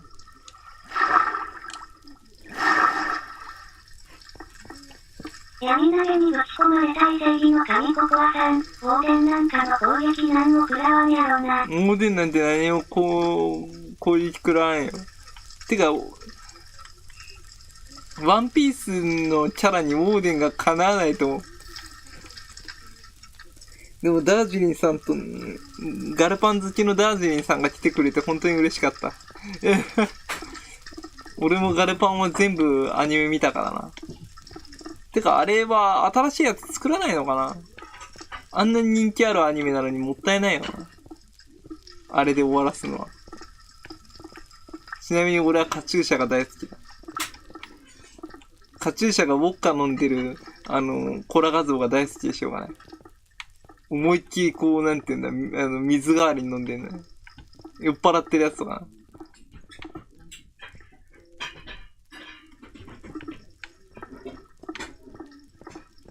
水代わりに飲むから。水代わりに飲んでよく急性アルコール中毒にならないよな。いや、お酒に強いんだよ。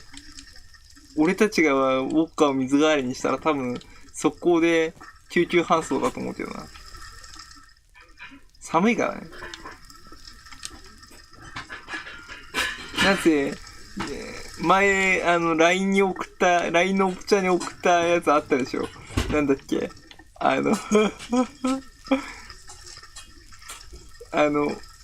腕立て伏せを、腕つかないで腕立て伏せする兵士の画像。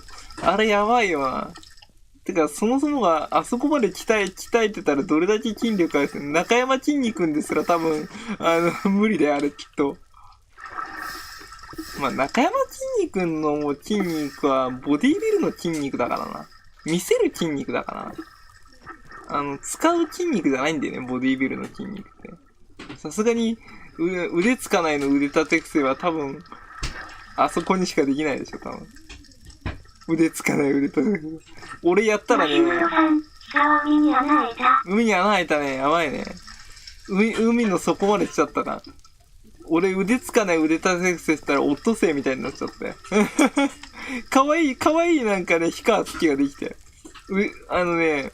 腕つかない腕立て伏せに憧れてね、やったらね、オットセイみたいなね、プニプニ浮いてるね、オットセイみたいになって。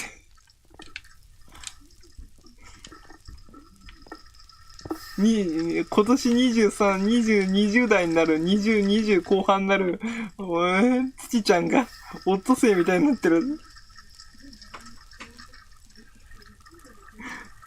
もろ腹がついてたから、鍛えないとダメだな。オットセイみたいな。マシュマロさん、よしねが行こう。速攻切られたよ。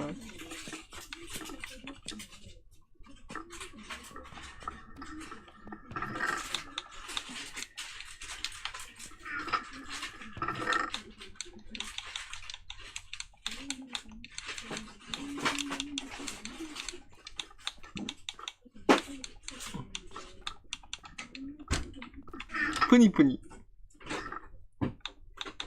闇投げにぶち込まれた伊勢入りの神ココアさん、眠いねよ。眠いか。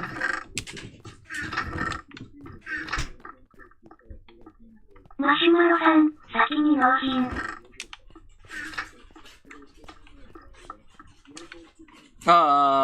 ちょっと待って。あれを納品しよう。大丈夫。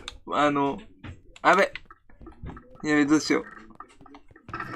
ミスった。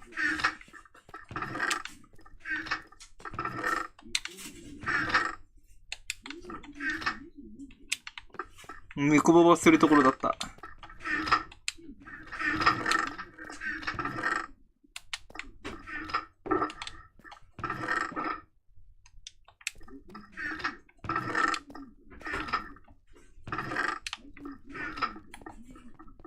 あれ、撤回どこやったんだ？ここに入れたから大丈夫だよ。全部インゴットにするつもりだから。インゴットになったらお届けします。あと、ある分だけの鉄を供給します。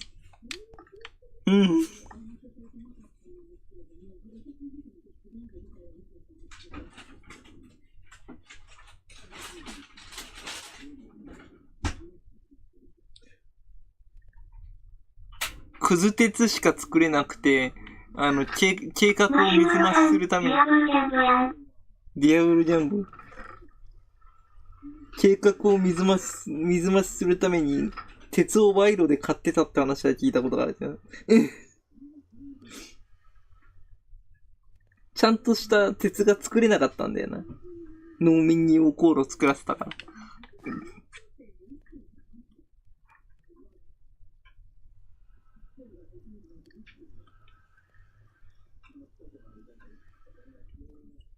ら。そこから這い上がったのすごいと思うけどね。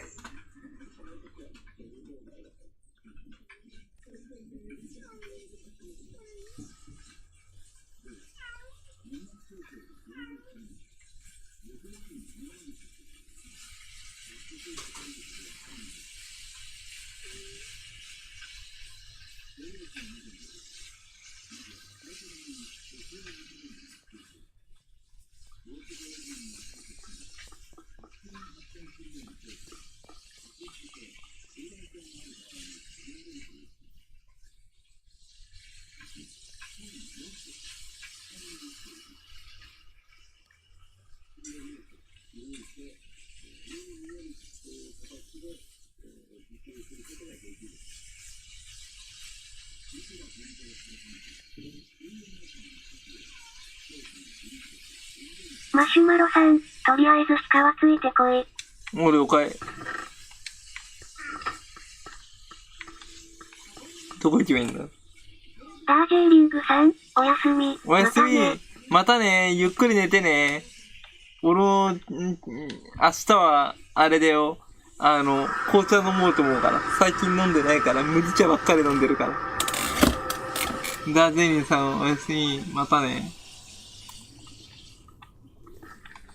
麦茶ばっかり飲んでるから。紅茶パワーが足らなくなってんだ。カテキンパワー。カテキンは紅茶になるとなくなっちゃうのか？緑茶が一番、ポリフェノールだ。緑茶はカテキンだけどね。異常にカテキンだらけになったかな。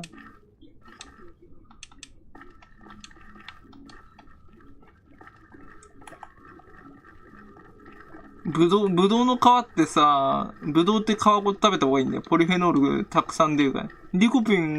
トマトからリコピンを採取したいんだったら、皮ごと丸かじりした方が断然にいいらしいな。皮に溜まってんだよ、あれ、リコピンとかポリフェノールって。中身守るとに、皮にいっぱい集中してんだよ。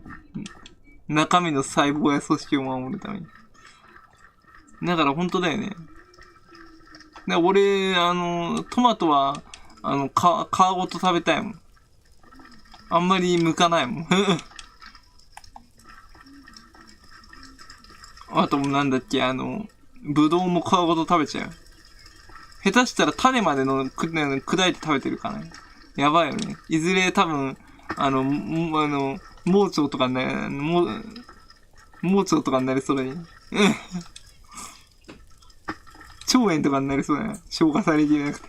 怖えー。さすがに種はね、違和感あるから吐き出しちゃうけどね。噛み砕いたよね。ガチガチに噛み砕いてるけどね。ガチャガチャガチャ。マシュマロさん、心霊スポットで迷子。心霊スポットで迷子やだな。心霊スポット、俺知ってるよ。教えてようか。関東だとね、一番心霊スポット教えてあげるよ。日光にあるよ。海山堂って場所、知ってる？あそこは絶対行かない方がいい。俺はあそこ行って気持ち悪くなったもん。学校のさ、肝試しでさ、日光の修学旅行でさ、肝試しで海山堂行ったんだよ。で、当然さ、校長先生もいてさ、みんなで行ったんだけどさ、何人かあんまり気が良くなくなる人がいたんだよね。お地蔵さんがいっぱい並んでんだよ。で昔からね、そこっていうのはね、流産した子供を供養したりだとかね、あとはこう、水子の霊を供養したりだとかする場所だからね、やっぱり霊魂が溜まりやすいんじゃないかなと思うんだよね、そういうところだから。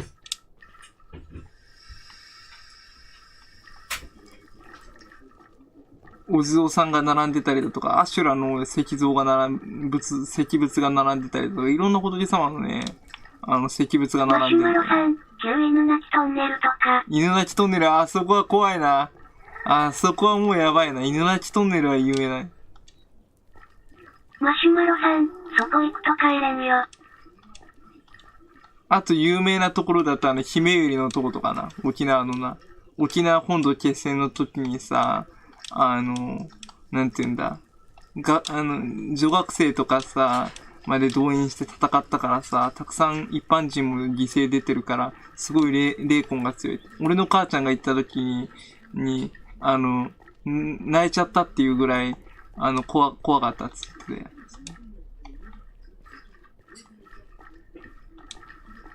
あと、硫黄島な。硫黄島もすごい出るよ。硫黄島はね、行った人が言うにはね、兵隊さんの霊が出るっていう話は聞いたことがある。水撒いてくといなくなるらしいんだよね。水とかご飯とか置いとくとね、出なくなるんだって。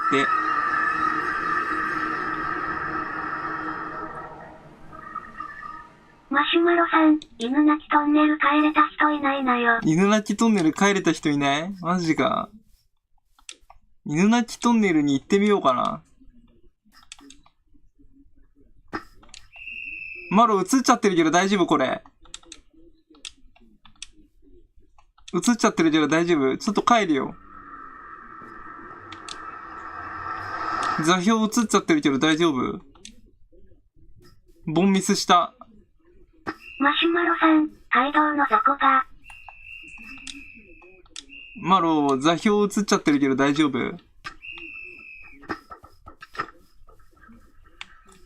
族がいっぱいいるぞ、族がだらけ。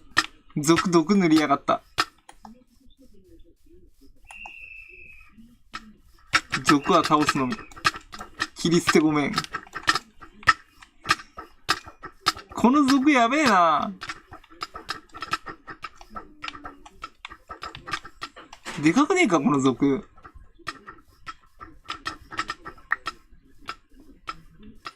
救助しません。救助しません。救助したい、倒れてたら救助しようと思ったけど、さすがに、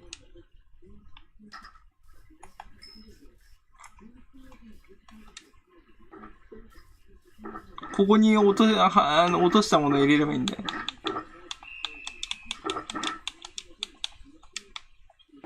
犬鳴トンネル怖そうだよな。あと、八王子城とかも怖いよ、マシュマロさん。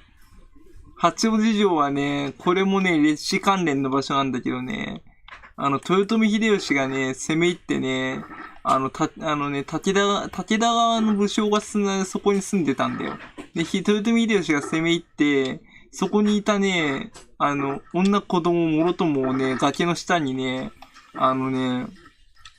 葬り去ったからね、一週間ぐらいずっと赤い液がね、たくさん出たらしいんだよね。滝のところが。そう。だからね、すごい霊魂が溜まってる場所って言われてるんだよね。八王子城で調べれば出てくる。八王子城昼間行ってもね、一説にはね、甲冑着た兵士のね、甲冑着た侍のね、影を見たっていう人がいるらしいんだよね。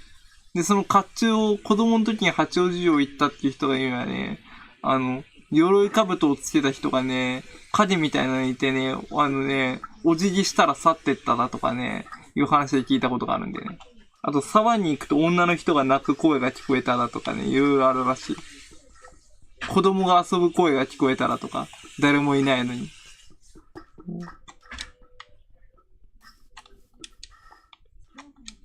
八王子城も関東最強の心霊スポットだからな。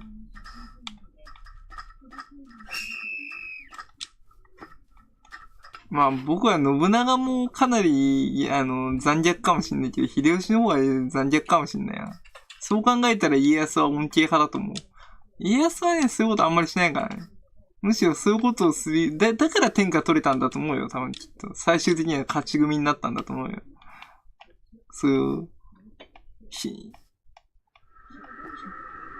人に対する悪事はあまり働かないようなあります。まあ、恩恵派だったから生き残れたっていうのは。マシュマロさん、松さんに納品する。松さんに納品する？いいね。で、僕はそう思うな。だから家康は残れたんだと思う。まあ、そこの中で生き残った、あんな、戦い合いの場所で生き残って培って幕府作ったんだから、それじゃ。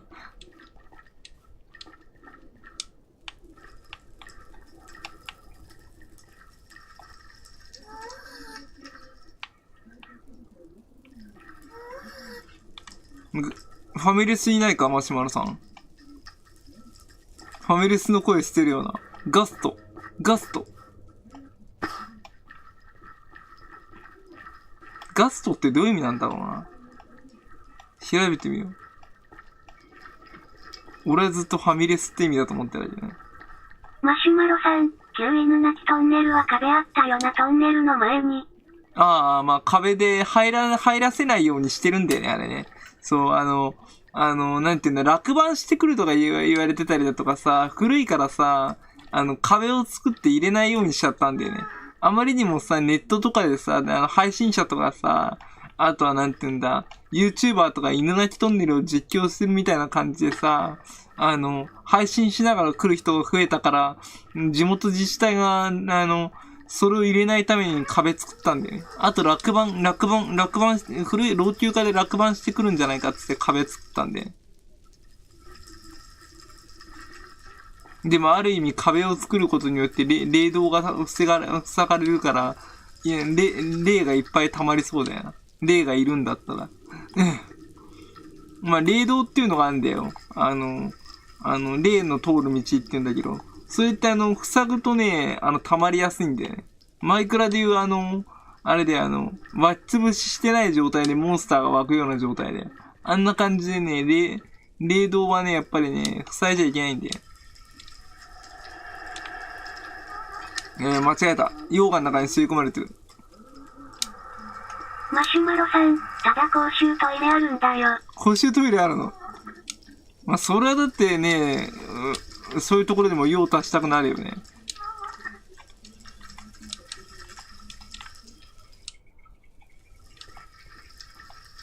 それはだって、大も小も出たくなるもんね。水栓なのかな？ボットンなのかな？マシュマロさん、森の中に。こんなところになぜそんなところに、公衆トイレ。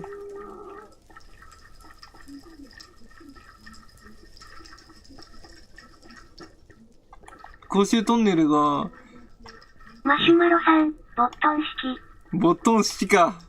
そのまんま出したものは、肥料になるみたいなもんか。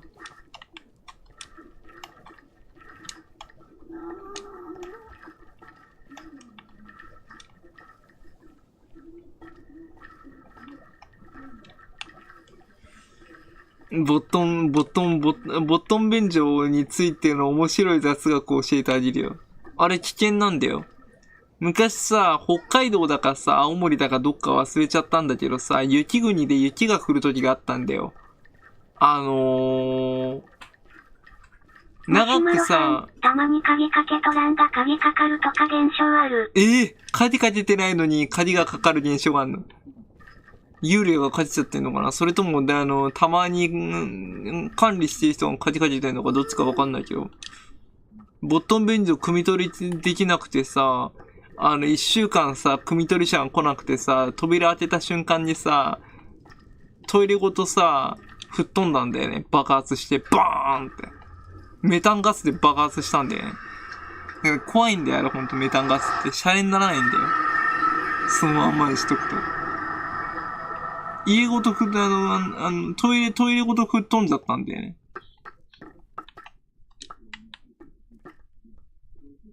相当やばいよね。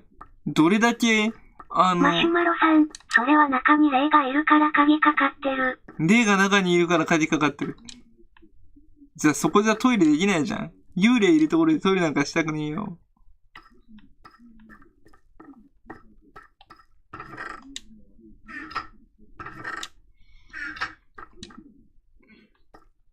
でもなんか、中に入ってる大も小も幽霊の力で、無菌化されそうな感じがして、除霊されそう。まあ、不浄なものが和らぎそうだよ。マシュマロさん、トイレの中にだいたい6人ぐらいの霊がいる。6人ぐらいの霊か、やばいな。6人もいるのか。男、女？それとも子供？さくらさん、月さん何時までやるん？今日24時までやるよ。さくらさん、ただいま。おかえり。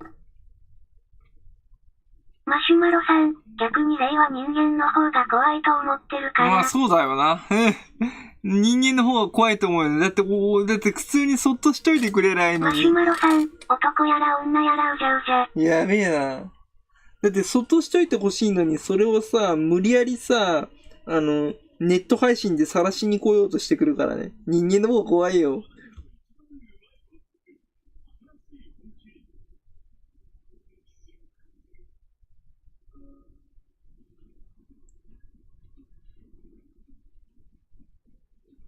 って僕は思いますけどね。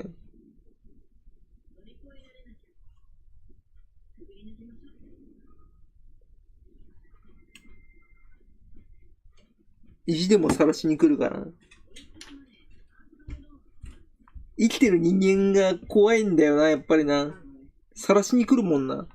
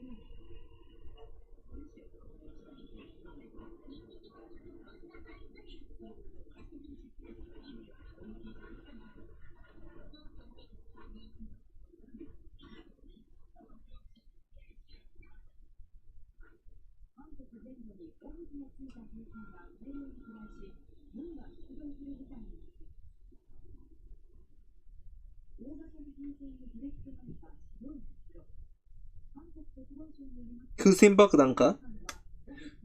西風に乗せて飛ばしたやつな。あまりにも珍兵器すぎちゃってな。日本がさ、アメリカと戦ってる時にさ、風船爆弾っていうの作ったんよ。アメリカ、風ってさ、西に吹くでしょ？西風ってさ、アメリカとかカナダの方向行くんだよ。だからそれをさ、利用させてさ、風船にさ、なんていうんだ、爆弾くっつけてさ、地震爆弾じゃないけど、普通にこう、新管のついた爆弾つけてさ、風船大量に飛ばしたんよ。で、それが西風にどんどんこう流されてさ、飛来したんだよね。でも大多数がアメリカの戦闘機にバレて撃墜されてるんで。でもね、それがね、撃墜できなかったやつがね、カナダだかどっかに飛来してね、送電線にね、ぶつかってね、一時的にね、発電所の設備にね、ダメージを与えたりだとかね、あとはなんだっけな、風船爆弾とは知らずに近づいた子供が亡くなるっていうね、事件が発生したりだとかね、あと不発弾だったりだとかするっていう事件になったり、事故や事件になったりとかしてるからね、あれシャレにならないんだよね。普通に風船爆弾。それなりに戦果出てたんだよね。大多数は壊されちゃったけど、飛来したやつは、発電所に、ストップさせたりだとか、あとは、いろいろと、なんていうんだ、インフラにダメージ与えてるんで、3万発ぐらい撃ったんだよね、いっぱいね。に乗せたんだよね。風船爆弾。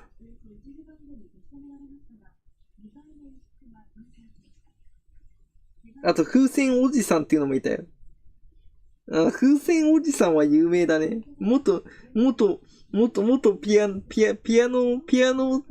のピアノ関連の仕事をしてた人でね、風船大好きすぎてね、自分が風船に乗ってね、飛んでっちゃったんだよね。そう。なんかね、風船おじさん最初にね、八王子からね、羽田空港までね、風船に乗って飛んでっちゃってね、府中だな。府中かどっかで、捕まっちゃったんです。風船に乗ること禁止って言ったのに、飛んでっちゃったんだよね。そう。で、最終的に、アメリカ行くとか言い出してね、風船おじさんね、アメリカに行くって言ってね、風船抱えて行っちゃったんだよね。で、飛び立ってね、最後に航空自衛隊がね、だから航空自衛隊か海上保安庁がね、風船おじさんのね、無線を確認したところで途絶えてね、亡くなっちゃったんだと思う、多分きっと。そう。あまりにも夢を叶えすぎて、儚く太平洋に散った男、風船おじさん。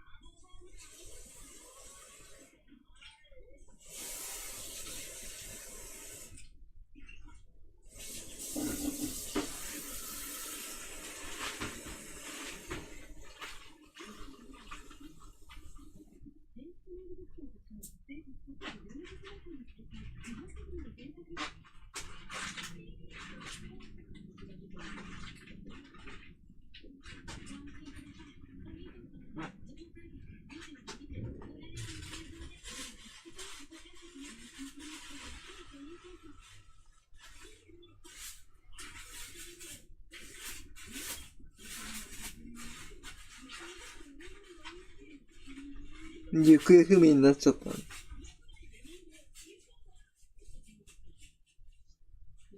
でもなんか似たようなことっていろんな国であったらしいな。風船で飛んでいこうとした人がいた。アメリカにもいたらしいな。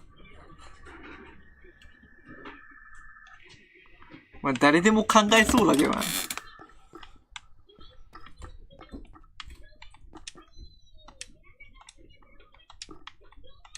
でも風船が割れちゃった時のことを考えたらどうするんだろう。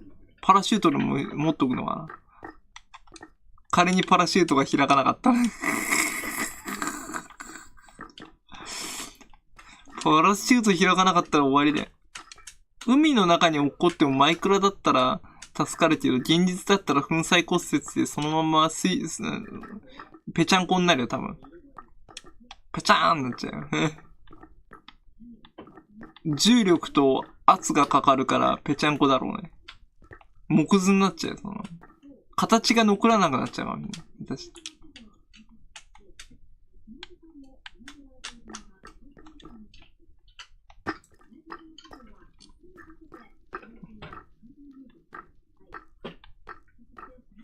風船おじさんの面白い話をしてたりね。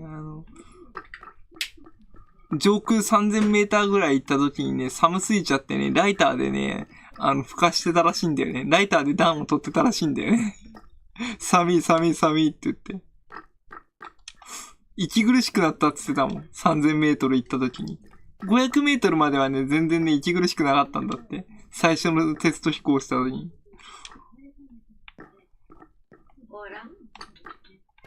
それは酸素が少なくなってくるもん。富士山と同じぐらいの高さに彼は飛んでたんだもん。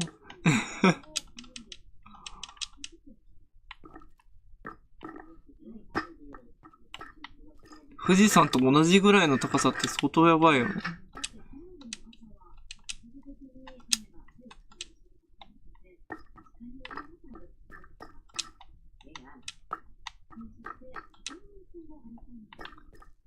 あと、科学の伝次郎先生の子供の時の面白い話してあげるよ。あの人実は言うとね、おならっていうのが爆発するのがね、知りたくて知りたくてしょうがなくてね、風呂でね、おなら溜めてね、ライターで火ついたらボンって爆発したんだってよ。それで科学者を目指したらしいんだよね。それの時の嬉しさが。まあ、ヘリウムだからあれか、メタンだから爆発するんだよね、一応は。そう。メタンガスだかな。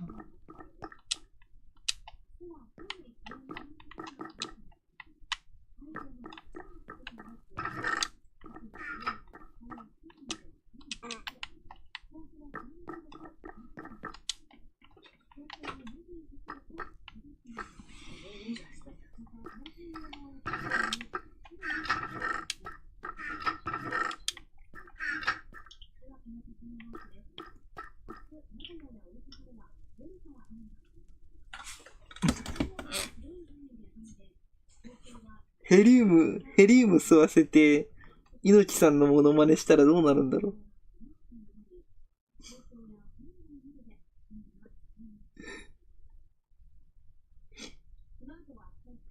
高音ボイスアントニオ猪木さん。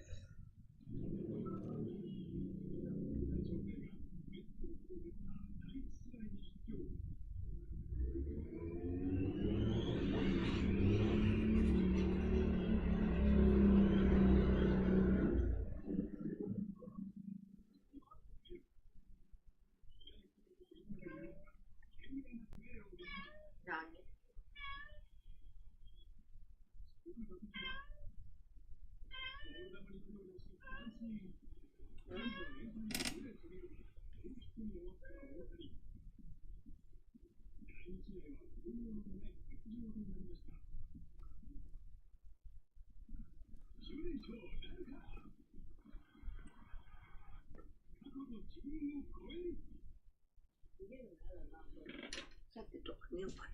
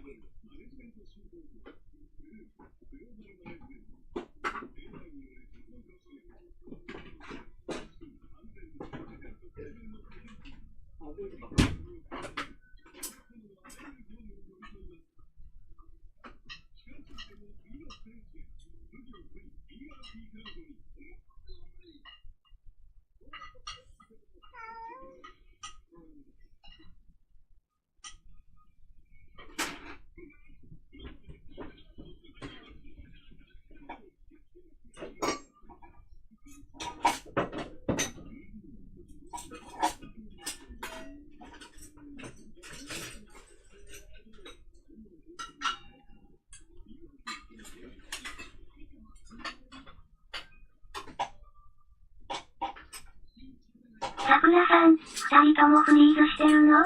フリーズしてる。マロが動くまで待ってる。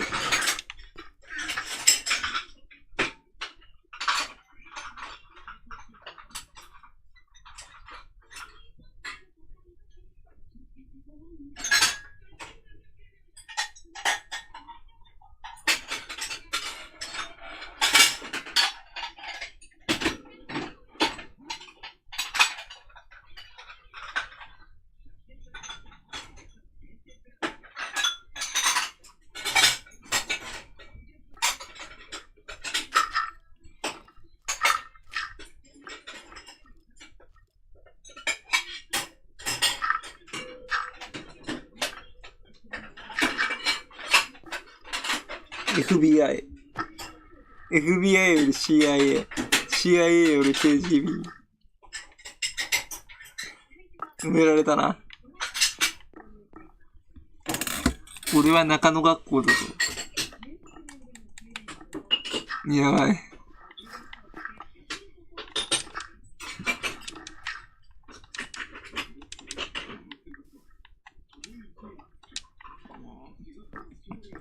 ピンホール型カメラとかな。ピンホールカメラなかったな。なんかいろいろ秘密道具がいっぱいあったと思うんだよ。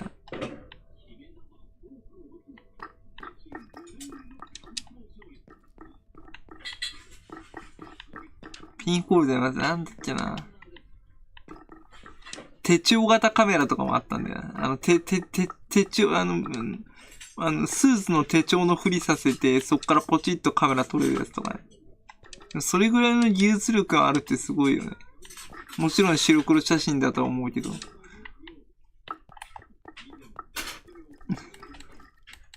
タバコ型麻酔銃。メタルギアにもあったな、タバコ型麻酔銃。タバコ型麻酔銃は面白い。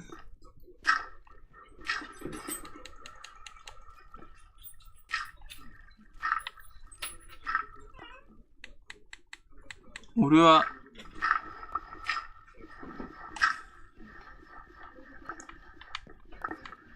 線路が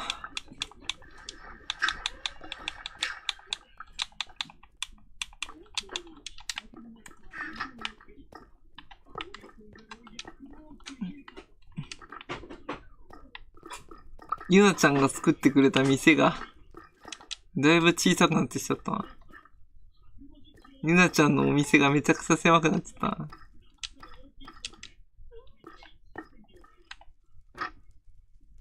なにこれ何かやばいスイッチがあるぞ。絶対押したらまずいやつだよな。ちょっと下調べないとな。ちょっとここの下を。桜さん、月さん立ち止まってみてもらえる？どこどれ？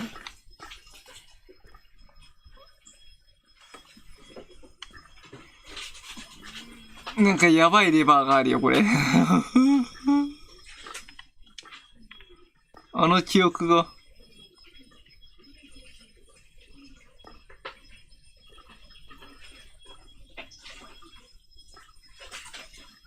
さくらさん、砂利でロギアは死ぬかどうか知りたいんよ。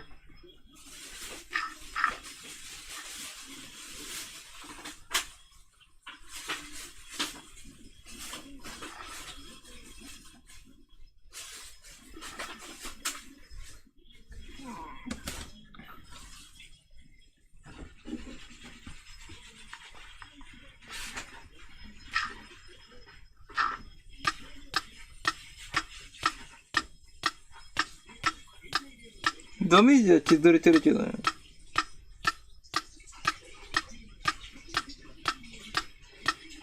さくらさん、死ぬわ。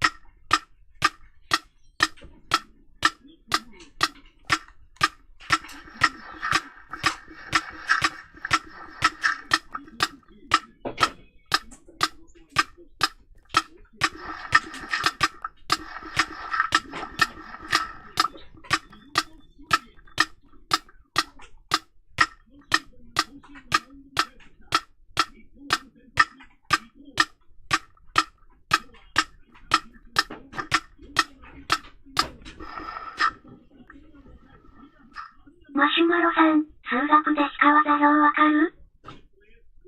数学で座標わからん。計算できないからね。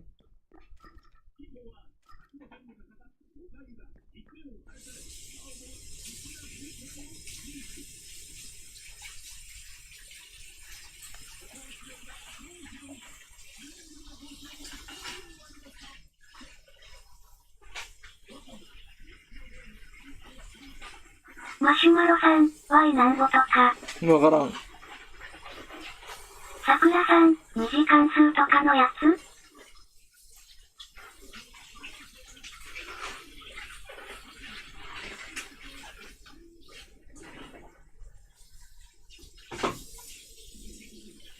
マシュマロさん、マイクラでも座標だとこれわからんとやばいよな。マシュマロさん、そう。意地でもマイクラ座標を見て僕帰ってきたけどな。固定の場所の座標は覚えてるけどな。拠点の座標とか。さくらさん、一応わかるけど長さとかはわからん。これあれじゃなかったっけ？最初のやつは場所。で、真ん中のやつは高さ。で、なんだっけ？最後のがわかんない。最後はなんだっけ？真ん中のは高さなんだよね。真ん中のは23っていうのはマイナス23の下に、マイナス23の下に地上からマイナス23にあるよってことだよね。で、最初の1200っていうのはマイナス、最初のリスポーン地点からマイナス1200。最後は距離。距離か。なるほど、距離か。それは覚えてた？真ん中高さは圧倒的に覚えてた。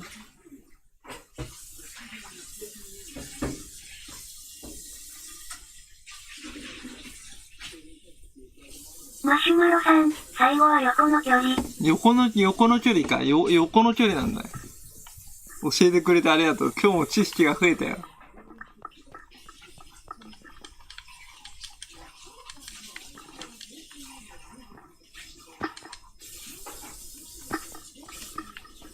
マシュマロさん、前の数字は前の距離。前の距離なのか。だから今、前の距離だからマイナスになってるから、リスポーン地点より前の距離、マイナスになってるってことだよね。これをプラスに、マイナスより上に行くと、マイナスがつかなくなるもんね。マロンレザーライデー。マイナス1261にいるんだよ。だから横の距離が上がるってことは、ほら、横の距離が下がってんだよ。横に行くと横の距離が増えるじゃん、こうやっては。横の距離を増やしたら横に移動する。これだけ覚えときはワンチャン、前からは。レザーで水出せるアイテム見つけた。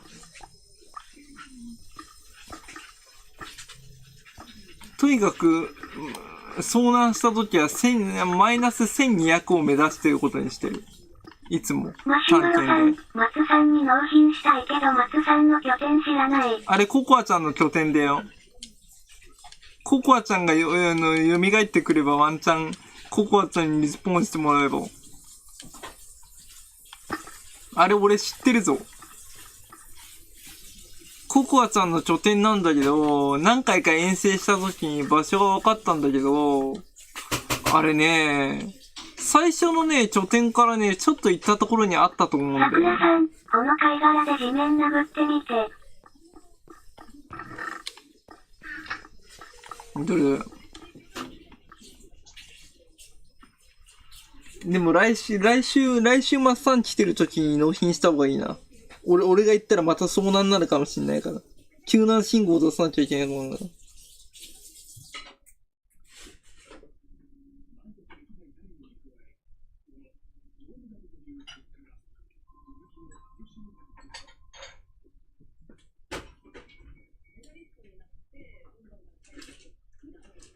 母ちゃんさ、ウーバーで頼むのとさ、マックのさ、デリバリーで頼むのだとさ、納品しといてって言われたから。マジか。マックのデリバリーの方が断然に安いな。ウーバーより。お、納品しといてって言われたか。あれ、どこだっけな、ちょっと待って。俺がとにかくそっちを発見してくる。ちょっと行ってくるよ。見つかるかわかんないけど。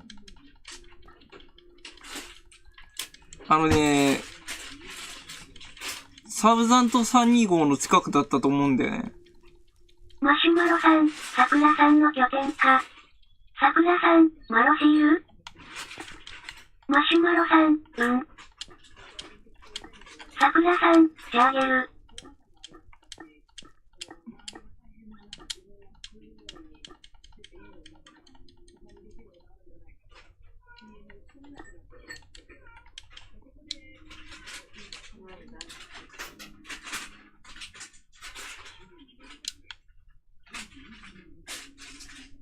プラス座標だったと思う。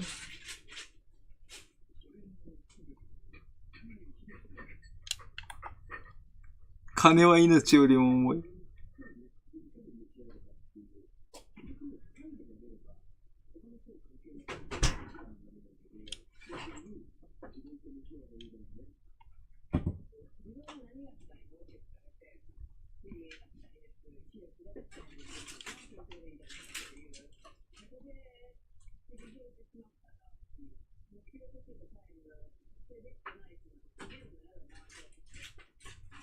桜さん、社書基地行ってくる。初期の近くだったと思うよ。桜さん、窒息死が一番楽。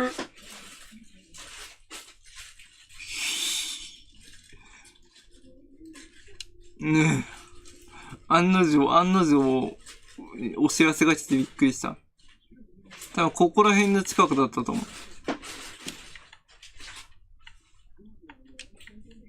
俺の覚えてる範囲、白樺林だったと思うから。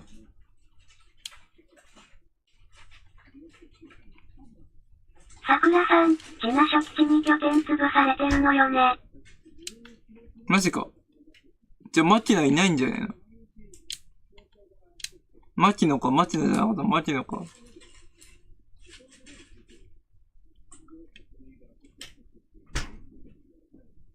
ごめん、帰れなくなった。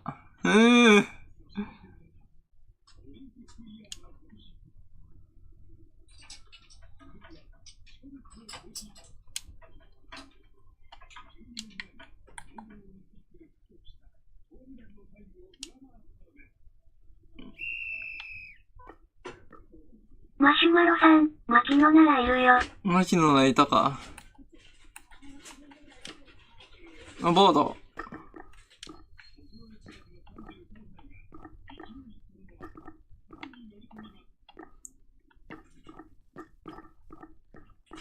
やばくね？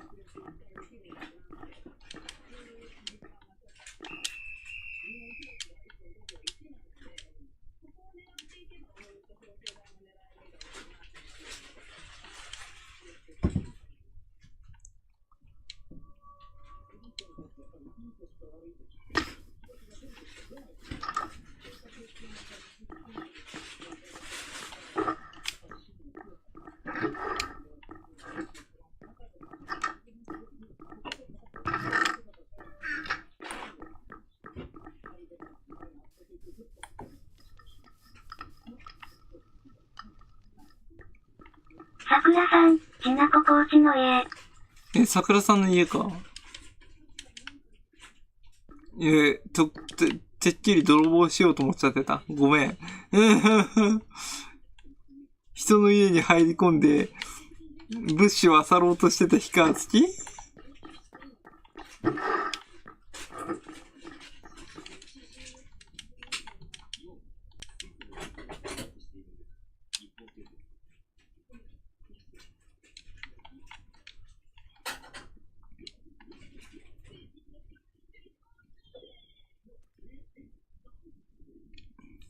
桜さん、酒場に潰された場所のとこ。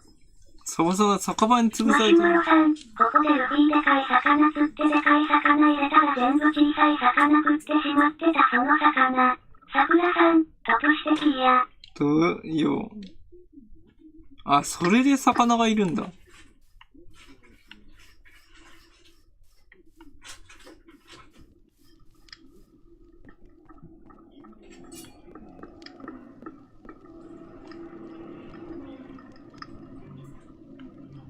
AC ジャパンはこの活動を支援しません。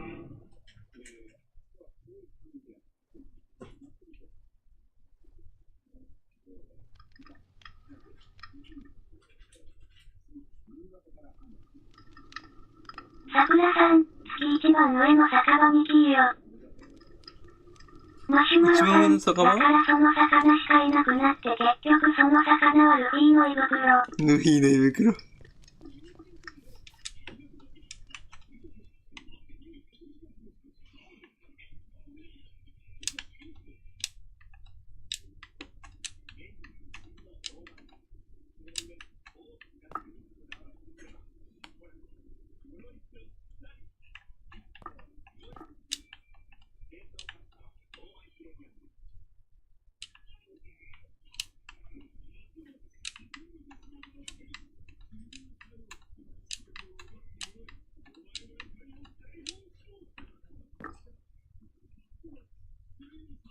マシュマロさん、ここで魚入れる。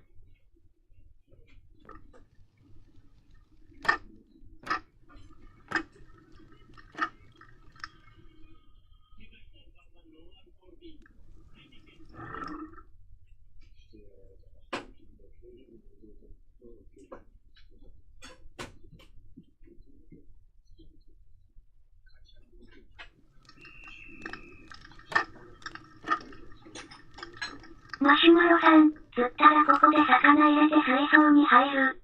釣ったらそこで魚入れて水槽に入るんだ。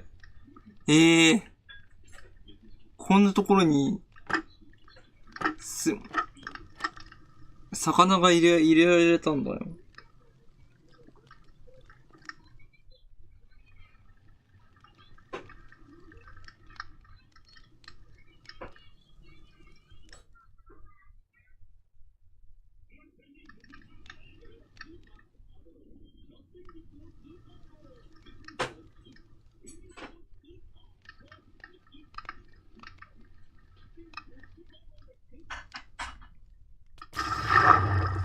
沈められた。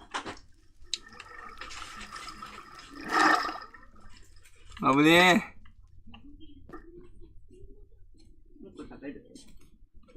え。なにこれ？バームクーヘンのところ。マシュマロさん、でかい魚ドボンしたらその魚以外だの魚みんんなそいつに完食。小麦粉使ってないんだって。米粉なんだって。マシュマロさん、何が起きた？落とされちゃった。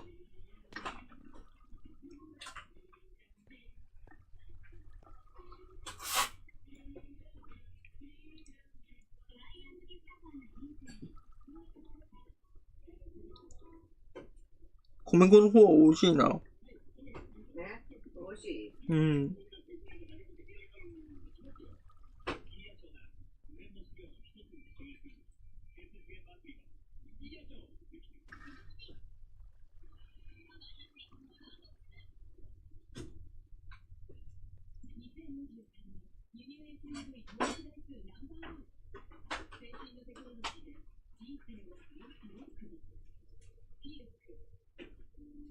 マシュマロさん、コメント打ってたら何回吹き飛んだぞ。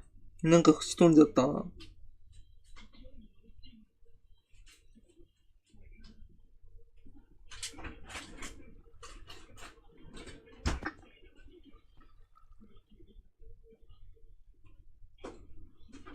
さくらさん、あ、多分自分かも。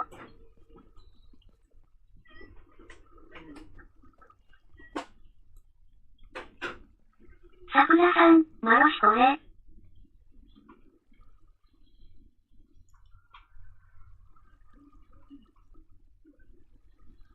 さくらさん、見て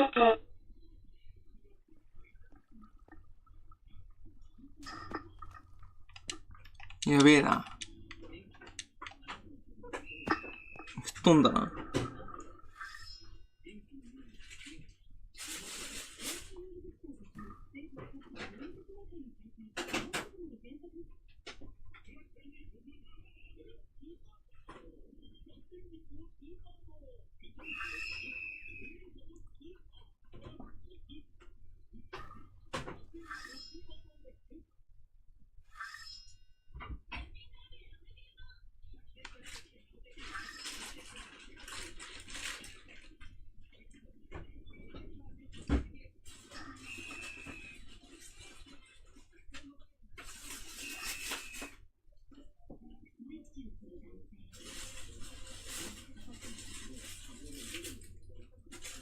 マシュマロさん、サニーがーハセフチシアトングエオット。やばいな。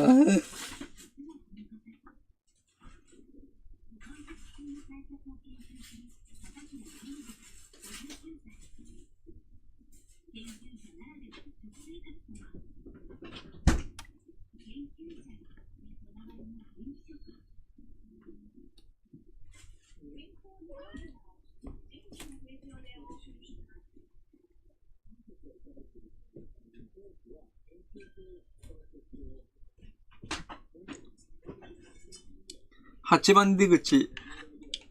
8番出口やろうかな。メンバーリクエストで8番出口を待ってるところなんだよな。アモングアスはユマさんからリクエストされたからやってみるけど、リクエストしてくれたからやってみるけど、そう。8番出口をめっちゃ楽しみにしてるんだよな。8番出口をリクエスト、スイカリウムと8番出口をリクエストしてくれる人がいたら嬉しいな。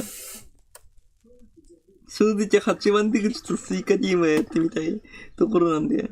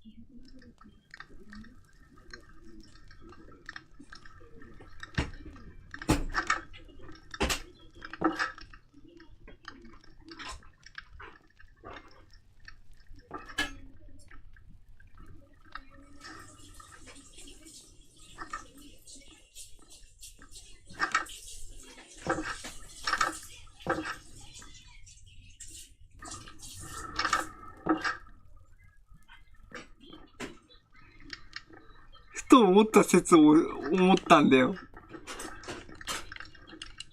あつ森の配信者って意外に顔見知りが多いんじゃないか。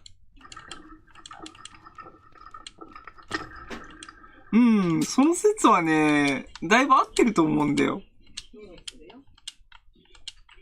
どう思う、マシマさん。あつ森の配信者以外になんていうの、顔知ってる人が多いんじゃないかって。繋がってる人が。俺を含め、軟骨さんとかもそうだけど、そう、意外に知り合いが多いという。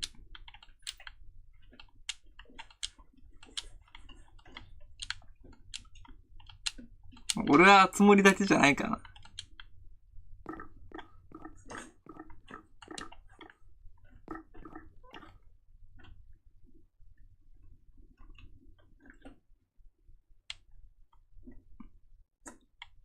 10ベリーしかねえな。誰だな。金を集めとかないかな。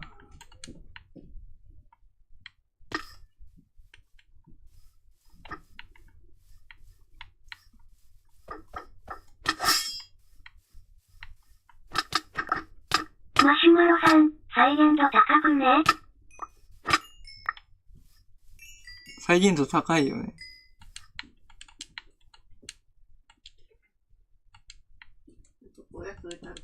うん。チョッパーがいる。チョッパー倒せねえんだよな。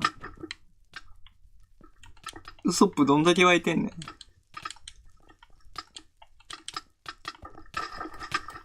マシュマロさん、地下まであるやん。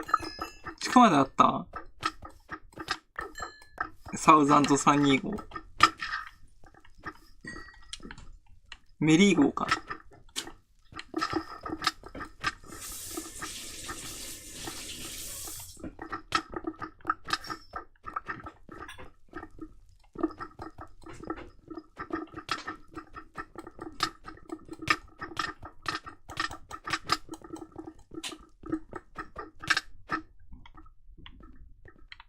すげえ、地下まである。ボートまであるじゃん。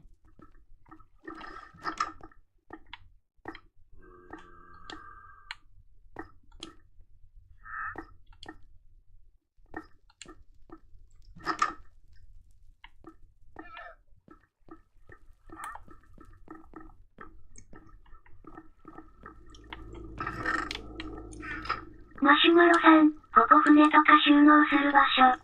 船が収納できるんだ。あ、だから船があったのか。ボートがあるんだね。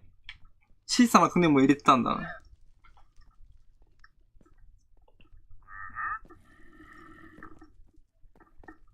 マシュマロさん、フランキーが作成したロボットとか収納する。フランキーの作成したロボット入れとくんだ。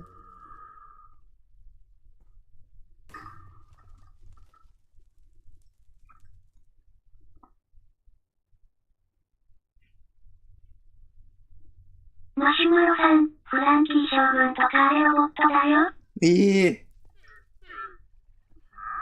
フランキー自身だと思ってた。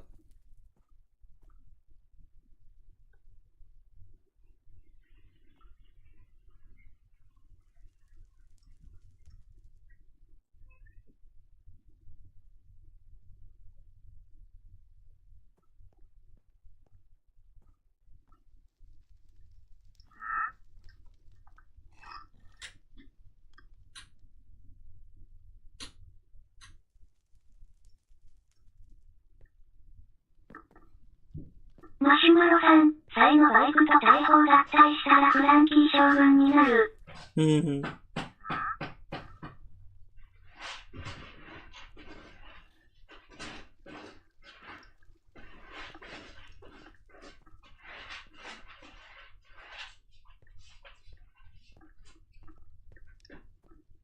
フランキー将軍になるんだね。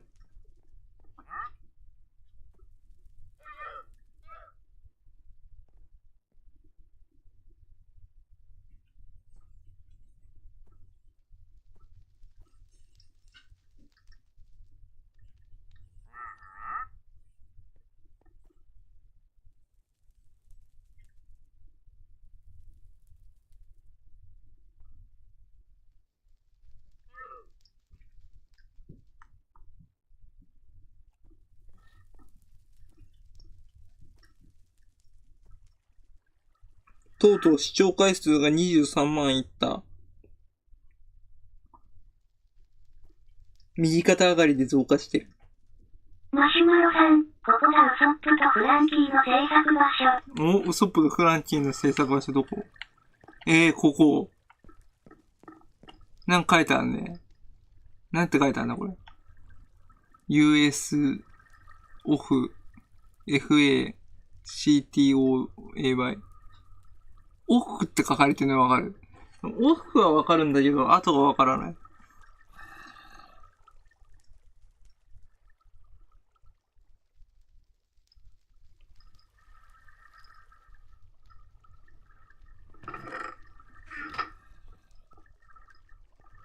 マシュマロさん、そこウソップの作成場所。ウソップの作成場所なんだね。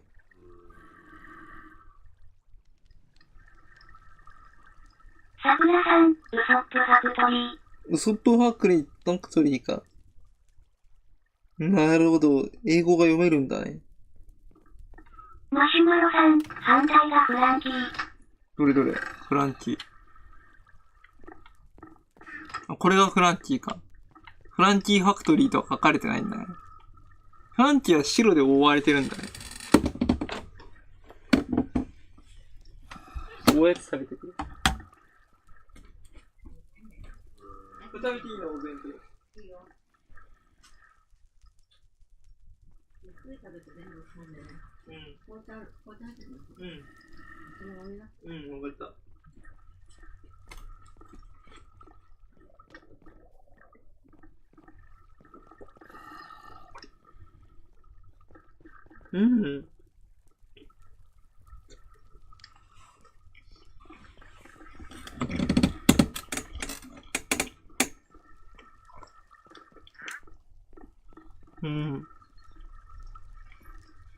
うまい。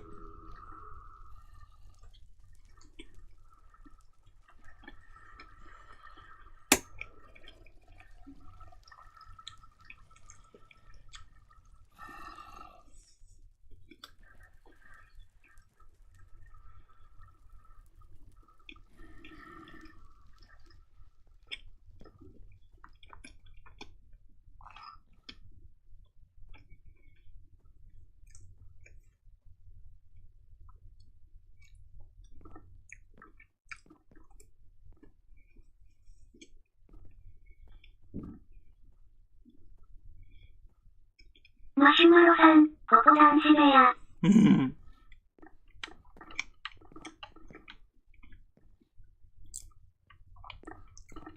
チョッパーもいるのか、ここに。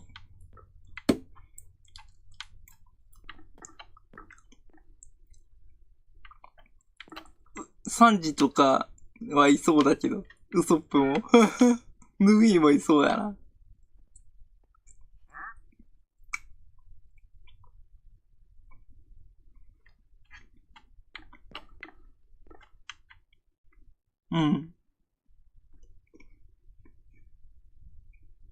マシュマロさん、男やらが寝る場所。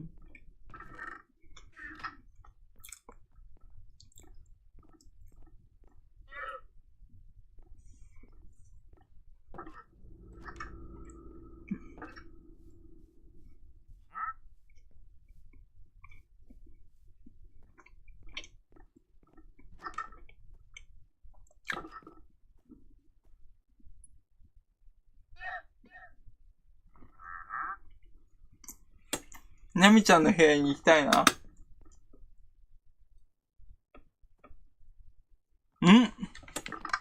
桜さん、月自然のほか来て。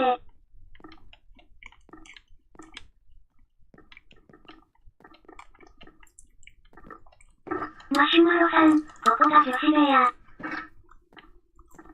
ロビンとナミちゃんの部屋か。いいね。ピンクに覆われてんじゃん。ナミちゃんとロビンちゃん用のやつか。桜さん、氷の上おるから来て。これの上？何これ？望遠鏡まであるな。これの上どこどこ？テレポーテーションさせてくれたらですね。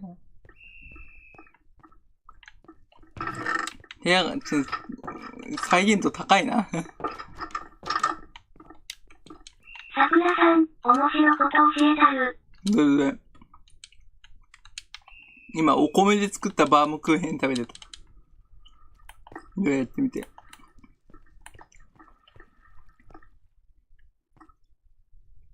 コーラもしかしてそれ。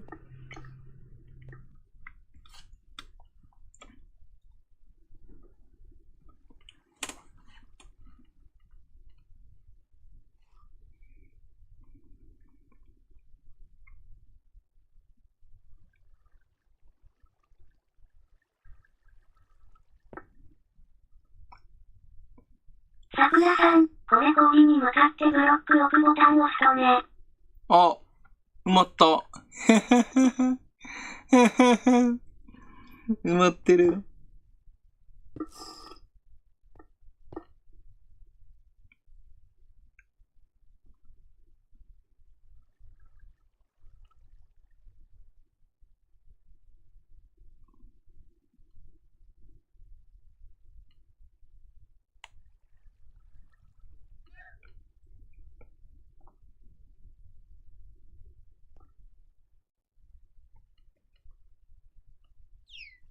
桜さん、一定時間で変化するのよ。一定時間で変化する。マシュマロさん、ただあとはブランコとか滑り台とかないのが残念だけど。ああ、確かに。アニメではあったよな。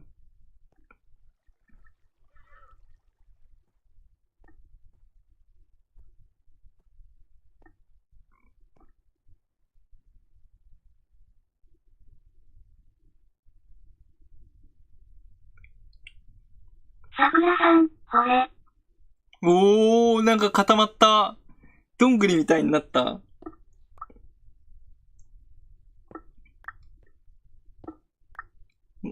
アイスって凍るんって、細かいな。仕事が混んでるよ。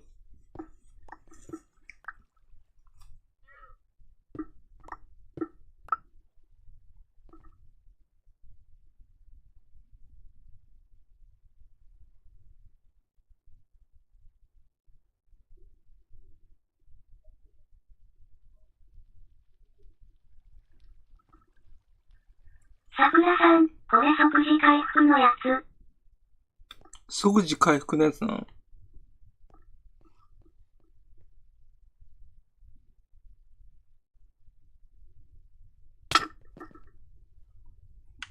ダメージ食らったな。痛えな。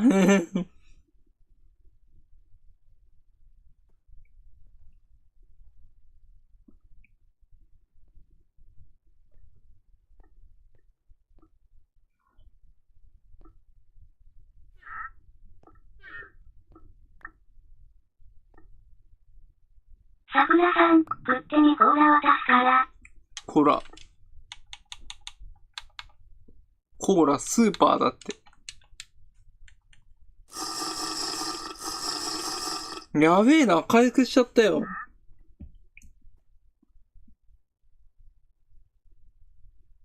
桜さん、インベントリ入っとるで。回復した。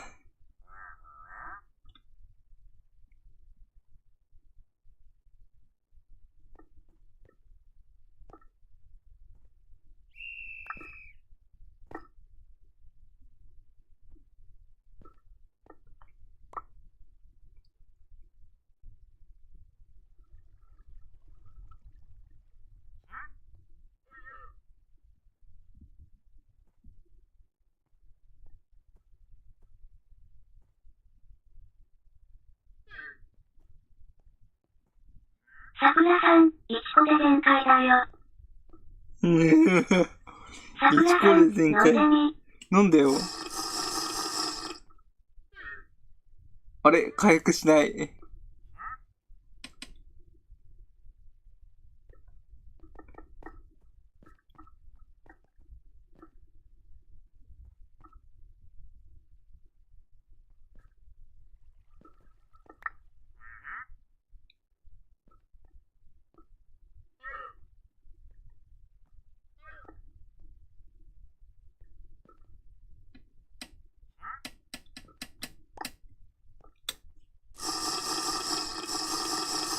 回復した。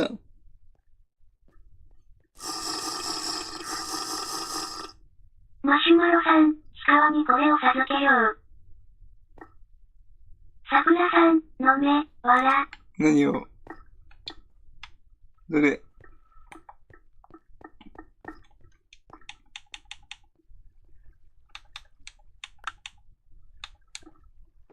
ねえ、これ、子牛のマーク出てきたよ。装飾の覇気。ねえ、これ何ができるんだろう。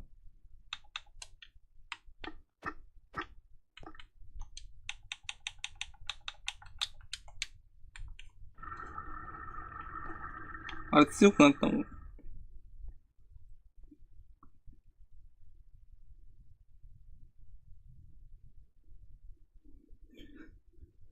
桜さん、マロシワイこれ。マシュマロさん、それ使えばワイを殴れるようになる。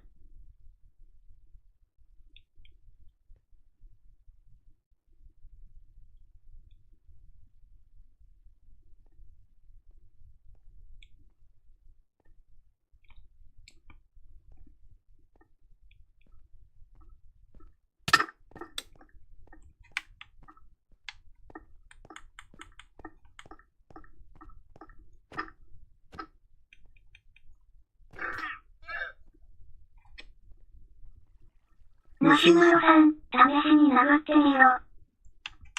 これ桜さん。あれ殴れてないよ。マシュマロさん、拳のマークをして。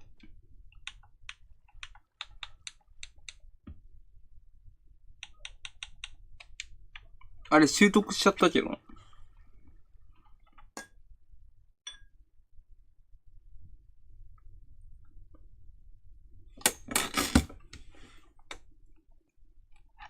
拳のマーク。あ、これか。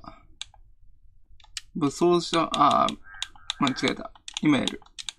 桜さん、クイックバーの一番左でブロック置くボタンを押せ。これで。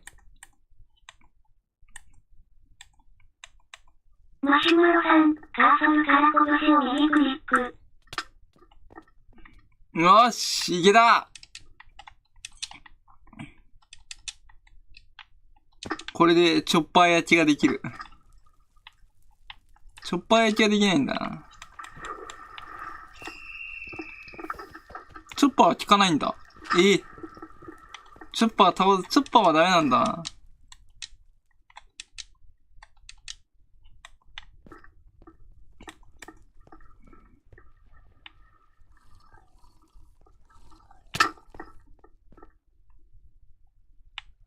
マシュマロさん、これさえあれば海軍大将などに攻撃は入る。おー、やばいな。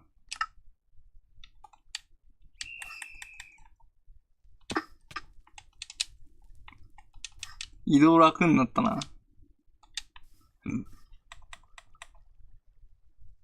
マシュマロさん、でかいチョッパーは中に入り下を殴る。でかいチョッパーは中に入り、下も殴るといけるんだ。桜さん、月さん死にかけ。死にかけになってたな。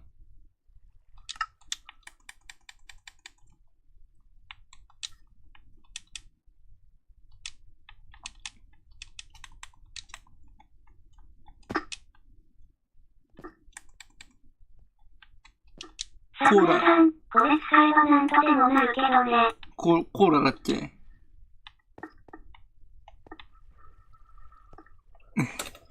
コーラ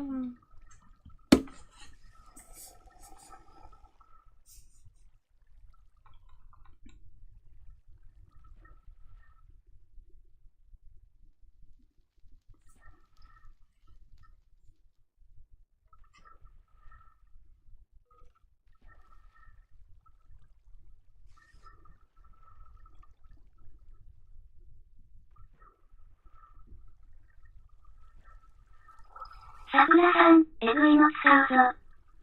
えぐいのどれ？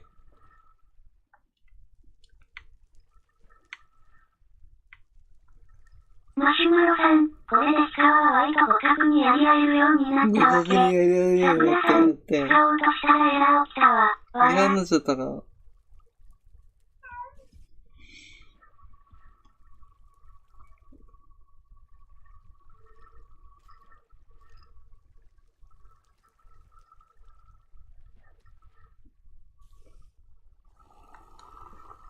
一生エンゲージリングが欲しい。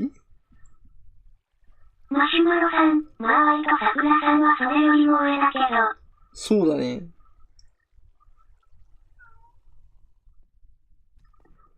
桜さん、マロシにタイマンという名のバトルに呼ばれるやつ、わら。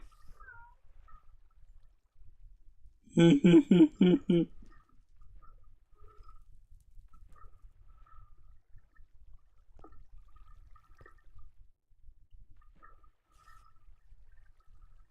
マシュマロさん、見とけこれを。どれを？桜さん、ああいう俺。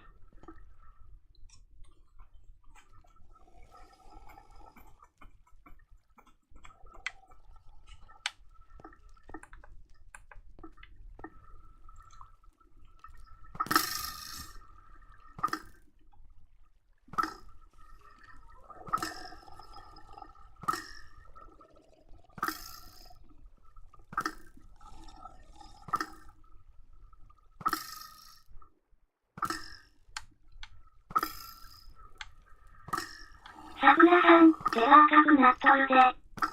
どこどこ？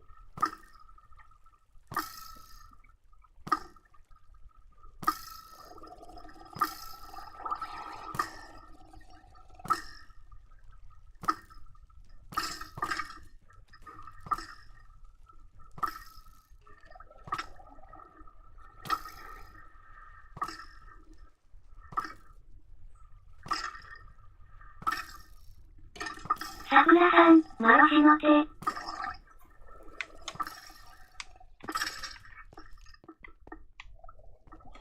長くなってた？なんかすごい。なんだこれは。あ、手赤くなってる。どうして焼きどこにしたか？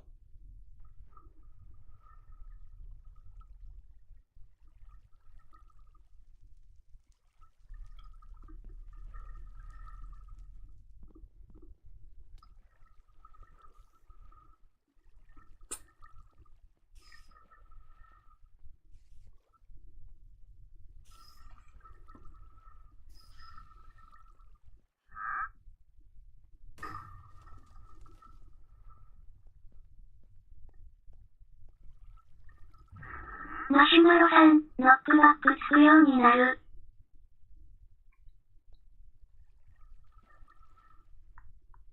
ノックバックつくようになるんだね。やばいな。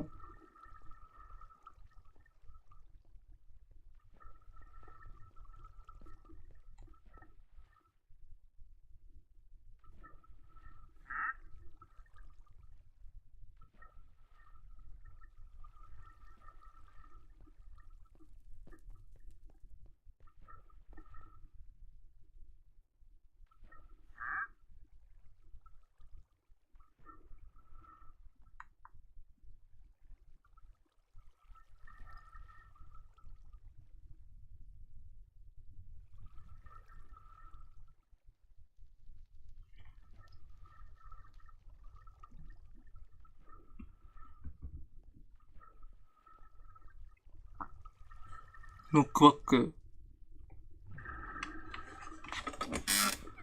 やべえ、漏れそう。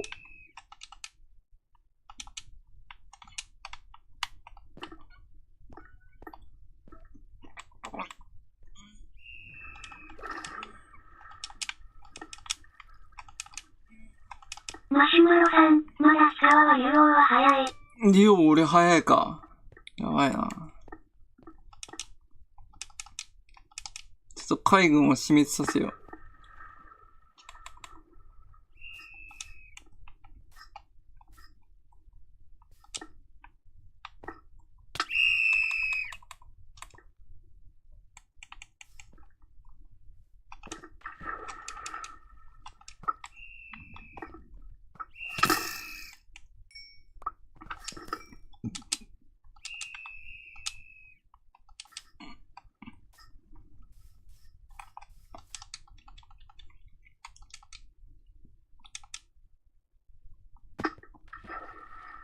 なんかいるよ。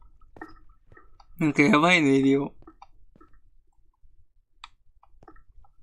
魚人族じゃん。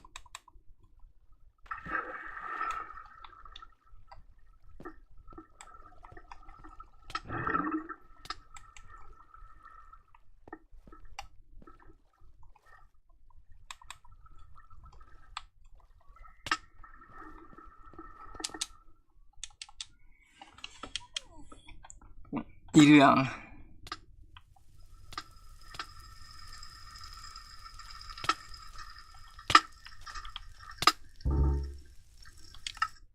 ごめん、エースに喧嘩売った？焼け野原になるかもしんない。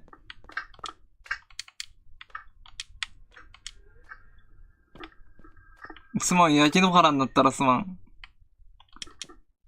興味本位で焼け野原になっちゃうかもしんない。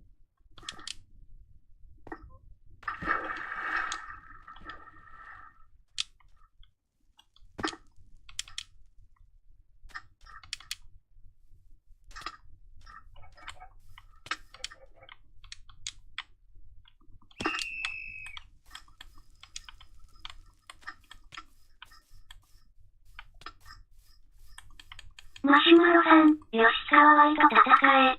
戦う？いいよ。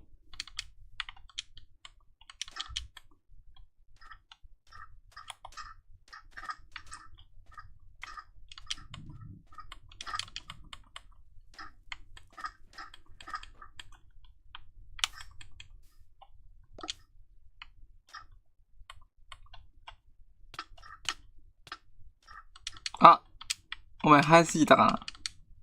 桜さん、ミニーグは今のはなしということで。こちらも準備するわ。月山まさきさん、やー。月山まさきさんいらっしゃい。来てくれて嬉しいよ。桜さん、得お願い、わら。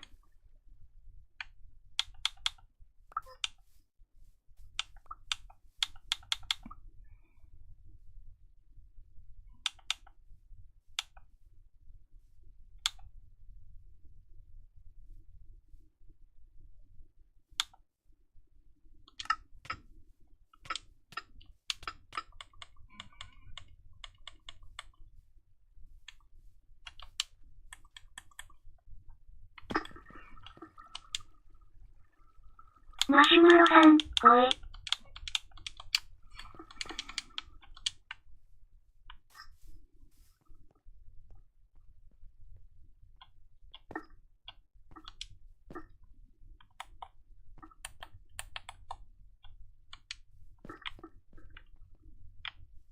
桜さん、マロシマブマブか、わら。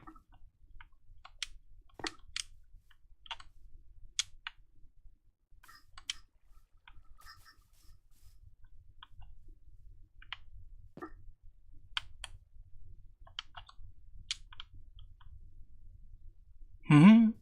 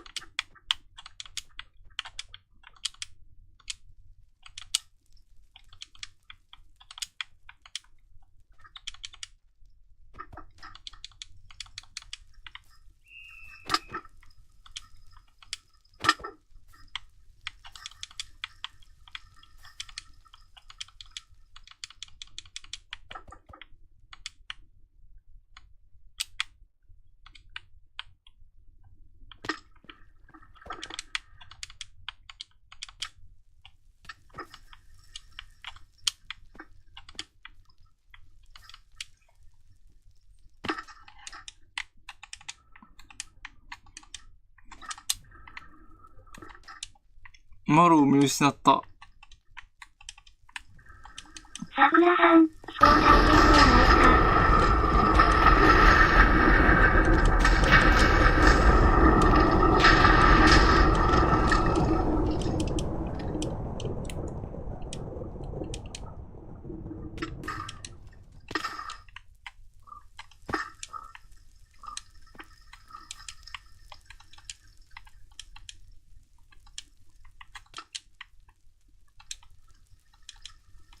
焼きながらになった。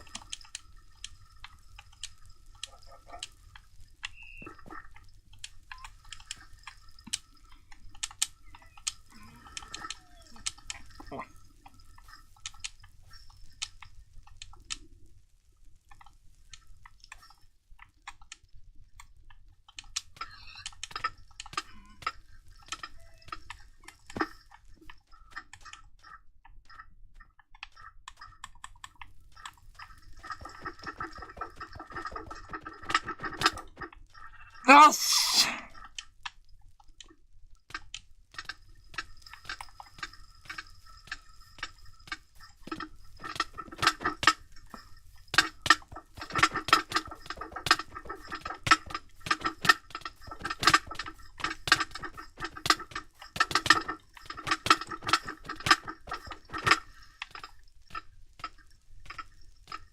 マシュマロさん、殴ってたか。それよりやばいんじゃないのこれ。やばいんじゃないのこれ。なんかやばいの音するけど。ティーチエドワードがいるやん。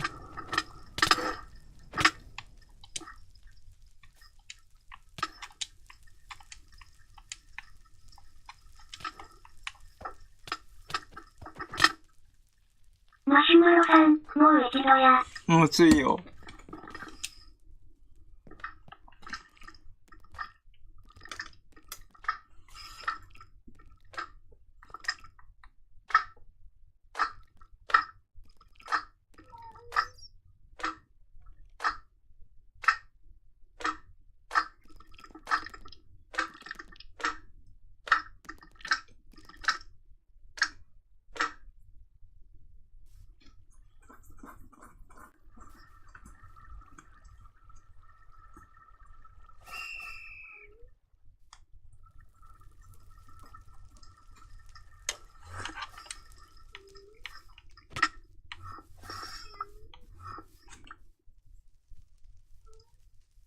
桜さん、マロシツキさん愛のところ呼べる？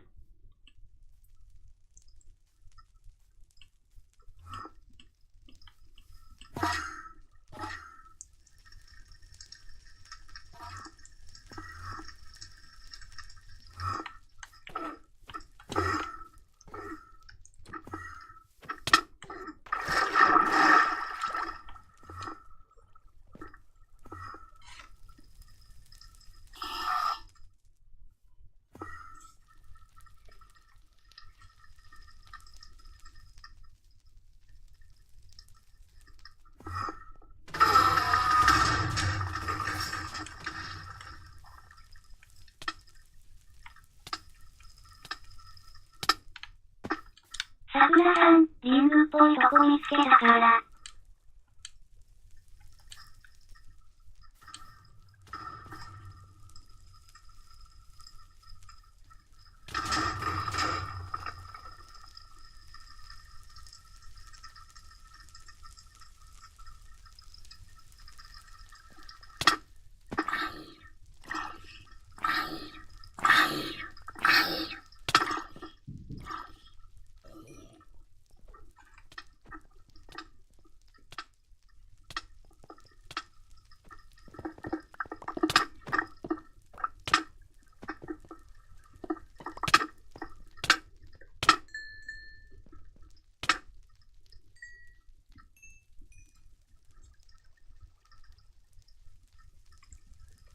違ったな。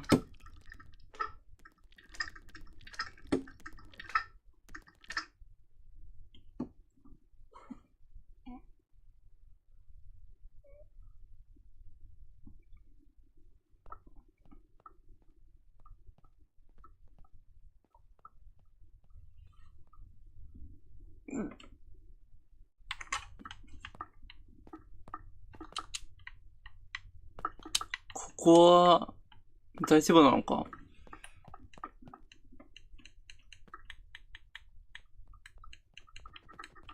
桜さん、オールゴールド。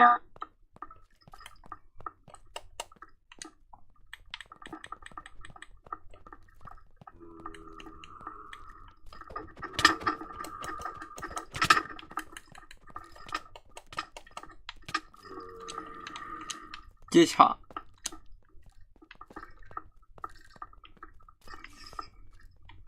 ウーロースみたいになってるよ。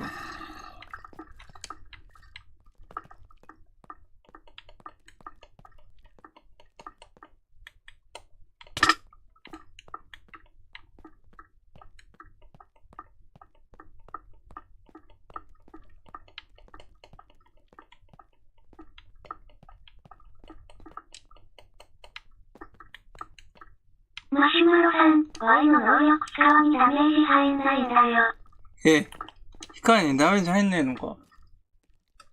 じゃあ、悪魔の実なしマシュマの方がいいか。ロさん、竜王切れるんだよ。竜王切れるんだ。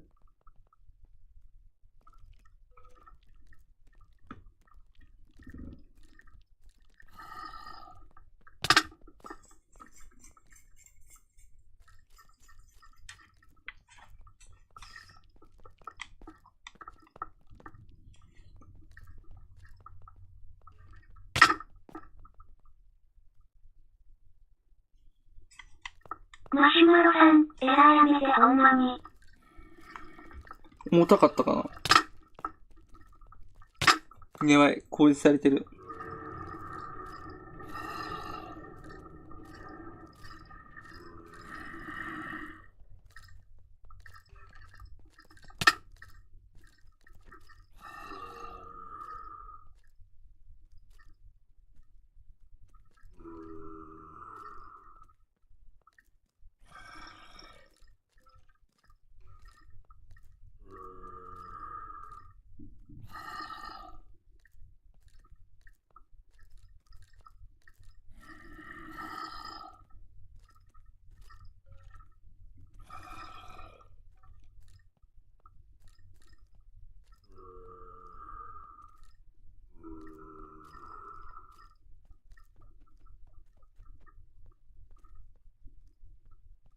マシュマロさん、Y の能力のダメで余裕だったやろ？ノーダメで余裕だった。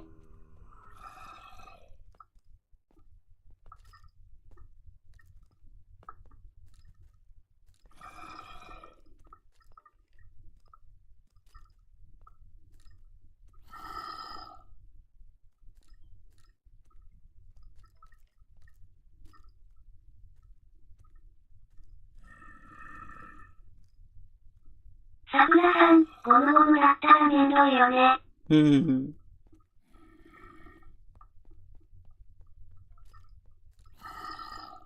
マシュマロさん、ロギアに Y の攻撃使うのマジ？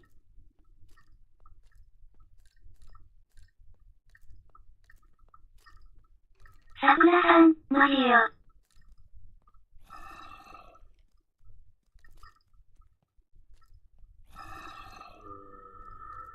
桜さん、物理私か武装よさん。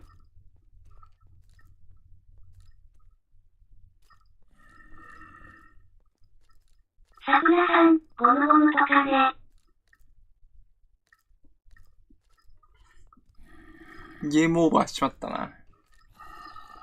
桜さん、月さんリスポーンせんの？リスポーンするよ。ダメだ、めまいがしてきた。さすがに、10時間もぶっ通してやると、気が飛んでくるよな。マ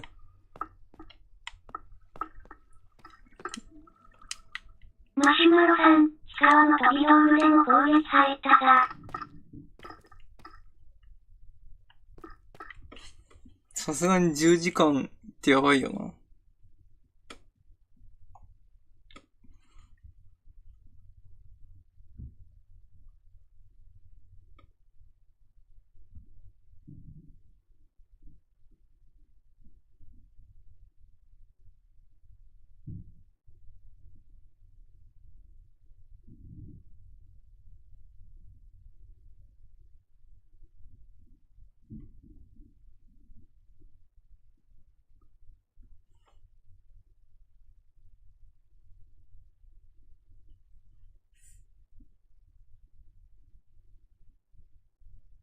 クロチェスアレタンさん、ヘルプミー。クロチェスアレタンさんいらっしゃい。来てくれて嬉しいよ。桜さん、アーソネ物理判定なんよね。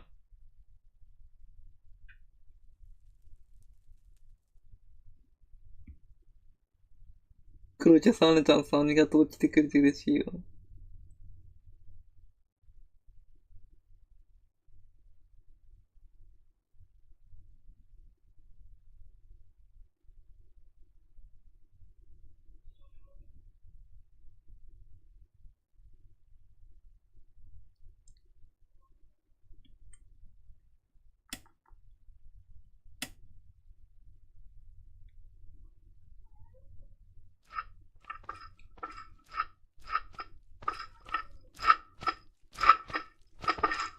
日だまり王国を復活させるために考えた策。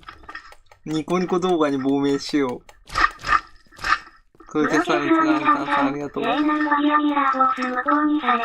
なるバレアミラーフォース無効にされたか。おじさんもありがとう。聖なるバレアミラーフォース無効にされたら、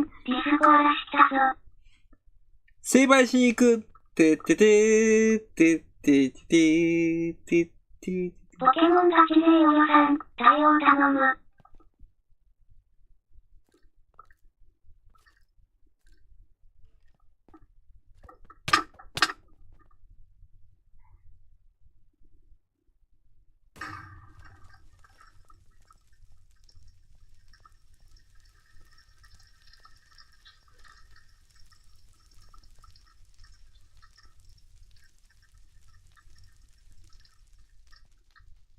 ポケモンガチ勢およさん、いつものやつらや。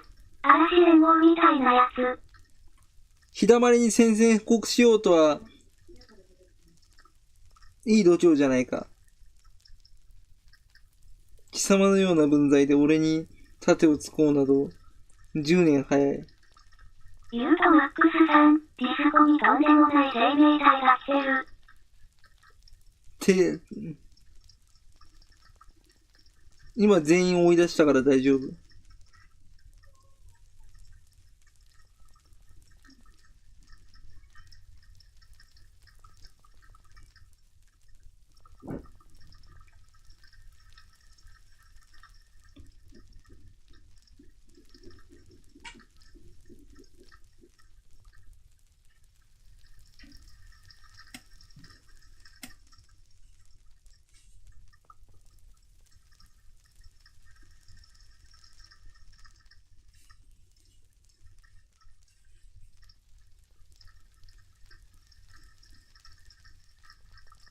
桜さん、これ移動はやい。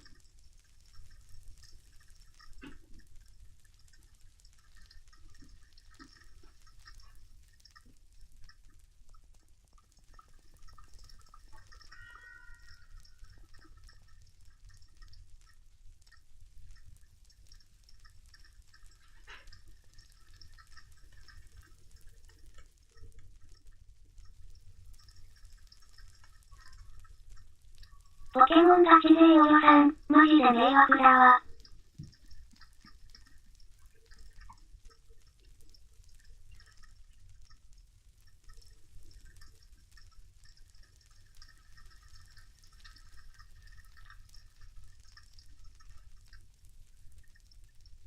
ユートマックスさん、なんかやばいって。ユートマックスさん、勝手に入らされたって。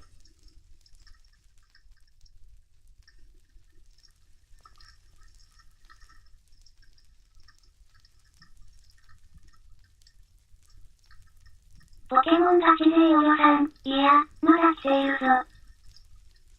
プロケスアネタンさん、とりあえず通報とブロックでなんとかしよう。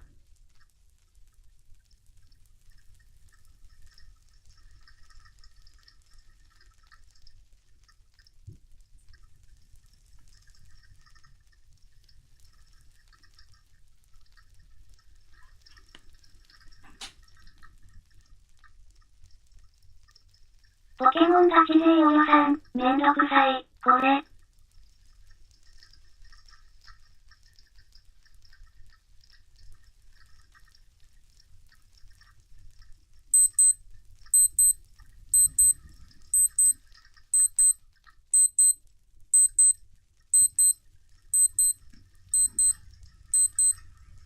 ちょっと俺じゃ対策取れないかもしれない。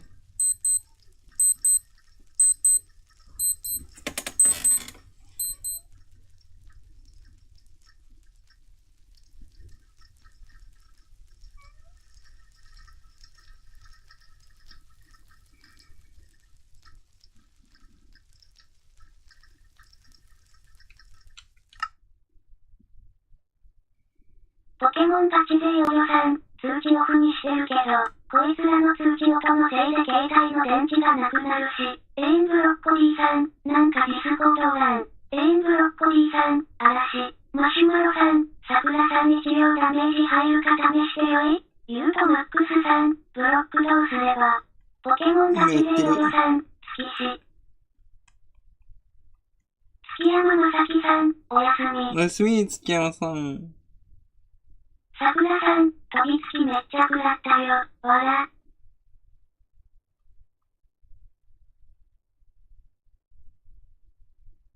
ポケモンガチ勢およさん、ディスコさ、これ、パスワードとか使わへん？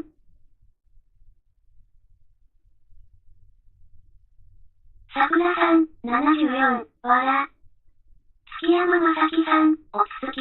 おつち、月山ポケモさん。ンガチ勢およさん、みんな巻き込むつもりだな。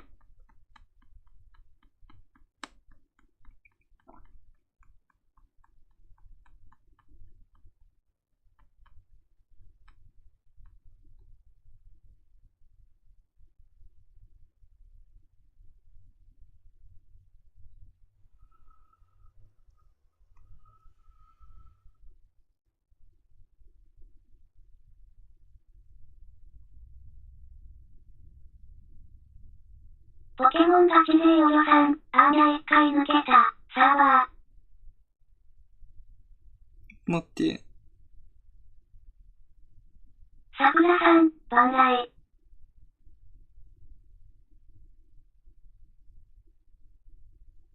さくらさん、野村さん。ポケモンガチ勢およさん、これ、警察に言いたいくらいやな。さくらさん、雷迎え。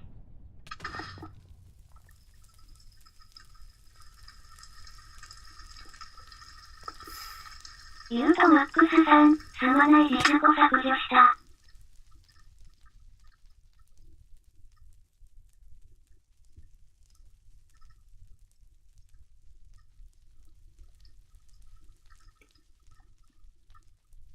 お前ら訴えるぞ。ユートマックスさん、間違って参加してしまった。ポケモンガチ勢およさん、奴らは他のところにも同じことしてそうだな。マシュマロさん、ワンパン。さくらさん、金属ブロックでこの威力、わら。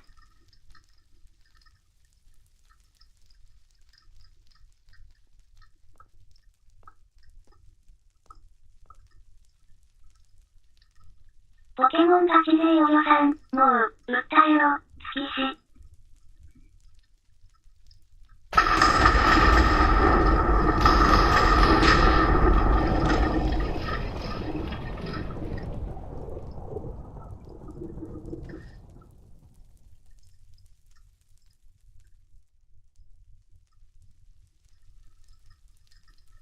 ダメだ、削除できなくなった。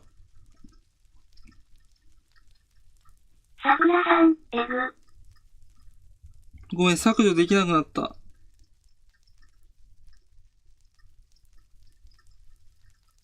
ユートマックスさん、こいつは訴えなければいけないやつだ。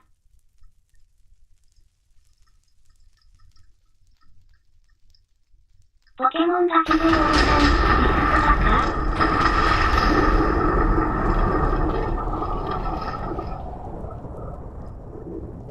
ユートマックスさん、俺はディスコをアプリから消した。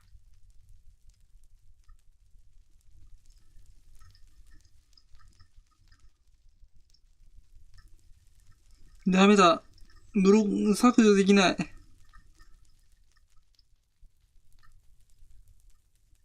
さくらさん、マロシにピンポイントで雷行く、わら。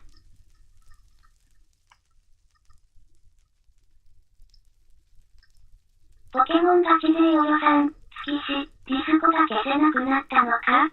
いや、変なサーバーに入っちゃって抜き出せなくなった。プロケスアネダンさん、チャットの説明の場所からディスコ入れるようにしてるのが原因かな。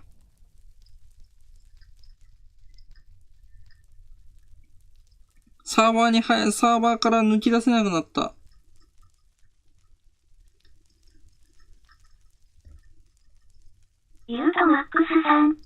を削除するしかない。俺もそうなった。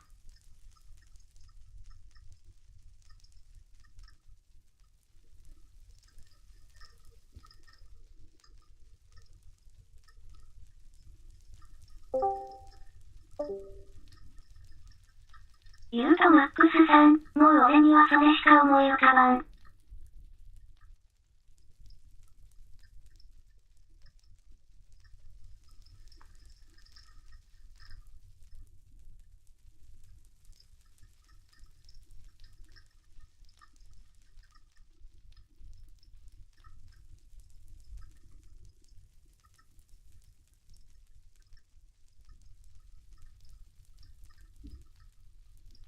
桜さん、本種の個人にフレンド送って招待してもらうのが良いのかもな。今度から、ポケモンガチ勢をこれどうやって通知するの？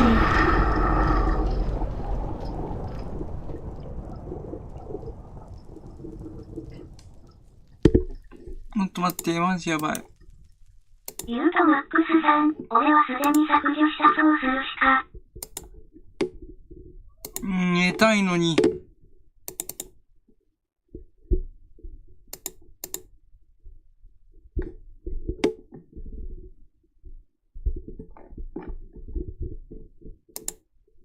ユートマックスさん、選択しなければ抜け出せない可能性が高い。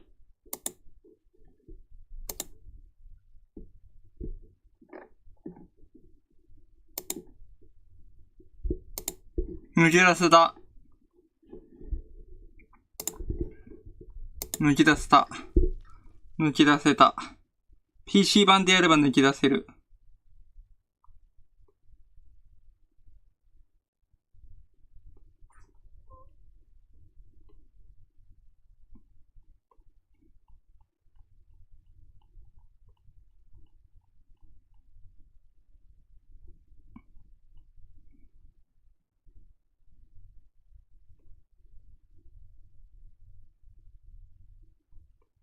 マシュマロさん、最強の技わかった。最強の技わかった？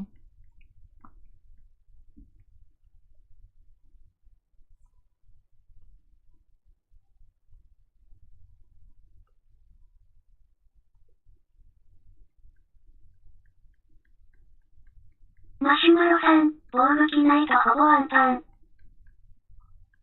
マシュマロさん、防具着たら3発。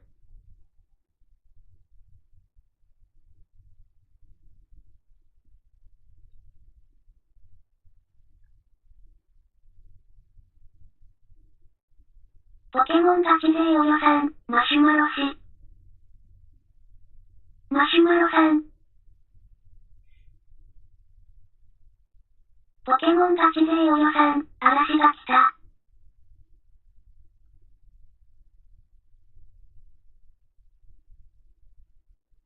ポケモンガチ勢およさん、月氏、説明を。チーターが、嵐が来た。ユートマックスさん、一体何なんだ嵐はよ。マシュマロさん、わかってるよ。ユートマックスさん、ブチ。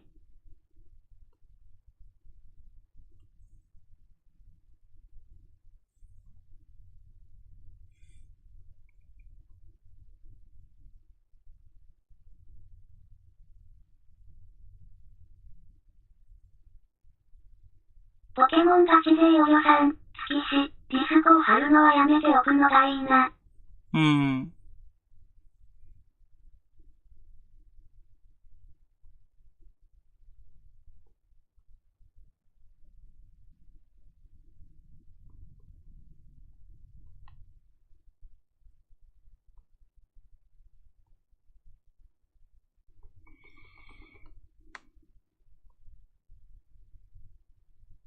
ダメだ。桜さん、春なら月さんの個人だけやな。ポケモンガチ勢およさん、ああ。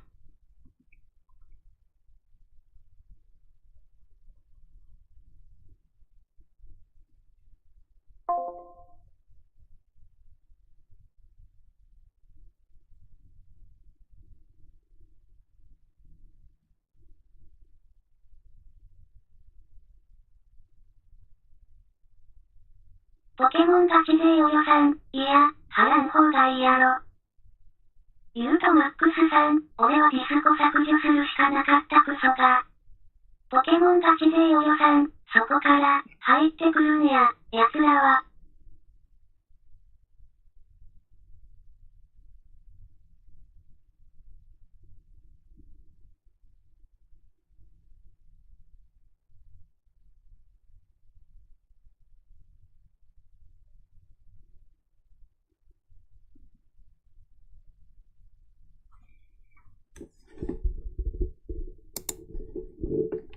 ポケモンガチ勢およさん、月し、概要欄にディスコを削除してくれ。うん。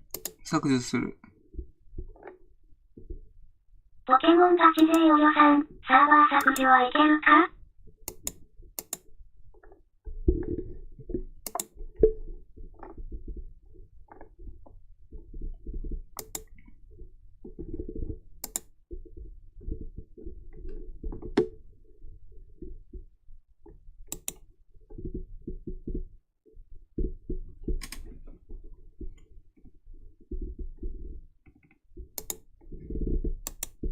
ユートマックスさん、あの生物どもは他も荒らしてるのは確定。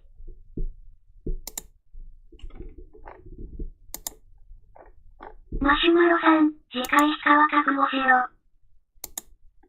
お、覚悟するよ。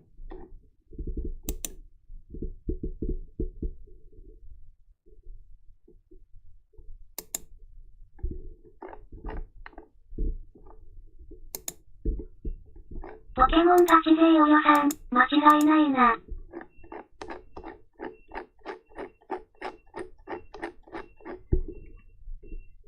マシュマロさん、タイマン勝負本当の。タイマン勝負ね、いいよ。ユートマックスさん、あの生物どもは100チャンネルは荒らしてんな。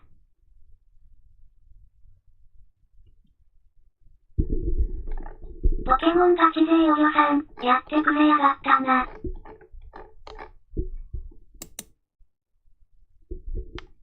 待って待って、これどうすればいいんだろう。ユートマックスさん、あいつらは生命体と思わなくていい。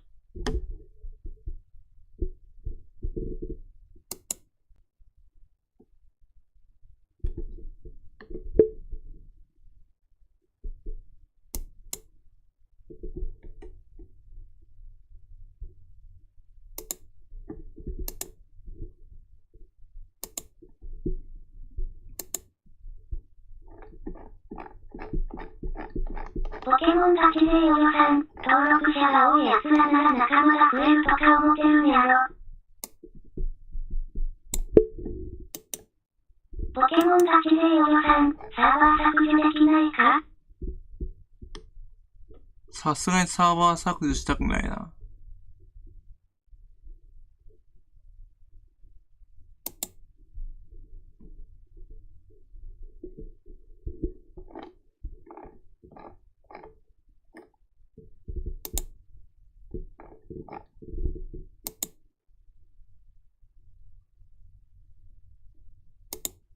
ポケモンガチ勢およさん、作り直すしかないやろ。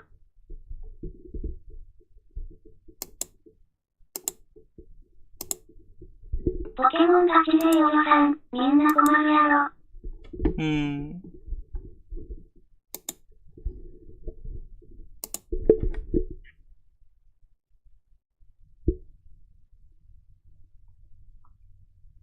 これで全員いなくなったと思うんだけどな。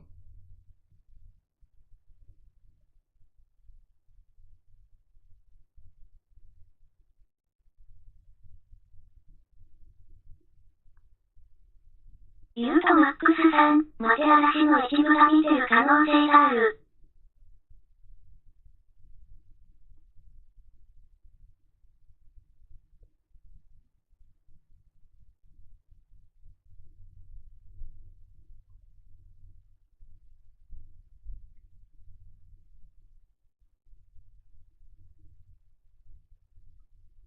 ポケモンガチ勢およさん、確かに。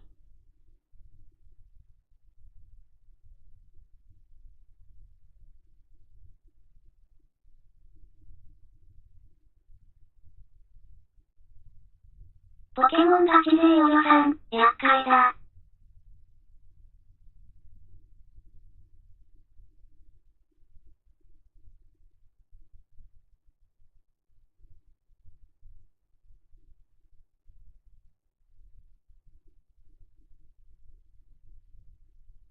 ユートマックスさん、粘着質の可能性も否定できん。ちょっと待ってね。ポケモンガチ勢およさん、なら、サーバー解体してまた作るしかないやろ。また来るよ。ポケモンガチ勢およさん、じゃないと、またやられるぞ。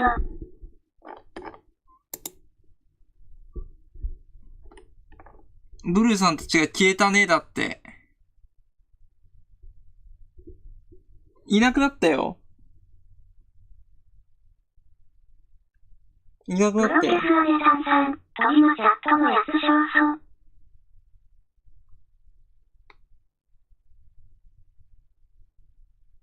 ユートマックスさん、サーバーを破壊しなければ平穏は訪れん。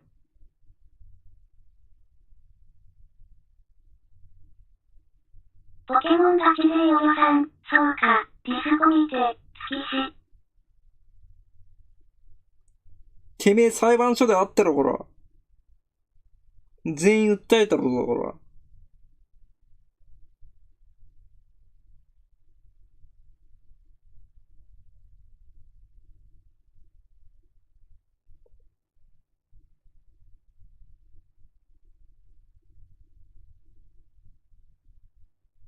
ユートマックスさん、もうマジで訴え。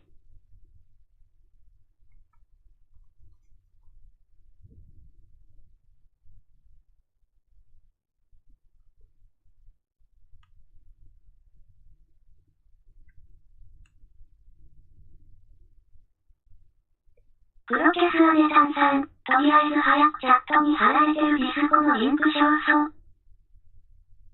どれわかんないな。ごめん。ユートマックスさん、生命体に地獄行きにされてほしいレベル。松田はじめ松さん、しょぼん疲れた。プロテスアネタンさん、そこから入れるようになってる。松田はじめ松さん。何かあったんか？ユートマックスさん、ディスコ荒らされました。ポケモンガチ勢およさん、ディスコに嵐が来た。松田はじめ松さん、まだか。Y○○○。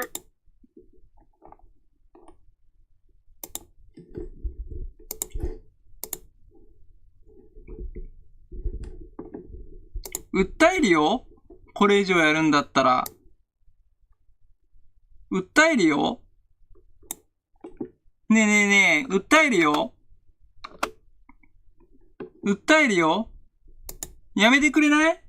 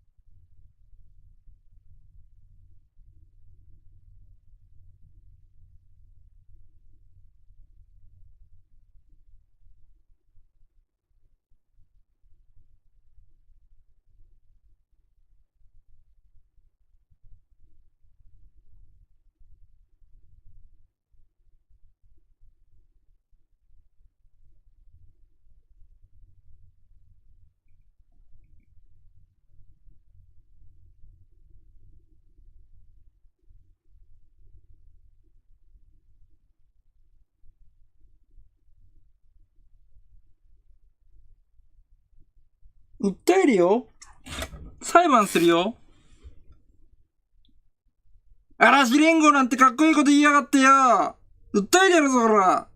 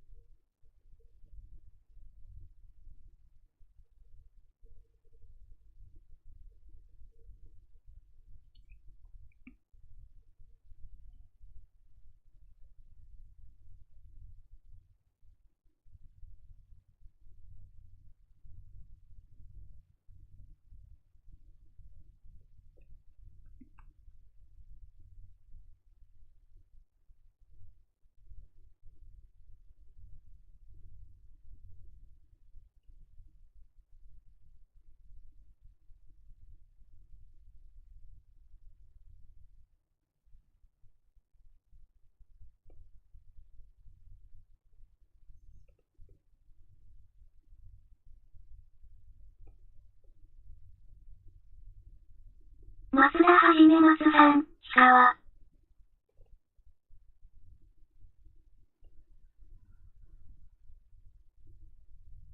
松田はじめ松さん、相手にすんな。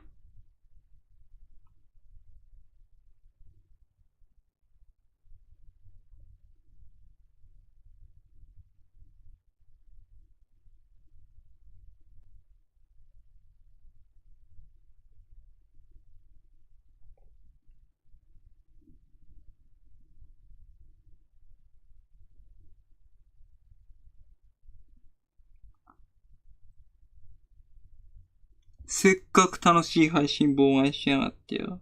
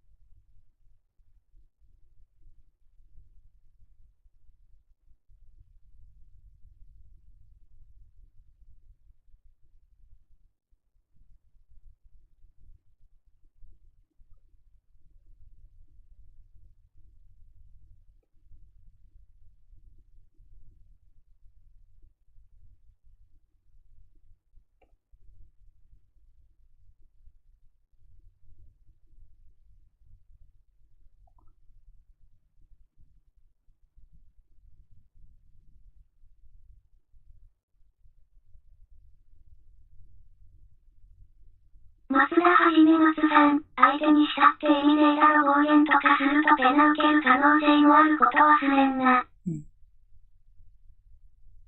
ポケモンガチ勢およさん、ディスコ教えて言うても、教えるな、月し。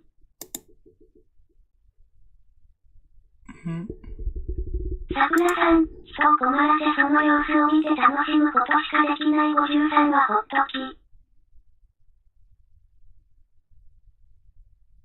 ごめんなさい。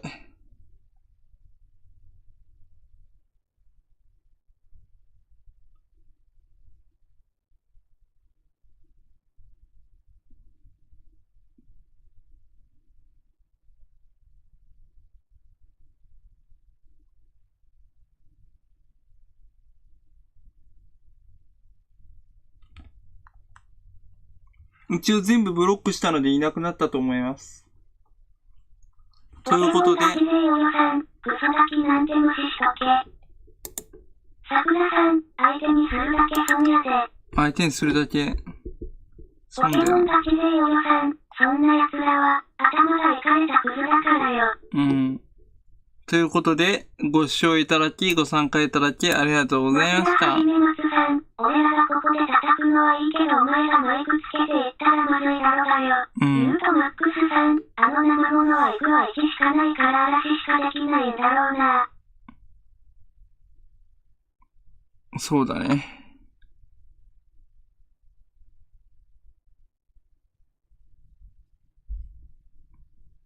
ごめん。ごめん、ほんとに。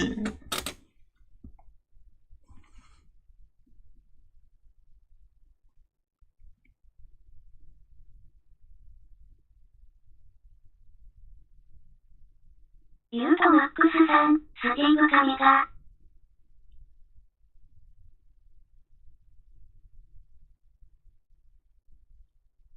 ポケモンガチ勢およさん、まあ、言いたければ言うけど、証拠集まれば、警察に言える。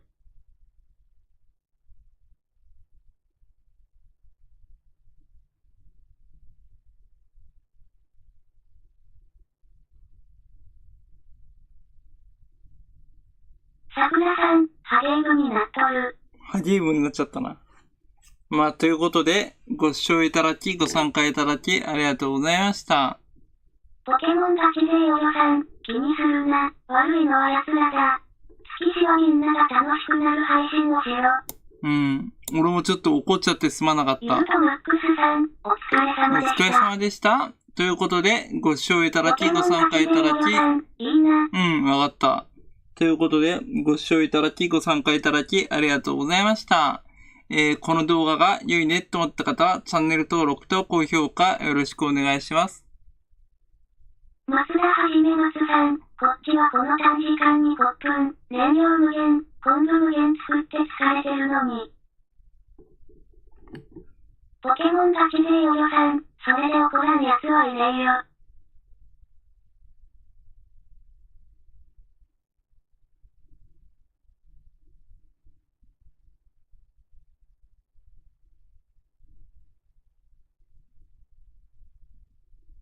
ということで、ご視聴ありがとうございました。無音でそんなことしてたんだ。わら。ありがとうございました。お疲れ様です。